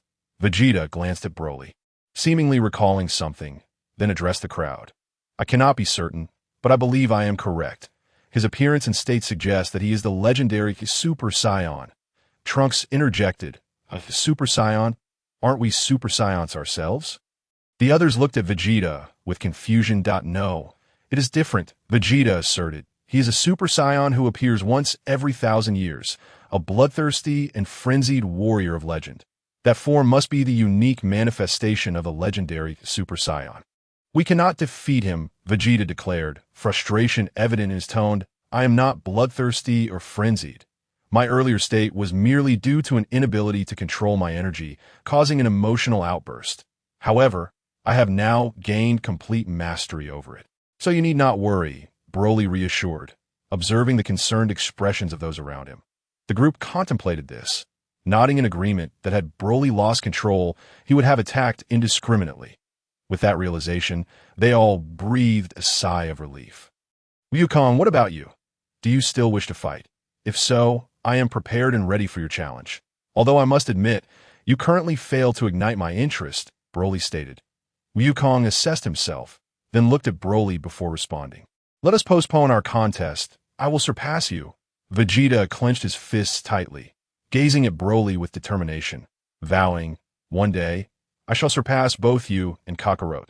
Just as he prepared to take flight, a beam of light suddenly shot toward them. Quick, dodge! Everyone scattered as the beam pierced the ground. Turning to investigate, they were astonished to find Shilu had returned. The stunned reporter exclaimed, What is happening? The vanished Shilu has reappeared. With a triumphant expression, Shilu surveyed the crowd. Golden energy coursing with tendrils of electricity, clearly indicating his newfound strength. What? You were supposed to be dead, the others gasped. Dead? Shilu sneered. I thought I would perish as well, but fortune smiled upon me. After the self-detonation, my core remained intact, allowing me to resurrect, and I have returned even stronger. Broly retorted, a mere self-destructing fool has not perished. You think you have grown stronger? Shilu, feeling a twinge of anxiety, bellowed, You believe I'm the same as before? I assure you, I'm far more powerful now. You will find it difficult to defeat me. Is that so? Then let me witness the extent of your newfound strength.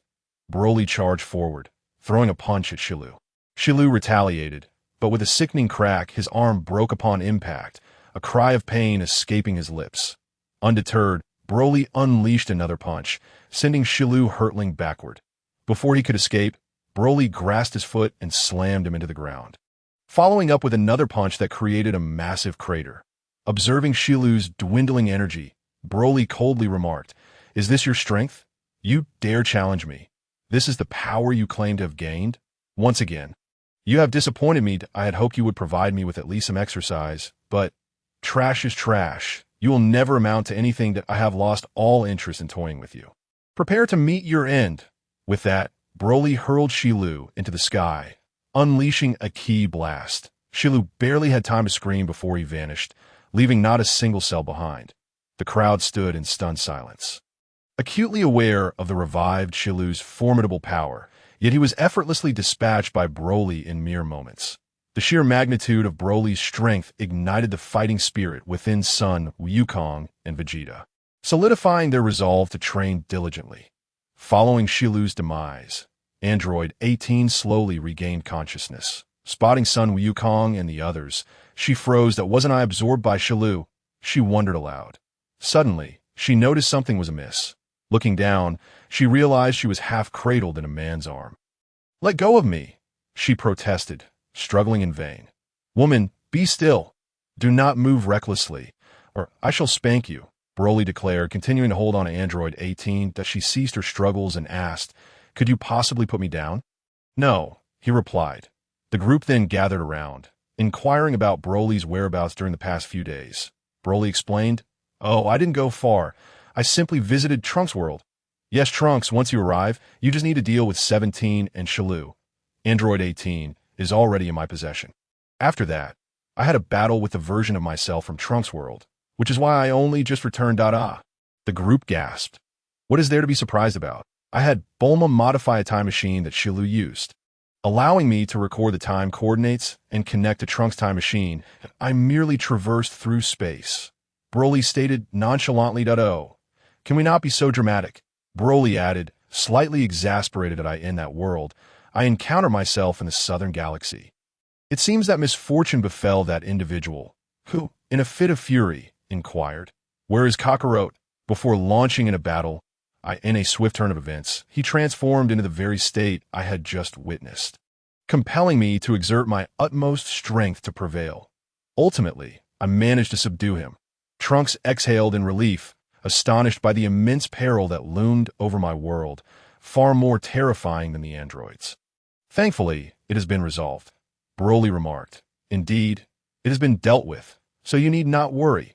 He then turned to Trunks and added, "Trunks, I have garnered a fair understanding of your world. Presently, neither the androids nor the yet-to-appear cell stand a chance against you. However, I offer you a word of caution." Trunks inquired. "What is it?" Broly continued, "Though I cannot be certain, there is likely an entity in your world even stronger than Cell, currently sealed away. The means to unseal this being lies in the energy of formidable warriors. Thus, after you vanquish the androids and Cell, it would be prudent not to display excessive power, lest you attract unwanted attention. Of course, if you possess strength surpassing that of Lightning Cell, you shall have nothing to fear." The onlookers were taken aback. Stronger than Cell, Trunks, comprehending the gravity of the situation, nodded in affirmation. "Yes, I understand it." That moment, a journalist approached. "Excuse me, sir. I ask your name and your thoughts on defeating Cell?" The crowd, should I commend their professionalism? Broly, somewhat speechless, decided to utter a few diplomatic words. "It is nothing extraordinary. Merely a duty we all must fulfill. As for my name, I would prefer to remain undisturbed." With that, he bid farewell to the gathering and, taking Android 18 by the hand, activated instant transmission and vanished, while the others dispersed as well. Chapter 38. Emotions sweetness. The Cell incident passed swiftly, and a month later, the world's order began to unfold positively as anticipated. Unlike the original narrative, Satan did not ascend to the role of savior. Ever since Broly returned to Bulma's residence with Android 18, Bulma initially harbored reservations upon encountering the latter. Yet, Broly felt a sense of joy. Having fought alongside Cell, it appeared that Android 18 had developed a certain interest in him. Given his own fondness for her, Broly welcomed this development with delight. Over the course of the month, the rapport between Bulma and Android 18 blossomed significantly.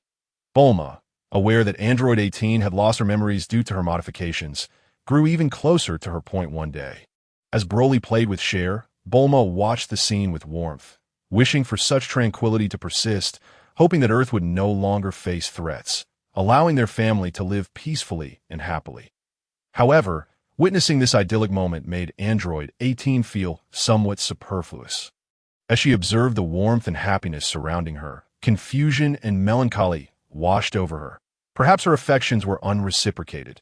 Just as she contemplated slipping away quietly, Bulma, ever attentive to Android 18's expressions, intercepted her with a smile, asking, "Where are you off to, 18?" Android 18 found herself momentarily perplexed, pondering the nature of this world and her place within it. Bulma chimed in, "If you have nowhere to go, why not join us? It seems my lecherous husband has taken a liking to you, though I harbor some reluctance. I understand he is not solely mine to command, so, 18, would you like to help me keep an eye on this rogue?" Broly, caught off guard, thought to himself, when did I become a lecher? If he truly were, he would have already established a harem, but he could only silently grumble. Android 18 fixed her gaze on Broly, then turned to Bulma and asked, "What does he mean?" Bulma exchanged a glance with Broly, whose message was unmistakable. "You're in luck," Broly asserted earnestly. "If you are willing, we shall be a family," as he looked at the two women standing together. With his daughter in his arms, a wave of contentment surged within Broly. Once he could ascend to the realm of the divine and challenge Whis, he would be able to enjoy eternal happiness with them. The battle against Trunks' world and Broly won, though arduous, yielded significant benefits, enhancing his control over Ki and substantially increasing his strength. With full power unleashed, he could contend with Super Saiyan 4 at peak capacity. Yet, he remained uncertain about the nature of the divine realm. It seemed prudent to consult the Kaishin or the old Kaishin for insights. However, he decided not to dwell on it further. Bulma led Android 18 into the house, and Broly followed. Observing the two women whispering together, a smile crept onto Broly's face. He truly considered himself fortunate to have won the affection of both. Noticing Broly's smile, Bulma asked, "What are you grinning about, you rascal?" But Broly offered no reply, instead approaching Bulma and Android 18, embracing them both, placing them on either side of his lap, kissing each of them gently, and saying, "18 has just joined our family. I trust you both will get along well." Both Android 18 and Bulma nodded shyly. In the following days, Broly took the two women around Earth, enjoying leisure activities and shopping as their bond deepened. Everything fell into place naturally. In a matter of days, Broly found himself sharing a bed with both women. Initially, Bulma felt shy about it, while Android 18 remained silent. However, through Broly's persistence, he ultimately succeeded. Broly finally understood what it meant to be a king who no longer attends morning court. For the pleasures of this arrangement easily dulled one's ambition, especially with two women, each possessing their own charm. One alluringly beautiful, the other endearingly cute. Reflecting on this, he understood why ancient sages spoke of the tender embrace as the grave of heroes. Such words held true for him in the warmth of their shared moments. Broly, Android 18, and Bulma lived a blissful life, while Cher thrived under their affectionate care. The days passed swiftly as everyone diligently trained. And time flowed on. Chapter 39. The demise of evil intentions. Time moved quickly, and in the blink of an eye, 7 years had elapsed. Everyone was diligently honing their skills, and during this time, significant changes occurred within Son Goku and others. Following the events surrounding Cell, while the military failed to locate the elusive Broly, they did find Son Goku and his companions. It was then that the Dog King finally learned that Son Goku was the young hero who had vanquished Demon King Piccolo, which filled him with immense gratitude. Consequently, he inquired in detail about the battle Son Goku and his friends had fought, coming to understand the remarkable capabilities that stemmed from martial arts training, leaving him utterly astonished by the extraordinary strength humans could achieve. Thus, a proposal was made to Wukong regarding the establishment of a martial arts school to instruct aspiring warriors. Son Wukong and his companions were quite supportive of cultivating martial arts and nurturing righteous defenders of the earth. However, Wukong expressed his own challenges, stating that he lacked sufficient time to teach disciples, especially since many had yet to even grasp the basics of martial arts. They could at best be considered slightly more adept in combat skills than the average person.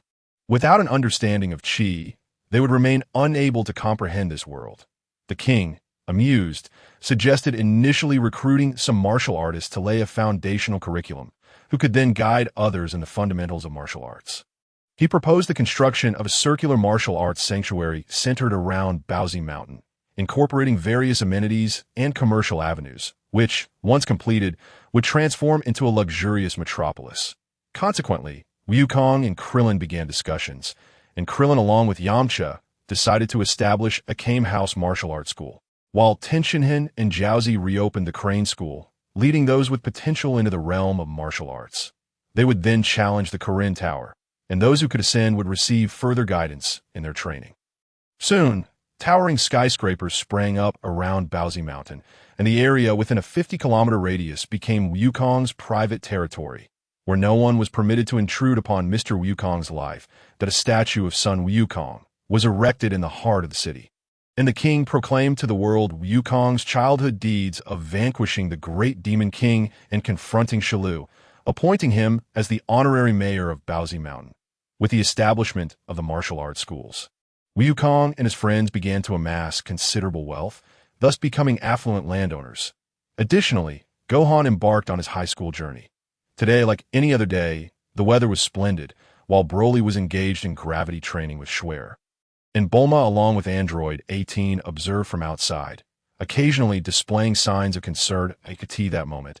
An overwhelming malevolent aura emerged, prompting Broly to halt his training and instruct Bulma to take Schwer for a bath. Just then, the phone in the room rang.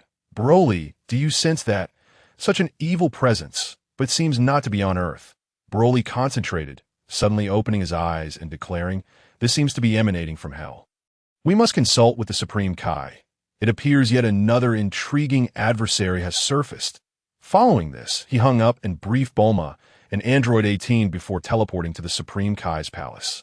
Meanwhile, on the surface, reports of the resurrection of the deceased began to surface, with many who had perished reappearing on Earth. Sun Wukong left Gohan and Goten behind to address the situation on Earth, while he ventured to the Supreme Kai's palace to meet with Broly. Over the years, Vegeta had also found a partner on Earth, divorced, and father boy named Trunks. At this juncture, Vegeta followed Wukong's energy to the Supreme Kai's palace, where Piccolo also emerged as everyone gathered at the Supreme Kai's palace. King Kai relayed urgent news to Broly and the others regarding a grave incident in Hell. The soul-cleansing machine had exploded, releasing malevolent energy that coalesced into a being known as Evil Aura Wave, urging them to hasten to Hell. With that, they quickly teleported to King Kai's location, who, recognizing the severity of the situation, instructed Broly and the others to confront Evil Aura Wave to restore order in Hell and the world.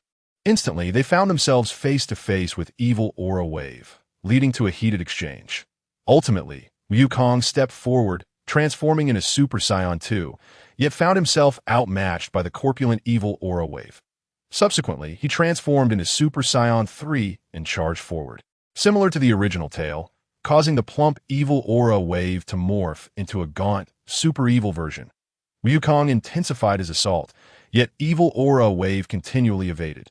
After a brief skirmish, Wukong paused his attack.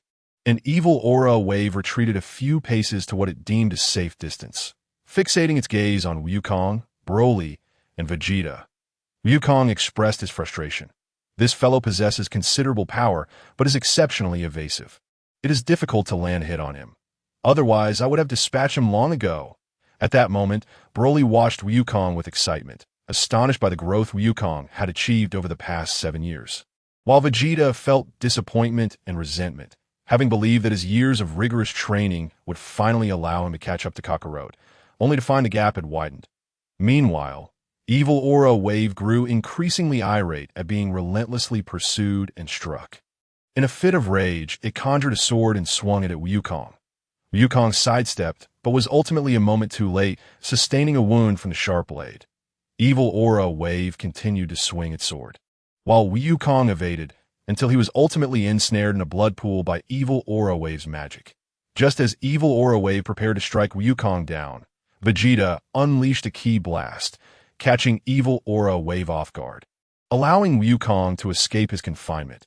Infuriated, evil Aura Wave retaliated with a punch directed at the sky, seemingly breaking through the spatial barrier, and instantly appeared before Vegeta, who barely managed to evade.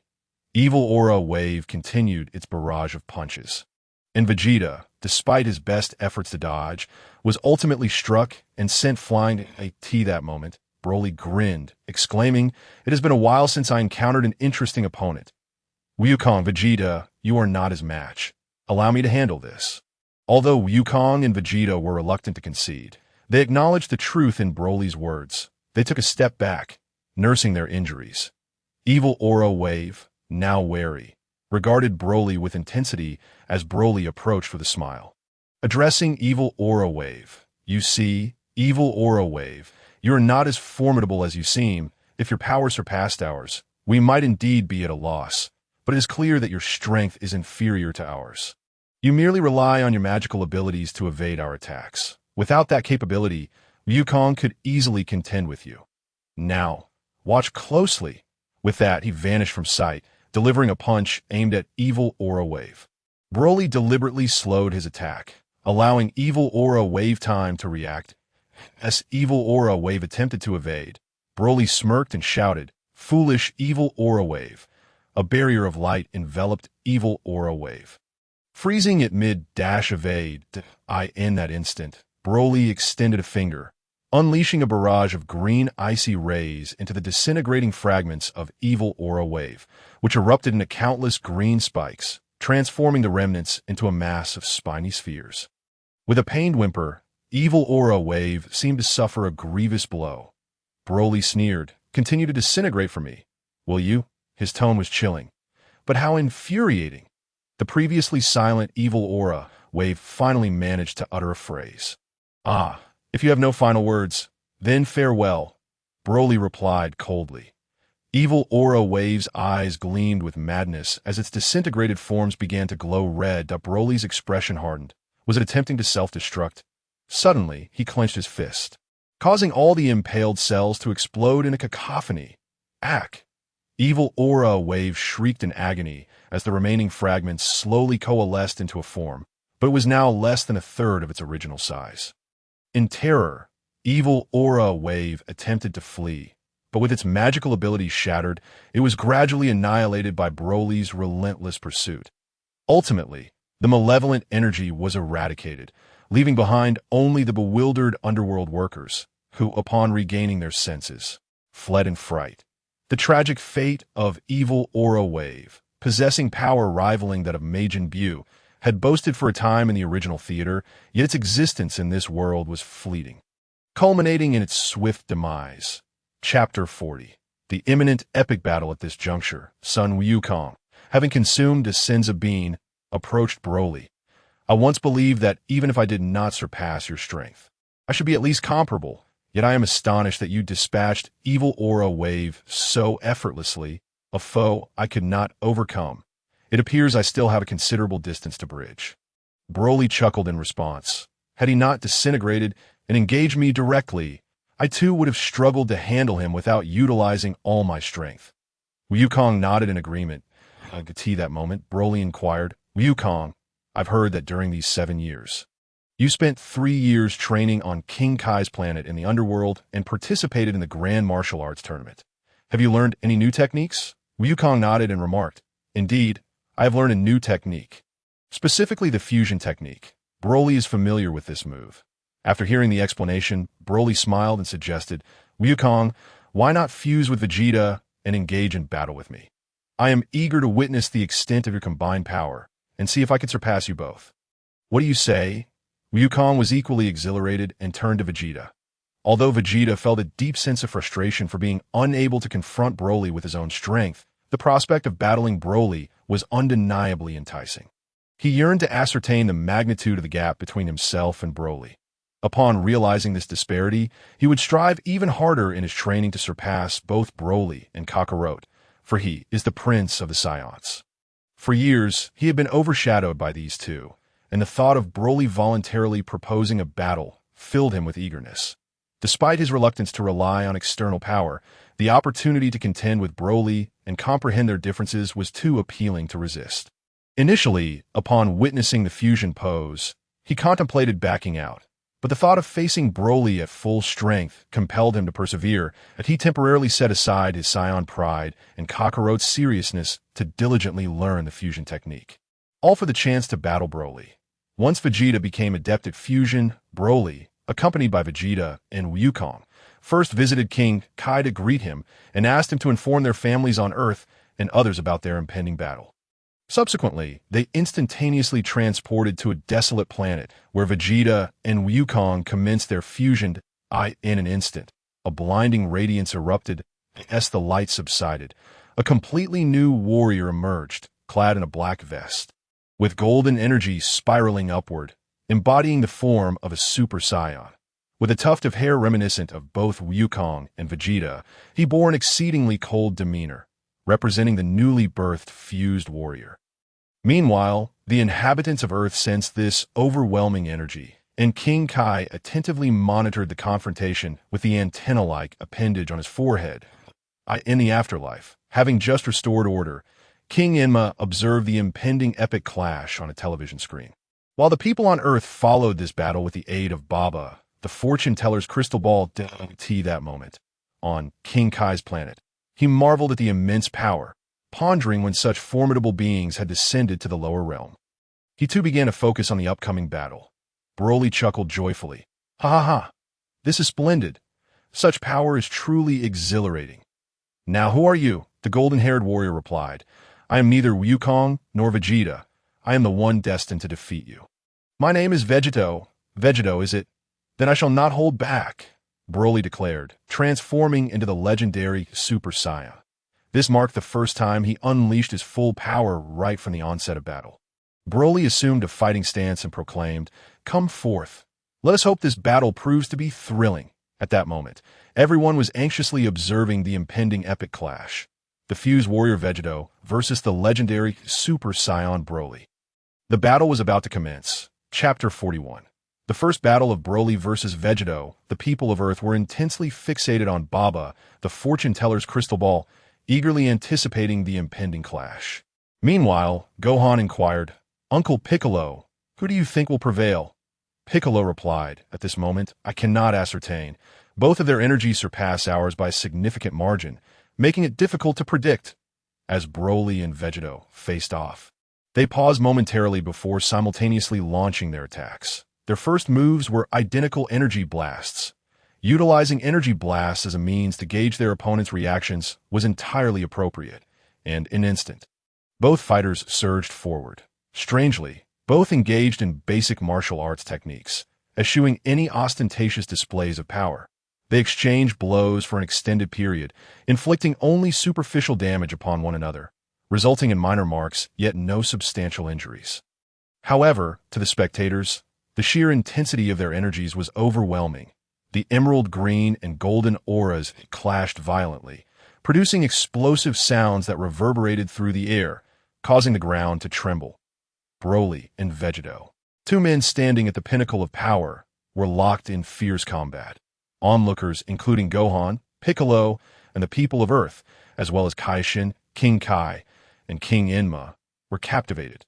Despite the disparity in strength, they were all warriors, and the allure of battle was irresistible, especially when witnessing a climactic showdown such as that between Broly and Vegeto. With a resounding crash, they exchanged powerful punches, causing them to separate momentarily. Broly remarked, "That warm-up was sufficient. The real battle begins now." Vegeto confidently nodded in agreement. "Yes, I have acclimated to this level of power. It's time to get serious." The crowd gasped in astonishment. What?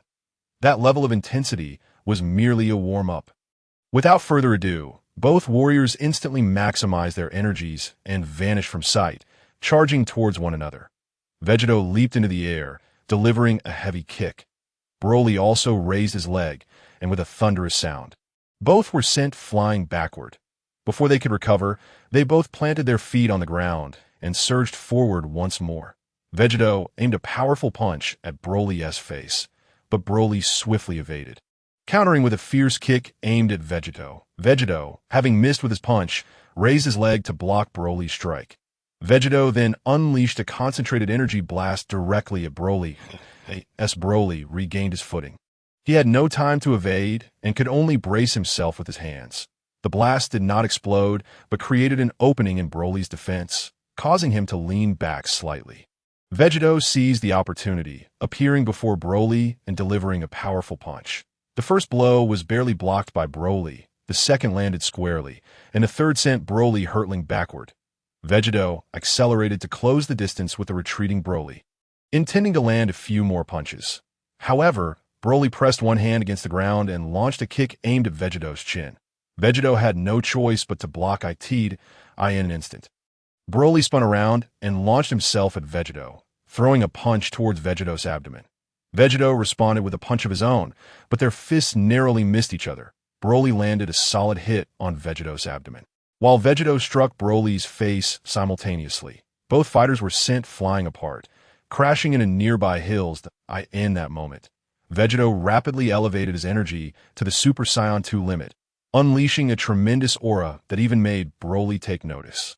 Broly's eyes gleamed with excitement as he laughed heartily, exclaiming, "Yes, this is what it means to be a super warrior. Only such battles are truly entertaining." With that, Broly also maximized his energy in an instant. They vanished and charged towards each other once more, their fists and feet colliding in a furious exchange, creating a cacophony of sound that resonated throughout the area. The spectators watched in exhilaration. Witnessing such an intense battle was an opportunity not to be missed. "Will Broly be all right?" Bulma asked anxiously, observing the fierce clash and soaring auras. Android 18, noticing Bulma's concern, grasped her hand reassuringly and said, "Don't worry, he will be fine." However, Android 18 was apprehensive that if the battle escalated further, the outcome would spiral beyond the control of the two warriors involved. The two combatants have fought to a stalemate. After their final fierce clash, they each retreated, revealing numerous scars upon Broly's body, while Gogeta had also endured significant blows from Broly.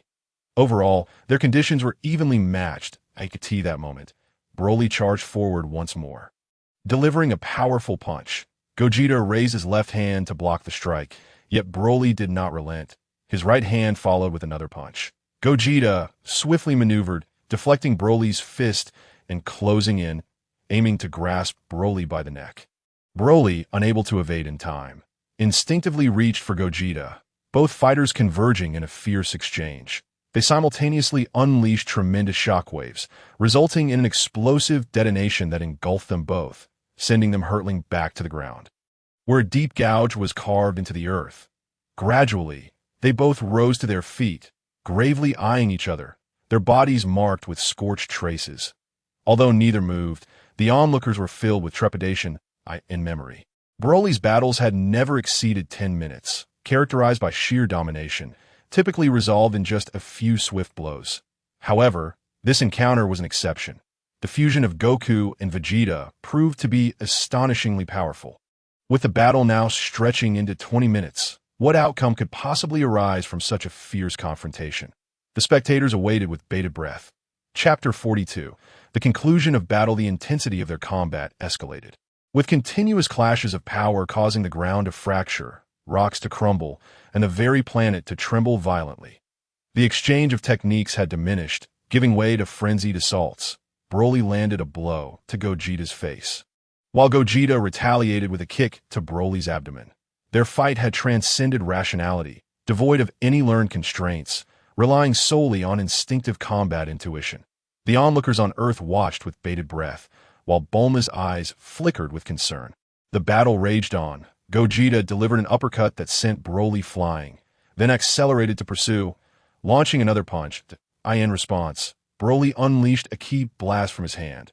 Gogeta deftly dodged, but Broly emitted another ki wave, which Gogeta could not evade in time. He lifted a leg to sweep the ki blast aside. Following this, Gogeta executed an instantaneous movement, appearing behind Broly and ensnaring him, enveloped in golden energy, as they both plummeted to the ground like a meteor.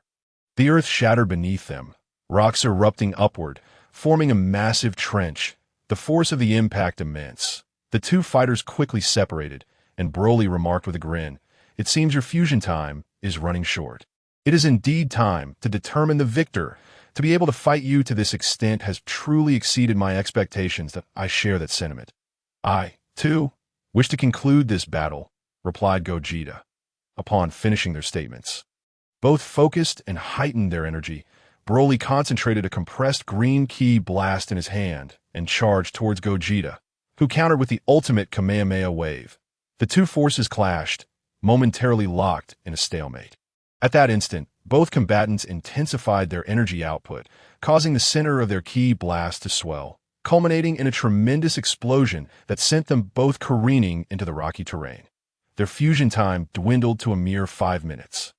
Now, Gogeta prepared to unleash his absolute power to end this battle. "Broly, I did not anticipate such a swift confrontation. Thus, I shall use my utmost strength to resolve this conflict. This power, however, I can only sustain for 5 minutes, just enough time." With that, he spread his arms wide, letting out a mighty roar as his hair began to lengthen backward, heralding the birth of a Super Saiyan 3 fusion warrior. Broly sensed this newfound power, surpassing his current peak, and laughed heartily. "Excellent. Splendid. I eagerly anticipate the next 5 minutes of combat." With that, he gathered his strength in his fists and struck decisively at Gogeta, who, in turn, shouted and met the attack with a powerful punch of his own. A colossal explosion erupted, sending Broly flying, while Gogeta merely staggered, then propelled himself forward, swiftly closing the distance to Broly. He delivered an elbow strike to Broly's abdomen, who, caught off guard, raised his right leg to counter but was swiftly slammed to the ground, creating a massive crater upon impact. That moment, Broly's power surged uncontrollably. He quickly emerged from the pit, launching a ki blast with his left hand, followed by a rapid charge toward Gogeta. Seeing this, Gogeta swatted the ki blast away with his left hand and countered with a punch aimed at Broly. An explosive sound erupted as Broly, upon being struck, retaliated with a kick aimed at Gogeta. Gogeta raised both hands to shield himself, blocking the blow. But as he attempted to pursue Broly, the latter swiftly regained his footing and launched another strike. Realizing that Broly's power was increasing throughout the battle, Gogeta understood that he could not afford to delay any longer. Otherwise, they would once again reach an impasse. In an instant, he struck out with a punch directed at Broly. The two fists collided with a deafening explosion, sending dust and debris swirling. Broly was propelled backward, while Gogeta seized the opportunity to accelerate and grasp Broly's right leg, hurling him skyward. Following this, Gogeta unleashed a super Kamehameha wave, recognizing he could not evade it. Broly crossed his arms to shield his face, bracing for the impact of the wave. Subsequently, Gogeta soared into the sky, positioning himself behind Broly, and delivered a powerful blow to Broly's back. Broly plummeted to the ground with a thunderous crash, raising clouds of dust and creating yet another massive crater. Quickly, Broly emerged from the pit, standing opposite Gogeta. "Impressive, truly impressive. You are the first to have pushed me to such a state of disarray. Now, let us commence the final strike and determine our victor." With that, Broly gathered a colossal green ki wave in his hands while Gogeta concentrated his energy into an ultimate, colossal Kamehameha wave. The two simultaneously unleashed their attacks, the ki waves clashing in a titanic battle of power. As both fighters increased their energy output, the center of their ki blast began to expand rapidly, culminating in a cataclysmic explosion that sent them both hurtling away. That moment, the fusion of Goku and Vegeta, too, had reached its limit. The two swiftly separated, colliding against the mountainside before coming to a halt, while Broly also crashed against the rock face, momentarily ceasing his movement. All three struggled to rise, exhausted yet determined. Broly remarked, "It appears you have the upper hand, though just barely. Quite impressive. I concede this match, and I hope to engage in battle with you again in the future. But next time, I shall utilize Super Saiyan 3 from the outset. Otherwise, it would lose its thrill." Goku and Vegeta resolutely replied, "Next time, I hope not to rely on fusion to fight. I wish to battle you with my own strength on equal terms." They exchanged knowing smiles, and Gogeta proclaimed, "Well then, let us return to Earth. This desolate planet is on the brink of destruction." With that, they instantly transported to Master Roshi's place, where they were warmly greeted. Each received a Senza bean, and soon after, everyone departed to resume their training. Meanwhile, Broly accompanied Bulma and Android 18 back, seeking a quiet place to reflect upon the earlier battle. Chapter 43. The prelude. As time flowed on, a month had passed since the duel between Broly and Gogeta. One day, on a bustling street, a young man with short black hair, dressed in a manner befitting a student, hurriedly ran down the road, murmuring to himself, "Oh no! Oh no! If I don't hurry, I'll be late."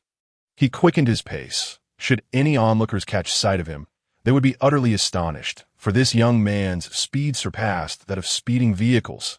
This individual was none other than the grown-up Gohan, who was en route to high school. Just as Gohan was racing along, the sound of rhythmic knocking echoed. Bang! Bang! Bang! Bang! A cacophony of gunfire suddenly halted Sun Wukong's progress, drawing his attention to a nearby bank where pedestrians shrieked in terror. Ducking for cover, the hail of bullets ricocheted off the surrounding storefronts as several robbers pillaged the bank's treasures. Witnessing this chaos, Sun Wukong sprang into action, vanishing from sight in an instant and swiftly neutralizing the assailants before making his way to the high school he attended. Careful to avoid drawing attention, the onlookers were left in disbelief, and soon whispers of the legend of the Golden Warrior began to circulate among the crowd. Upon arriving at the school building, Sun Wukong rapped on the wooden door of the teacher's office. "Come in," came the reply. After receiving permission, he entered. Once he had completed the necessary enrollment procedures, the teacher in charge escorted him to the classroom. Under the teacher's guidance, Sun Wukong stepped into the classroom. Just as he was about to take a seat in an empty spot, a girl with short hair, exuding a sense of efficiency, called out, "Here, here," while gesturing towards the adjacent empty seat. Sun Wukong promptly walked over, greeted her, and sat down.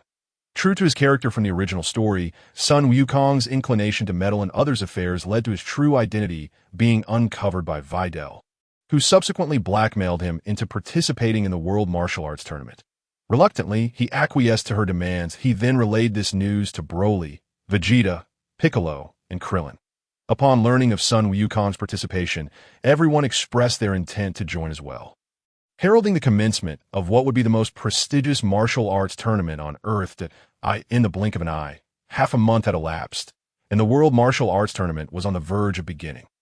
Outside the tournament arena, the strongest warriors led by Broly, Sun Wukong, and Vegeta made their entrance into the bustling venue, attracting countless gazes, particularly due to Sun Wukong, who had previously battled against demons intent on conquering Earth.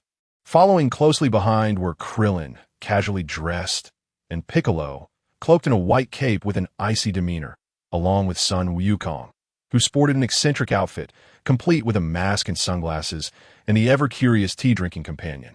The presence of these individuals compelled all pedestrians in their path to step aside, as they instinctively sensed the formidable aura emanating from them, especially the leading trio. How nostalgic, Sun Wukong mused, reflecting on the years that had passed since the inception of the tournament, during which they had transformed from naive youths to established individuals, evoking a myriad of emotions. Arriving at the registration desk, they each signed up before proceeding to the contestants' lounge, where they found convenient spots to settle down. Sun Wukong surveyed the other competitors, while Vegeta remained stoic and silent, and Broly simply closed his eyes to rest, awaiting the commencement of the preliminary rounds. As the number of registered contestants in the lounge increased, so did the chatter and clamor, with Sun Wukong and his companions passing the time idly. That moment, Sun Wukong, clad in his mask, decided to head to the restroom. While walking, he unexpectedly collided with another individual, sending her sprawling to the ground.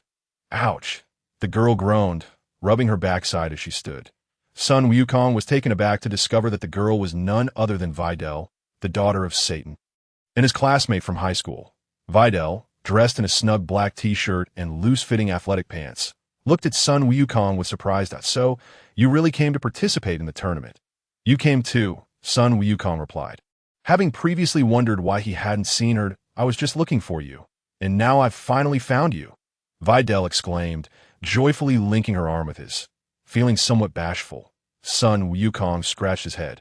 Just then hearing a youthful voice from behind him ask, Brother Wukong, who is this woman? Huh.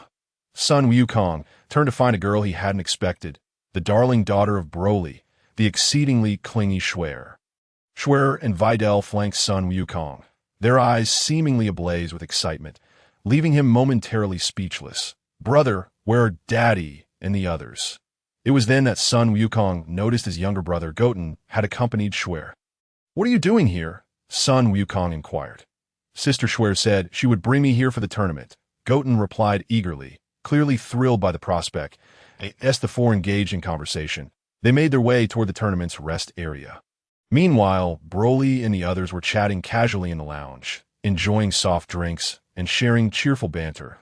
As time passed, the atmosphere among the contestants grew increasingly charged with excitement, fueled by a mix of anticipation for the battles and the allure of the prize money. For Sun Wukong and Krillin's generation, the tournament represented a nostalgic journey back to their youthful fervor. After a brief yet lively exchange, Broly and the others prepared for the preliminary rounds of the World Martial Arts Tournament. The familiar arena, the recognizable scenes, and the well-known elimination format rekindled cherished memories as Sun Wukong and his companions stepped onto the battlefield. With their commanding presence, Broly and the others instilled fear in their opponents. A mere glance or gesture rendered their adversaries immobilized. Krillin and the others also dispatched their opponents with ease, successfully advancing to the top 16. The group enjoyed a seamless victory, fortunate to avoid facing each other too early in the competition. Following the preliminary rounds, they shared laughter over past misadventures, reminiscing about Sun Wukong's fear of having his tail grabbed and the time Broly had pummeled Piccolo into a comical state. These shared memories elicited a sense of nostalgia among the group. We probably occupy half of the top 16, Krillin remarked leisurely as he sipped his drink. Although Piccolo remained taciturn, he silently concurred with this assertion, with the galaxy's mightiest warriors gathered in one place. A victory seemed inevitable. Just as the group was engrossed in their light-hearted conversation on their way to the tournament venue to draw lots, an unfamiliar figure approached Sun Wukong and the others. Querying, "Are you Sun Wukong?" "Yes, I am," Sun Wukong replied, scratching his head in confusion. "May I shake your hand?" The stranger extended his hand, and Sun Wukong, puzzled, complied. Just as the rumor suggested, the individual muttered before departing. The others, bewildered, inquired, "Do you know that person, Wukong?" Sun Wukong, furrowing his brow, replied gravely, "I fear this time, the competition won't be as simple for us." As the crowd grew increasingly perplexed, none could ascertain the identity of the mysterious figure. Meanwhile, Piccolo appeared markedly anxious, while Broly observed the individual who had just departed with keen interest. That must be the Supreme Kai, he mused, contemplating the opportunity to inquire about the nature of divine realms. If he is unaware, I shall request that he escort me to the realm of the Supreme Kai. I could extract the Supreme Kai's sword and beseech the old Supreme Kai for answers. I shall ponder this further. Subsequently, the assembly made their way to the martial arts tournament's lounge to partake in the drawing of lots. Yes, in the original tale, Krillin drew the number 2. Becoming the first to compete, his opponent turned out to be a rather unimpressive, portly fighter. The second match saw Piccolo pitted against the Supreme Kai, while the third featured Dilly facing Spavovich. The fourth match had the Supreme Kai's attendant, Jebit, battling Son Gohan, followed by Broly against Yam, and finally, Son Goku against Vegeta, with the 8th match showcasing 18 against Son Goten. After the draw concluded, the participants eagerly awaited the commencement of the main event. As Broly greeted the others and approached the Supreme Kai, upon reaching the Supreme Kai, Broly offered a subtle smile and inquired, "Supreme Kai?" Though phrased as a question, it carried the weight of certainty. Both the Supreme Kai and Jebit were taken aback, their expressions shifting to one of wariness. "Why you? Who are you? And how do you know my identity?" Jebit echoed the Supreme Kai's incredulity. "Relax," Broly replied with a slight grin. "I am Broly, and I happened to stumble upon this knowledge. Supreme Kai, might I request the use of the Supreme Kai sword?" This revelation sent both the Supreme Kai and Jebit into a state of alarm. their mouths agape.yu. How do you know about the Supreme Kai sword? Jebet stammered, only to regain composure with a haughty snort. The Supreme Kai sword is a treasure of the Supreme Kai realm. No one can wield it, and it cannot be lent to you. Broly huffed. Do not presume that your titles as the Supreme Kai and his attendant grant you immunity from my intentions. I am well aware of your purpose for visiting Earth. If you refuse to lend it, I cannot guarantee that your endeavors will proceed smoothly. The Supreme Kai quickly interjected, Mr. Broly, this matter is indeed negotiable. But how do you know our purpose for coming to Earth? Broly responded calmly. Had you spoken sooner, we could have avoided this as for your intentions. He glanced at Yam and Spavovich. It concerns their master. Does it not? With a resigned sigh, the Supreme Kai admitted, you are indeed perceptive. Jebet, take him to the Supreme Kai realm to retrieve the sword. Jebet, flustered, protested, but Supreme Kai. Yet the Supreme Kai silenced him, stating, Jebet, the sword is of no use to us. And he may not even be able to draw it. With no alternative, Jebet relented, casting a fierce glare at Broly. Very well, let us proceed. After bidding farewell to the others, Broly accompanied Jebet to the Supreme Kai realm. Upon arrival, Jebet gestured towards the peak of a mountain. You see that. The Supreme Kai sword rests atop that summit. Whether you could draw it is entirely up to you, that I shall return to assist the Supreme Kai. Farewell. Broly soared to the mountaintop, seizing the Supreme Kai sword with a vigorous tug, causing the ground to slightly indent upon his return. Gripping the hilt firmly, Broly attempted to wield it, with a resounding crack. The sword shattered, and he cast the broken remnants aside. In that instant, a peculiar elderly figure dawned in Supreme Kai attire materialized before Broly. The old man surveyed Broly with a glimmer of surprise in his eyes. Although Broly recognized him, he still inquired, Who are you? The old man replied, I am Patero, the Supreme Kai from 15 generations ago. Broly stated, Old Supreme Kai, I seek your assistance today, that I trust you have discerned my predicament. Might you assist me in resolving it? The old Supreme Kai began to circle around Broly, scrutinizing him. Your issue can indeed be addressed, and I can provide answers. Broly, filled with anticipation, urged Old Supreme Kai, now that you are aware, please enlighten me about the nature of divinity. Very well, Broly, come sit cross-legged that I shall impart the secrets of attaining godhood. Your ability to grasp this knowledge will determine your success. That if you are perceptive, you may achieve this within half a year. Otherwise, it may take a lifetime, though you appear to possess considerable understanding, said the old Supreme Kai. Broly settled before the old Supreme Kai, who began to stretch his limbs and inscribe peculiar symbols around him, resembling some form of array. Broly pondered whether this would require the arduous 25 hours akin to Son Gohan's training.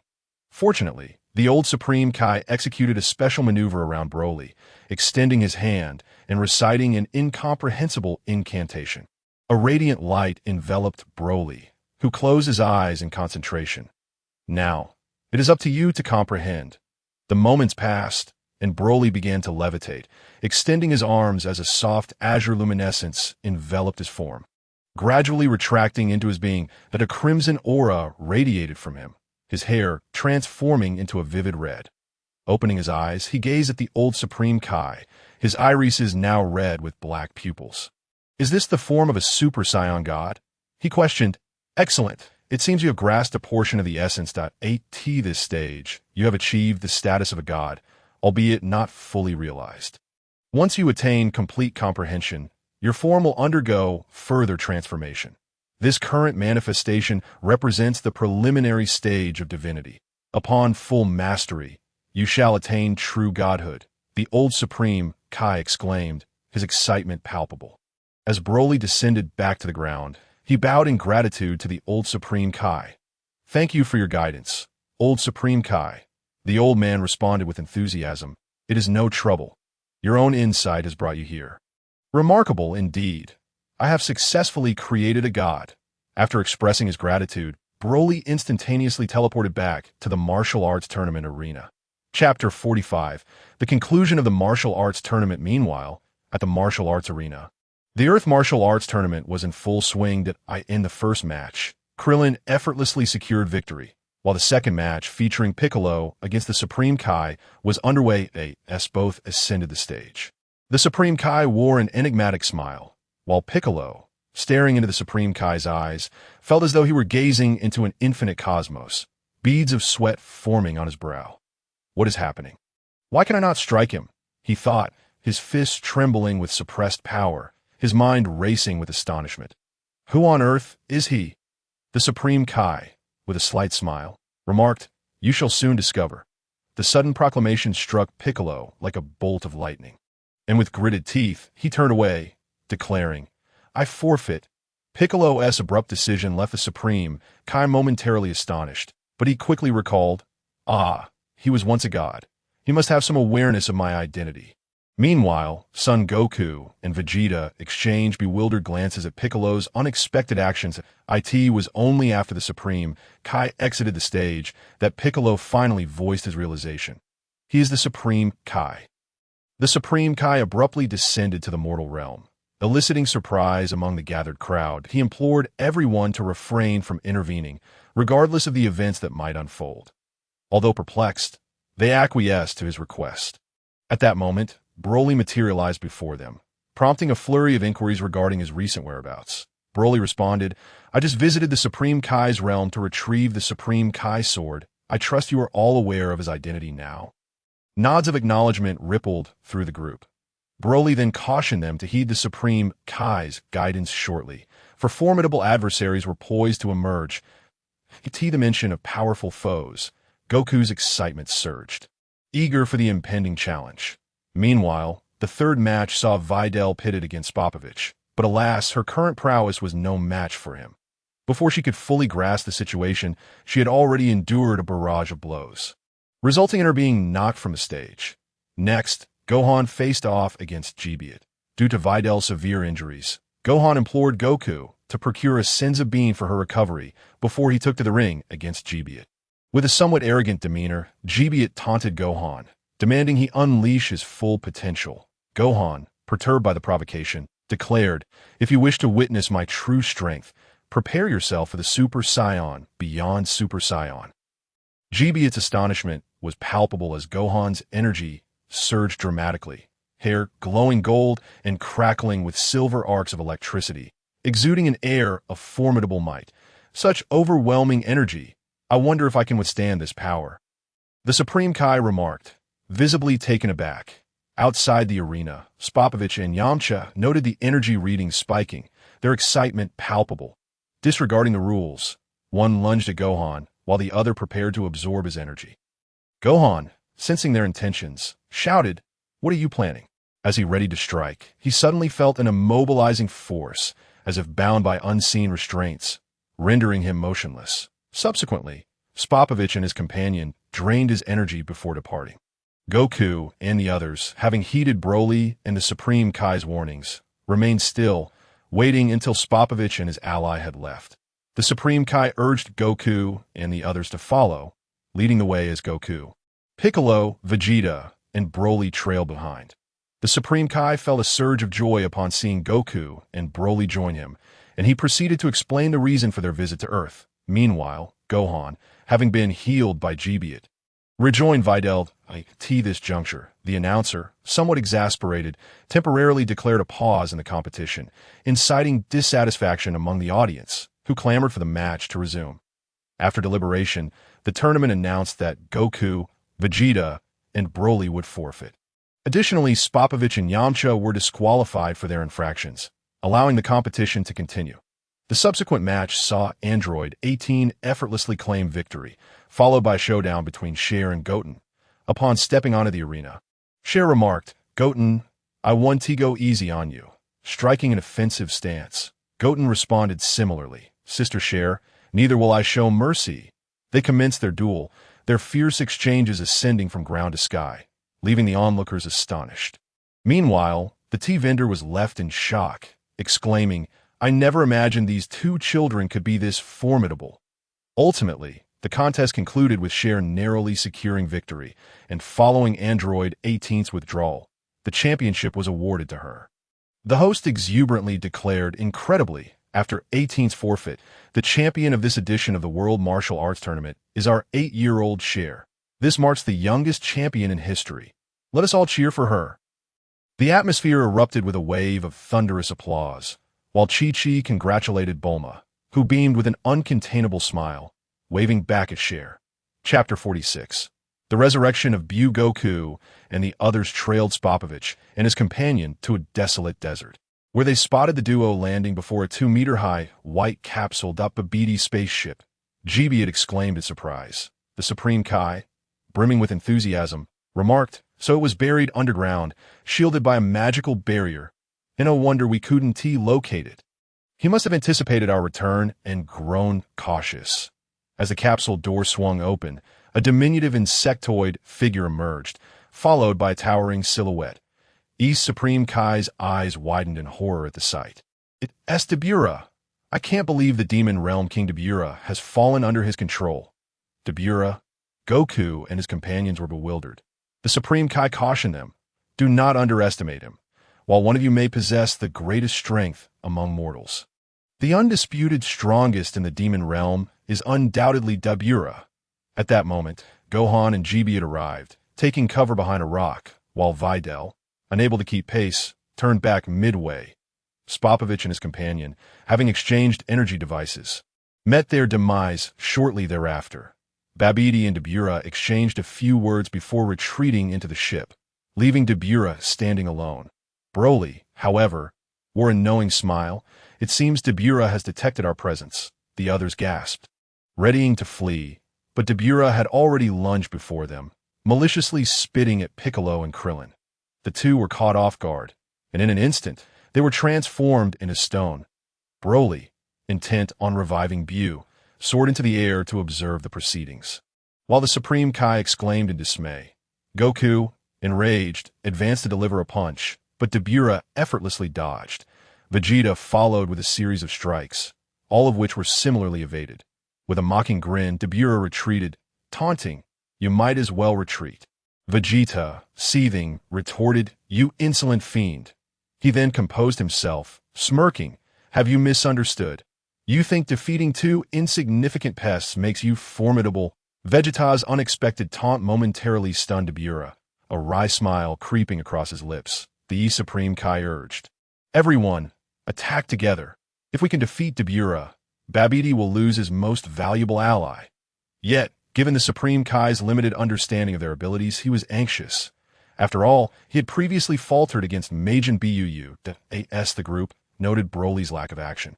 Goku, Gohan, and Vegeta began to bicker over who should step forward, ultimately settling the matter with a game of rock, paper, scissors, which Gohan won.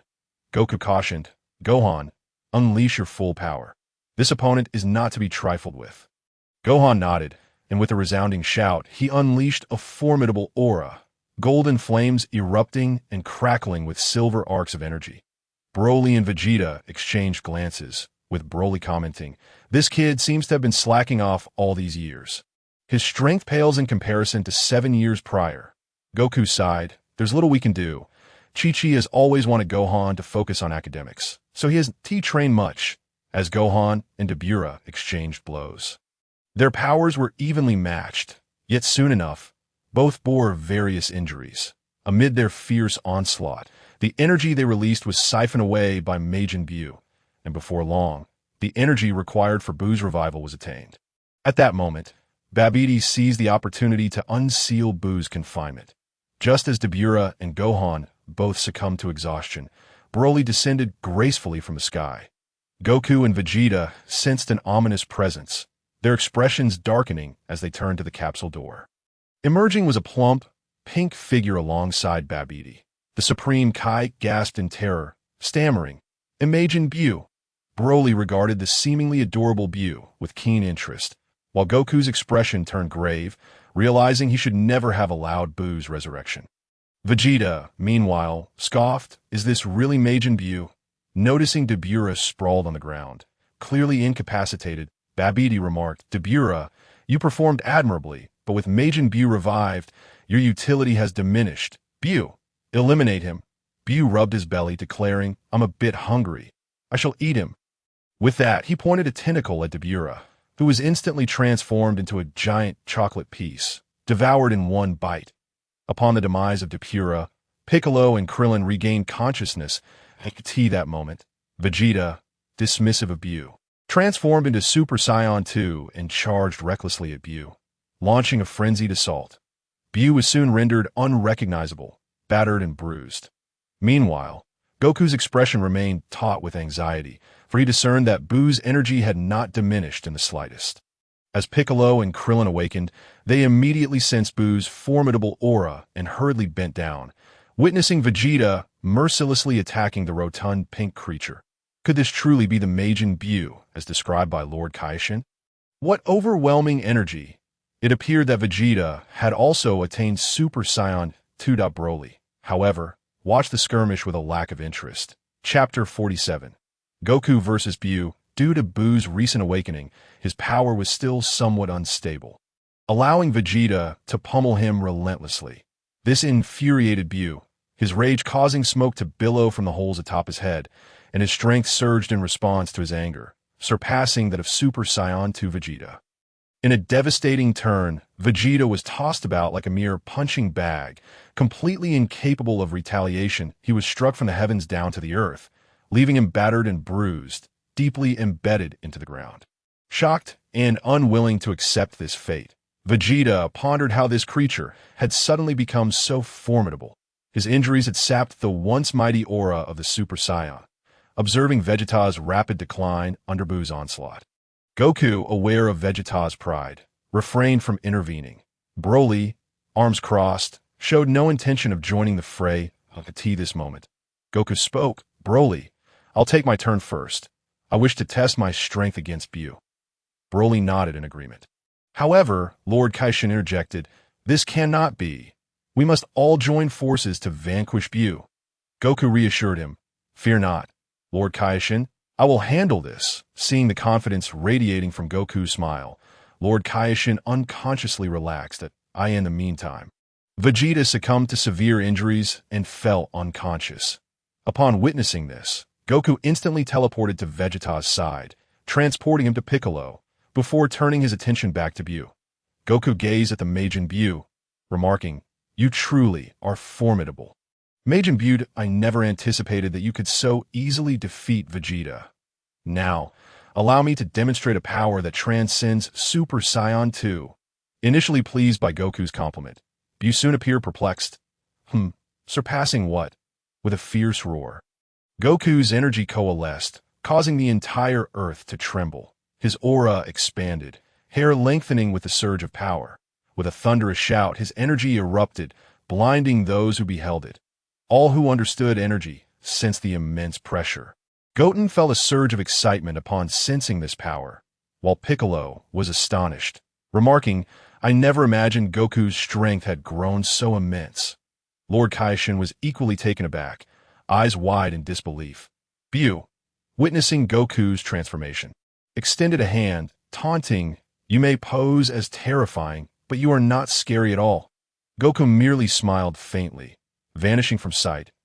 In the next moment, a knee strike sent Bu hurtling away. Before Bu could regain his bearings, Goku grasped Bu's antennae and relentlessly pummeled him as though playing ping-pong, before delivering a forceful kick that sent Bu crashing into the ground, creating a cloud of dust and debris. Lord Kaishin watched in disbelief, astonished by Goku's newfound strength. Broly, too, observed, realizing that in just over a month, Goku's power had surged dramatically. Indeed, pressure breeds strength. As the dust settled, Majin Bu stood enraged, extending both hands to unleash countless energy blasts. Yet Goku effortlessly deflected them. With a sudden burst of speed, he appeared before Bu, unleashing a flurry of strikes upon Bu's face and chest, leaving the latter with no means to evade or defend himself. Though the onslaught appeared overwhelmingly one-sided, Goku understood that defeating this foe would not be an easy task. Meanwhile, due to his injuries, Gohan was transported to Lord Kaishin's realm by Jebbet, where they were all spectators to the battle. Gohan exclaimed, "I never imagined Dad was this powerful. I have faith that he will win this fight." However, the old Kaishin observed with concern, shaking his head, "He is being too complacent, reveling in the thrill of battle. This state consumes a significant amount of energy, and if it continues, the outlook is grim." Upon hearing this, Gohan grew anxious. The old Kaishin then instructed Jebbet, Jebbit, please bring everyone except Goku and Broly to Lord Kaioshin's realm. Jebbit, upon receiving the order, swiftly transported himself to Lord Kaioshin's side. Jebbit, how are things? Lord Kaioshin inquired eagerly. Jebbit shook his head, stating, the sword of Lord Kaioshin has been drawn, and within it lies the seal of the Kaioshin from 15 generations past. He briefly recounted the situation. Lord Kaioshin was taken aback, mirroring Jebbit's earlier shock. Yet a glimmer of excitement flickered within him. This is splendid.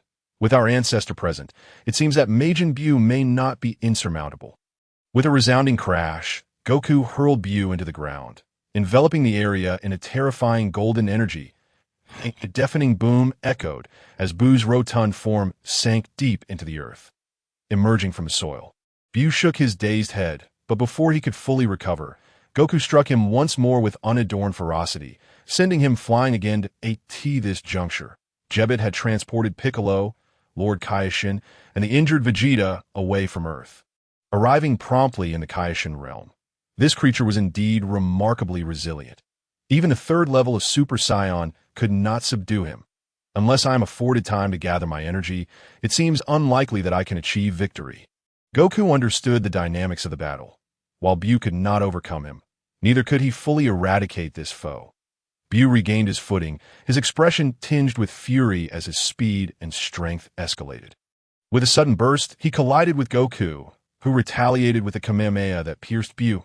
Buu, exerting himself, restored his form, and promptly adopted the Kamehameha stance. Goku, taken aback, recognized it as indeed the Kamehameha. He adjusted his stance, deflecting the energy wave, astonished that Buu had absorbed a technique after witnessing it just once. The two combatants found themselves locked in a stalemate as the battle dragged on. Goku's energy waned, and his stamina faltered, gradually struggling to keep pace with Buu at this moment. Broly and Goku received a message from the old Kaioshin, advising them to wait a day before confronting Majin Buu and to first join him in the Kaioshin realm. Before departing, Goku warned Buu, in 2 days, stronger opponents will come to battle you. So cease your destruction. Buu exhibited a glimmer of interest at this proclamation. Subsequently, Goku and Broly vanished from Buu's sight, infuriated by their disappearance. Babidi vented his frustrations upon Buu, who, in turn, became incensed and orchestrated Babidi's demise. Chapter 48. Vegeta's returned to battle Buu at this juncture. Upon arriving in the Kaioshin realm, Broly was immediately confronted by the old Kaioshin, who exclaimed, "Why did you not intervene? If you had, Buu would have been dealt with long ago." Broly smiled, responding, "It is not that I did not wish to fight. Rather, Goku and Vegeta insisted on facing Buu themselves. They yearned for this battle, and I merely sought to honor their wishes." The old Kaioshin, upon hearing this, felt his frustration surge. Goku scratched his head awkwardly, while Vegeta stood off to the side, visibly irritated. The old Kaioshin then asserted, "Surely it is time for you to step in now. Both of them have battled Buu. You should now take action." Broly nodded in agreement, as long as they have no objections. "I can go and eliminate Buu right now." He turned to Goku and Vegeta. Goku remained noncommittal, while Vegeta, clenching his fist, declared, "I wish to battle Majin Buu once more." All eyes turned toward Vegeta. Goku could not help but voice a caution. But before he could finish, Vegeta interrupted, "Kakarot, I'm the prince of the warrior race. Even if I must perish, it shall be in the heat of battle." Moreover, with a fierce gaze fixed upon Sun Wukong, a Super Saiyan at the 3rd level. "What a jest!" Broly chuckled. "All right, I comprehend your intention. Let me clarify. I'm not like Sun Wukong and his companions. Even if you were to perish, I would not come to your rescue." "Are you still intent on proceeding?" Vegeta wore a cold smirk on his face. "Who needs your assistance? Just watch how I deal with that rotund fellow." With that, let us set forth, grasping Vegeta's shoulder. In a flash, they vanished on Earth. Fat Buu was joyfully devouring cream chocolates and other delights in a candy store, while the patrons gazed at him in a mix of terror and disbelief. At that moment, the space flickered and Broly and Vegeta materialized. The arrival of the two caught Fat Buu's attention. He recognized Vegeta, a defeated foe, but paid him no heed as he continued to feast on his delectable treats. Broly nodded and moved aside, indicating for Vegeta to take the lead. Vegeta bellowed. Majin Buu, I am here to challenge you. Fat Buu, still indifferent, ignored him. Infuriated, Vegeta unleashed a golden aura, instantly transforming into Super Saiyan 2. The overwhelming energy swept away the desserts before Buu and sent the patrons reeling. Fat Buu's expression darkened. Steam began to erupt from his pores as he turned his gaze toward Vegeta. You are quite bothersome. I shall eliminate you. His power surged to an extraordinary level. Broly smirked. It seemed Fat Buu was indeed intriguing.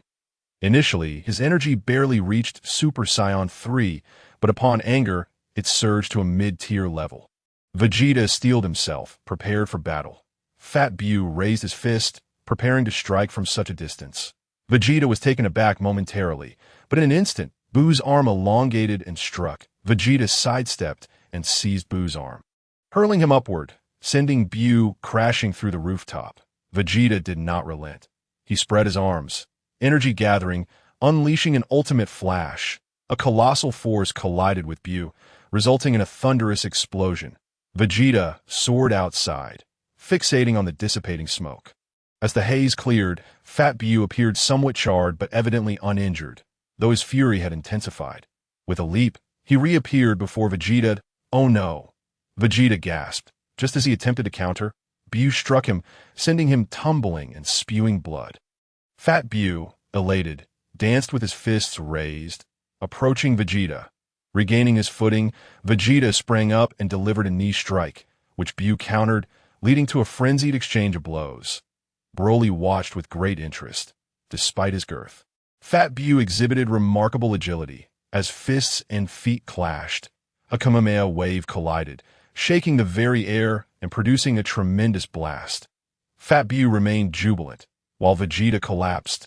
Sliding across the ground at it was no wonder. Given the 3 to 4 times disparity in power, sheer bravado could not bridge such a gap. Vegeta struggled on the ground, barely able to rise. Raising his scarred hands, he began to mock himself with a cold smile. Is this truly me, the prince of the warrior race, the Saiyans, in such a pitiful state? Time and again I falter, needing rescue. But, gritting his teeth, he forced himself to stand. This time I shall not be defeated by you. You rotund fiend, I want you to know, I'm the strongest Saiyan. With a frenzied roar, golden light erupted from him, followed by a surge of overwhelming energy. The previously waning aura began to swell, growing ever more potent, causing the very earth to tremble. Broly's pupils constricted. A Super Saiyan at the 3rd level was breaking through at this moment. Vegeta stood resolutely, his aura coalescing as if tangible. Arcs of electricity dancing around him, casting a frigid glare at Fat Buu. Fat Buu, momentarily stunned, recognized this formidable transformation. Majin Buu, had it not been for you, I would not have ascended to Super Saiyan 3 so swiftly. However, the humiliation you bestowed upon me shall be repaid in full. With a resounding boom, a powerful shockwave erupted, kicking up dust and creating a formidable blast of energy. In an instant, Vegeta transformed into a streak of light, reappearing before Fat Buu. Crack! A forceful strike landed, sending Fat Buu reeling. Vegeta relentlessly pursued, unleashing a flurry of blows. The air was filled with brilliant flashes as they clashed, the howling winds swirling around them in a whirlwind of speed. Engaging in countless exchanges in mere seconds. In the Kaishin realm, onlookers were taken aback, while Sun Wukong expressed admiration. As expected of Vegeta, he is indeed broken through to Super Saiyan 3. Gohan, surprised, remarked, Uncle Vegeta is surprisingly holding his own against Majin Buu. The old Kaishin nodded, though internally he held reservations. While Vegeta currently appeared to match Buu, his fiery rage and newfound confidence were but fleeting strengths. The power of Super Saiyan 3 was immensely draining.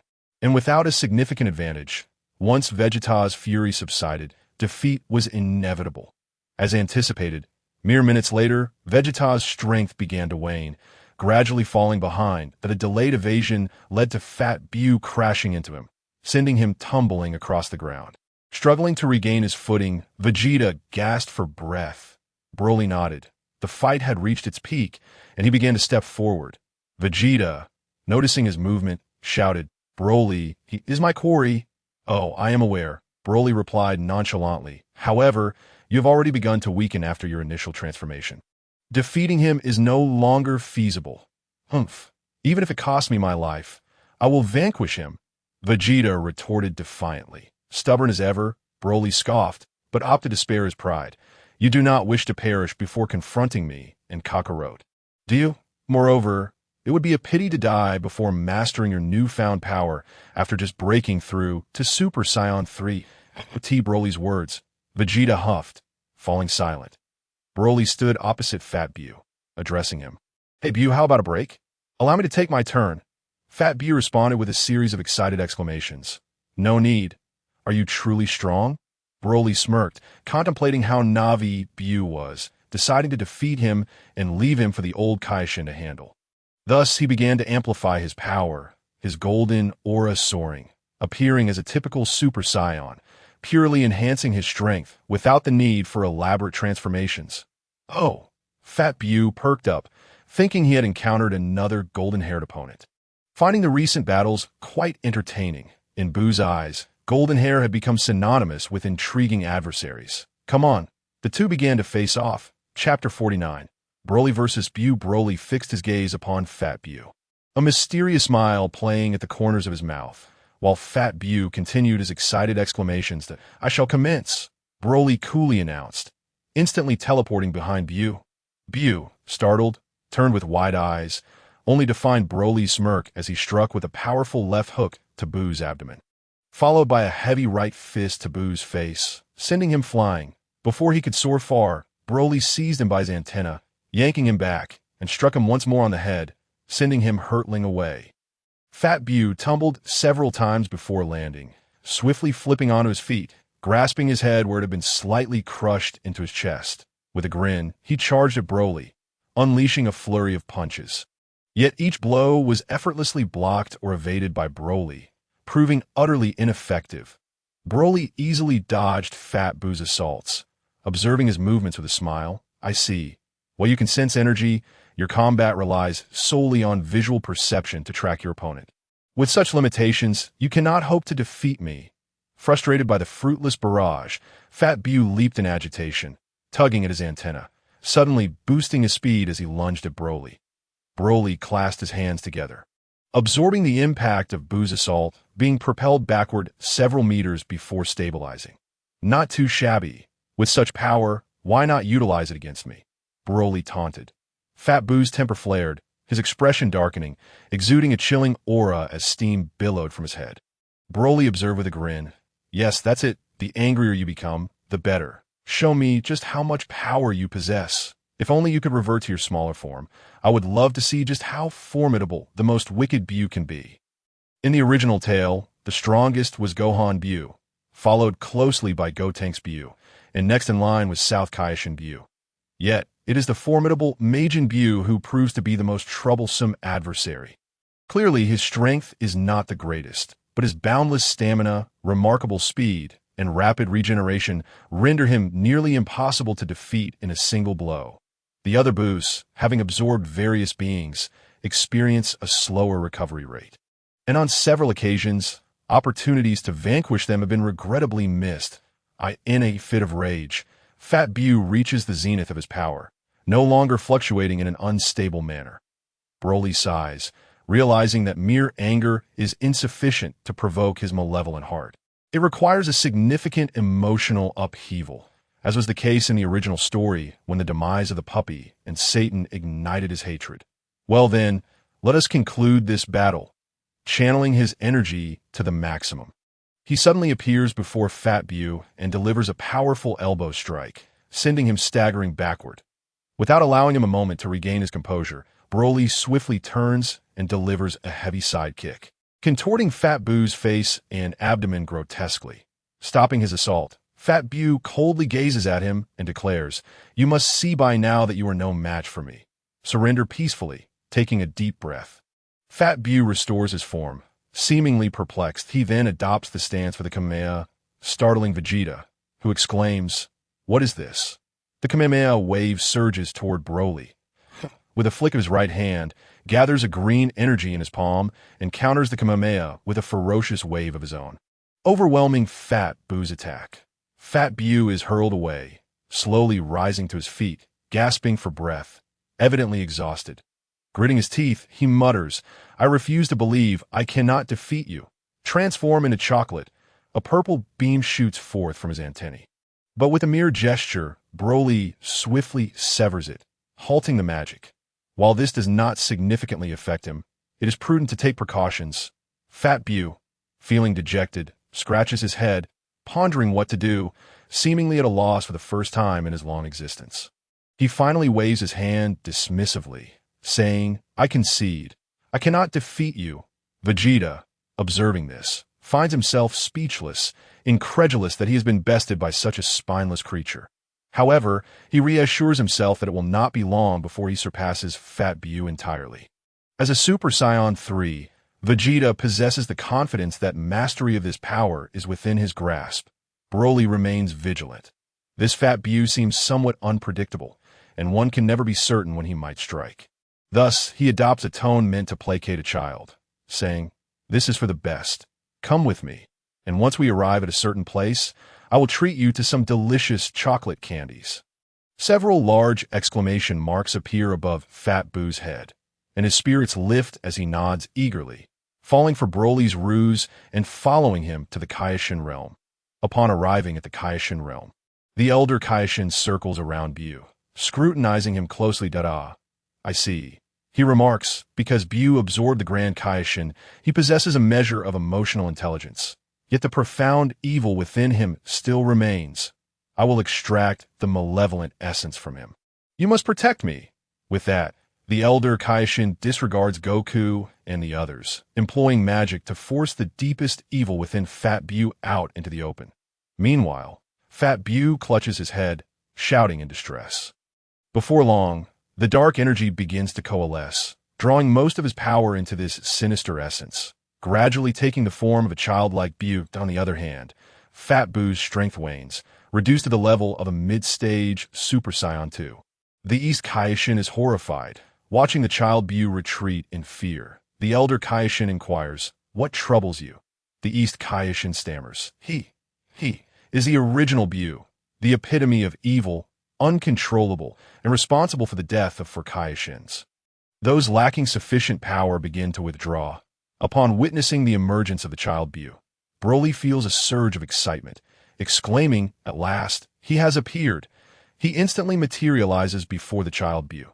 The child Buu glares at Broly, seemingly recognizing him, his face contorted with rage. Noting this, Broly raises an eyebrow and remarks, "Oh, I didn't expect you to remember me. However, I have lost all interest in you. Are you ready to meet your demise?" In a fit of fury, the child Buu screams, raising both hands as energy gathers, expanding from the size of a soccer ball to several meters, clearly intent on annihilating everyone in one fell swoop. Albeit rather overconfidently, Broly begins to gather his energy, transforming into the legendary Super Saiyan, surrounded by an emerald green aura, his white pupils locking onto the child Buu as he beckons. "Come here, trash!" Goku and the others feel the heavy pressure, while Vegeta grips his fists tightly, astonished at how, even in his Super Saiyan 3 form, he remains so vastly outclassed by Broly. Chapter 50. The conclusion of Buu. The child Buu gathers a massive energy sphere, glaring menacingly at Broly before hurling it toward him. Broly smirks wickedly, swiftly moving to intercept the energy ball with a powerful kick, sending it hurtling back at the unsuspecting child Buu. Momentarily stunned, the child Buu ascends into the sky, glaring ferociously at Broly, clearly infuriated. However, Broly has no time to concern himself with the child's feelings. He teleports directly in front of him and delivers a heavy punch to his face, resulting in a deafening explosion as Buu's head is obliterated, leaving him gazing at Broly with a twisted expression. The child Buu's body writhes, his head regenerating, and he lets out an enraged scream that reverberates throughout the entire Kaioshin realm. Broly, annoyed by the noise, kicks his foot into Buu's mouth, silencing him. The child Buu stumbles back, but then charges forward, unleashing a flurry of punches and kicks. Yet, Broly's form vanishes, reappearing as a mere shadow behind the Child Bu. With a resounding thud, the Child Bu is sent crashing to the ground, motionless for some time. Not coming out? Broly chuckles, pointing his finger to unleash a light sword that pierces the rubble where Bu is trapped. Raising his finger, the Child Bu is lifted by the light sword, and Broly scoffs, "Is this all you've got? I had no expectations for you to begin with." Enraged, the Child Bu emits steam from his head. Broly leaps into the air, looming over him and asking, "What's wrong? Are you angry?" The Child Bu, startled, takes several steps back but ultimately growls, "I will kill you." Broly sneers, delivering a swift knee strike to the Child Bu's abdomen, seizing his antennae and forcing an energy blast into his mouth, resulting in a tremendous explosion that scatters Bu into fragments. The disintegrated Majin Buu's remnants whirl around Broly, who smirks coldly, raising a protective barrier around himself. The East Kaishin gasps, "Don't let him ensnare you." Before he can finish his warning, the scattered remains envelop Broly, reforming into the Child Bu, who laughs triumphantly to Broly's voice echoes from within. "What are you laughing at?" The laughter abruptly ceases as the Child Bu's form begins to swell, exploding once more into fragments, revealing a figure engulfed in golden flames at the center. The pieces coalesce again, transforming back into the Child Bu, who appears utterly defeated, his eyes wide with rage yet devoid of options. "It seems you have reached your limit," Broly declares, seizing Buu's neck with a swift motion. "Farewell." Upon hearing this, Buu's gaze reflects disdain. Seemingly unconvinced that he can be killed, Broly extends his other hand, gathering emerald energy. The Child Bu, filled with terror, watches the energy coalesce, desperately attempting to flee, sensing the lethal threat it poses to him. Noting Buu's intent to escape, Broly chuckles darkly, encasing him within a protective barrier. Observing the struggling Child Bu, he sighs, "I hope you choose to be a better person in your next life." He then unleashes the energy sphere into the sky, and with a flick of his hand, a devastating energy wave erupts forth, resembling a fearsome dragon tearing through space. Trapped within the barrier, the Child Bu turns in horror, his eyes widening in despair. In an instant, the energy sphere detonates, obliterating the Child Bu into mere fragments, consumed by the shockwave, leaving not even a trace of dust behind. The East Kaishin exclaims with exhilaration, "At last, Majin Bu has been vanquished." The elder Kaishin strokes his beard, remarking, "Isn't that rather obvious? They were never even in the same dimension." As the others gather around, Broly senses that matters have concluded and prepares to depart. He turns to Goku and says, "Goku, Vegeta, let us engage in another battle in a month. Our last encounter was unsatisfactory, and I felt rather displeased that I could not defeat you both within the time of your fusion. Thus, I hope for a more thrilling duel this time." Goku responds eagerly, "Sure, although it seems I'm not your match at the moment." Broly grins mischievously, "You could always use fusion again, without a care for them." He instantly teleported back to Bulma's home. Upon returning, Broly comfortably reclined on the sofa, while Schwerer incessantly chattered at him. Broly merely grunted in response. Annoyed, Schwerer pouted and exclaimed, "Dad, are you even listening? I am now the champion of the martial arts world." I understand," Broly replied dismissively. Observing Broly's indifferent demeanor, Schwerer felt increasingly displeased and ran over to Bulma to report. Bulma, taking Schwerer by the hand, approached Broly and promptly pulled him up from the sofa, insisting that he accompany her, Android 18, and Schwerer on a shopping trip. Upon hearing this, Broly let out a dramatic groan and collapsed back onto the sofa, while the three women erupted into laughter at his plight. They were relentless, dragging Broly out for shopping regardless of his protests. Chapter 51. The imminent battle in the month that followed, Broly delved deeper into the mysteries of the Divine Realm, continuously honing his skills. Whether in the forms of Gogeta or Vegito, their immense power was undeniable, especially now that both had reached Super Saiyan 3, although they had previously battled. At that time, Vegeta was still in his Super Saiyan 2 state. While Goku had just transformed into Super Saiyan 3, the combined strength of the two was already sufficient to challenge him at full power. Despite Broly's own enhancements, it was clear that their powers had also escalated, and their fusion was not merely a simple addition of strengths. Perched on the edge of a cliff and gazing at the waterfall, Broly contemplated the power coursing through him 0.7 years prior. He had reached a legendary state far beyond Goku's Super Saiyan 3, and now he felt an even greater surge of strength. With a sigh, he lamented that although his power was ever increasing, his own mastery of the divine state remained stagnant at the initial phase of Super Saiyan God. His understanding of divinity was still insufficient. Staring into the distant sky, he pondered that before achieving godhood, battles were primarily determined by skill, speed, and brute force. However, the divine had the ability to fully control their combat prowess, a level of mastery that he had yet to attain. That a month swiftly passed, and Broly's comprehension of the divine deepened further, elevating his power from the initial to the mid-phase of Super Saiyan God. As the appointed time arrived, warriors from across the earth began to gather, including Piccolo, Krillin, Yamcha, and Chozu, Gohan, and Goten, all eager for this rare spectacle of battle. Even Fat Bu made an appearance. Having been left near Bulma's home after the Supreme Kai deemed him too restless to remain in the other world.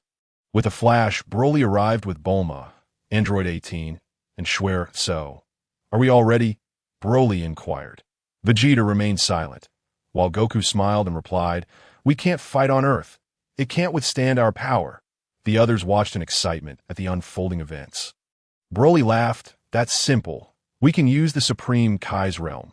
After speaking, everyone joined hands and instantly teleported to the Supreme Kai's world. The East Supreme Kai, Old Kai, and Kibito looked on in confusion. The East Supreme Kai questioned, "Broly, Goku, what brings you all here?" Goku, with an awkward smile, remained silent, while Broly directly stated, "After my battle with Bu, I mentioned wanting to fight Goku and Vegeta again, so we came to borrow your realm for our battle." The atmosphere grew tense as Kibito exclaimed, "You are being unreasonable. This is the sacred Supreme Kai realm, not a place for your frivolous fights." Broly responded nonchalantly, "What of it? We could fight on Earth. But if other planets get destroyed, we won't concern ourselves with the aftermath." Old Kai sighed, "You may fight here. At least this sacred ground is sturdier than other spaces." Everyone, stand back. The East Supreme Kai and Kibito, seeing Old Kai's concession, reluctantly agreed.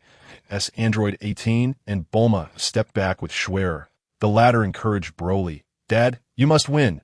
Broly smiled confidently, ruffling Schwer's hair. With everyone retreating, only Broly faced off against Goku and Vegeta. Broly's expression turned serious as he spoke. "Will you both come at me together? Or how do you wish to proceed? But even if you unite, it will change nothing. You might as well fuse." Vegeta scoffed but did not argue. He understood that neither he nor Goku, alone or together, stood a chance against Broly. Perhaps only fusion held any hope, yet the thought of the awkward fusion dance made Vegeta feel ill, especially as he observed Goku's carefree demeanor, which only fueled his irritation. "Fusion, you say?" Old Kai interjected, "I possess earrings that, when worn on opposite ears, will facilitate fusion." "Really?" Vegeta exclaimed in excitement, relieved to avoid the embarrassing dance. Goku's eyes widened in disbelief. "Is that true?" "Of course," Old Kai affirmed. The East Supreme Kai and Kibito were equally astonished, and each took an earring, unaware of the mischievous smirk on Old Kai's face. Once adorned with the earrings, a powerful force drew the two together, and with a resounding bang, a figure emerged with long hair, resembling the East Supreme Kai. "Fantastic! I feel incredibly strong," Goku exclaimed, exhilarated. "Wow, it really works. But how long can we maintain this fusion?" Old Kai wiped a bead of sweat from his brow, then cleared his throat and replied, "Well, perhaps that's the downside. The fusion lasts indefinitely." The crowd gasped, and Vegeta's brow twitched, while Goku stared wide-eyed. "Is there a way to separate?" Old Kai retorted, "If only it were possible, I would wish to separate myself as well." Goku chuckled awkwardly. "Then let us forget it." The newly formed East Supreme Kai looked at Old Kai with a mournful expression that Goku's face grew serious as he asked, "Are you ready?" Vegeta nodded, and they began to approach each other in a synchronized manner. With a swift motion, a blinding light filled the arena, momentarily blinding everyone as the brilliance faded. Gogeta appeared, immediately shouting as he clenched his fists, rapidly elevating his energy to transform into Super Saiyan 3. Broly, here I come. I've been waiting, Gogeta declared coldly. Haha, I didn't expect you to be this strong after the fusion, even more powerful than before. You truly have not disappointed me. Broly laughed heartily. With that, he transformed into the legendary Super Saiyan.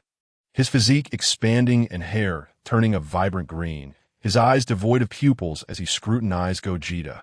Come, show me just how much stronger you have become. Chapter 52. The second battle between Broly and Gogeta. Everyone watched anxiously as Broly and Gogeta faced off, with Gohan glancing at the tense crowd and asking, Uncle Piccolo, who do you think will win? Piccolo surveyed both Gogeta and Broly before replying. At this moment, their strengths appear evenly matched, and their energies seem comparable, making it difficult to determine the outcome. Nodding, Gohan and the others continued to observe intently. Meanwhile, Bulma, filled with concern, asked Android 18, Do you think Broly can win? Android 18 calmly watched the two fighters, assuring Bulma, You need not worry. Bulma, Broly isn't even using his full power yet. Trust me, he won't lose. At that moment, Bulma, having heard Android 18's words, felt a sense of relief and settled comfortably to observe the duel between Broly and Vegito. The two were locked in a tense standoff, and after a brief pause, they both sprang into action simultaneously, vanishing from their original positions and charging toward each other. Their forms flickered in and out of sight, appearing in the air and on the ground as the sounds of their fierce clashes reverberated. Despite the prolonged battle, neither inflicted significant damage upon the other. Both were cautiously gauging their opponent's strength.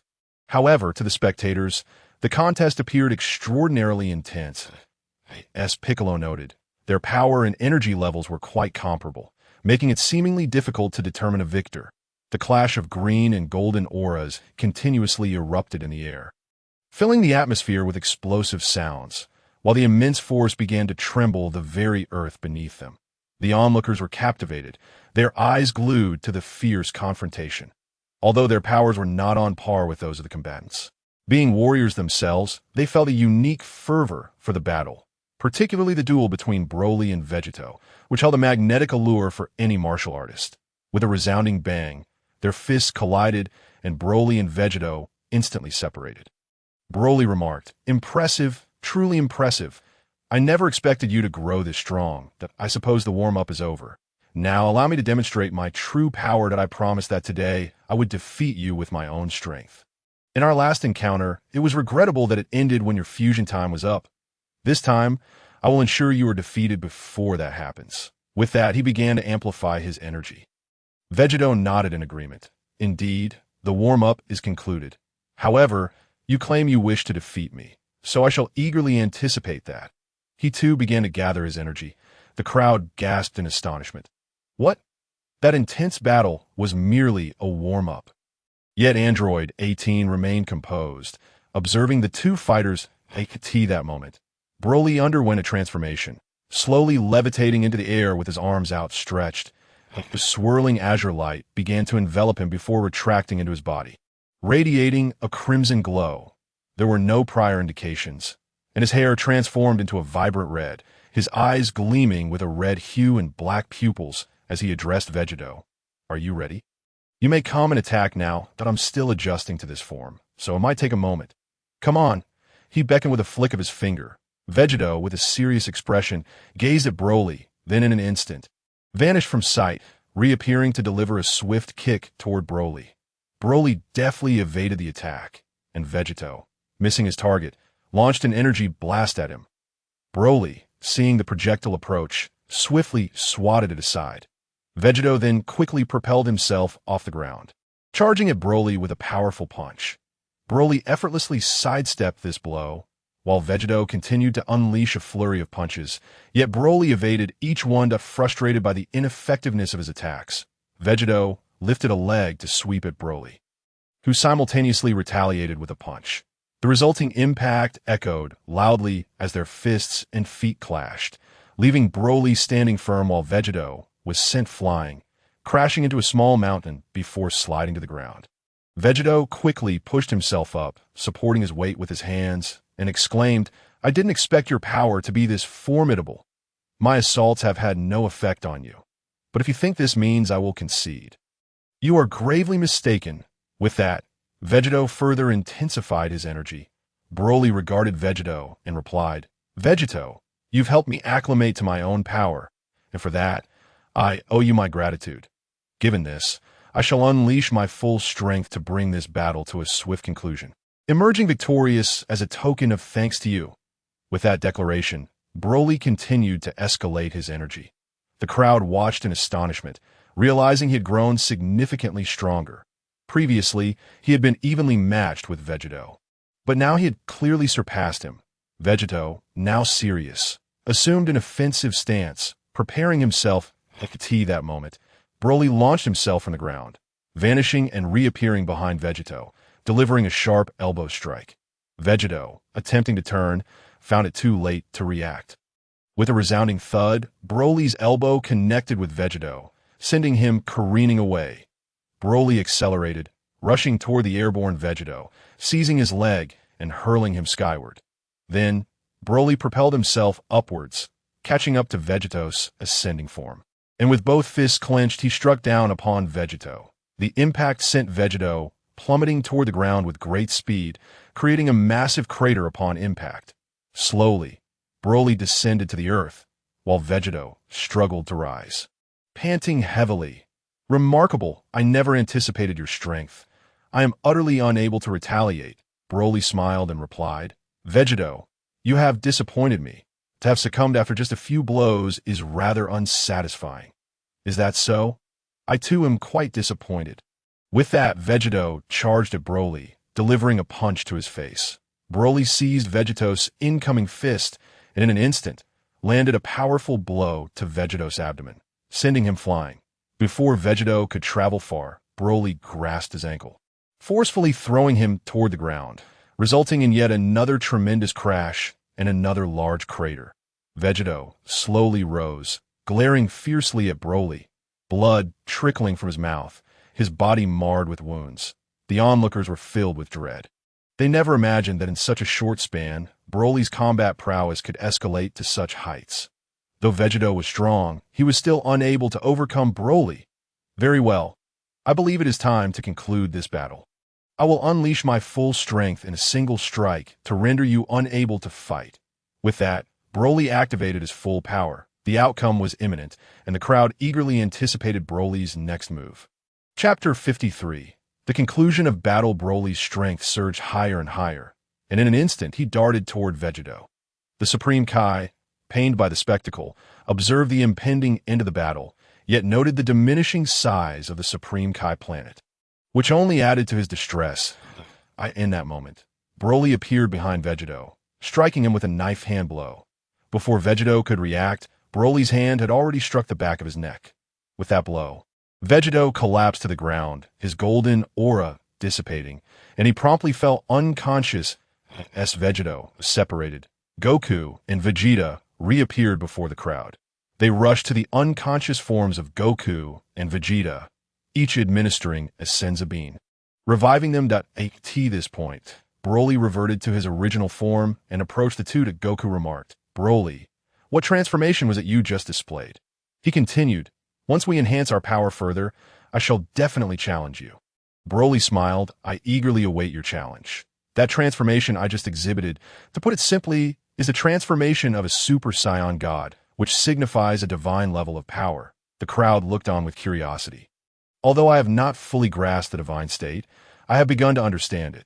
Thus, you could refer to my transformation as the initial phase of the Super Saiyan God, in essence, the divine state. As I comprehend it now, allows one to manipulate their power freely and fully master it, Broly explained, and the audience nodded in acknowledgement. Meanwhile, the Supreme Kai and the Elder Kai watched the two fighters post-battle, both gazing into the depths of the universe, pondering, Broly's combat power may indeed provoke the God of Destruction to awaken prematurely. Bulma, Android 18, and Chi-Chi joyfully surrounded Broly, while Goku and Vegeta approached him once more to propose another battle. Broly nodded in agreement. Subsequently, Broly bid farewell to the Elder Kai and, with a flash, transported everyone back to Earth.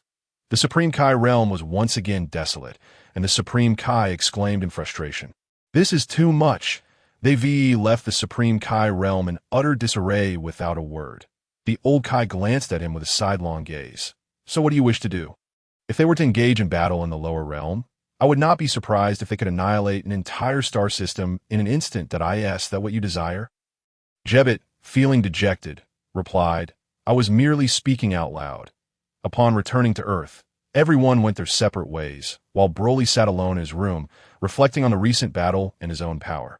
Although the fight had not been entirely satisfying, it had nonetheless bestowed upon him unimaginable benefits. The aura surrounding Broly was steadily intensifying, and the previously stagnant realm within him was now subtly shifting. Android 18 and Bulma leaned against the doorframe, anxiously observing Broly at that moment. Broly, with his eyes closed, was immersed in memories of the battle, the energy within him flowing and surging, relentlessly challenging the shackles that bound him. Just then, a soft pop resonated, and a multitude of previously incomprehensible concepts crystallized in his mind that he realized that his strength had surged from the mid-stage to the latter stage of the God of Science. Broly felt elated at this breakthrough. Turning to the two women, he said, I apologize for causing you concern. Everything is fine now. Bulma, with a hint of anxiety, inquired, will you go into battle again? Broly, noticing her worried expression, pulled her close and had her sit on his lap. Gazing intently into her eyes as he reassured her, rest easy. At least for the next few years, I shall not. He promised to spend quality time with her, Android 18, and swear. Bulma gradually relaxed, and Broly, embracing both her and Android 18, sat down, whispering in their ears, how about you both keep me company tonight? Instantly, both women blushed, and Broly laughed heartily as he led them to the dining room for a meal. Chapter 54. The Awakening of the God of Destruction at the moment when Gogeta and Broly clashed, in the chaotic center of the universe, within a mysterious space atop a diamond-shaped celestial body. A vast and desiccated restraint meandered through the chaos. Several temple-like structures adorned its trunk, but a silver-haired androgynous figure, wielding a scepter, stood with one hand resting on their back, gazing deeply toward the Kaishin realm, evidently observing the battle. As the conflict reached its conclusion, the being let out a soft sigh, glancing at a creature with long ears resembling a mouse, which occasionally twitched its ears, seemingly sensing something. To their surprise, the power emanating from them managed to resonate within this space. It appeared that Lord Beerus would awaken sooner than anticipated. They had initially thought it would take several more years. Yet now it seemed he would awaken in just 2 years. They chuckled softly. I never imagined such formidable power existed in the mortal realm, but that Gogeta possesses strength without understanding the techniques. What good is that? However, their gaze shifted to Broly, who had transformed into a divine form. This fellow is quite extraordinary. His strength is nearly on par with Lord Beerus. Truly remarkable. He will require close observation in the future. If his power were to advance further, a chuckle escaped their lips. I suppose I shall not be lonely after all. Unfortunately, Broly remained oblivious to all of this. That night they all shared a bed, and upon awakening the next day, Broly felt refreshed. Observing the two women still buried beneath the covers like ostriches, he cheerfully proclaimed, All right, rise and shine. A voice called back, No, you go out first, with a bold face. Broly replied, We're practically an old married couple. What's the big deal? Nevertheless, he stepped outside, allowing the two women to emerge slowly, their faces flushed as they exchanged glances. After washing up and finishing breakfast, Broly bid farewell to Bulma and Android 18 before heading out. He sought a cliffside waterfall, closed his eyes, and attuned himself to the world. Though the battle with Gogeta had not been fully satisfying, the benefits it yielded were substantial. Thunder rumbled, and the sky darkened before rain began to fall. The roar of the waterfall intertwined with the sound of thunder and rain, droplets cascading upon Broly. He gazed thoughtfully at the sky. I could see that moment. He closed his eyes again, entering a peculiar state. With crimson flames swirling around him, the Broly's heart began to transcend into a realm of clarity, as his inner world commenced the primordial evolution of the universe. Colors intertwined, and the cosmos expanded in a chaotic dance. Captivated by the gradual evolution of the universe, Broly's spirit was drawn in, and his aura continued to shift. Suddenly, he opened his eyes, only to find Goku, Bulma, and others gazing at him with concern. "What's wrong? Why is everyone staring at me?" he inquired. Bulma responded, "Broly, do you have any idea how long you've been standing here alone?" Broly, feeling perplexed, thought it couldn't have been long, perhaps just half a day. It shouldn't be long. "At most, half a day," he replied. Android 18 interjected, "Half a day? Broly, you've been standing here for a full half-month. We were all so worried that we sought Goku's help to find you. If it weren't for Goku preventing us from interrupting, Schwerer would have rushed over to pull you away." Broly gasped, astonished that half a month had passed. He then looked at Schwerer, who wore a delighted expression, and scooped her up, saying, "All right, your mouth is practically ajar. Let's go out and have some fun." After calming Schwerer, he remarked, "Half a month? I had no idea it was that long." However, feeling the benefits he had gained, a confident smile graced his lips as he mused. The divine realm may not be so far out of reach after all. He then followed everyone back to Bulma's home. As Goku and the others observed Broly's enhanced strength, they all committed themselves to rigorous training. Particularly Goku and Vegeta, who were still reeling from their previous defeat. Following their fusion, neither had managed to best Broly, igniting an insatiable desire to train relentlessly in what felt like the blink of an eye. 2 years passed. During this time, Goku had ascended beyond Super Saiyan 3rd stage, reaching the full-powered state of Super Saiyan 4th, while Vegeta had also surpassed Super Saiyan 3rd, attaining the mid-stage of Super Saiyan 4th. With the assistance of the old Kai, who had helped them shed their tails. On this day, deep within the center of the universe, accompanied by sporadic explosions, the mouse-like creature began to shift its body on a meteor in the lake's heart, lazily descending. Suddenly, it stepped into empty space and fell to the ground. The god of destruction, Beerus, had finally awakened. In the dining room, Beerus was enjoying a meal prepared by Whis. "As he ate, he inquired, Whis, during my slumber, did Frieza destroy planet Vegeta?" "Indeed, it was utterly obliterated," Whis replied as he sliced the food. "That's so. Those inhabitants were perpetually useless, particularly King Vegeta. So miserly. It would have been delightful if I had been the one to destroy it. But alas, that planet is far too distant. Wouldn't you agree? Quite the hassle. Nonetheless, Frieza is no saint either. He's a pompous fellow. The next time I encounter him, I'll ensure his destruction as well," Beerus continued, savoring his meal. "There's no need for you to trouble yourself. Frieza has already been defeated," Whis responded. "Really? Someone managed to defeat Frieza?" Beerus exclaimed in surprise. "Please wait a moment," Whis said, raising his scepter and tapping on the ground, causing an image of Goku battling Frieza to materialize in the air. This scene seems familiar. Who is this fellow?" Beerus inquired with keen interest. "He is a Saiyan named Son Goku, also known as Kakarot." Whis explained that weren't the Saiyans destroyed alongside planet Vegeta? Beerus asked. "Most were, but a few fortunate ones escaped to other planets, including Prince Vegeta," Whis replied calmly. "Isn't a Saiyan's hair typically black? It's hard to believe they could defeat Frieza." Beerus remarked, "Recently, it seems the Saiyans have acquired the ability to transform into Super Saiyans," Whis stated. "What is that? Super Saiyan! Super Saiyan! Super Saiyan!" Beerus muttered to himself, alternating between lying down and propping himself up. His eyes suddenly widening with excitement as he exclaimed, "So that's how it is. I remember now," Whis inquired. "What do you say? What has come to your mind?" "That's Super Saiyan. Super Saiyan. God, I have encountered him in my dreams. I fought against a being named Super Saiyan God who looked just like this." "Whis, where are the Saiyans now?" Beerus asked. "Most of the Saiyans are on planet 4032 Green, 877, a planet known as Earth. And one of them, a Saiyan named Son Goku, who defeated Frieza, is currently on North Kai's planet. Are you preparing to seek them out, Lord Beerus?" Whis inquired out of course. "Whis. How long will it take to get there?" Beerus asked. "Approximately 26 minutes, Whis replied. "That's quite far." "Well, it can't be helped. I suppose we shall make the trip," Beerus said listlessly. "Then let us depart." With that, Whis carried Beerus towards North Kai's planet that moment. North Kai, informed by the Supreme Kai, learned that the god of destruction, Beerus, was making his way to his planet. With a tense expression, North Kai cautioned Son Goku before awaiting the arrival of Lord Beerus. Whoosh! A brilliant beam of light descended from the heavens as Beerus and Whis set foot on North Kai's land. Chapter 55.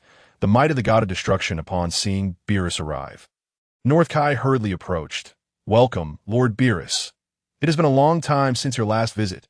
"Indeed, North Kai, but I must say, your planet is rather diminutive." Beerus yawned. "I sincerely apologize. My humble abode is quite modest." North Kai replied, "This is due to the destruction you caused in the past," Whis interjected, unreservedly revealing Beerus's history during a game of hide-and-seek. "Ah, is that so?" Beerus asked. North Kai chuckled sheepishly, uncertain as to why Lord Beerus had come here. "I have matters to discuss with the Saiyan over there," Beerus responded. Hearing this, North Kai quickly summoned Son Goku to greet Lord Beerus. After some exchanges, Beerus inquired about the Super Saiyan God. Upon hearing this, Son Goku, recalling Broly, informed Beerus, who was greatly pleased and prepared to have Whis take him to Earth to find Broly. However, Son Goku suddenly challenged Beerus, causing North Kai to flee into his house in fright.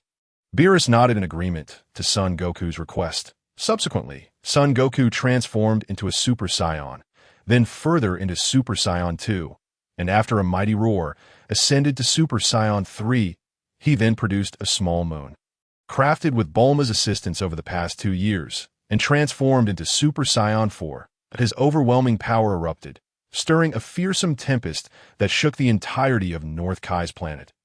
As the aftershock subsided, a figure emerged before them, a being with long black hair, red-rimmed eyes, covered in crimson fur, and possessing a remarkably robust physique. This was the mightiest Super Saiyan in its 4th stage. "Oh my, that took me by surprise." "It seems one does not exaggerate," Beerus remarked casually, hands resting behind his back. "He indeed. Shall I revert to my 3rd form?" Son Goku boasted. "No need. This form will suffice." "Let us begin," Beerus replied indifferently. "You doubt my strength?" "Very well." With that, energy surged as he charged directly at Beerus. Upon reaching Beerus, he suddenly halted, swiftly appearing behind him, then launched a punch. Beerus remained still, merely raising his hand slightly behind him, effortlessly catching Son Goku's swift strike. With a flick of his wrist, he flung Son Goku away, and as Son Goku sought to regain his footing, Beerus was already before him. Startled, Son Goku watched as Beerus smiled and flicked his finger. Snap! Son Goku was sent flying, barely managing to flip in midair. Stabilizing himself, the trace of blood appeared at the corner of his mouth, which he wiped away while keeping his eyes fixed on Beerus. Beerus stood on the ground, observing Son Goku, then beckoned him with a finger. Seeing this, Son Goku summoned all his energy and charged fiercely at Beerus, delivering a kick that Beerus easily dodged. Subsequently, Son Goku unleashed a flurry of punches, all of which Beerus dodged with ease. After one of Son Goku's punches, Beerus stepped onto his fist, instantly appearing behind him. Son Goku swiftly turned, launching a punch at Beerus, yet it too was evaded. While Son Goku's fist collided with North Kai's planet. Boom! A thunderous roar erupted as a large section of the planet cracked, debris scattering through the air, dust swirling. At that moment, Beerus emerged from the haze, appearing behind Son Goku, who barely managed to turn his head when Beerus struck him with a knife-hand blow to the back of his neck. Following the attack, Son Goku's energy dissipated entirely, and he reverted from Super Saiyan 4 to his original form, collapsing to the ground, unconscious. North Kai, witnessing the battle conclude, rushed out of his house. "Farewell, North Kai," he said before vanishing from North Kai's planet under Whis' guidance. North Kai sighed as he gazed at the unconscious Son Goku. He is still alive. What a fool! Suddenly, North Kai was jolted awake and used his antenna to contact Broly, informing him of the situation concerning Lord Beerus and Son Goku's defeat in battle, urging him to be cautious. Meanwhile, on Earth, all the warriors gathered once more to celebrate Bulma's 36th birthday. Except for Son Goku, everyone was present, including Videl and her father, Satan, as well as Fat Bu. The celebration took place at Bulma's residence, where the coveted Dragon Balls were prepared as prizes for wish fulfillment. Naturally, This was merely for added amusement, as anyone here could effortlessly locate the Dragon Balls if they desired. As the festivities continued, the Dragon team engaged in cheerful conversation. Fat Bew devoured food voraciously, while Vegeta and Broly joined in the feast, obliterating the spread on the table. Meanwhile, Satan appeared somewhat awkward as he sat among the others. While Videl and Gohan solidified their relationship in marriage, Broly, I am North Kai, the god of destruction, Lord Beerus, is heading toward Earth. Goku was overconfident and was effortlessly defeated by Lord Beerus while in Super Saiyan 4. North Kai's voice echoed urgently in their ears that, oh, Lord Beerus, has he finally arrived? Broly thought with excitement. I understand, North Kai. Do not worry. Everything will be fine. After Beerus and Whis arrived, they were, as in the original tale, invited by Bulma to join her birthday festivities. Upon seeing Broly, Whis expressed mild surprise, followed by a warm smile, seemingly oblivious to anything amiss. After some time at the gathering, Whis nudged Beerus, prompting him to remember the matter at hand and inquire. Does anyone here know Broly? I have heard he is the Super Saiyan God. At this moment, Broly smiled and replied, I am Broly. What do you seek me for? Beerus snorted, I had a prophetic dream of battling the Super Saiyan God. Hence my visit. Is that so? I too look forward to our clash. I wish to know who is stronger, the God of destruction or the Super Saiyan God, Broly declared, transforming into Super Saiyan God. His hair turning a striking crimson, his lean form radiating with a fiery aura. Beerus's gaze sharpened, sensing Broly's formidable strength. It appeared this would not be an easy encounter. Chapter 56. God versus God. The crowd focused intently on the unfolding scene. Retreating slightly, even Vegeta kept his distance. For those accustomed to sensing energy, this atmosphere bore a heavy weight upon their hearts. Suddenly, Broly and Beerus moved simultaneously, their speed seemingly surpassing the very concept of light. With a resounding series of thuds, the fists collided, creating tangible impacts that reverberated through the air. Aside from the flat thumps of their strikes, there were no earth-shattering explosions or dazzling flashes of brilliance, only the stark, unembellished reality of their confrontation. Bang! The two combatants staggered back, and Beerus gazed at Broly in astonishment.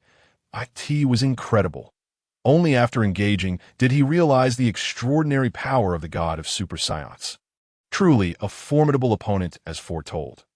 Initially, he had thought the notion of a strong adversary to be somewhat exaggerated, but he now recognized he had underestimated the god of Super Saiyans. Meanwhile, Broly was exhilarated.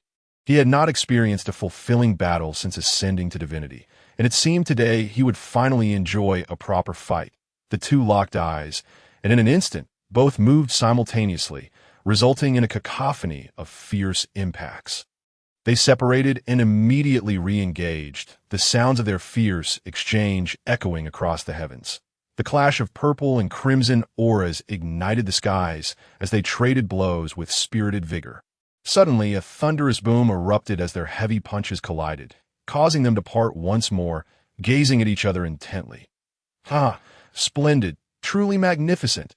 No wonder you are the god of destruction. This is the most exhilarating battle I've had thus far.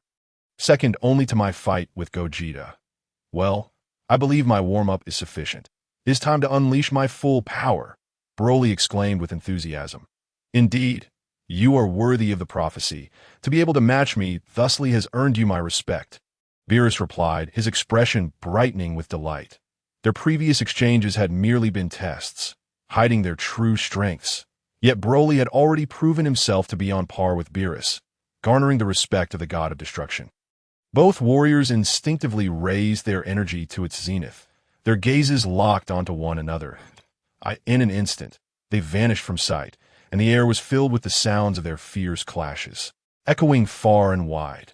The spectators on Earth could no longer see their movements, only hearing the relentless sounds of their violent encounters. Goku and the others pursued, with Vegeta exclaiming, "What astonishing power!" They continued to exchange punches with unbridled enthusiasm. The sounds reminiscent of shattering glass, in the wake of their passage. The very fabric of space bore the marks of their ferocity, crystalline fissures appearing and then bursting forth in a resplendent display of light before gradually mending. A dimensional rift, The onlookers gasped in astonishment, with Piccolo exclaiming, "They have created a dimensional tear merely through their ordinary strikes. Truly, this is a battle of gods." Initially, it seemed that this confrontation would rival the cataclysmic clash between Broly and Gogeta.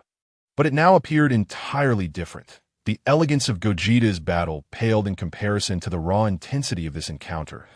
At that moment, Broly delivered a powerful blow towards Beerus's face. Beerus crossed his arms and, with a resounding thud, the two momentarily separated. Wow! I never expected the god of Super Saiyans to possess such strength. It has been ages since I fought like this, Beerus declared, his excitement palpable. Then allow me to show you an even greater side of myself. Broly retorted, his blood surging with fervor. In an instant, he vanished and reappeared behind Beerus, delivering a swift kick. Beerus attempted to block, but his speed faltered, and Broly sent him flying. Broly surged forward, fists clenched, and struck at Beerus, who was propelled into the sea by the force of the blow. Broly accelerated in pursuit, and the ocean parted beneath their combined might. Regaining his composure, Beerus swiftly launched a punch towards Broly, who responded in kind, resulting in a thunderous collision as their fists met. The two exchanged kicks, each blow producing an astonishing display of energy. Once again they separated, and Broly declared, "It seems it is time to conclude this battle." He enveloped himself in fiery, crimson energy, soaring skyward, while Beerus, too, became shrouded in purple flames, pursuing Broly as they engaged in a flurry of intense clashes, their forms shooting beyond the atmosphere into the vastness of space. As they continued their fierce exchange, Broly caught Beerus' punch with one hand, then swiftly kicked him, sending him reeling. Broly appeared before the tumbling Beerus and unleashed a powerful strike. Beerus crossed his arms to block it. Yet the force sent him flying backward for several meters before he steadied himself. "Impressive. No wonder you are the god of Super Saiyans. You have pushed me to my limits. It's time to end this battle." Beerus exclaimed with exhilaration. He then gathered a colossal death ball of energy in his hands and hurled it towards Broly. "Huh, you are right. It is indeed time to conclude this fight," Broly replied, extending his hands as a massive green energy sphere materialized. He launched it at the incoming death ball, and the two energies clashed, neither yielding. Then, both warriors intensified their power, and gradually, the green sphere began to overwhelm the death ball, engulfing it and hurtling towards Beerus. Upon seeing this, Beerus bellowed, crossing his arms to brace for impact. With a thunderous explosion, the energy sphere detonated, sending shockwaves of energy cascading outward. The earth trembled violently under the force of the blast. As the dust settled, Beerus stood before Broly, slightly disheveled from the full force of Broly's counterattack, sustaining minor injuries. Both fighters distanced themselves, no longer inclined to continue the assault. A flicker of fiery intensity ignited in Beerus's eyes. "What a thrill! You're the first to force me to unleash my full power without landing a hit, and you have wounded me. You are truly formidable. You are the second strongest opponent I have ever faced." "Ha ha ha! What a thrill!" Broly laughed, fully aware that Whis was the true strongest in the universe. Yet feigning ignorance, he inquired, "The second strongest? Who is the first?" Beerus turned his gaze toward Whis, who was casually indulging in a fruit salad. Upon noticing Beerus's stare, Whis swiftly concealed the salad behind him. Not a bead of cold sweat trickled down Beerus's forehead as he replied, "His name is Whis. He is my attendant, but also my mentor." "Your mentor? Then he must be the strongest in the universe." Broly feigned surprise. "Who can say? There are 12 universes, and we are in the 7th. I am merely the god of destruction of the 7th universe." "Dante, you think there could be even stronger beings out there?" Beerus remarked. Broly smiled and began to descend back to the ground, with Beerus following suit. "Since I have lost to you, I shall refrain from destroying the earth," Beerus stated at that moment. Broly turned to Whis and approached him, saying, "I have heard that you are the strongest being in this universe. Would you be interested in a match with me?" Beerus gasped, staring at Broly in shock. Whis remained calm, his deep gaze fixed on Broly for a moment before responding, "Oh, I see. But are you certain you want to do this now?" "Humph, 3 years in 3 years. I will challenge you," Broly declared with a smile. Whis replied, "Very well.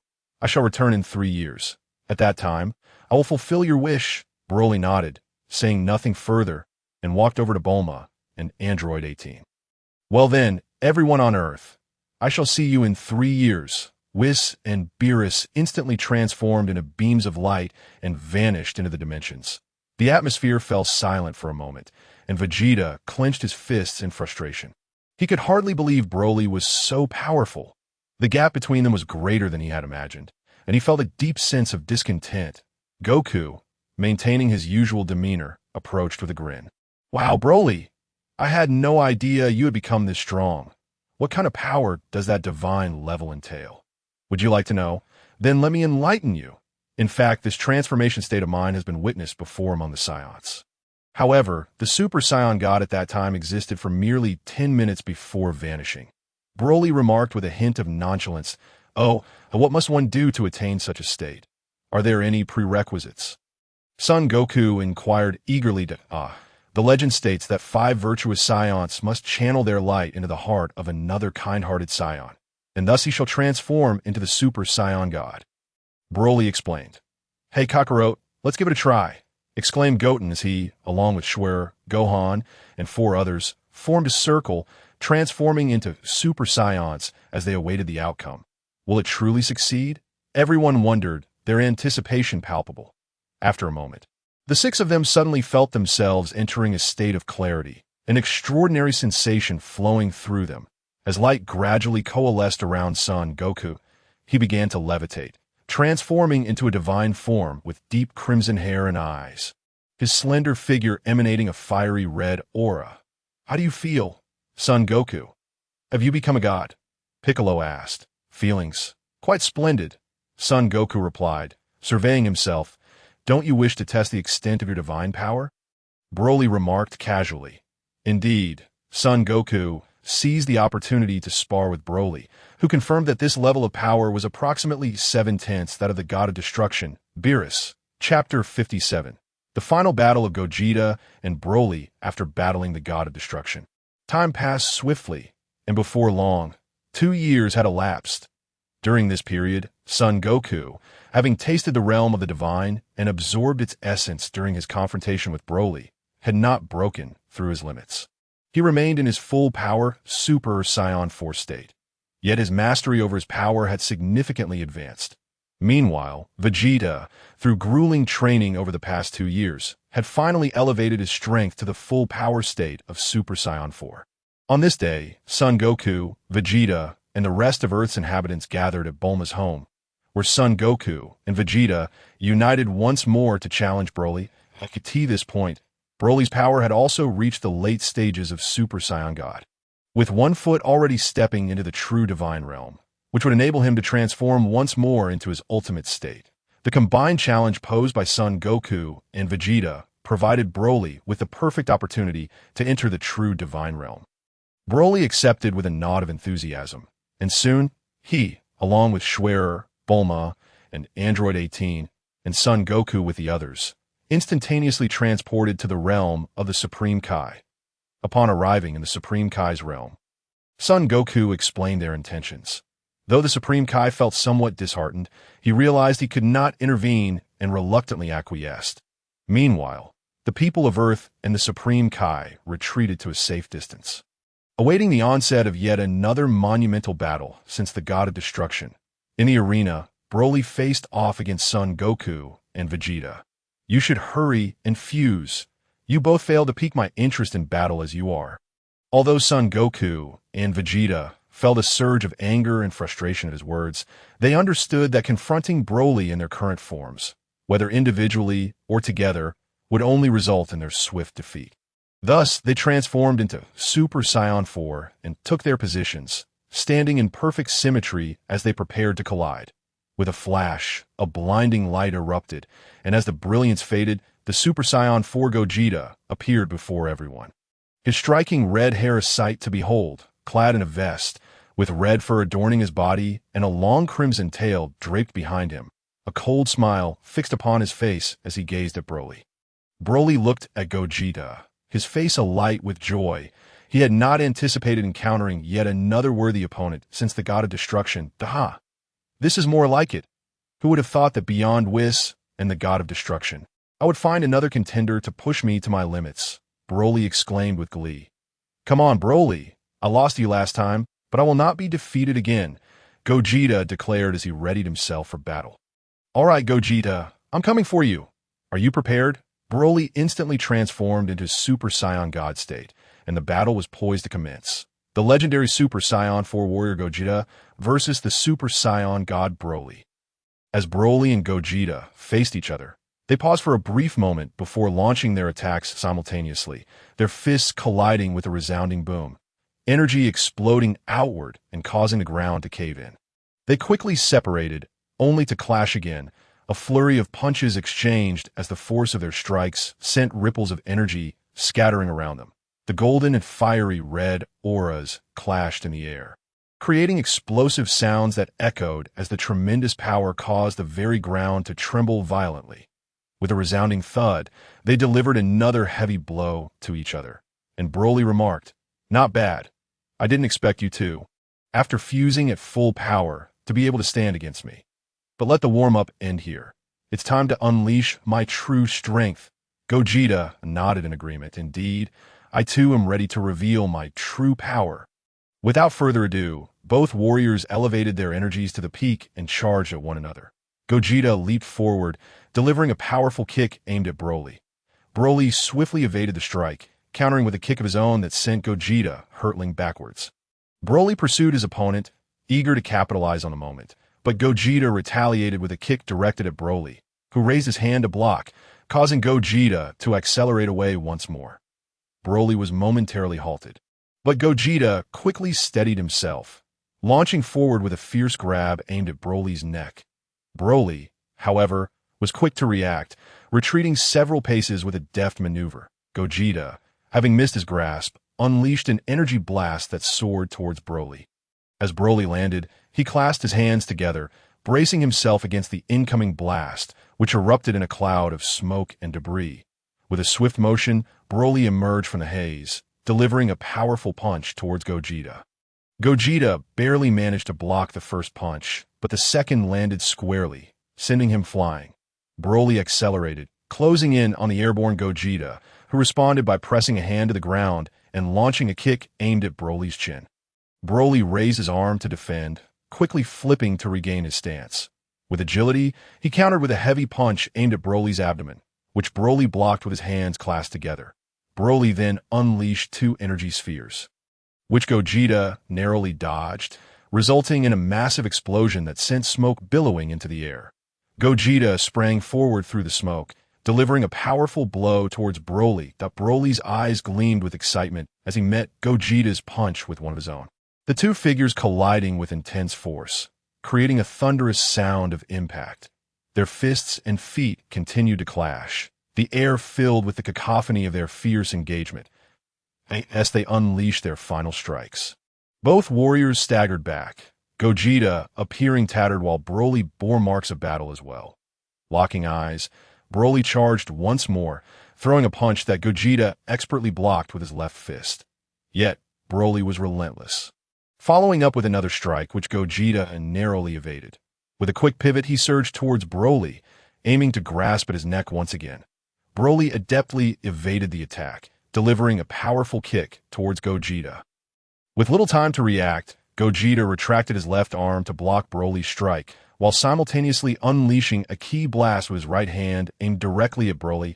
In response, Broly brought his hands together, successfully shielding himself from the blast as a resounding explosion erupted, sending clouds of dust spiraling into the AT that moment. Gogeta stood at a distance, observing the aftermath of the explosion, waiting for the dust to settle and reveal Broly's silhouette. A smile crept onto Broly's lips, a crimson glimmer flashing in his eyes. With a sudden push against the ground, he surged towards Gogeta, delivering a swift uppercut that sent him hurtling through the air. Broly then leaped after him, launching another punch, but Gogeta retaliated with a key wave from his hands. Broly swiftly dodged, conjuring a massive energy blast which he hurled at Gogeta. Unable to evade in time, Gogeta swept the energy blast aside with a kick. In an instant, Broly teleported behind him, wrapping his arm around Gogeta and plummeting towards the ground like a meteor. The impact was thunderous, shattering the earth and creating a vast chasm. Shortly thereafter, Broly appeared high above, gathering energy in his hands, unleashing a colossal energy wave aimed at the spot where Gogeta had fallen.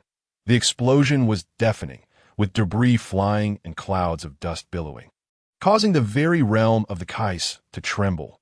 As the tremor subsided, onlookers gazed towards the epicenter of the explosion, where Gogeta, battered yet resolute, managed to rise to his feet, breathing heavily after such an intense battle. Broly, too, exhibited signs of exhaustion, yet he chuckled, "Good, very good. It seems it is time to deliver the final blow." At that moment, Broly concentrated a tremendous amount of energy into his palm, while Gogeta summoned the Super Kamehameha in response. A colossal explosion ensued, enveloping both combatants in a cloud of dust. As the dust began to clear, Broly stood amidst tattered remnants of his attire, while Gogeta lay defeated on the ground. Witnessing the conclusion of the battle, the onlookers rushed forward, and Gogeta, now separated, was fed senza beans by his companions. "I never imagined we would lose, but I will surpass you one day, relying solely on my own strength to challenge you," declared Son Goku, to which Vegeta merely scoffed and turned away. "Very well. I await your challenge," Broly responded with a smile. Subsequently, they bid farewell to the Kai and departed from the realm, each going their separate ways. Chapter 58. Breakthrough. Following his intense battle with Gogeta, Broly exchanged greetings with Bulma, Android 18, and Chi before retreating into his ring world for seclusion. The fight had yielded substantial insights into his power, yet he recognized that, in his current state, challenging Whis would be an exercise in futility. It was akin to 10 battles resulting in 10 defeats. Thus, he resolved to train once more, striving to ascend to the true God realm, where only then could he hope to confront Whis. In the ensuing 6 months, Broly engaged in rigorous and relentless training. As he progressed, his understanding of his own strength deepened. Yet, the path to the true God realm remained elusive, always just out of reach. Each attempt felt tantalizingly close, but he was perpetually stalled, unable to make even a fraction of progress. On a particular day, after yet another failed attempt to breach the true God realm, frustration welled within him. Acknowledging that he could not continue in such a state, he exited his ring, intending to spend time with Bulma and Android 18. Since commencing his training, he had dedicated himself solely to it, neglecting their company, and he felt a pressing need to remedy that. As he emerged, Bulma, Android 18, and Chi greeted him with excitement, surrounding him with joy. "Broly, have you broken through? Why are you out so soon?" they asked. Broly offered a wry smile. "It is not so simple. While I have gained greater insight into my power, advancing further remains an insurmountable challenge. I have been quite restless these past few days. Hence my decision to spend time with you. I apologize for my absence." Understanding their concern, the women gently shook their heads and said, "Do not say that. As long as you remember us, it is enough. Since you cannot break through at the moment, let us not dwell on it. Come, let us go for a walk." With that, they each took one of Broly's arms, and Chi playfully hung on to him as they set off to explore. In the days that followed, Broly accompanied Bulma and her friends on various excursions. One day, they arrived at a secluded area surrounded by majestic mountains, where the scenery was breathtaking. After setting up their campsite and preparing provisions, Bulma and Android 18 took Chi to gather ingredients while Broly remained behind, gazing at the cascading waterfall and the azure sky, feeling a profound sense of tranquility. Unbeknownst to him, his own power began to flow uncontrollably, and he became lost in the beauty surrounding him. When Bulma and her companions returned, they found Broly absorbed in the stunning landscape. Just as they contemplated sending Chi to call him, Android 18 stopped them. Sensing the energy swirling around Broly, she understood he might be on the verge of a breakthrough and urged them to remain silent, allowing the moment to unfold. The three of them watched in silence, silently praying for his success. That moment, Broly's consciousness transcended into an expansive void, a realm interwoven with fiery reds and golden greens. He felt as though he had stepped into the primordial universe, where colors intertwined without pattern or restraint. devoid of the formidable barriers he had anticipated, only offering endless possibilities of breakthrough and expansion. Time seemed to lose meaning as the two colors harmoniously blended, leading Broly's heart toward a state of enlightenment, and his power surged upward.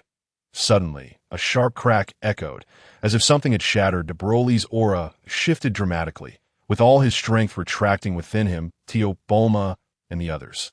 He appeared as though he had lost all power. In that instant, Broly slowly opened his eyes, approaching the concerned faces of Bulma, Android 18, and Sheila. "What is it? Do not worry. I merely experienced a moment of insight," he reassured them. Android 18 scrutinized him closely before asking, "Broly, do you know how long you have been in this state?" Broly replied, "It should not have been long. I felt it was just a moment." Bulma exclaimed, "A moment? You have been like this for nearly half a day. If not for Android 18 saying you were on the verge of a breakthrough, I would have sent Sheila to pull you out ages ago." Embarrassed, Broly scratched his head. "I apologize for causing you concern. Now, let us prepare a meal. I am famished." The group shared a joyful meal in the picturesque setting, enjoying the evening before returning home. A year swiftly passed. And during this time, Broly's strength surged following his breakthrough into the true God realm, elevating him further into its latter stages. Throughout this year, Son Goku and Vegeta also engaged in fervent training, with Goku achieving Super Saiyan Blue and Vegeta, spurred by Goku's progress, reaching the initial stage of Super Saiyan Blue as well. On this day, the inhabitants of Earth gathered at Broly's home, eagerly awaiting his arrival. Suddenly, a voice resonated, "Broly, you and the others from Earth may come to the Kai's realm. Beerus and I await your presence." Broly sprang to his feet, and Goku stepped forward. "Did the God of Destruction arrive?" Broly nodded. "They are currently at the Kai's realm. We just received word that they are waiting for us. We can depart now." With that, Broly and his family, along with Goku and the others, teleported directly to the Kai's realm, where the old Kai and the Supreme Kai stood respectfully before Beerus and Whis. Whis smiled. "Ah, you have arrived, those who have attained the true God realm? Very well, since you have reached this stage, let us commence." Broly regarded Whis and inquired, "Before we begin the match, would you enlighten me regarding your true identity?" Whis smiled enigmatically, his gaze unwavering. "Once you defeat me, I shall reveal that to you." Broly nodded slightly, and an overwhelming aura suddenly surged from his being. His hair transformed instantaneously into a rich brown, cascading down to his waist, while a crimson tail swayed behind him. Lightning flickered around him intermittently, and red tattoos emerged upon his skin. With a confident gaze, he fixed his eyes on Whis. Whis, in turn, regarded Broly with a grave expression, his own aura steadily escalating, exuding a terrifying presence that caused the very space around him to ripple. A monumental battle was on the verge of commencing. The mightiest warrior, Broly, versus Whis. Who would emerge victorious? Chapter 59. Broly versus Whis. Broly, now equally serious, felt the battle blood within him boiling. Excitement surged through him as he thought, "Come forth. Let me witness just how formidable you, the teacher of the God of Destruction, truly are." With a mighty roar, Broly leapt forward, launching a powerful punch toward Whis. However, Whis merely pointed his staff lightly at the void before him, and an ethereal shield enveloped him instantly. Broly's punch collided with the shield, sending ripples of radiant energy cascading across its surface. Then, with a resounding crack, the shield shattered instantaneously. The overwhelming force surged towards Whis, who quickly retreated, his staff striking once more to conjure another shield. As he did so, a colossal force surged forth, crashing into the burgeoning power. With a thunderous boom, the two forces clashed, eventually neutralizing each other. Broly then let out a fierce shout, his form flashing as he appeared directly above Whis, executing a devastating downward kick aimed at him. With a resounding impact, the earth trembled as his immense kick struck the shield, propelling Whis into the ground and causing the shield to fracture. The surrounding terrain crumbled and cracked under the pressure. Whis, however, swiftly emerged from the abyss, gazing at Broly with newfound respect. "Indeed, you are incredibly strong. Your power nearly surpasses mine. If this is the case, I must take this more seriously, lest I suffer defeat." With that, Whis retracted his staff, and an endless, Terrifying aura radiated from him. Without such intensity, where would the thrill lie? He mused as Whiss's aura enveloped the arena. Broly felt a surge of caution. Their energies were now nearly equal. While Broly's power had surged to match Whiss's, he had only recently attained this level. Whereas Whis had been entrenched in it for countless years, undoubtedly possessing a greater mastery of his strength. Whis stepped forward, appearing before Broly in an instant, launching a punch that reverberated through the void. Shaking the very ground beneath them, Broly's expression shifted as he readied himself. This punch, though seemingly ordinary, was executed with blinding speed. Instantly, he conjured an energy shield around himself, and with a resounding clash, Whiss's punch struck the shield, causing a ripple through the air as it shattered.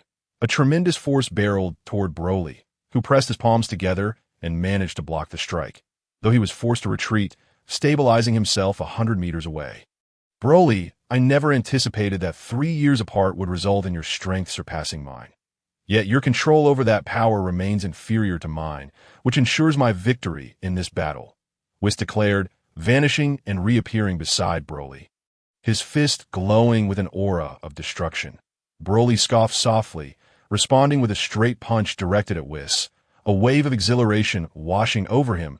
As long as you cannot defeat me with a single blow, I will only grow more adept at controlling my power as this battle unfolds. I will not succumb to you. The two fists collided with an explosive force, sending shockwaves that caused the ground to plummet deep below. In that singular moment, the destruction was akin to that which had occurred following Goku's battle with Super Saiyan 4 Vegito. The two warriors briefly separated before launching into another fierce exchange. Winds of violence swirling around them, shaking the very planet itself. Like a tea that moment, Broly teleported before Whis, delivering a punch imbued with cataclysmic energy. Whis, unfazed, raised his leg to counter, and with a colossal boom, the surrounding space crumbled apart. Then, Broly spun and kicked at Whis, who swiftly countered with his right fist. A thunderous impact echoed as their limbs met, causing the fabric of space to tremble violently, the sound of destruction ringing out as a massive black hole of shattered space formed before their eyes. The tempest of spatial chaos surged forth, threatening annihilation. Yet in the midst of their clash, it was rendered inconsequential, dissipating into nothingness. As the space began to mend, their fierce battle raged on, each collision shattering the realm anew. With a final, resounding clash, Broly and Whiss's fists collided once more, and they both separated, granting the ravaged space a moment to recuperate. The battlefield, once on the brink of annihilation, began to restore itself to its former glory. Locking eyes, the two warriors unleashed their formidable auras, preparing for the momentous clash that awaited them. Chapter 60. The conclusion of battle in unison, they vanished from sight, hurtling towards one another.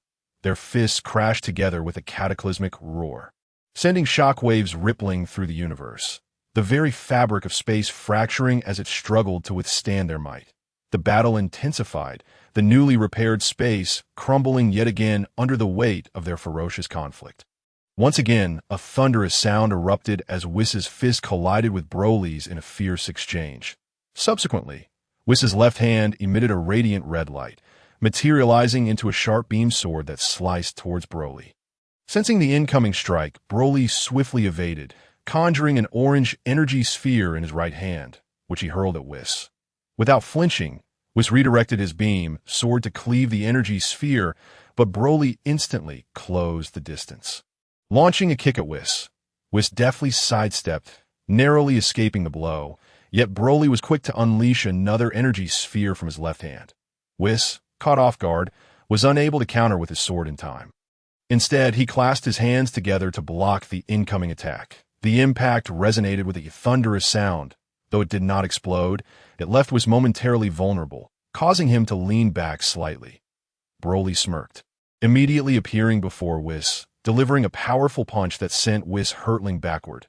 Broly accelerated, pursuing the flying Whis, and delivered an elbow strike to his abdomen. Seizing Whis's leg, he forcefully threw him to the ground, creating a massive crater with a deafening crash as dust and debris erupted around them. Whis quickly emerged from the pit, charging once more at Broly. As Whis approached, Broly clenched his fists, meeting him head-on. Their fists and feet became blurs as they clashed with intense ferocity, shattering the space around them as the air crackled with explosive sound waves. Spectators watched in exhilaration, captivated by the fierce combat. Feeling their journey was worthwhile. Broly, will he be all right? Bulma voiced her concern, her eyes glued to the tumultuous battle. Don't worry, he will be fine, Android 18 reassured her, gripping Bulma's hand. After another series of violent exchanges, both combatants momentarily retreated, revealing numerous bruises on Broly and tattered attire on Whis, who bore some wounds as well. After a brief standoff, Broly charged again, throwing a punch that was blocked with his left hand. Undeterred, Broly followed up with another strike, but was expertly deflected it and closed the gap, reaching for Broly's neck. Broly swiftly sidestepped, evading the grasp, and retaliated by reaching for Whis' neck, but Whis, anticipating the move, retreated rapidly. Broly then launched an energy blast towards the retreating Whis. Whis clasped his hands together, and a thunderous explosion ensued, engulfing him in a fiery tempest. As the smoke cleared, Whis emerged unscathed, albeit slightly disheveled. While the battle raged on, the intensity escalated as their powers collided, causing the earth to crack and rocks to tumble. The fabric of space trembled as a vast black hole several hundred meters wide formed around them. In that moment, Whis conjured another beam sword, striking at Broly. Broly evaded, retorting, "Don't think you're the only one who can wield such a technique," as he summoned his own orange beam sword to counter. "Impressive. You've truly grasped the art of combat," Whis remarked as their swords clashed, producing a resonant clang akin to metal striking metal. In that instant, both combatants thrust their left hands towards one another, unleashing a cataclysmic shockwave that shattered the surrounding space in layers. As the space attempted to heal, it was repeatedly torn apart by their escalating confrontation. The sounds of their swords clashing echoed, punctuated by the relentless chaos of their combat. Suddenly, Broly teleported above Whis, bringing his sword down with ferocity. Whis raised his right hand, blocking the strike just in time. The surrounding space shattered, and a gale swept through, whipping their hair wildly. Broly seized the opportunity, delivering a powerful blow to Whis' abdomen, sending him careening backward, stabilizing only after traveling over 100 meters. Broly, unwilling to grant Whis a moment's respite, teleported before him once more, launching a kick that was barely managed to block. Following up, Broly struck again, sending Whis flying. Just as Whis was about to be propelled away, Broly closed in, delivering another punch to Whis' abdomen, then grasping his legs and hurling him skyward. Broly swiftly pursued, smashing his fists down upon Whis, who plummeted to the ground with a resounding crash, creating a deep trench in the earth. Broly then summoned a massive energy blast, launching it into the trench, followed by a relentless barrage of energy spheres. The resulting explosions echoed thunderously, sending dust and debris soaring. "Here's one last gift for you," Broly declared as a colossal orange energy sphere formed in his palm. Hurling it forth, the explosion was monumental, shaking the very realm of the cushion. As the tremor subsided and the dust settled, Whis emerged, looking rather disheveled from the trench. "That I concede. I didn't anticipate your strength. Your mastery over power is indeed remarkable to have pushed me to this extent. You are unparalleled in this universe," Whis stated calmly. With that, he revealed his identity. "I am the ambassador of order in this universe, tasked with maintaining its balance." "Ambassador of order? Huh. Thank you for enlightening me. That I recognize you haven't revealed your full potential. Until we meet again, I hope to see you unleash your true power next time, including your rules of power," Broly declared before vanishing with his companions from the Kaishin realm. Whis merely smiled and nodded, departing alongside Beerus. Chapter 61. A reunion with the deity upon returning to Earth. The group exchanged farewells before parting ways, inspired by the fierce battle between Broly and Whis. Goku and Vegeta became fervently dedicated to their training in the following days. 2 years passed since the epic confrontation between Broly and Whis. One evening, after a training session, Broly, accompanied by Bulma and Android 18, watched as the two women succumbed to fatigue and drifted into slumber. As Broly prepared to join them in rest, he suddenly felt a disorienting sensation, discovering himself in a strangely familiar space. Ah, this feels familiar. Wait, I ascend this the realm of that old deity. What has he summoned me here for again? Last time he kicked me in the rear. Perhaps I can settle the score now that I've grown stronger. With that thought, he began scanning the surroundings, hoping to catch a glimpse of the old deity, just as Broly reveled in his excitement. The deity's figure materialized before him, delivering a swift smack to Broly's head. You little brat, with your current power, you think you can seek revenge. If you wish to retaliate, you'll have to wait 1 billion or so years. The deity remarked with a bemused expression. Rubbing his head, Broly retorted, Old man, I was merely thinking to myself. No need to take it so seriously. What brings you to summon me here yet again? Ah, it's nothing momentous. I merely require your assistance with a task. There will be benefits, of course, so what do you say? The deity coaxed playfully. Upon hearing of potential benefits, Broly's demeanor shifted to one of utmost respect. I am eager to assist, whatever the task may be, I assure you.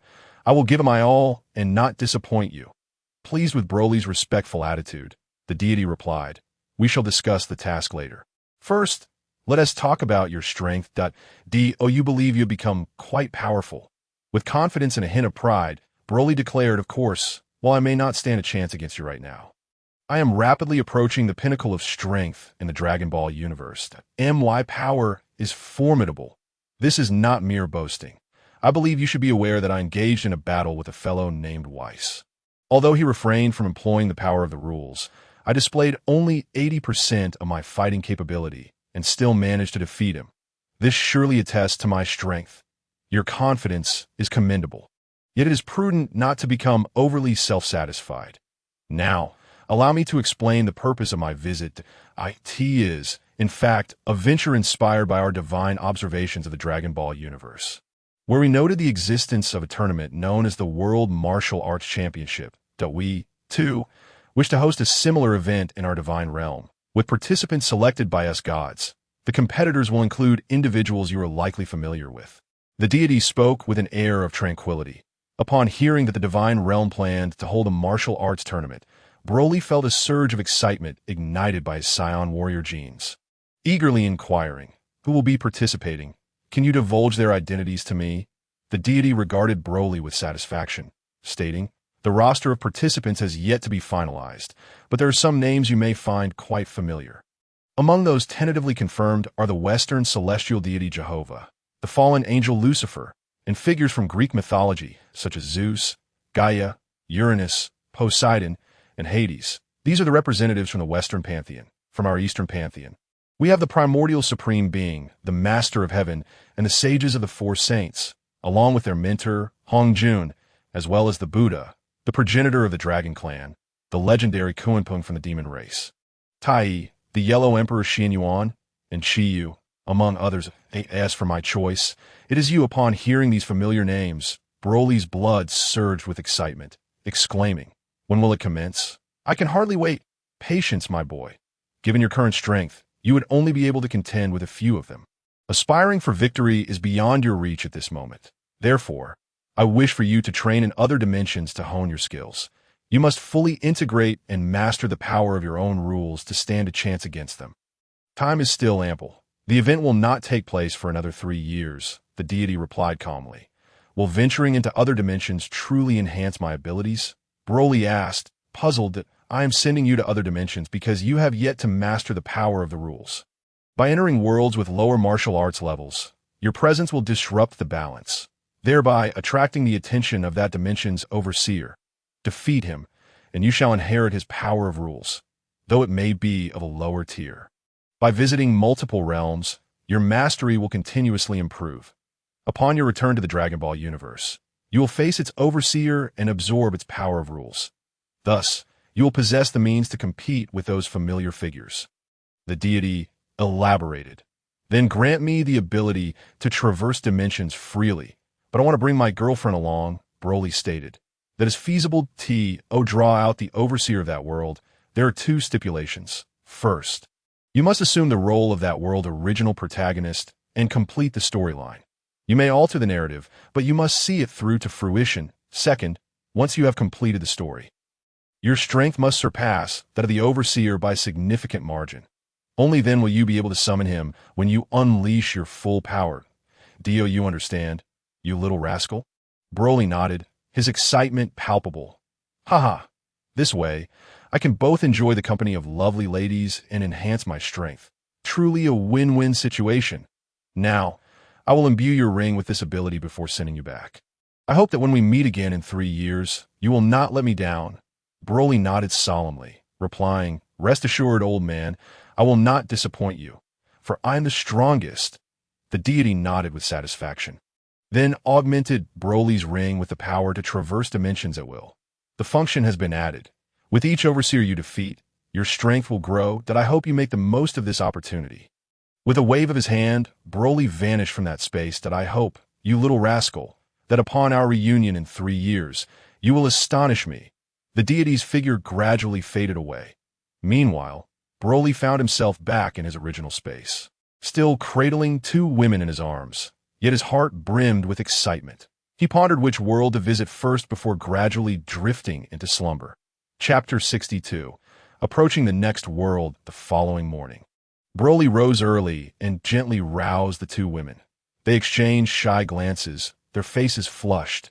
You go out first. Broly chuckled and stepped outside, allowing the 2 women to emerge slowly, after freshening up and enjoying breakfast. Broly gathered Bulma, Android 18, and Za, saying, Please wait a moment. I have something to discuss with you.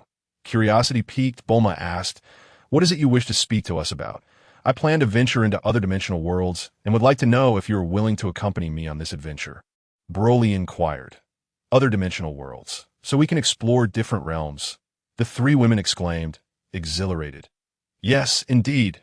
My journey will serve 2 purposes. First, to challenge the overseers of these worlds and absorb their powers of rules, thereby acquiring the ability to wield them. Second, I want to take you along for an enjoyable excursion. What do you say? Broly pressed. Absolutely. Experiencing the unique styles of other worlds sounds delightful. The trio responded enthusiastically. However, Bulma interjected, That sounds all well and good, but I sense there is a third motive at play here. You're looking to chase after beautiful women in other realms. You cosmic lecher. Android 18's eyes widened in realization as she turned to Broly. Embarrassed, Broly glanced at Bulma and Android 18, his thoughts troubled. Bulma truly knows me too well. How could she figure that out? Nevertheless, he maintained a calm facade, retorting, Hey Bulma, is it appropriate to speak of your husband in such a manner? Be careful, or I might have to punish you tonight. At this, Bulma's cheeks turned crimson, and Android 18 blushed as well. Yet, Bulma continued, After spending so much time together, we know you well. However, we also recognize our limitations. So we won't interfere with your pursuits. Just remember, no matter how many women you have in the future, you must never forget us. Deeply moved, Broly gazed affectionately at Bulma and Android 18, embracing them both tightly. Rest assured, no matter how many women I may have in the future, you 2 will always be my top priority. Now that you are all informed, prepare yourselves. In 3 days, we shall embark on our adventure to other worlds. The 3 women leaped with joy at the news point. 3 days swiftly passed, during which Bulma, Android 18, and Zura busily prepared, purchasing supplies and storing their acquisitions in Broly's ring. Are you all ready? Broly asked. Yes, we're all set. By the way, how long will we be away? Bulma inquired. A minimum of 3 years, and potentially up to 5 years, as we will be visiting multiple worlds. Broly explained, Oh, understood. I need to inform my parents that we're going on a trip. Bulma said, dashing off to bid farewell to her family. All set. I've told everyone we're going on a cosmic tour, she announced upon returning. Broly nodded, instructing, All right, you all enter my ring space that I'll let you out once we arrive. Upon uttering these words, he swiftly summoned the 3 women into his spatial ring. Subsequently, Broly activated the dimensional travel function bestowed upon him by the Divine Ring, preparing to embark on a journey to another world. Chapter 1. The Encounter with Luffy. Let us choose the world of One Piece to see Luffy and his companions. Having made his decision, Broly stepped directly into the dimensional portal, which shimmered briefly before vanishing entirely. Beneath the azure sky and expansive ocean, seagulls soared freely above, while a band of pirates, led by the corpulent and unseemly Arlita, was in the midst of plundering a merchant vessel.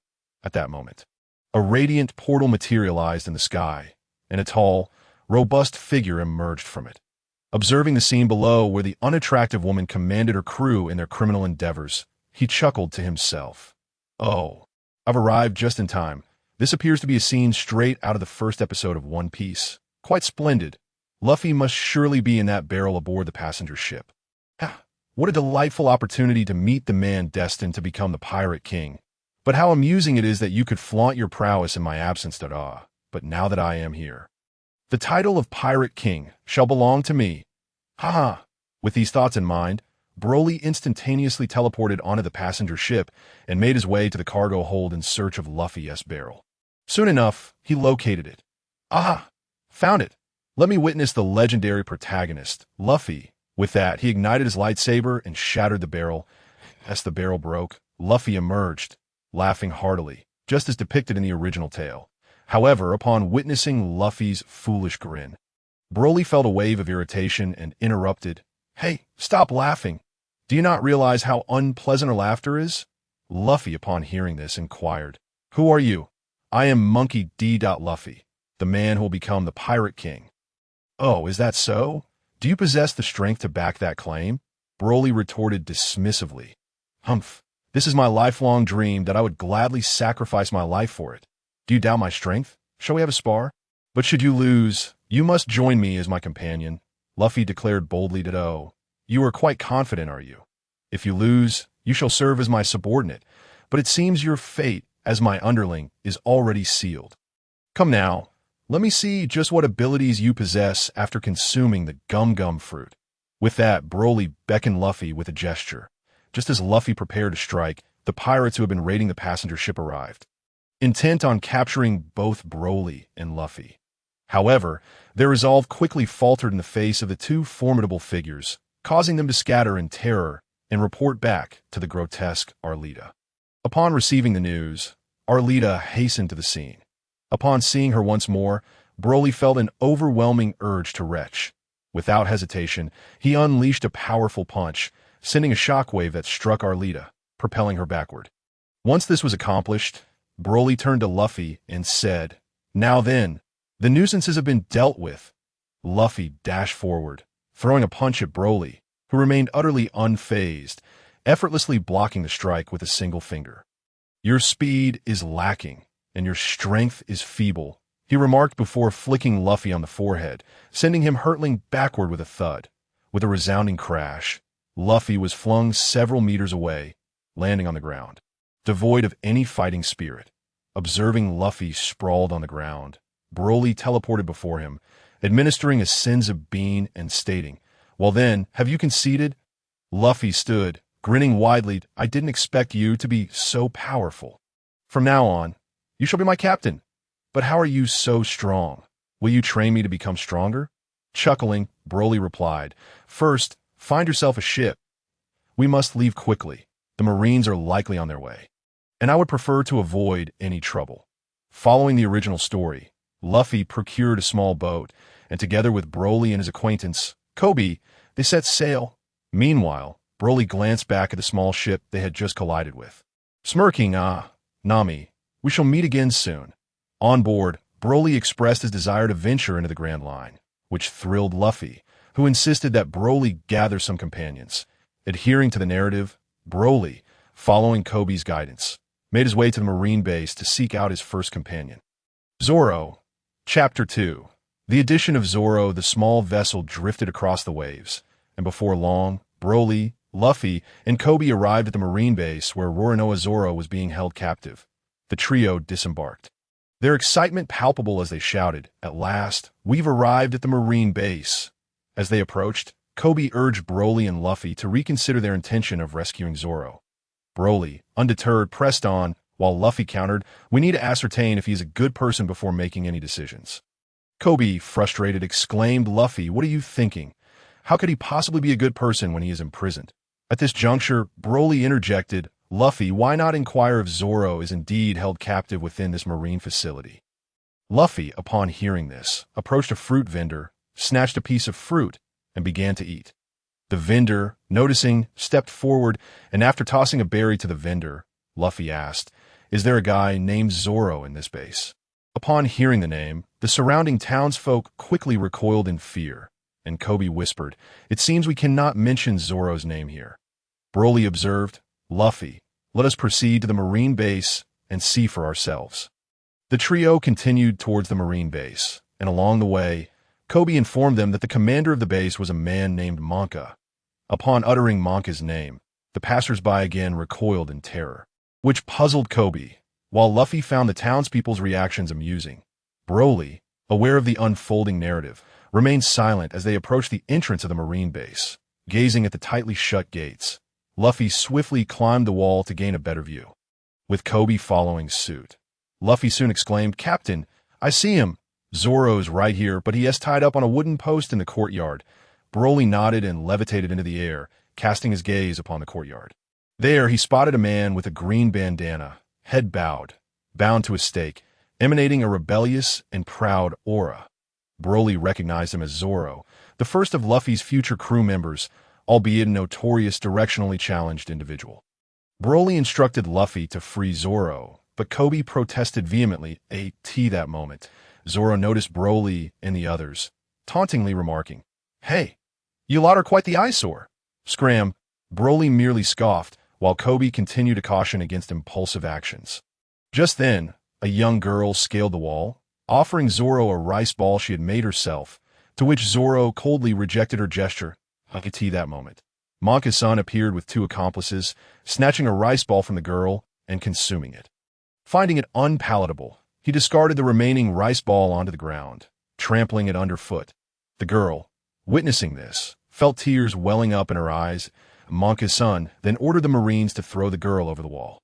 Seeing her thrown out, Broly sprang into action, catching the girl in midair and gently placing her on the ground. He wiped her tears away and softly inquired, "Are you all right?" "Thank you, I'm fine," the girl replied gratefully, gazing up at Broly. Meanwhile, Zoro was incensed, but Monka's son laughed mockingly. "I can't believe you're still hanging in there. You must have a tough constitution. I can endure for a month," Zoro retorted defiantly. "Then do your best." Monka's son scoffed before departing with his companions in laughter. Upon witnessing that the little girl was unharmed, Broly remarked, "Luffy, why not check on Zoro?" Upon hearing this, Luffy swiftly vaulted over the wall to Zoro's side. You're still here," Zoro exclaimed, somewhat astonished. "Tied up for public display, huh? If I hadn't eaten for 3 days, I would have starved to death." Luffy retorted, "That's where we differ. I will survive, without a doubt." Zoro declared resolutely, "Indeed, you are quite the peculiar fellow," Luffy mused as he waved his hand to depart. Just then, Zoro asked Luffy to help retrieve the rice balls that the little girl had made, which Monka's son had trampled underfoot, insisting he eat them. Surprised, Luffy nonetheless complied, picking up the rice balls and feeding them to Zoro. Afterward, Luffy returned to Broly's side, and together they escorted the little girl home. Along the way, Luffy informed her that Zoro had consumed the rice balls, bringing her great joy. However, Kobe, expressing confusion, remarked, "It seems Kobe isn't as bad as rumored." The little girl, upon hearing this, became displeased, introduced herself as Gali, and proceeded to explain the reason behind Zoro's capture, which deeply resonated with Kobe. When Broly and his companions arrived at the hotel owned by Gali's mother, they were met with an irksome noise emanating from within. They entered, and as Broly stepped inside, his eyes lit up upon spotting Nami. He thought to himself, what a coincidence to find her here. Just as Broly contemplated approaching Nami, a cacophony of laughter pierced the air. How mundane this day is. Let us execute Zoro tomorrow.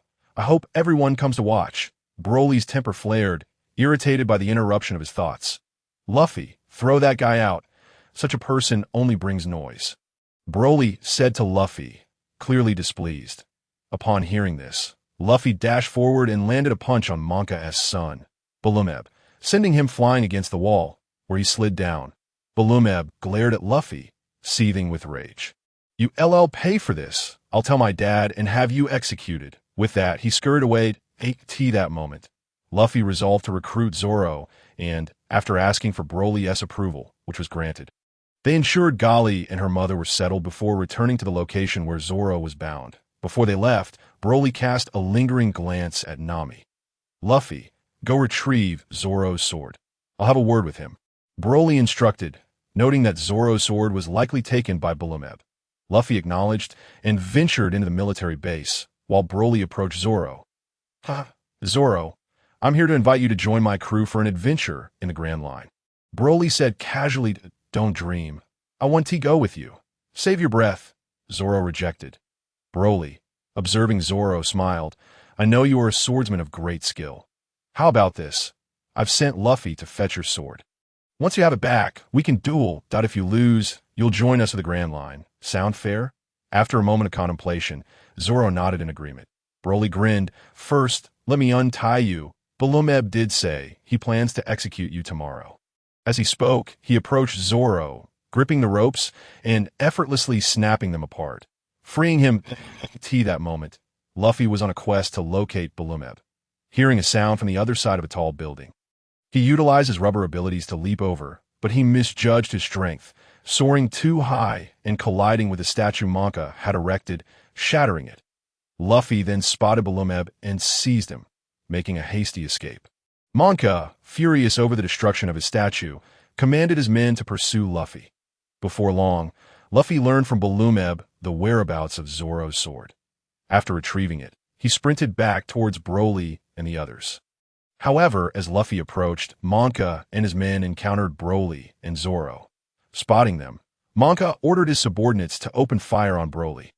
Broly, seeing the toy-like weapons wielded by the Marines, scoffed lightly. He instructed Zoro to step behind him. And then the sound of gunfire erupted.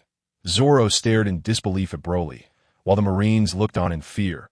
Broly glanced at Monka, who was armed with an axe and sported a steel jaw. With disdain, he moved swiftly, appearing before Monka in an instant, and with a mere touch, sent Monka crashing to the ground, unconscious. Just then, Luffy arrived, exhilarated by what he witnessed. "Captain, you're incredible. When will you teach me that?" Broly, shaking his head in bemusement at Luffy's enthusiasm, retrieved Zoro's sword and handed it to him. "Zoro, now that your sword is in hand, what do you say? Shall we still duel?" Zoro shook his head. "You're quite strong, but I will surpass you one day, and I will join your crew as promised." The Marines, seeing Monka downed, erupted in cheers. Afterward, Broly and his companions enjoyed a hearty meal at Gali's hotel before departing, while Kobe, with Luffy's assistance, became a member of the Navy. Chapter 3. A first encounter with Nami and her joining the trio set sail away from the naval base, and as Broly and his companions departed, Nami was scheming to trick the three bumbling members of Buggy's pirate crew onto her small boat, seizing the moment when their attention was diverted by a treasure chest she had prepared. Nami stealthily boarded their ship and set sail. Meanwhile, Broly and his companions sailed slowly with the sea breeze, aware that they were soon to encounter Buggy's pirate crew, where they would meet Nami. Broly felt a tinge of excitement at the prospect. In the original tale, Zoro inadvertently knocked Luffy's hat off, prompting Luffy to use his rubber jumping abilities to chase after it. However, he landed directly in the beak of a bird, becoming stuck and carried away. "Zoro, paddle over here. I'll keep an eye on Luffy," Broly said, activating his flying technique to follow. Zoro, momentarily stunned, then frantically rowed to catch up. Before long, Luffy found himself taken to a small town where Buggy resided, and the fall from the bird's beak aided in his escape. Broly arrived just in time to see three petty thieves pursuing Nami. He descended from the sky, landing before Nami and the others. Upon seeing Broly, Nami's eyes sparkled. "Captain, you came to rescue me." Broly, momentarily taken aback, hadn't he expected Nami to address him with the same words she had used for Luffy. Before he could respond, Nami turned to flee, saying, "Sorry, but I'll leave this to you." The members of Buggy's crew glared intensely at Broly upon hearing Nami's words, perceiving Nami's retreat.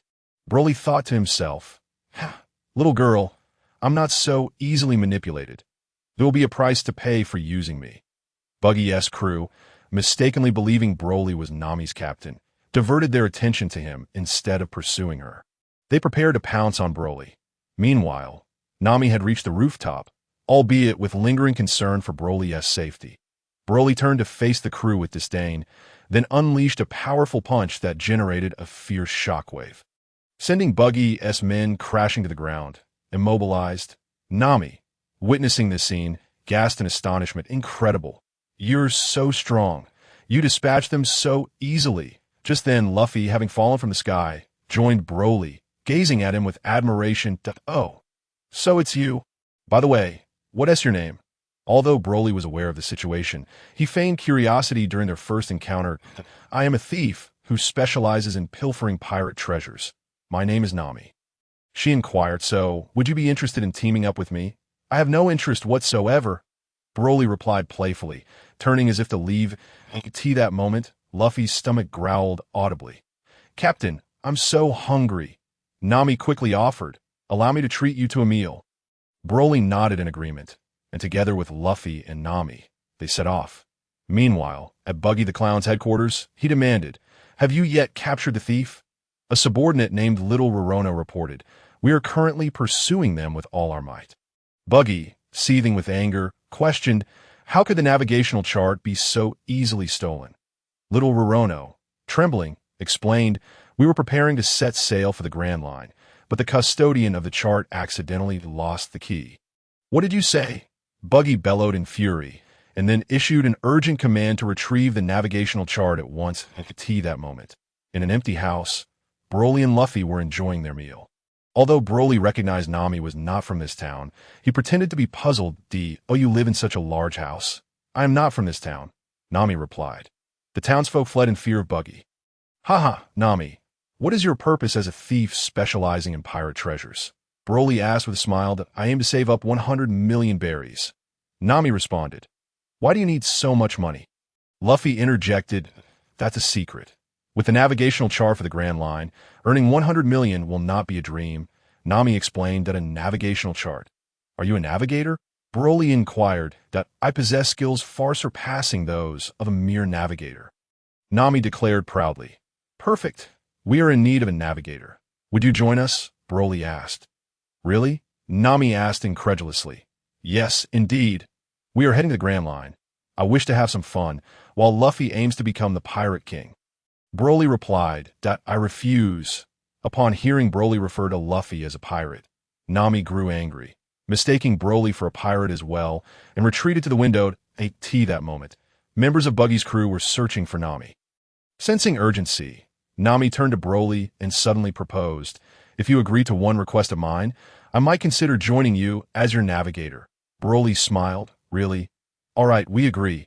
What is your request? I want you to accompany me to find Buggy the Clown. But you must be tied up, Nami said with a grin. Ha. Fine. We accept, Broly replied with a smile. Shortly thereafter, Nami returned with ropes, binding Broly and Luffy before leading them to Buggy. Contrary to the original story, upon encountering Buggy, Broly effortlessly broke free from the ropes and declared, we have come to see you, and to eliminate you as well. Fuming with anger, Buggy ordered his subordinates to seize Broly. Broly, disdainfully regarding Buggy, casually hurled an energy sphere into the crowd, causing a tremendous explosion that engulfed the area in smoke. When the dust settled, Buggy's crew had vanished, and he seized the opportunity to escape amidst the chaos. While Broly intentionally allowed him to flee, Nami stood there, mesmerized by Broly, feeling an overwhelming sense of unreality. Meanwhile, not far from them, Zoro rushed to the scene upon hearing the explosion at the same time. Buggy's subordinates, the Beastmaster Moji and his beloved lion Ricky, along with the performer Kabeji, approached Buggy, requesting permission to engage in battle. Buggy granted their request, and they swiftly headed towards Broly and his companions. Before long, Moji, Ricky, Kabeji, and Buggy reached Broly. So, you're the ones who dared to offend the Buggy pirates? Moji asked. Broly cast a dismissive glance at Moji and Kabeji, ignoring them entirely. In an instant, he appeared before Kabeji, pointing a finger, which sent Kabeji crashing to the ground in severe injury. Then, moving swiftly, he pointed at Moji and Ricky, leaving them in a similar state of distress. Nami, witnessing the scene, pinched herself to confirm she was not dreaming. Although Buggy was astonished by the rapid defeat of his subordinates, he retained his confidence, believing in the powers of his fragmented devil fruit ability. At this moment, Nami regained her composure and informed Broly that she needed to leave to search for Buggy's treasure and the navigational chart for the Grand Line. Broly turned, gazing disdainfully at Buggy. Regardless of whether Buggy concealed his strength, to Broly, he was nothing more than trash. Buggy, infuriated by Broly's gaze, suddenly detached his hand from his body and launched an attack. Broly, unfazed by the slow-moving hand, casually extended a finger to block the assault. Then, with a swift motion, he appeared before Buggy and delivered a punch that sent him hurtling through the sky. Luffy, witnessing this, exclaimed excitedly, "That's amazing!" Zoro could only manage a wry smile in response. Broly, Luffy, and Zoro awaited Nami's return, and soon she arrived, carrying a large bag. Broly remarked, "Nami, join us for an adventure." After a moment of contemplation, Nami replied, "All right, but it will only be a cooperative relationship." Thus, the four of them departed from the small town, setting sail on their respective ships. Chapter 4. The first encounter with Usopp as their ships sailed across the ocean for a while. They finally spotted a tranquil island village. They navigated towards the island and soon docked their vessel before disembarking.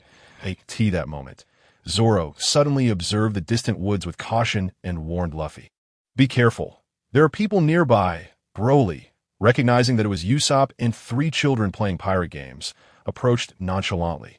Hearing Zoro's warning, Luffy began to scan the area, asking Where are they? Just then, numerous projectiles struck the ground near Luffy's feet, prompting him to leap around, evading the incoming attacks. Nami, witnessing this, quickly dashed behind Broly for safety.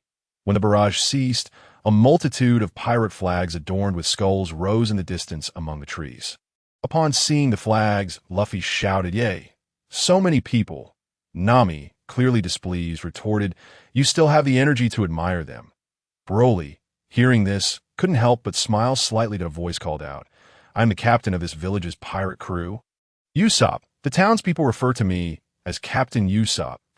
If you intend to attack this village, I advise you to leave while you still can. My 8 million subordinates will not spare you." Luffy, filled with admiration, shouted back, "That's so impressive." Upon hearing Luffy's call, Nami let out a resigned sigh, while Broly cast a bewildered glance at Luffy.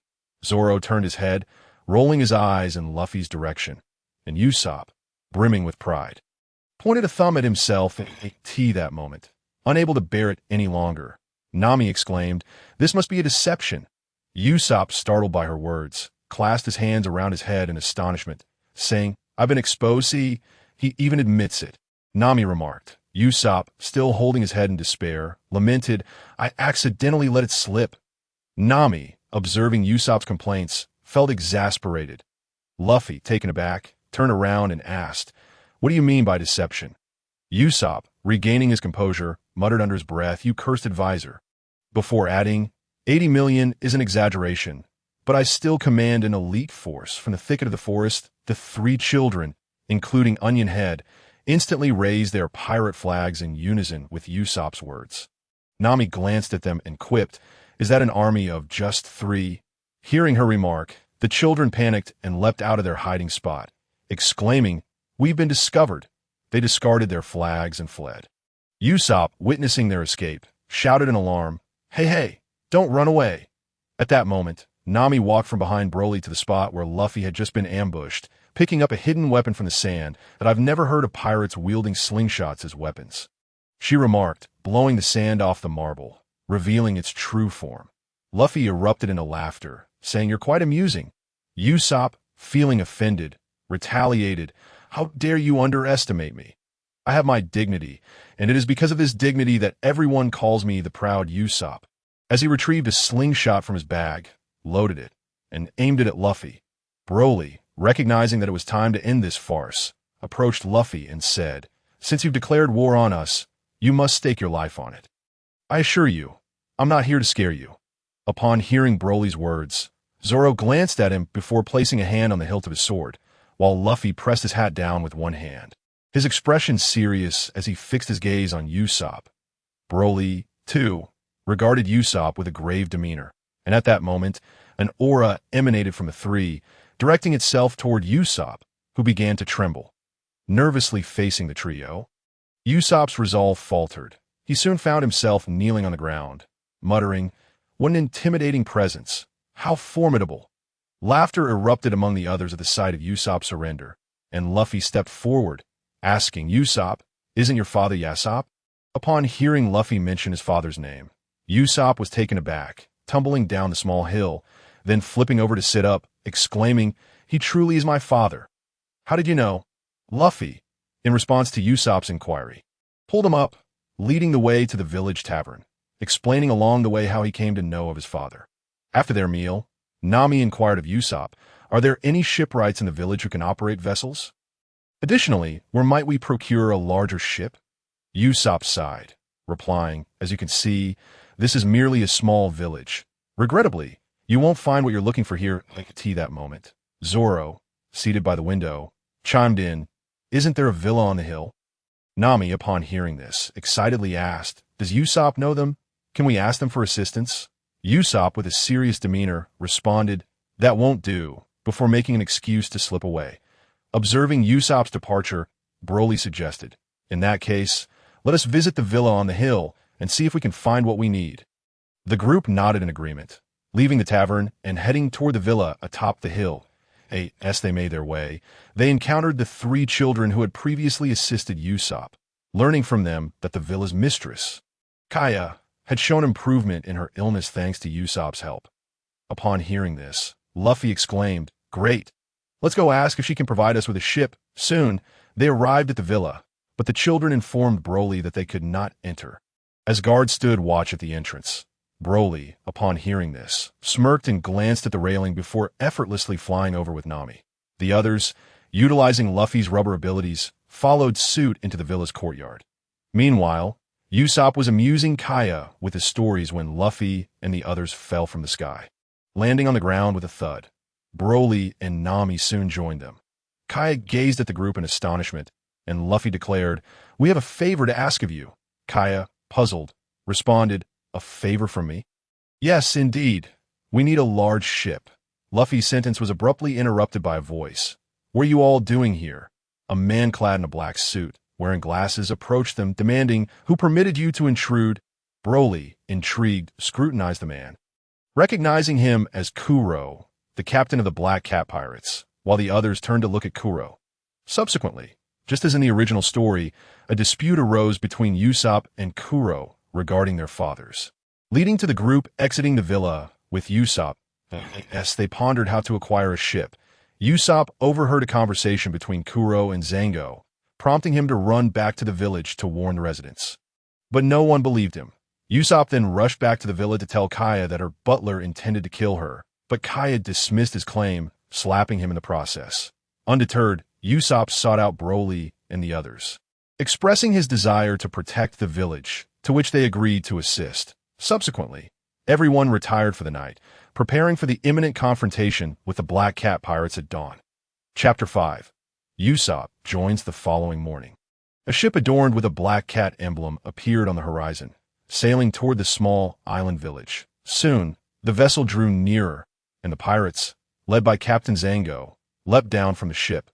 Broly turned to Luffy and said, "Luffy, Zoro, leave these minions to you." With that, he settled onto a stone pedestal. Luffy and Zoro cracked their knuckles, eagerly awaiting the pirates' charge. Under Zango's command, the pirates surged forward with a loud roar toward Broly and the others. In no time, the two factions collided, and with a powerful rubber attack, Luffy sent the advancing pirates flying back. Realizing the urgency of the situation, Zango understood that if Luffy and his crew were not dealt with swiftly, their plans would be thwarted, risking their lives at the hands of Kuro. Therefore, Zango quickly employed his special ability to hypnotize the pirates, enhancing their strength, and commanded them to charge at Luffy and his companions once more. However, during Zango's hypnosis, Luffy, with his gaze fixed ahead, unwittingly succumbed to the effects and soon found himself charging recklessly at the pirates. In a flurry of blows, Luffy sent the pirates sprawling to the ground, not relenting until he reached the ship they had landed from, where he unleashed his full strength to destroy the ship's bow. Upon witnessing the scene, Zhang Yao was taken aback and swiftly resorted to his hypnotic powers, causing Luffy to succumb to slumber. As Luffy drifted into sleep, two individuals emerged from the ship, eliciting great joy from Zhang Yao, who exclaimed, "Ah, I almost forgot, we still possess our trump card." He then commanded the Cat brothers to confront the obstructive Zoro on the road. One of the Cat brothers, Sam, feigned weakness and charged towards Zoro. Seeing Sam's demeanor, Zoro, evidently complacent, did not exert his full strength initially and merely warned Sam with a knife in hand as he approached. Nami and Usopp looked on in confusion, not anticipating that Zhang Yao's so-called trump card would be so feeble. As Sam closed the distance to Zoro, his expression suddenly shifted, and he unleashed his full power. Leaping upward with a burst of speed aimed at Zoro, who was momentarily unprepared and caught off guard, losing control of the two knives he bore. Enraged at the loss of his weapons, Zoro charged at Sam, but Sam deftly evaded the attack, while Zoro, maintaining his momentum, surged towards the location of the swords. He leaped on Zoro's back, seizing his arms, thereby prompting his brother, Buchi, to launch an attack on Zoro. Zoro, witnessing this, broke free from his restraints and dodged the assault, leaving the Cat brothers to mount a joint offensive against him. With only one knife at his disposal, Zoro was forced into a defensive stance against the Cat brothers' onslaught. Concerned by the unfolding situation, Nami and Usopp were anxious, and as Usopp prepared to assist Zoro with his slingshot, he was restrained by Broly. Nami looked at Broly in bewilderment as he explained, "If you fire the slingshot now, Zoro will shield himself with his body. If you proceed, their target will shift to you. Moreover, you need not worry. Just return his two swords to him." Following these words, Broly swiftly appeared at the location where the swords had fallen, kicking them back to Zoro to that moment. Kuro arrived on the scene, causing the pirates to halt their actions, filled with tension and fear as they gazed at Kuro. The Cat brothers, unwilling to submit, charged at Kuro but were swiftly overwhelmed by his speed. Kuro then granted them 5 minutes to deal with Zoro. Hearing Kuro's words, the Cat brothers hastened to attack Zoro, who, now armed with 3 swords, exhibited formidable prowess. Dispatching the Cat brothers with a single move to AS in the original narrative, Buchi, due to his considerable size, survived Zoro's strike, pleading with Zhang Yao to hypnotize him. Despite the enhancement in strength, he still fell short against.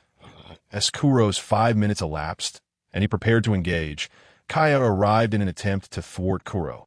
However, appearing from behind him, Kuro instinctively retaliated, and just as everyone feared for Kaya's life, Broly appeared before her, swiftly pulling her to safety. "It is not the act of a gentleman to strike a beautiful lady," Broly remarked coolly. "Now that everyone is gathered, it is time to conclude this tedious game." "Zoro, rouse Luffy. It is time to end this farce," Broly commanded. Zoro nodded and approached, waking Luffy. Enraged by Broly's dismissive remarks, Kuro unleashed his ultimate technique, the spoon, aimed at Broly. Observing Kuro's attack, which was only slightly faster than a turtle, Broly remained unimpressed. In a flash, Kuro's claw strike reached Broly, who effortlessly caught Kuro's hand, delivering a powerful punch to his abdomen, rendering him unconscious, and with a forceful motion, hurled him away. The pirates, witnessing Kuro's swift defeat, fled in terror, scrambling back to safety, quickly vacating the small island. After the battle, the group ventured to a restaurant to dine, and once they finished, Kaya approached them, saying, "I have a gift for you all. As a token of my gratitude for your assistance, please accept it." After expressing their thanks, the group followed Kaya to the seaside, where Luffy beamed with excitement upon seeing the grand ship. After a collective expression of gratitude towards Kaya, they set sail into the distance with Usopp in tow. Chapter 6. Towards the sea restaurant on that day, aboard the Going Merry. "Ha, Captain, I've crafted our pirate flag. What do you think?" Luffy exclaimed, brandishing an odd banner. Upon witnessing it, Broly was instantly taken aback, while Zoro gazed at the flag in disbelief, muttering, "If we use a flag like that, our pirate crew is doomed. This guy has no artistic talent whatsoever." Usopp sighed, "Luffy, is that really a drawing? You fool, if you can't draw, don't attempt it," Nami shouted. Usopp then snatched the brush from Luffy, declaring, "Let me handle it. I used to love doodling on walls, which surely awakened my artistic flair." He promptly began to draw. However, once completed, everyone realized it was merely Usopp's own caricature. Zoro and Luffy approached, and each delivered a punch to his head, admonishing, "Don't alter the design recklessly." After several revisions, they finally settled on a design for the pirate flag. Broly, upon recognizing the familiar emblem, felt a wave of nostalgia wash over him. It was the classic skull and straw hat from the beloved series. Luffy, overwhelmed with joy, shouted, "Ha ha! We did it! The Going Merry has been born." Just as everyone was relaxing, the sudden sound of cannon fire startled them. The crew quickly gathered on deck to find Luffy standing by the cannon. Muttering, "How strange! Why can't I shoot straight? Fool! Let me give it a try." Usopp exclaimed, stepping up to the cannon and aiming it at a rock offshore. With a resounding boom, the rock was blown in half. "Wow! Amazing!" Luffy exclaimed, astonished. "Of course, when it comes to shooting, I'm the best. How about I take the captain's position?" Usopp boasted proudly, "In no way. You should stick to being the sniper. Let's go eat." Luffy replied without hesitation, having struggled to convince Broly to let him be captain. Subsequently, the crew returned to the cabin, gathered around the dining table. Luffy, noticing everyone present, remarked, "I think before we enter the Grand Line, we need to find some more crew members." Broly, observing Luffy's serious demeanor, pondered whether Luffy had finally matured. He understood the significance of having a cook on board at sea. The crew, also sensing Luffy's gravity, nodded in agreement. "Yes, we must find someone exceptional," Nami affirmed. "Indeed, they are indispensable for long journeys," Zoro echoed, seeing the crew's consensus. Luffy felt elated, exclaiming, "I knew you all would agree. Our pirate crew must have a musician." The crew fell silent for a moment, and Broly, unable to contain himself, delivered a sharp rap on Luffy's head, shouting, "Are you an idiot? I thought you might actually say something sensible. What do you think navigating is about? Why do we need a musician? We're pirates, of course, we need to sing," as the crew engaged in a lively debate over Luffy's suggestion. A sudden roar echoed from the deck. "Pirates, come out! I will kill you all!" Luffy rushed out first to confront the assailant, swiftly overpowering him. Soon, the others followed. Observing the fallen foe, Zoro questioned, "Are you Johnny? Weren't you with Joseph?" "Zoro, big brother!" Johnny exclaimed in astonishment. Luffy, with a curious gaze, turned to Zoro and inquired, "Do you two know each other?" Johnny lamented, "That Joseph fellow. He's fallen ill. A few days ago, he suddenly started bleeding profusely and lost some teeth. I was at a loss for what to do, so I intended to take him to Rock Mountain for recuperation, but that Rock Mountain suddenly exploded." Luffy and Usopp stood there utterly stunned. "Where's Joseph now?" Zoro pressed. Before long, Johnny guided Zoro to where Joseph lay on their ship, and together they moved him onto the deck of the Going Merry that moment. Nami approached to examine Joseph and remarked, "He has scurvy. In the past, he would have had no hope, but now, with timely treatment, he should recover in just a few days." "Really?"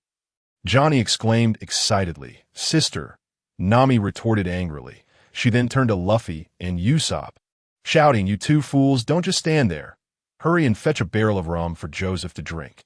The two hastily brought the liquor and poured it into Joseph's mouth. Before long, Joseph astonishingly stood up, exclaiming, "I'm better, truly. Thank you all. I thought I was done for. You need to rest properly. Recovery doesn't happen that quickly." Nami scolded. Barely finishing her sentence, Joseph collapsed again. Johnny then carried Joseph to the room arranged for him by the others. "This is a lesson learned. The food aboard is limited. We must consider reasonable distribution and ensure proper nutrition.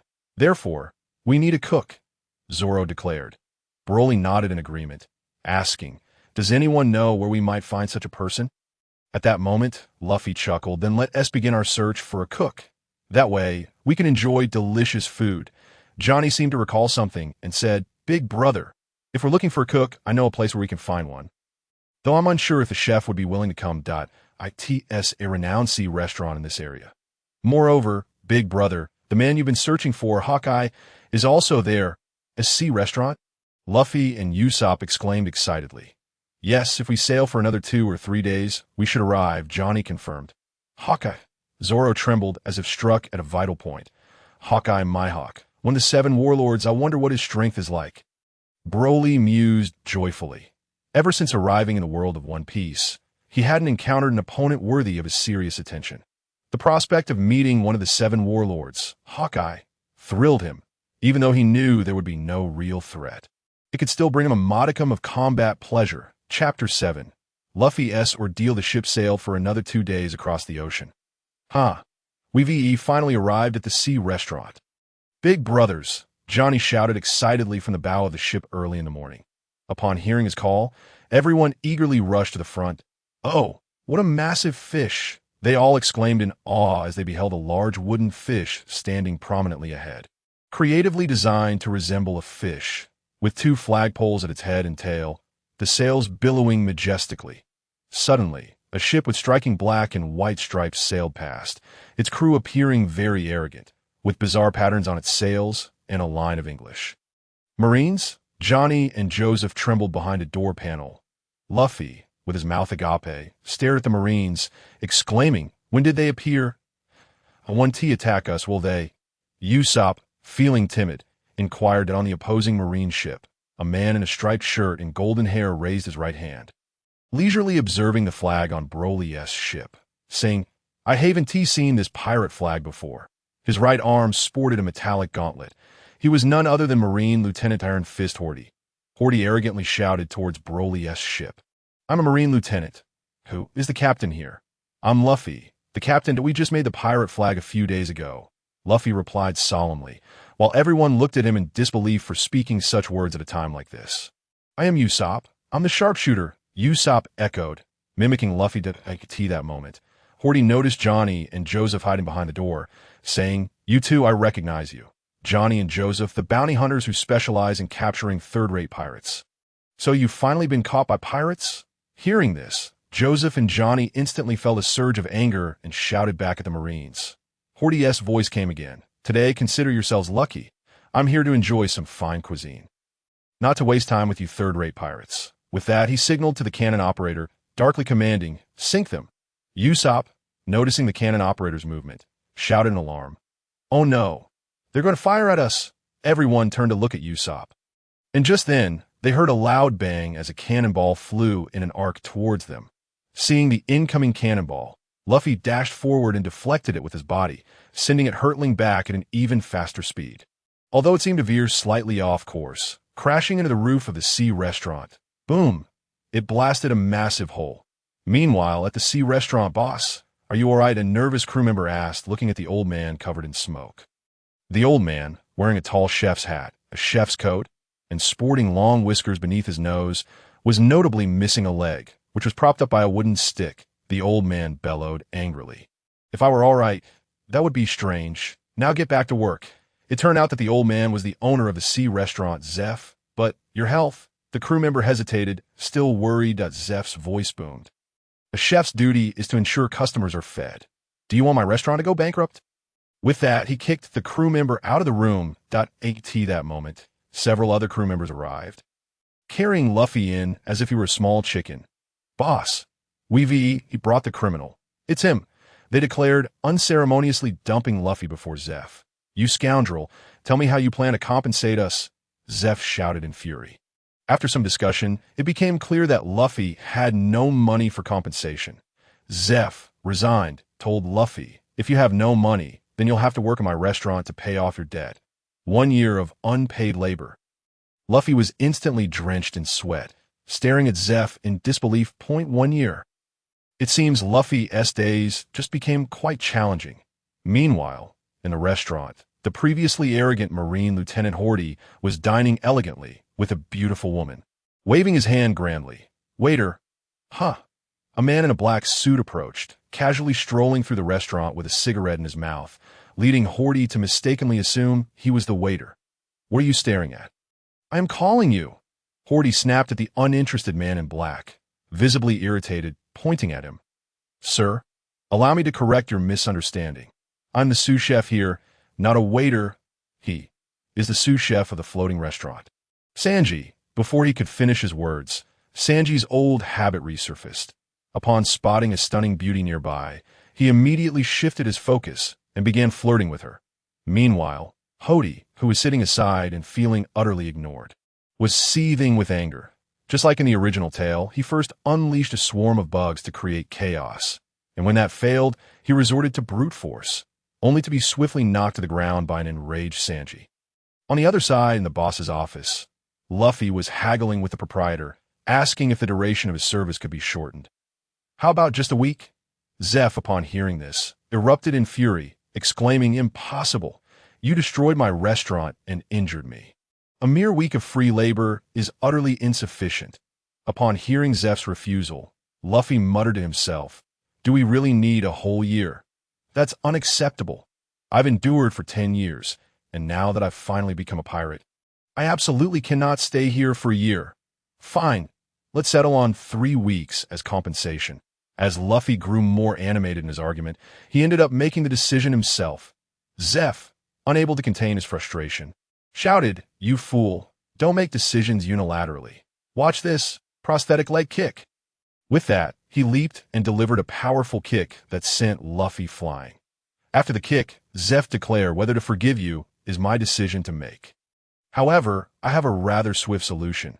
How about leaving one of your legs behind?" Naturally, Luffy would not accept this and retorted, "Old man, are you out of your mind?" Hearing this only fueled Zeph's rage, and he jumped once more, employing a crushing technique that slammed Luffy down, causing the floor to buckle under the impact. Chapter 8. The appearance of Hawkeye in the battle in the main hall of the floating restaurant. Sanji was fuming because the Navy Lieutenant, Hody, announced his intention to summon the Navy to destroy the restaurant. Ignoring the protest from his crew, Sanji was determined to teach Hody a lesson. Just then, a hole suddenly appeared in the ceiling, and 2 figures plummeted down. Indeed, it was Luffy and the boss, Zeph. Phew. That was a close call, Luffy exclaimed, dusting himself off. Zeph, rising to his feet, glared at the ceiling, lamenting, "My poor ceiling." He then scolded Luffy, "You little brat, this is all your fault. How can you blame me? You caused this yourself." Luffy retorted instantly to AT that moment. A crew member shouted to Luffy, "Boss, stop Sanji." Hearing this, Zeph quickly assessed the situation and rushed to halt Sanji, while Hody was kicked aside. Suddenly, a Navy soldier burst in, shouting, "Lieutenant, Hody, it's terrible. That person has escaped." "What? How is that possible? When we captured him, he was nearly starved and had no strength left. We haven't fed him in 3 days. How could he possibly escape?" He looked at the soldier with skepticism. Just as the soldier was about to respond, a gunshot rang out, and the soldier collapsed, his life hanging in the balance as the soldier fell. A gaunt, unsteady figure entered. Sporting a headscarf stained with blood, a burly crew member rushed toward the frail man, welcoming him with a sickeningly friendly demeanor. "Please, bring out food and water quickly," the weary man implored. "I'm terribly sorry, but do you have any money?" the burly crew member inquired. "Just bring the food. Anything at all," the man impatiently shouted. "So you have no money, then?" The crew member's previously cordial expression morphed into one of malevolence as he swung a fist, knocking the man to the ground, shattering chairs and tables in the process. He then seized the fallen man and tossed him out the door. The surrounding patrons gasped in astonishment, not expecting the chef to possess such strength. Zeph was incensed, exclaiming, "You bastard, you've broken the chairs and tables again." Meanwhile, Hody, witnessing the chaos, grew increasingly anxious for his safety and began to edge toward the exit, eager to escape that on the deck of the floating restaurant. The man who had just been thrown out lay trembling on the ground from hunger. Soon, Sanji approached with a bowl of fried rice and placed it before him. Though the man initially hesitated to eat, he eventually relented after hearing Sanji's encouragement. As he savored the fried rice, tears streamed down his face, and he exclaimed gratefully, "This is the best meal I have ever had in my life." Seeing this, Luffy couldn't help but smile with delight that he then extended an invitation to Sanji to join his pirate crew. But Sanji firmly refused, just as the two were engaged in a heated debate. A voice interrupted them. "Excuse me, may I butt in?" "What is it?" Both turned to face the intruder, clearly displeased at the interruption. "I am Akin from the Creek pirate crew." Akin introduced himself. Luffy, puzzled, asked, "Who is Creek?" Akin and Sanji were momentarily taken aback. Sanji looked at Luffy as if he were daft, stating, "You don't know? Creek is the most formidable pirate in these waters, commanding over 50 ships and 5,000 pirates.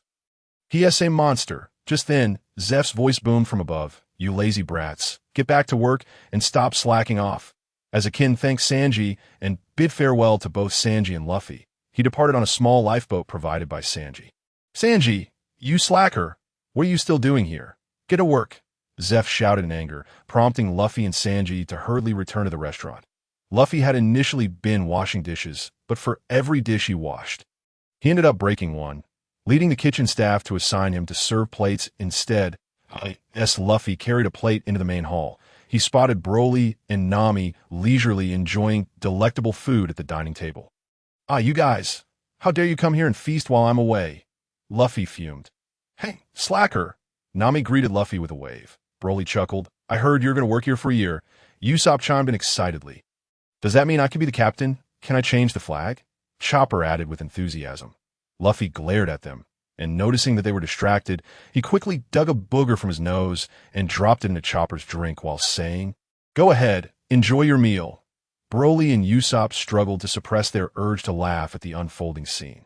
Meanwhile, Zoro, seemingly oblivious, was preparing to take a sip when suddenly he grabbed Luffy and poured the drink forcefully into Luffy's mouth, causing him to choke and collapse onto the ground.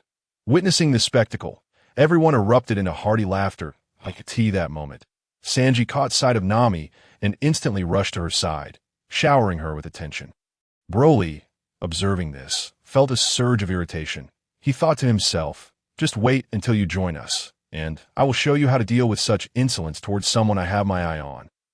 Meanwhile, Sanji involuntarily shivered at the thought. Suddenly, chaos erupted among the patrons as someone shouted, The Krieg pirate crew is here! Everyone run! Usopp, upon hearing this, panicked and urged the crowd, Hey, we should flee as well. Luffy, upon hearing this, stepped to the window and sighed, What a massive ship! Is Ajin here to repay a debt? Out on the sea, the Krieg pirate cruise ship was rapidly approaching, enormous in size, 10 times out of a typical vessel, yet appearing terribly dilapidated, as if it had weathered a calamity. The patrons fled in a frenzy, and at that moment, a colossal figure appeared at the entrance of the restaurant. As the figure gradually came into focus, it became apparent that Ajin was supporting a massive man draped in a fur coat. This individual, gaunt and weak, yet extravagantly dressed, could only be the infamous captain of the Krieg pirate crew, Don Krieg himself. Ajin, witnessing his captain's dire state, pleaded with the onlookers, Please, save our captain, or he will perish. However, the crowd remained unresponsive. The restaurant staff, observing Krieg's frailty, resolved to contact the Navy to apprehend him. Just then, Sanji approached Krieg with a plate of fried rice and offered it to him. Krieg devoured the food with haste, and upon finishing, he stood up and instantly sent Sanji flying across the room. Energized, Krieg revealed his true nature, declaring his intent to seize the restaurant for himself, demanding that the patrons prepare 100 servings of food and water. Ajin, having pleaded in vain, was struck down by Krieg. The patrons remained motionless at the command, and as Sanji climbed to his feet, he attempted to gather provisions, only to be stopped by the others. I could see that moment. A particularly burly staff member brandished a small cannon and fired it at Krieg.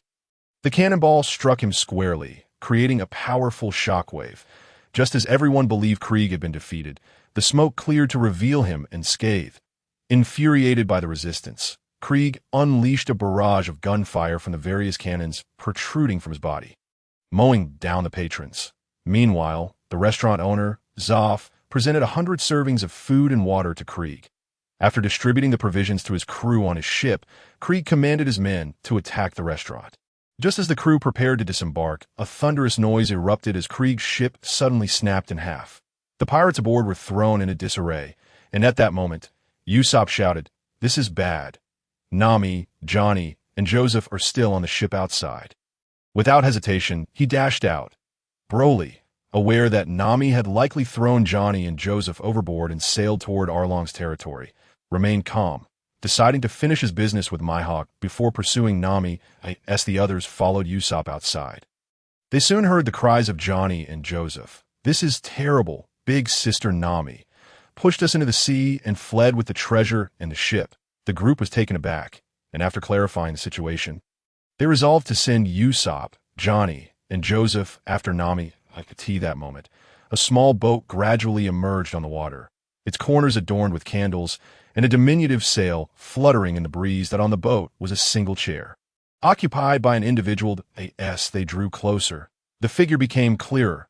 A man with a distinctive mustache, hawk-like eyes, clad in a black gentleman's hat, a floral-patterned black shirt, and a prominent cross necklace, with a massive black sword glaringly visible on his back. Krieg, upon seeing this, was thrown into a panic, exclaiming to Krieg, "Captain, this is bad. It's the one who destroyed our fleet." Broly, upon witnessing this, felt a surge of excitement. "Ah, finally, my hawk has appeared. I hope you can provide me with some semblance of a challenge." Zoro's heart raced as he recognized the figure. Was this truly the world's greatest swordsman, Mihawk? The pirates, gripped by sheer terror, shouted at Mihawk, "What grudge do we hold against you? Why do you pursue us relentlessly?" "Because I am bored," Mihawk replied nonchalantly. Unable to withstand the dread any longer, the pirates drew their guns and fired at Mihawk. With a swift motion, Mihawk unsheathed his black sword, effortlessly deflecting the incoming bullets, which inexplicably veered off course. The pirates were left in shock when Zoro's voice echoed from behind them. "No bullet will find its mark against me." With that, Zoro appeared before Mihawk. "I challenge you," he declared, donning a headband. "To issue a challenge to me demonstrates your courage. But challenging me comes with a price." Mihawk replied leisurely. With his sword clenched between his teeth, Zoro declared, "This is my dream, and a promise to my friends. Let us begin." With everything set, an epic confrontation loomed on the horizon. Mihawk produced a small knife, presenting it to Zoro. "This will suffice for you." Enraged, Zoro lunged at Mihawk. But his attacks were effortlessly thwarted. As Zoro's frustration mounted, he prepared to unleash his ultimate move, Tiger Hunt. However, Mihawk swiftly closed the distance, plunging the small knife into Zoro's chest. Luffy, Johnny, Joseph, and Usopp shouted in alarm, "Zoro!" Mihawk, observing Zoro's lack of evasive action, inquired, "Why do you not dodge? Do you wish for me to pierce your heart?" Zoro, pale and resolute, replied, "I do not know. All I know is that if I take a step back, my dreams, my promises, will be utterly shattered. This outcome would be worse than death." Broly, witnessing Zoro's determination, felt a flicker of admiration. "Very well. Ha. In a display of respect for the formidable, I shall engage you in a duel wielding the world's most powerful black blade." Mihawk's expression shifted to one of intrigue as he slowly unsheathed the black sword from his back. Subsequently, Zoro unleashed the ultimate technique of the three-sword style, launching an assault towards Mihawk, with a horizontal grip on his sword. Mihawk executed a swift, fierce sweep toward Zoro. Upon the clash of their blades, Zoro's two swords were instantly shattered, leading to his defeat. Zoro had never anticipated such a failure. Was this truly the might of the world's strongest? He pondered silently. Gradually, Zoro sheathed his sword and turned to face Mihawk, declaring, "The shame of a swordsman is to be wounded from behind." Thereafter, Mihawk raised his black blade and struck down upon Zoro, causing blood to spurt forth as Zoro slowly collapsed into the sea. Johnny and Joseph promptly leapt into the water to rescue Zoro. As Luffy prepared to rush forward, he was forcefully restrained by Broly. Meanwhile, Johnny and his companion managed to bring Zoro back to shore. Their spirits lifted upon seeing that he was still alive, and they hurried him away for treatment. Once Broly ensured that Zoro was in safe hands, he leapt onto a small boat and addressed Mihawk. "Mihawk, let us engage in some sport." The onlookers were taken aback by Broly's words, while Mihawk regarded him cautiously. "Do you wish to duel with me?" "Ah, I hope you can provide me with some enjoyment in battle." With that, Broly beckoned Mihawk with a gesture. Mihawk lifted his sword high above his head and, with lightning speed, swung it toward Broly. Unmoved, Broly extended a single finger to intercept the attack. The sound of metal clashing echoed through the air as his finger met the blade. "That I didn't expect you to be so powerful. Able to stop my black sword with merely a finger." Mihawk retreated swiftly. "Now it's my turn," Broly declared, instantly appearing before Mihawk, flicking his finger. Realizing he could not evade, Mihawk hastily raised his black blade to defend, resulting in yet another metallic resonance. Mihawk felt an immense force surge through his hand, nearly causing him to lose grip on his sword, and he was forced to retreat several meters to mitigate the impact. Broly, refraining from pursuing, remarked, "Mihawk, You should unleash your full strength. Otherwise, this will prove rather uninteresting. As you wish, Mihawk responded, as a tangible black aura enveloped his sword, and he slashed once more at Broly. The black blade's energy detached and sped towards Broly, who remained still, calmly extending his right hand to block the oncoming attack. Gradually, his hands came together, and the black energy dissipated into nothingness. The onlookers were left in shock, while Luffy and Zoro were aware of Broly's strength. They could not fathom his ability to absorb the full force of Mihawk's blade with a single hand. Mihawk stared at Broly in astonishment. How can such strength exist in this world? To intercept my full power strike with one hand. He then let out a mighty roar, causing the black blade to radiate with dark energy as he launched another strike at Broly. Broly, observing the rapidly approaching energy, retaliated with a punch that dispersed the blade's energy upon impact. This is lacking in vigor. I can't even exert half the power of my ordinary form. He then instantly appeared behind Mihawk and delivered a swift chop to his neck, knocking him unconscious before reviving him moments later. Mihawk rose respectfully and said, I had no idea the gap between us was so vast. I couldn't even withstand a single strike. Broly smiled and replied, You performed admirably.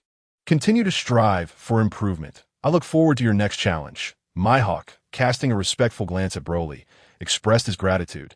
Thank you. I believe it's time for me to return. He then leapt onto a small boat and set off.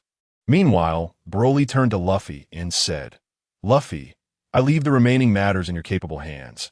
I must investigate what has transpired with Nami. Luffy acknowledged with a nod, and Broly vanished from sight.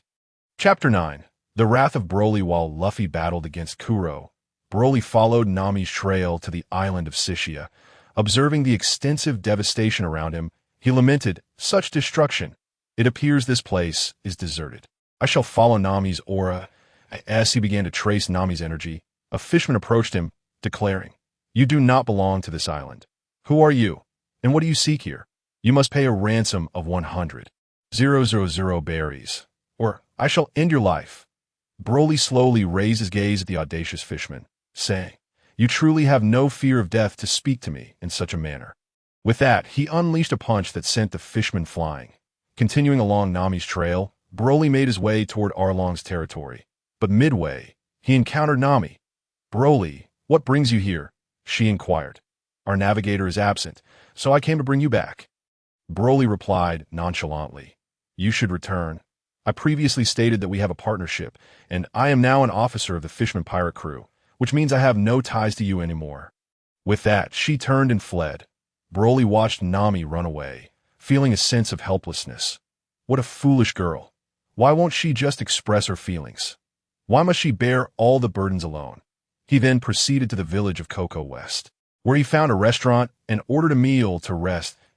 At the cliff outside the village lay Nami's mother's grave. It was here that Nami would come whenever her heart was heavy, to visit her mother. Suddenly, a voice echoed from behind her. Nami, you are still the same. No, Kigo, what brings you here? Nami asked. I heard you had returned, so I wanted to come see you, he replied.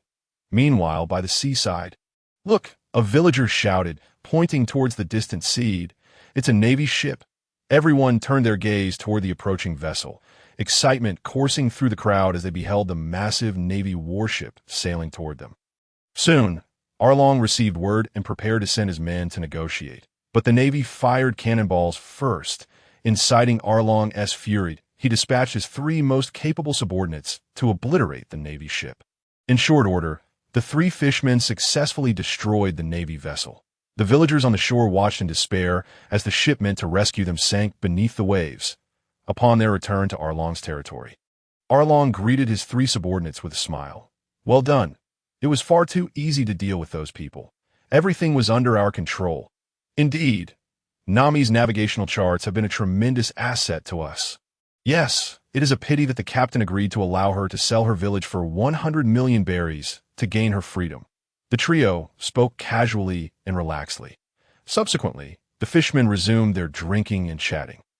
At that moment, a detachment of the Navy arrived in Kokoyashi village, specifically in search of Nami.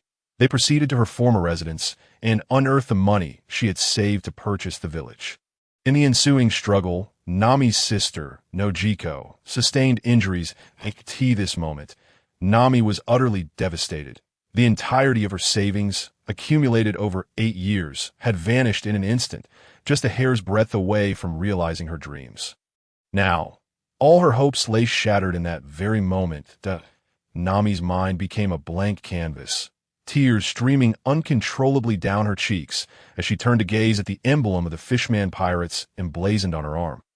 Grasping the dagger that had fallen to the ground moments earlier, she began to stab at the emblem with a desperate rhythm. At that juncture, Broly emerged from the dining hall, intending to seek out Nami for a conversation. He understood that Nami refrained from confiding in them out of disbelief in their ability to defeat Arlong, fearing to harm Broly and the others. Thus, he resolved that if persuasion failed, he would directly confront Arlong and obliterate his domain. As Broly followed Nami's aura to locate her, he found her weeping profusely, repeatedly stabbing her arm with the blade. A surge of anger flooded his heart. Compelling him to approach her slowly, he gently patted Nami's head and said, "Nami, I know you are suffering deeply. Your hard-earned 100 million berries, saved over 8 long years, have been taken by the Navy colluding with Arlong. But do not despair. I will assist you. I will ensure that Arlong regrets ever coming into this world." With that, he sped towards Arlong's territory. Broly's fury propelled him at an astonishing speed, and in a matter of moments, he arrived at the entrance of Arlong's domain. Without a moment's hesitation, he unleashed a powerful punch that shattered the door. Observing Arlong lounging in a chair, he coldly remarked, "So, you are Arlong that I intend to make you regret your existence in this world." With that, he clenched his fists, initiating his first transformation since entering the world of One Piece. "Drink up!" With a resounding roar, Broly's energy surged dramatically, causing the entire world of One Piece to tremble. The ground within Arlong's territory began to crack open, and Broly's height increased by 30 centimeters. His purple hair transformed into a vibrant green, and his pupils vanished entirely. The legendary form of the Super Saiyan made its inaugural appearance in the realm of One Piece, as the dust settled.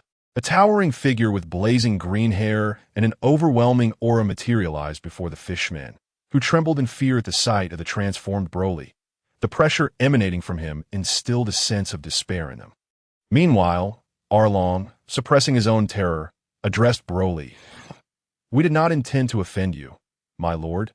Broly, with eyes devoid of pupils, fixed his gaze on Arlong.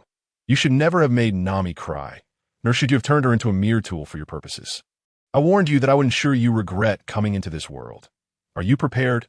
At this moment, Nami and the villagers, ready to resist, arrived at the entrance of Arlong's territory.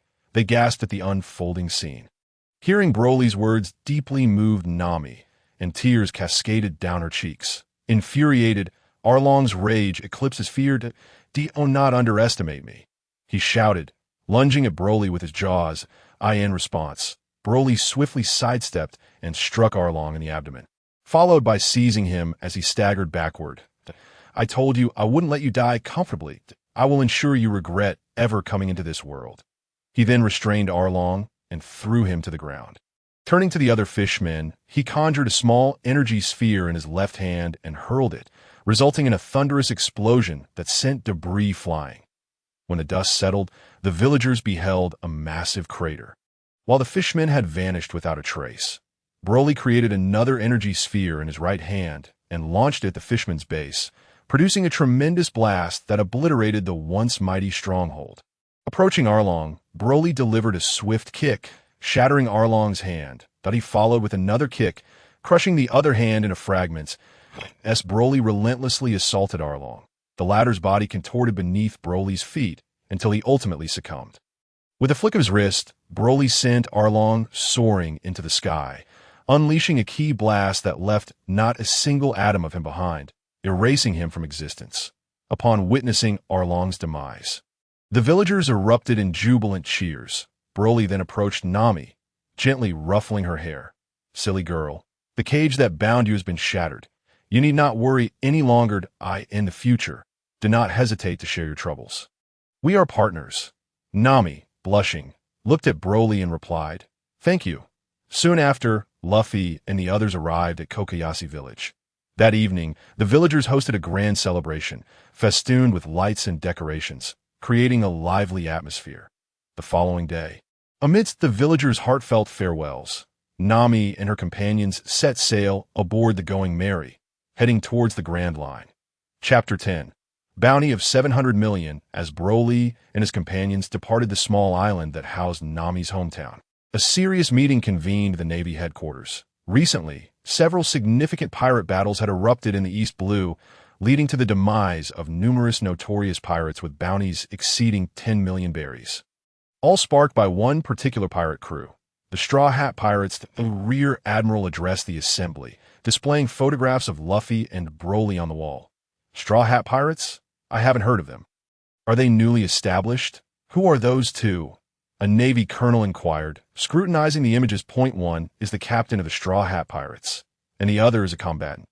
This combatant, named Broly, is extraordinarily dangerous, the Rear Admiral emphasized. Pointing to Broly's photograph, the knowledgeable lieutenant rose excitedly, exclaiming, "Indeed, that Broly is a truly fearsome individual. He defeated one of the 7 warlords of the sea, Dracula Mihawk, with just 2 moves. What? Impossible. Mihawk is one of the 7 warlords. A figure of unfathomable prowess. How could he be vanquished so easily?" The Navy personnel began to murmur among themselves. The Rear Admiral called for silence, sighing, "Although Mihawk's strength is indeed immense, Broly is even more terrifying.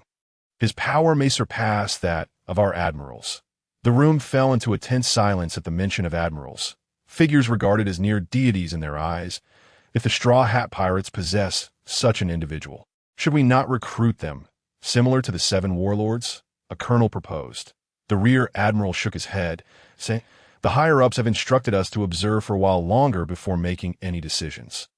For now, let us issue new bounties. Straw Hat Luffy, 30 million berries. War Demon Broly, 700 million. He cleared his throat, adding, 700 million.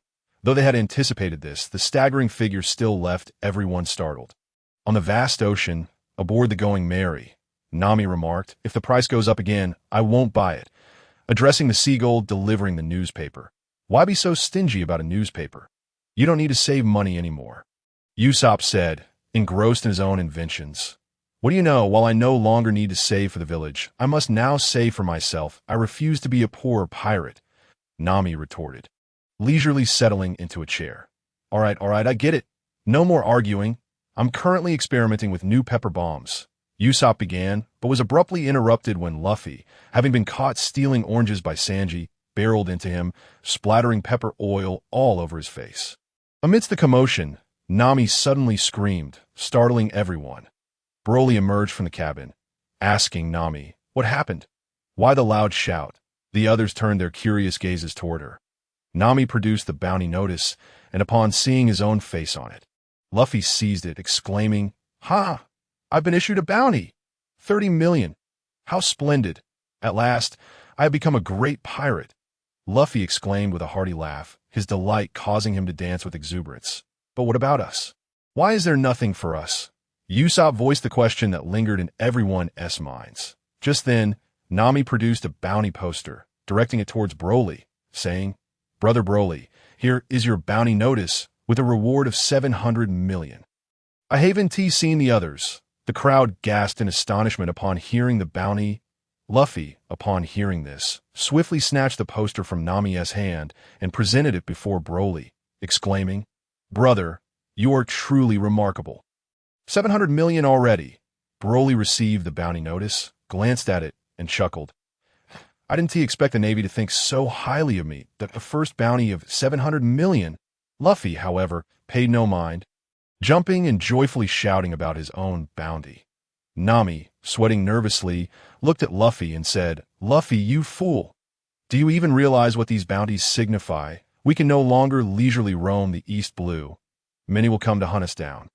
Even the Navy won't spare us. Who cares about all that? We're heading to the Grand Line." Luffy began to sing and dance once more to that moment. Zoro pointed towards a vague silhouette in the distance, saying, "Hey, isn't there an island over there?" Seeing the island, Nami asserted, "We must be arriving at Low Town, known as the place of beginnings and endings. The group looked at Nami in confusion, and she continued, pointing at the island. That island is where the Pirate King was born, and also where he was executed. Luffy suddenly fell silent. The Pirate King. The place of his execution? Broly smiled and asked, "What? Luffy, do you wish to go?" After some time, the ship finally docked at the town as harbor. Luffy dashed off the ship, shouting, "All right, I'm going to the execution platform." No one could stop him as he ran off. Meanwhile, the others disembarked as well. Sanji went to find ingredients, Usopp went to look for equipment, and Zoro borrowed 100,000 berries from Nami.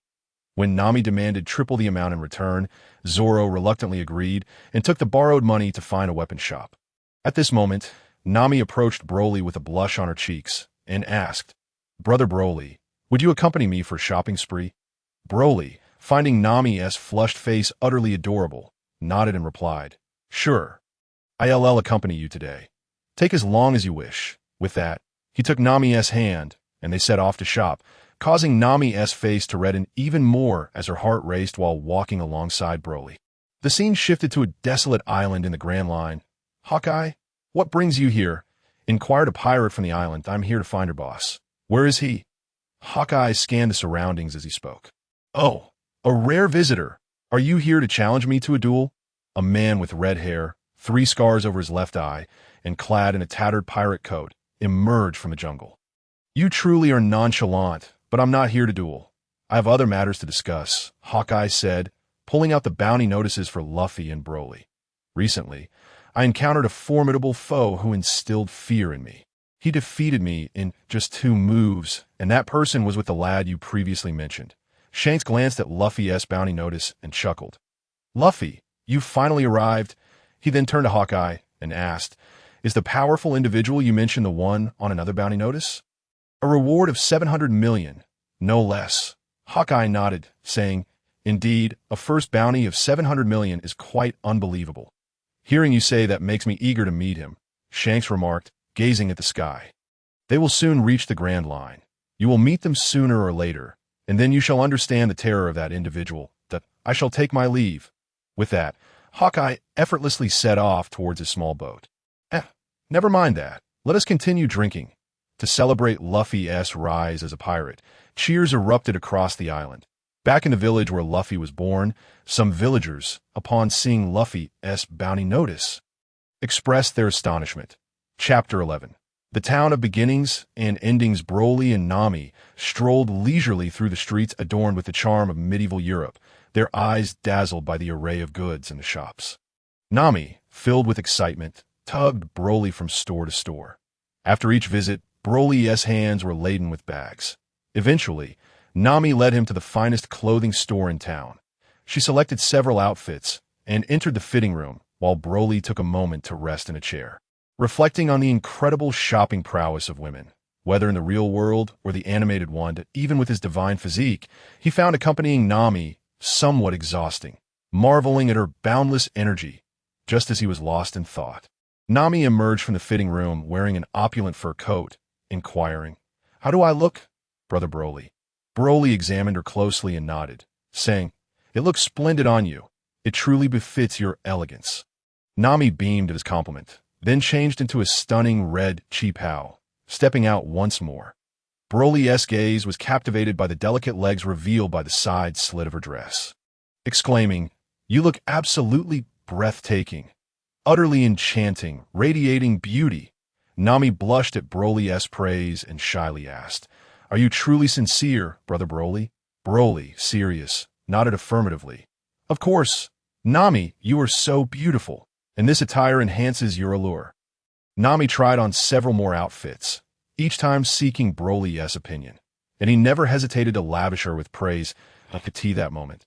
The shopkeeper, noticing that Nami had completed her fitting, approached with a professional smile and asked, "Do you both wish to purchase all of these?" Just as Nami was about to respond, Broly interjected, nodding, "Yes, we'll take them all. Please wrap them up." "How much will it be?"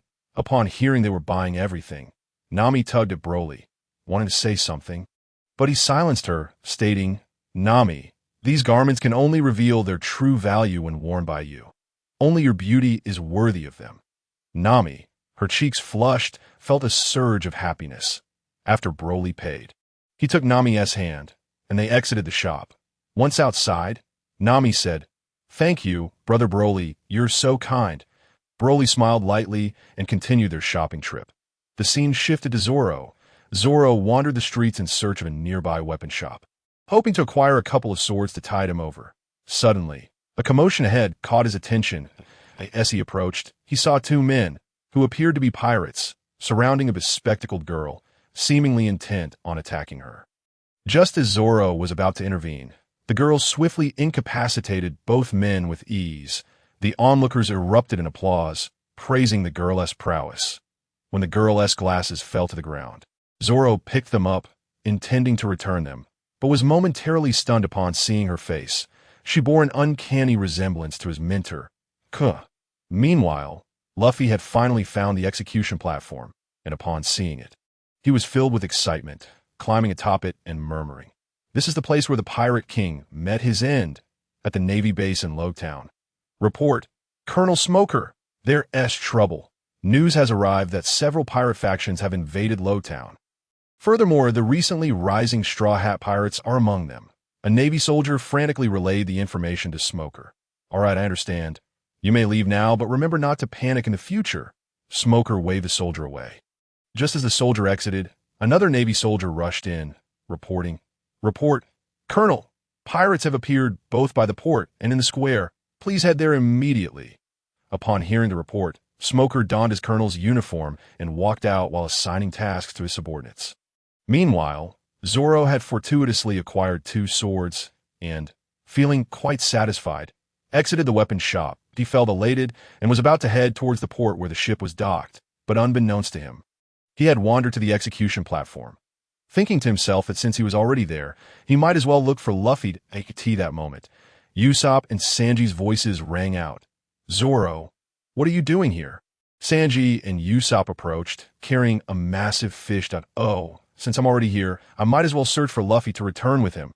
Zoro replied, "Dada. So you are all here." At that moment, Broly arrived at the execution platform, carrying a large bag of Nami's clothes alongside her. Nami, gazing at the dim sky, reminded everyone, "The atmospheric pressure here is unusually low. I think it would be safer for us to return to the ship sooner rather than later." Everyone nodded in agreement, and Zoro said, "Let us hurry and find Luffy, so we can return quickly." Just as they were searching for Luffy, a commotion erupted in the crowd, with everyone pointing at the execution platform. Exclaiming in astonishment, "Look, that lunatic has climbed up the execution platform." Broly and the others immediately turned to look in the direction the crowd was pointing and instantly recognized it was Luffy. "That foolish boy." Broly then remarked, "Nami, let me take you back first, then I'll come back." After instructing Zoro and the others, he escorted Nami back to the ship, set her things down, and in a flash, teleported back to Zoro and the others.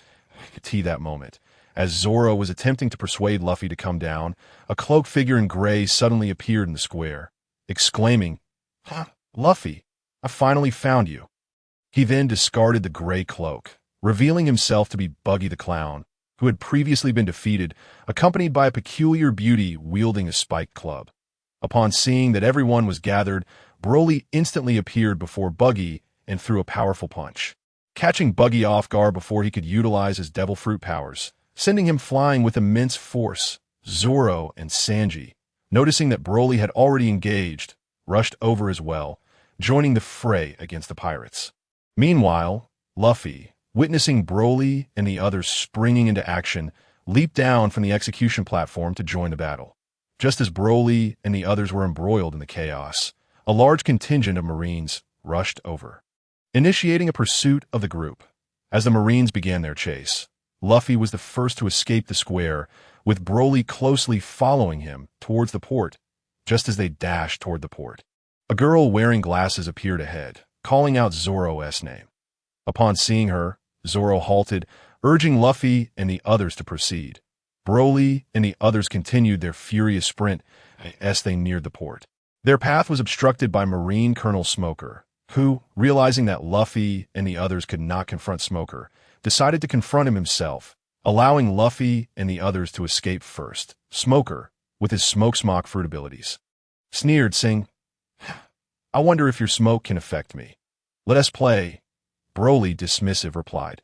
You can't even get close to me. Smoker, infuriated by Broly's contemptuous demeanor, transformed into smoke in an attempt to ensnare him. But as the smoke approached, it could not get near it. He scoffed. How can you bind me when you can't even come close? Realizing the futility of his attempt, Smoker retreated, acknowledging Broly's formidable strength. Your prowess is indeed impressive. But you still can't touch me. Touch you? Are you joking? Broly instantly delivered a punch to Smoker, while his own figure remained stationary, slowly fading away. Smoker was sent crashing through the air from the impact. How about that? Can I touch you now? Well then, I'm done playing with you, Smoke Man. I must be on my way. Broly declared before using instant transmission to find Zoro, subsequently transporting him to the Golden Mary, which was heading towards the Grand Line. Chapter 12. Entering the Grand Line as Broly and Zoro arrived on the Golden Mary, a sudden tempest engulfed the vicinity of Rogue Town. Torrential rain pelted every corner. The sky darkened and fierce winds howled, accompanied by thunder and lightning, as if seeking to devour the world. An hour later, the storm raged on. Several anxious Marine soldiers reported to Smoker. Colonel Smoker, the sudden storm allowed Buggy's pirate crew and Alvida to escape. We should set sail to pursue the Straw Hat crew. Ignoring his subordinate's report, Smoker's expression was filled with rage, fixated on capturing Broly and Luffy for revenge. All right, I'm coming too, Dazbones declared resolutely, gripping his sword tightly. I will not forgive Roronoa Zoro. I will personally capture him. Hearing their decision to set sail, a Marine soldier hesitantly advised, But, Colonel, this town is under your jurisdiction. What will happen here if you leave? Smoker sternly addressed his subordinate. As long as they don't interfere with me. That's enough. Smoker was aware that the rumors of Broly defeating Mihawk in 2 moves were indeed true. Yet he would not allow superiors to meddle in his affairs. He intended to capture Broly himself to cleanse the shame of his previous defeat.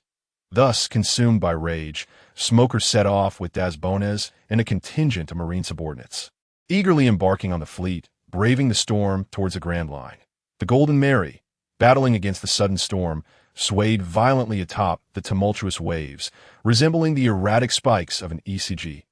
On board, Luffy and the others were desperately maneuvering the ship.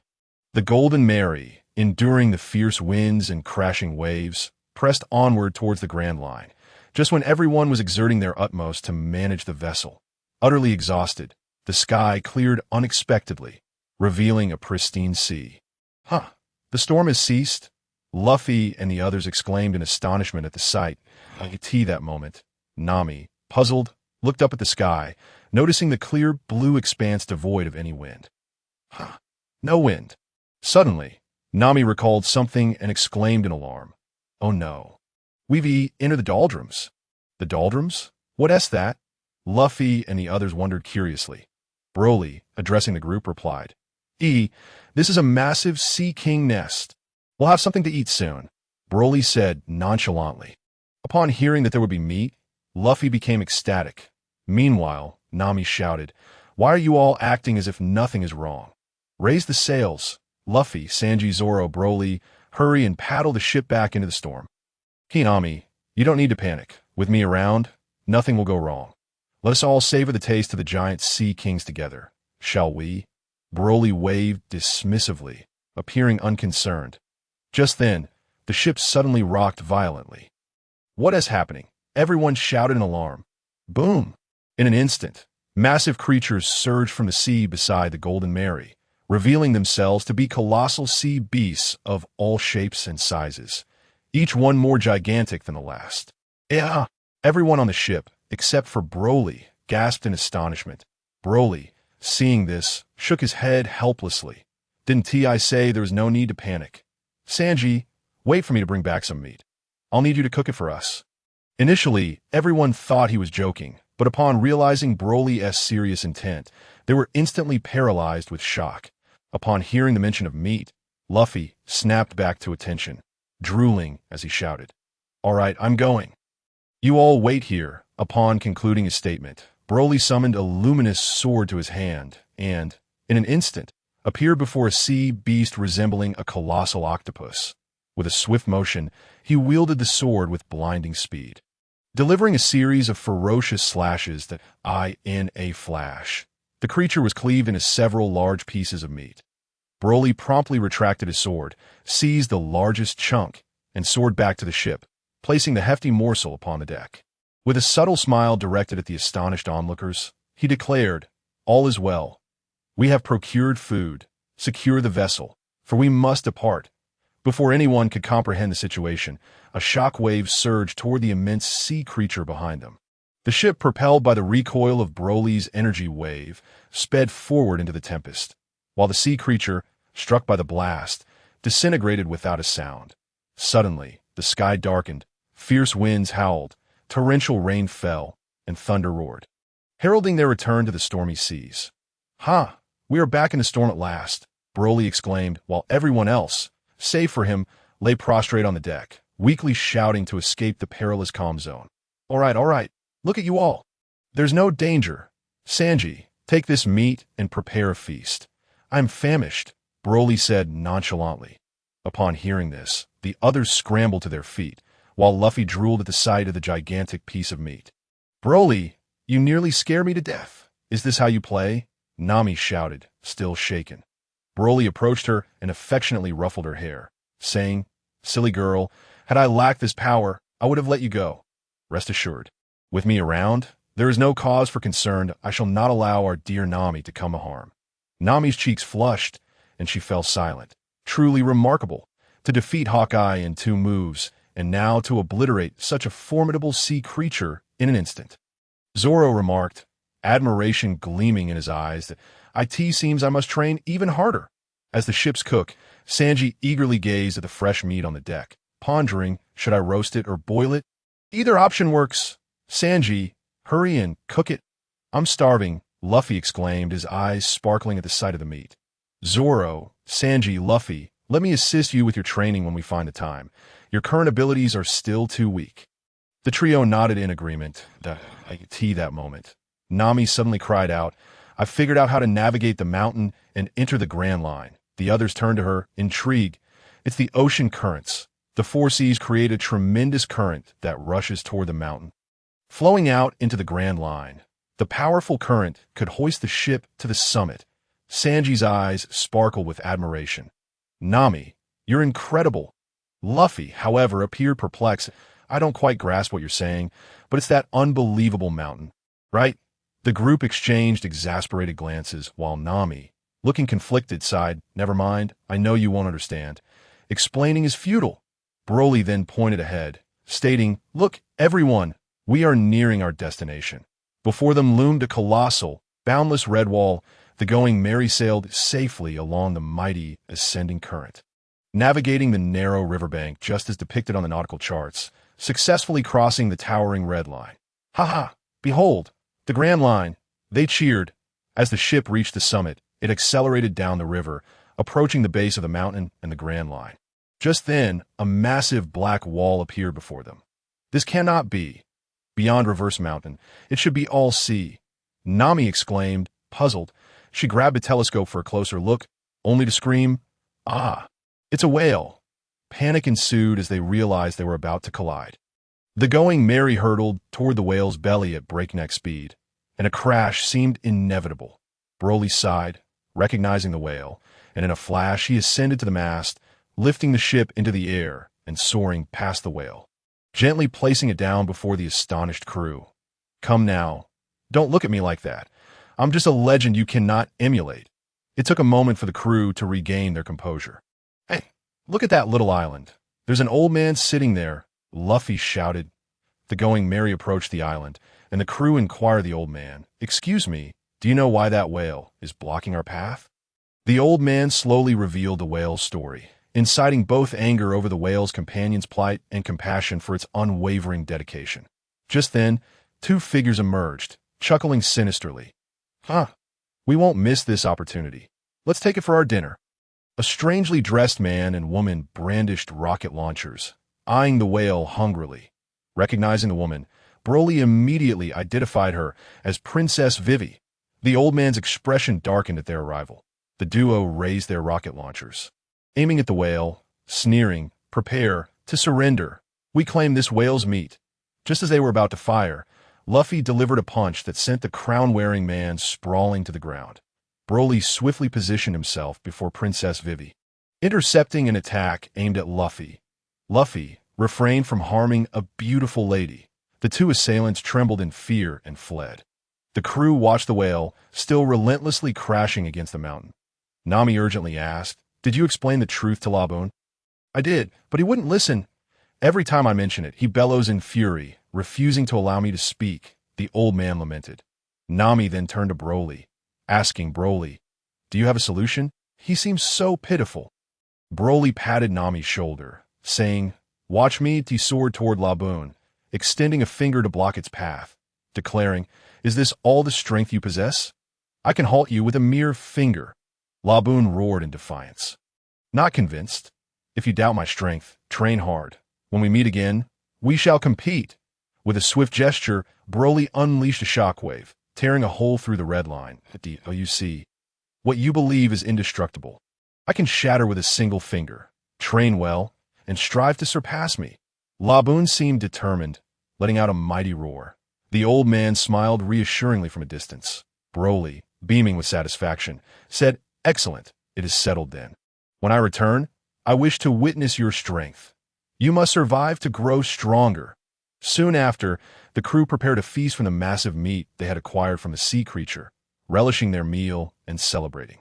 After feasting and reveling, they bid farewell to the old man and set sail aboard the Going Merry, embarking on their first adventurous journey through the Grand Line.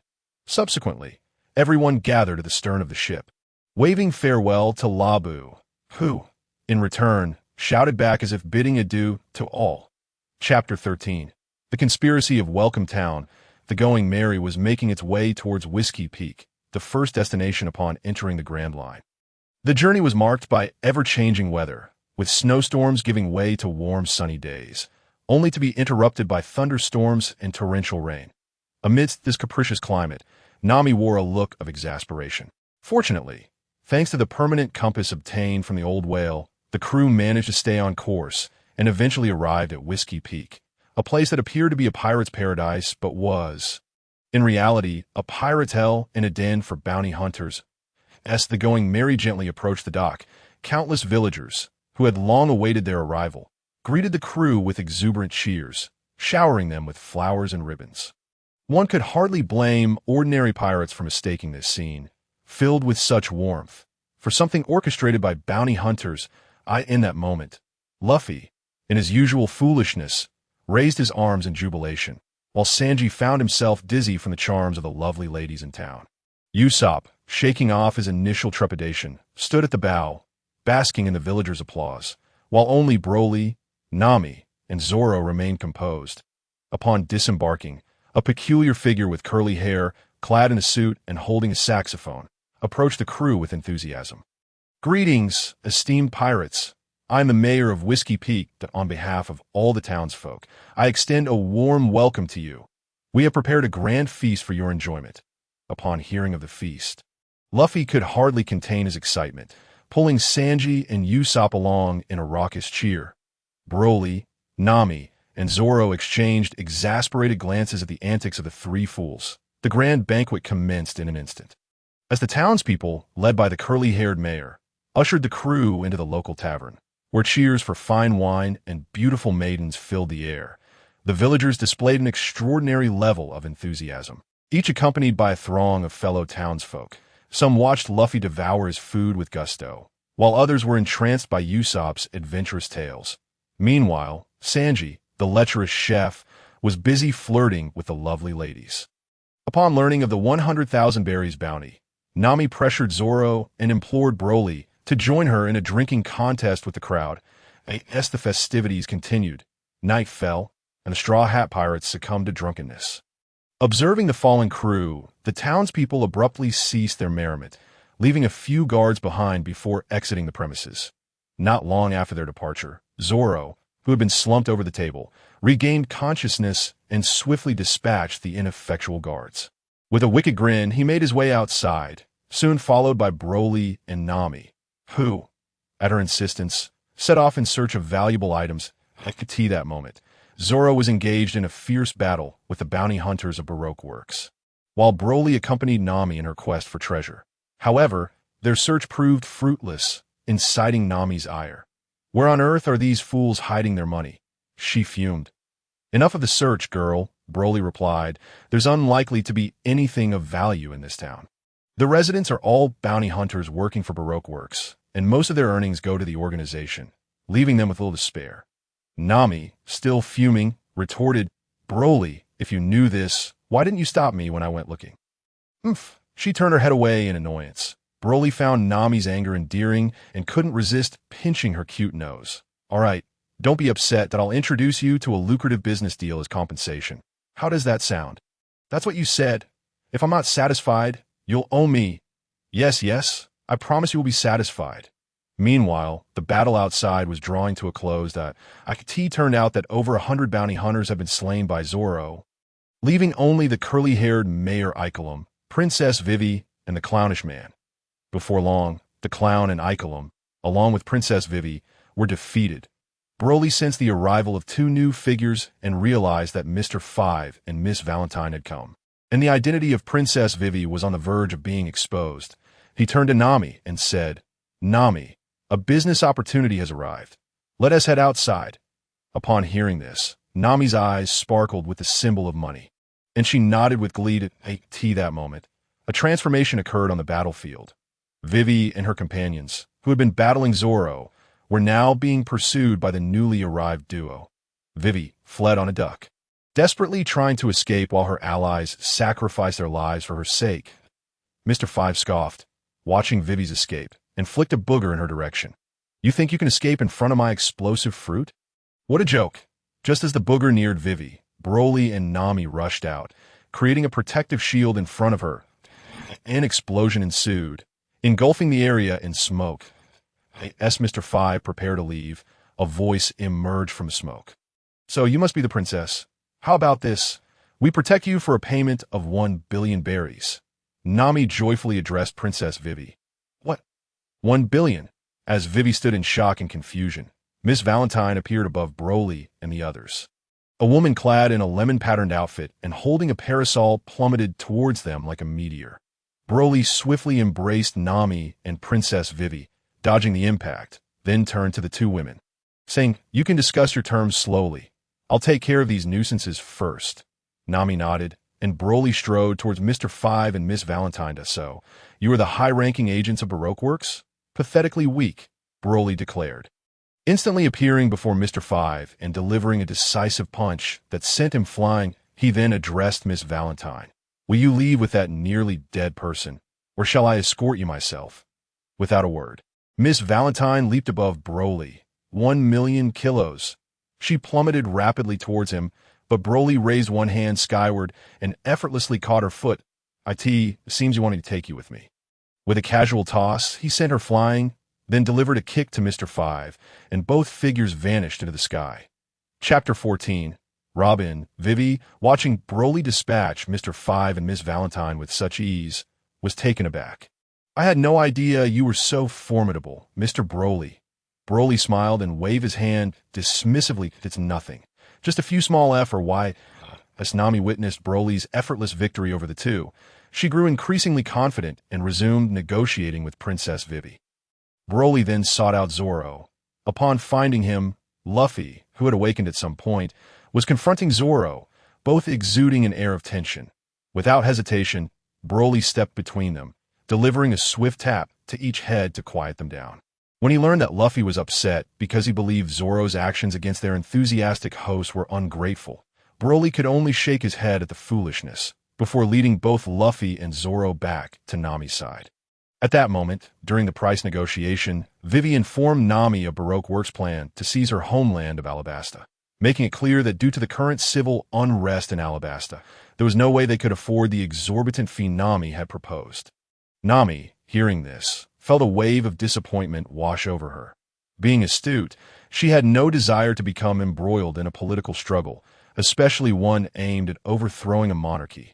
Thus, she decisively abandoned the idea of escorting Vivi back to Alabasta.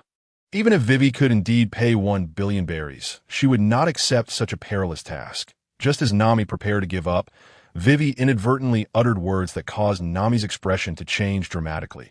Although you are strong, you will never be able to defeat one of the 7 warlords of the sea. Crocodile. That at that moment, Nami noticed a bald eagle and a sea turtle standing aside, observing us before they took flight together. Nami, trembling with fear, shook Vivi and inquired about the 2 creatures. Broly approached, saying, "Don't be afraid, little girl. There's no need for concern." He gently patted Nami's shoulder, urging her to remain calm. Overwhelmed by the reputation of the 7 warlords, Nami burst into tears and threw herself into Broly's embrace, lamenting, "To be pursued by the 7 warlords as soon as we enter the Grand Line, I simply cannot bear it." "Fear not, fear not. Just look at Luffy and the others. They seem utterly untroubled, don't they?" Broly pointed towards Luffy, who was carefree, speculating about Crocodile's character, and Zoro, who was brimming with fighting spirit, comforting Nami. Indeed, these 2 seemed remarkably carefree, having just fought fiercely but now engaging in light-hearted conversation. Truly, those without a care in the world can live so freely. Yet they're the 7 warlords. Nami continued to cry. "Have you forgotten what our captain's dream is? He aspires to become the Pirate King. If he were to cower at the mere mention of a 7 warlord, how could he ever hope to realize his ambitions? Besides, I am here, so rest assured. A mere 7 warlord does not intimidate me." As Broly wiped away Nami's tears, he softly reassured her. "Broly, big brother, let us escape together." Nami, her face streaked with tears, pleaded desperately, seemingly ignoring Broly's words. Broly gently flicked her forehead, sighing with a smile. "Do you think that a schemer aiming for the throne would send out untrained scouts? Those 2 creatures that just flew away must have been specially trained. They have surely sketched our portraits." At that moment, the 2 creatures reappeared before Nami, displaying sketches of everyone before soaring away once more. "Oh no. Now even escaping is futile," Nami cried out, burying her face in Broly's embrace once more. Broly, feeling helpless, held Nami close, soothing her with gentle pats on her back. Then, Icolum, dressed similarly to Vivi, stepped forward with a clever plan. He disguised himself as Vivi, leading a few decoy figures made of blankets to divert the enemy's attention, allowing Luffy and the others to escape with Vivi. After sending Icolum aboard the ship, the group watched as the vessel gradually sailed away, only to be met with an explosion moments later. In an instant, the ship that had just been drifting on the sea vanished without a trace, leaving Luffy and the others with faces pale as death. This moment, Nami clung tightly to Vivi, whispering words of comfort to the princess, who was striving for her homeland. Vivi, biting her lip fiercely, fought back tears. After a brief silence, Luffy solemnly declared, "Let us set sail to Alabasta." Zoro hurried back to the Mary to prepare, while Luffy went to find Usopp and Sanji, leaving Broly to protect Nami and Vivi. Broly, Nami, and Vivi reached the Mary. They witnessed Luffy, holding onto Sanji's leg with one hand while tugging on Usopp's long nose with the other, sprinting toward them, disregarding the obstacles in his path. The 2 being dragged cried out in despair and hurled curses at Luffy, but he ignored their protests. Once aboard the Mary, an oblivious Sanji and Usopp voiced their dissatisfaction about setting sail at such a moment, shouting loudly. Zoro, with a grave expression, urged Nami to explain the situation, and she promptly knocked them both out with a single punch each. Just then, a voice called out from behind, "Be careful when setting sail." Dante crashed into the rocks. The group turned to see Robin, with Usopp and Zoro pointing their weapons at her. In a manner reminiscent of the original story, Robin swiftly disarmed them and snatched Luffy's straw hat. Broly refrained from intervening, smiling at Robin as she took Luffy's hat. He vanished in an instant, reappearing behind her to gently retrieve the hat and toss it back to Luffy, lightly chiding, "Don't play with Luffy's straw hat. It's his most treasured possession, and your fruit abilities are of no use to me, so save your effort." The reputation of a bounty of 700 million was indeed well-deserved. The rumors of you defeating Mihawk in 2 moves were not unfounded. Robin attempted to use her Hana no Mi powers to throw Broly down, but it was utterly ineffective, yet she remained unfazed, Stopping Luffy from shouting, Broly remarked coolly, "Go back and tell Crocodile to clean his neck and wait."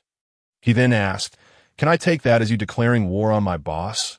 Robin smiled at Broly, unfazed by his words, indicating that there was no true loyalty or trust between her and Crocodile. Luffy is the captain. As long as he agrees, that's all that matters. Broly turned to Luffy. "That bastard is mine to defeat." Luffy's eyes sharpened as he looked earnestly at Broly. "As you wish, Luffy." Broly nodded in agreement before addressing Robin. "You heard that, right? The Straw Hat Pirates officially declare war on the 7 warlords, Crocodile. Let him brace himself. I'll pass on a message," Robin replied with a smile, showing no emotional disturbance at her boss being challenged. She then charmingly warned Broly, "You'll be passing through Little Garden next. It's quite perilous. This is Alabasta's permanent pointer." "Huh, that's unnecessary. Luffy dislikes having others dictate his course." Broly gently declined Robin's offer, and Luffy nodded in agreement. Seeing no welcome here, Robin turned and leapt on her turtle mount, departing. "Broly, big brother, why don't we take that permanent pointer?"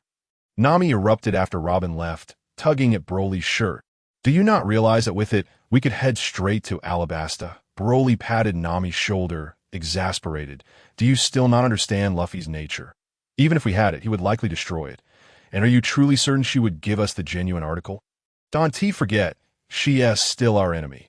Nami chose not to dwell on that any longer as Luffy bellowed, steering them toward their destination, Little Garden. Chapter 15, Arrival at Little Garden after some time at sea. The group finally spotted the legendary Little Garden. The island was teeming with colossal trees and fierce beasts, resembling a primeval forest, entirely at odds with the name Little Garden. Will there be monsters? Usopp trembled, clearly terrified. "Look at how dense the forest is. It hardly resembles a garden," Nami remarked, gazing in confusion at the towering trees. Suddenly, a sharp screech echoed from the woods, startling everyone. What was that? Usopp had already dropped to the ground. "It's nothing, just a little bird." Sanji pointed towards a bird soaring in the sky. "Is it really just a bird?" Luffy looked up, puzzled as the bird grew larger, its flapping wings causing the ship to sway violently. Seeing this, Usopp resolutely declared, "I've decided not to set foot on land."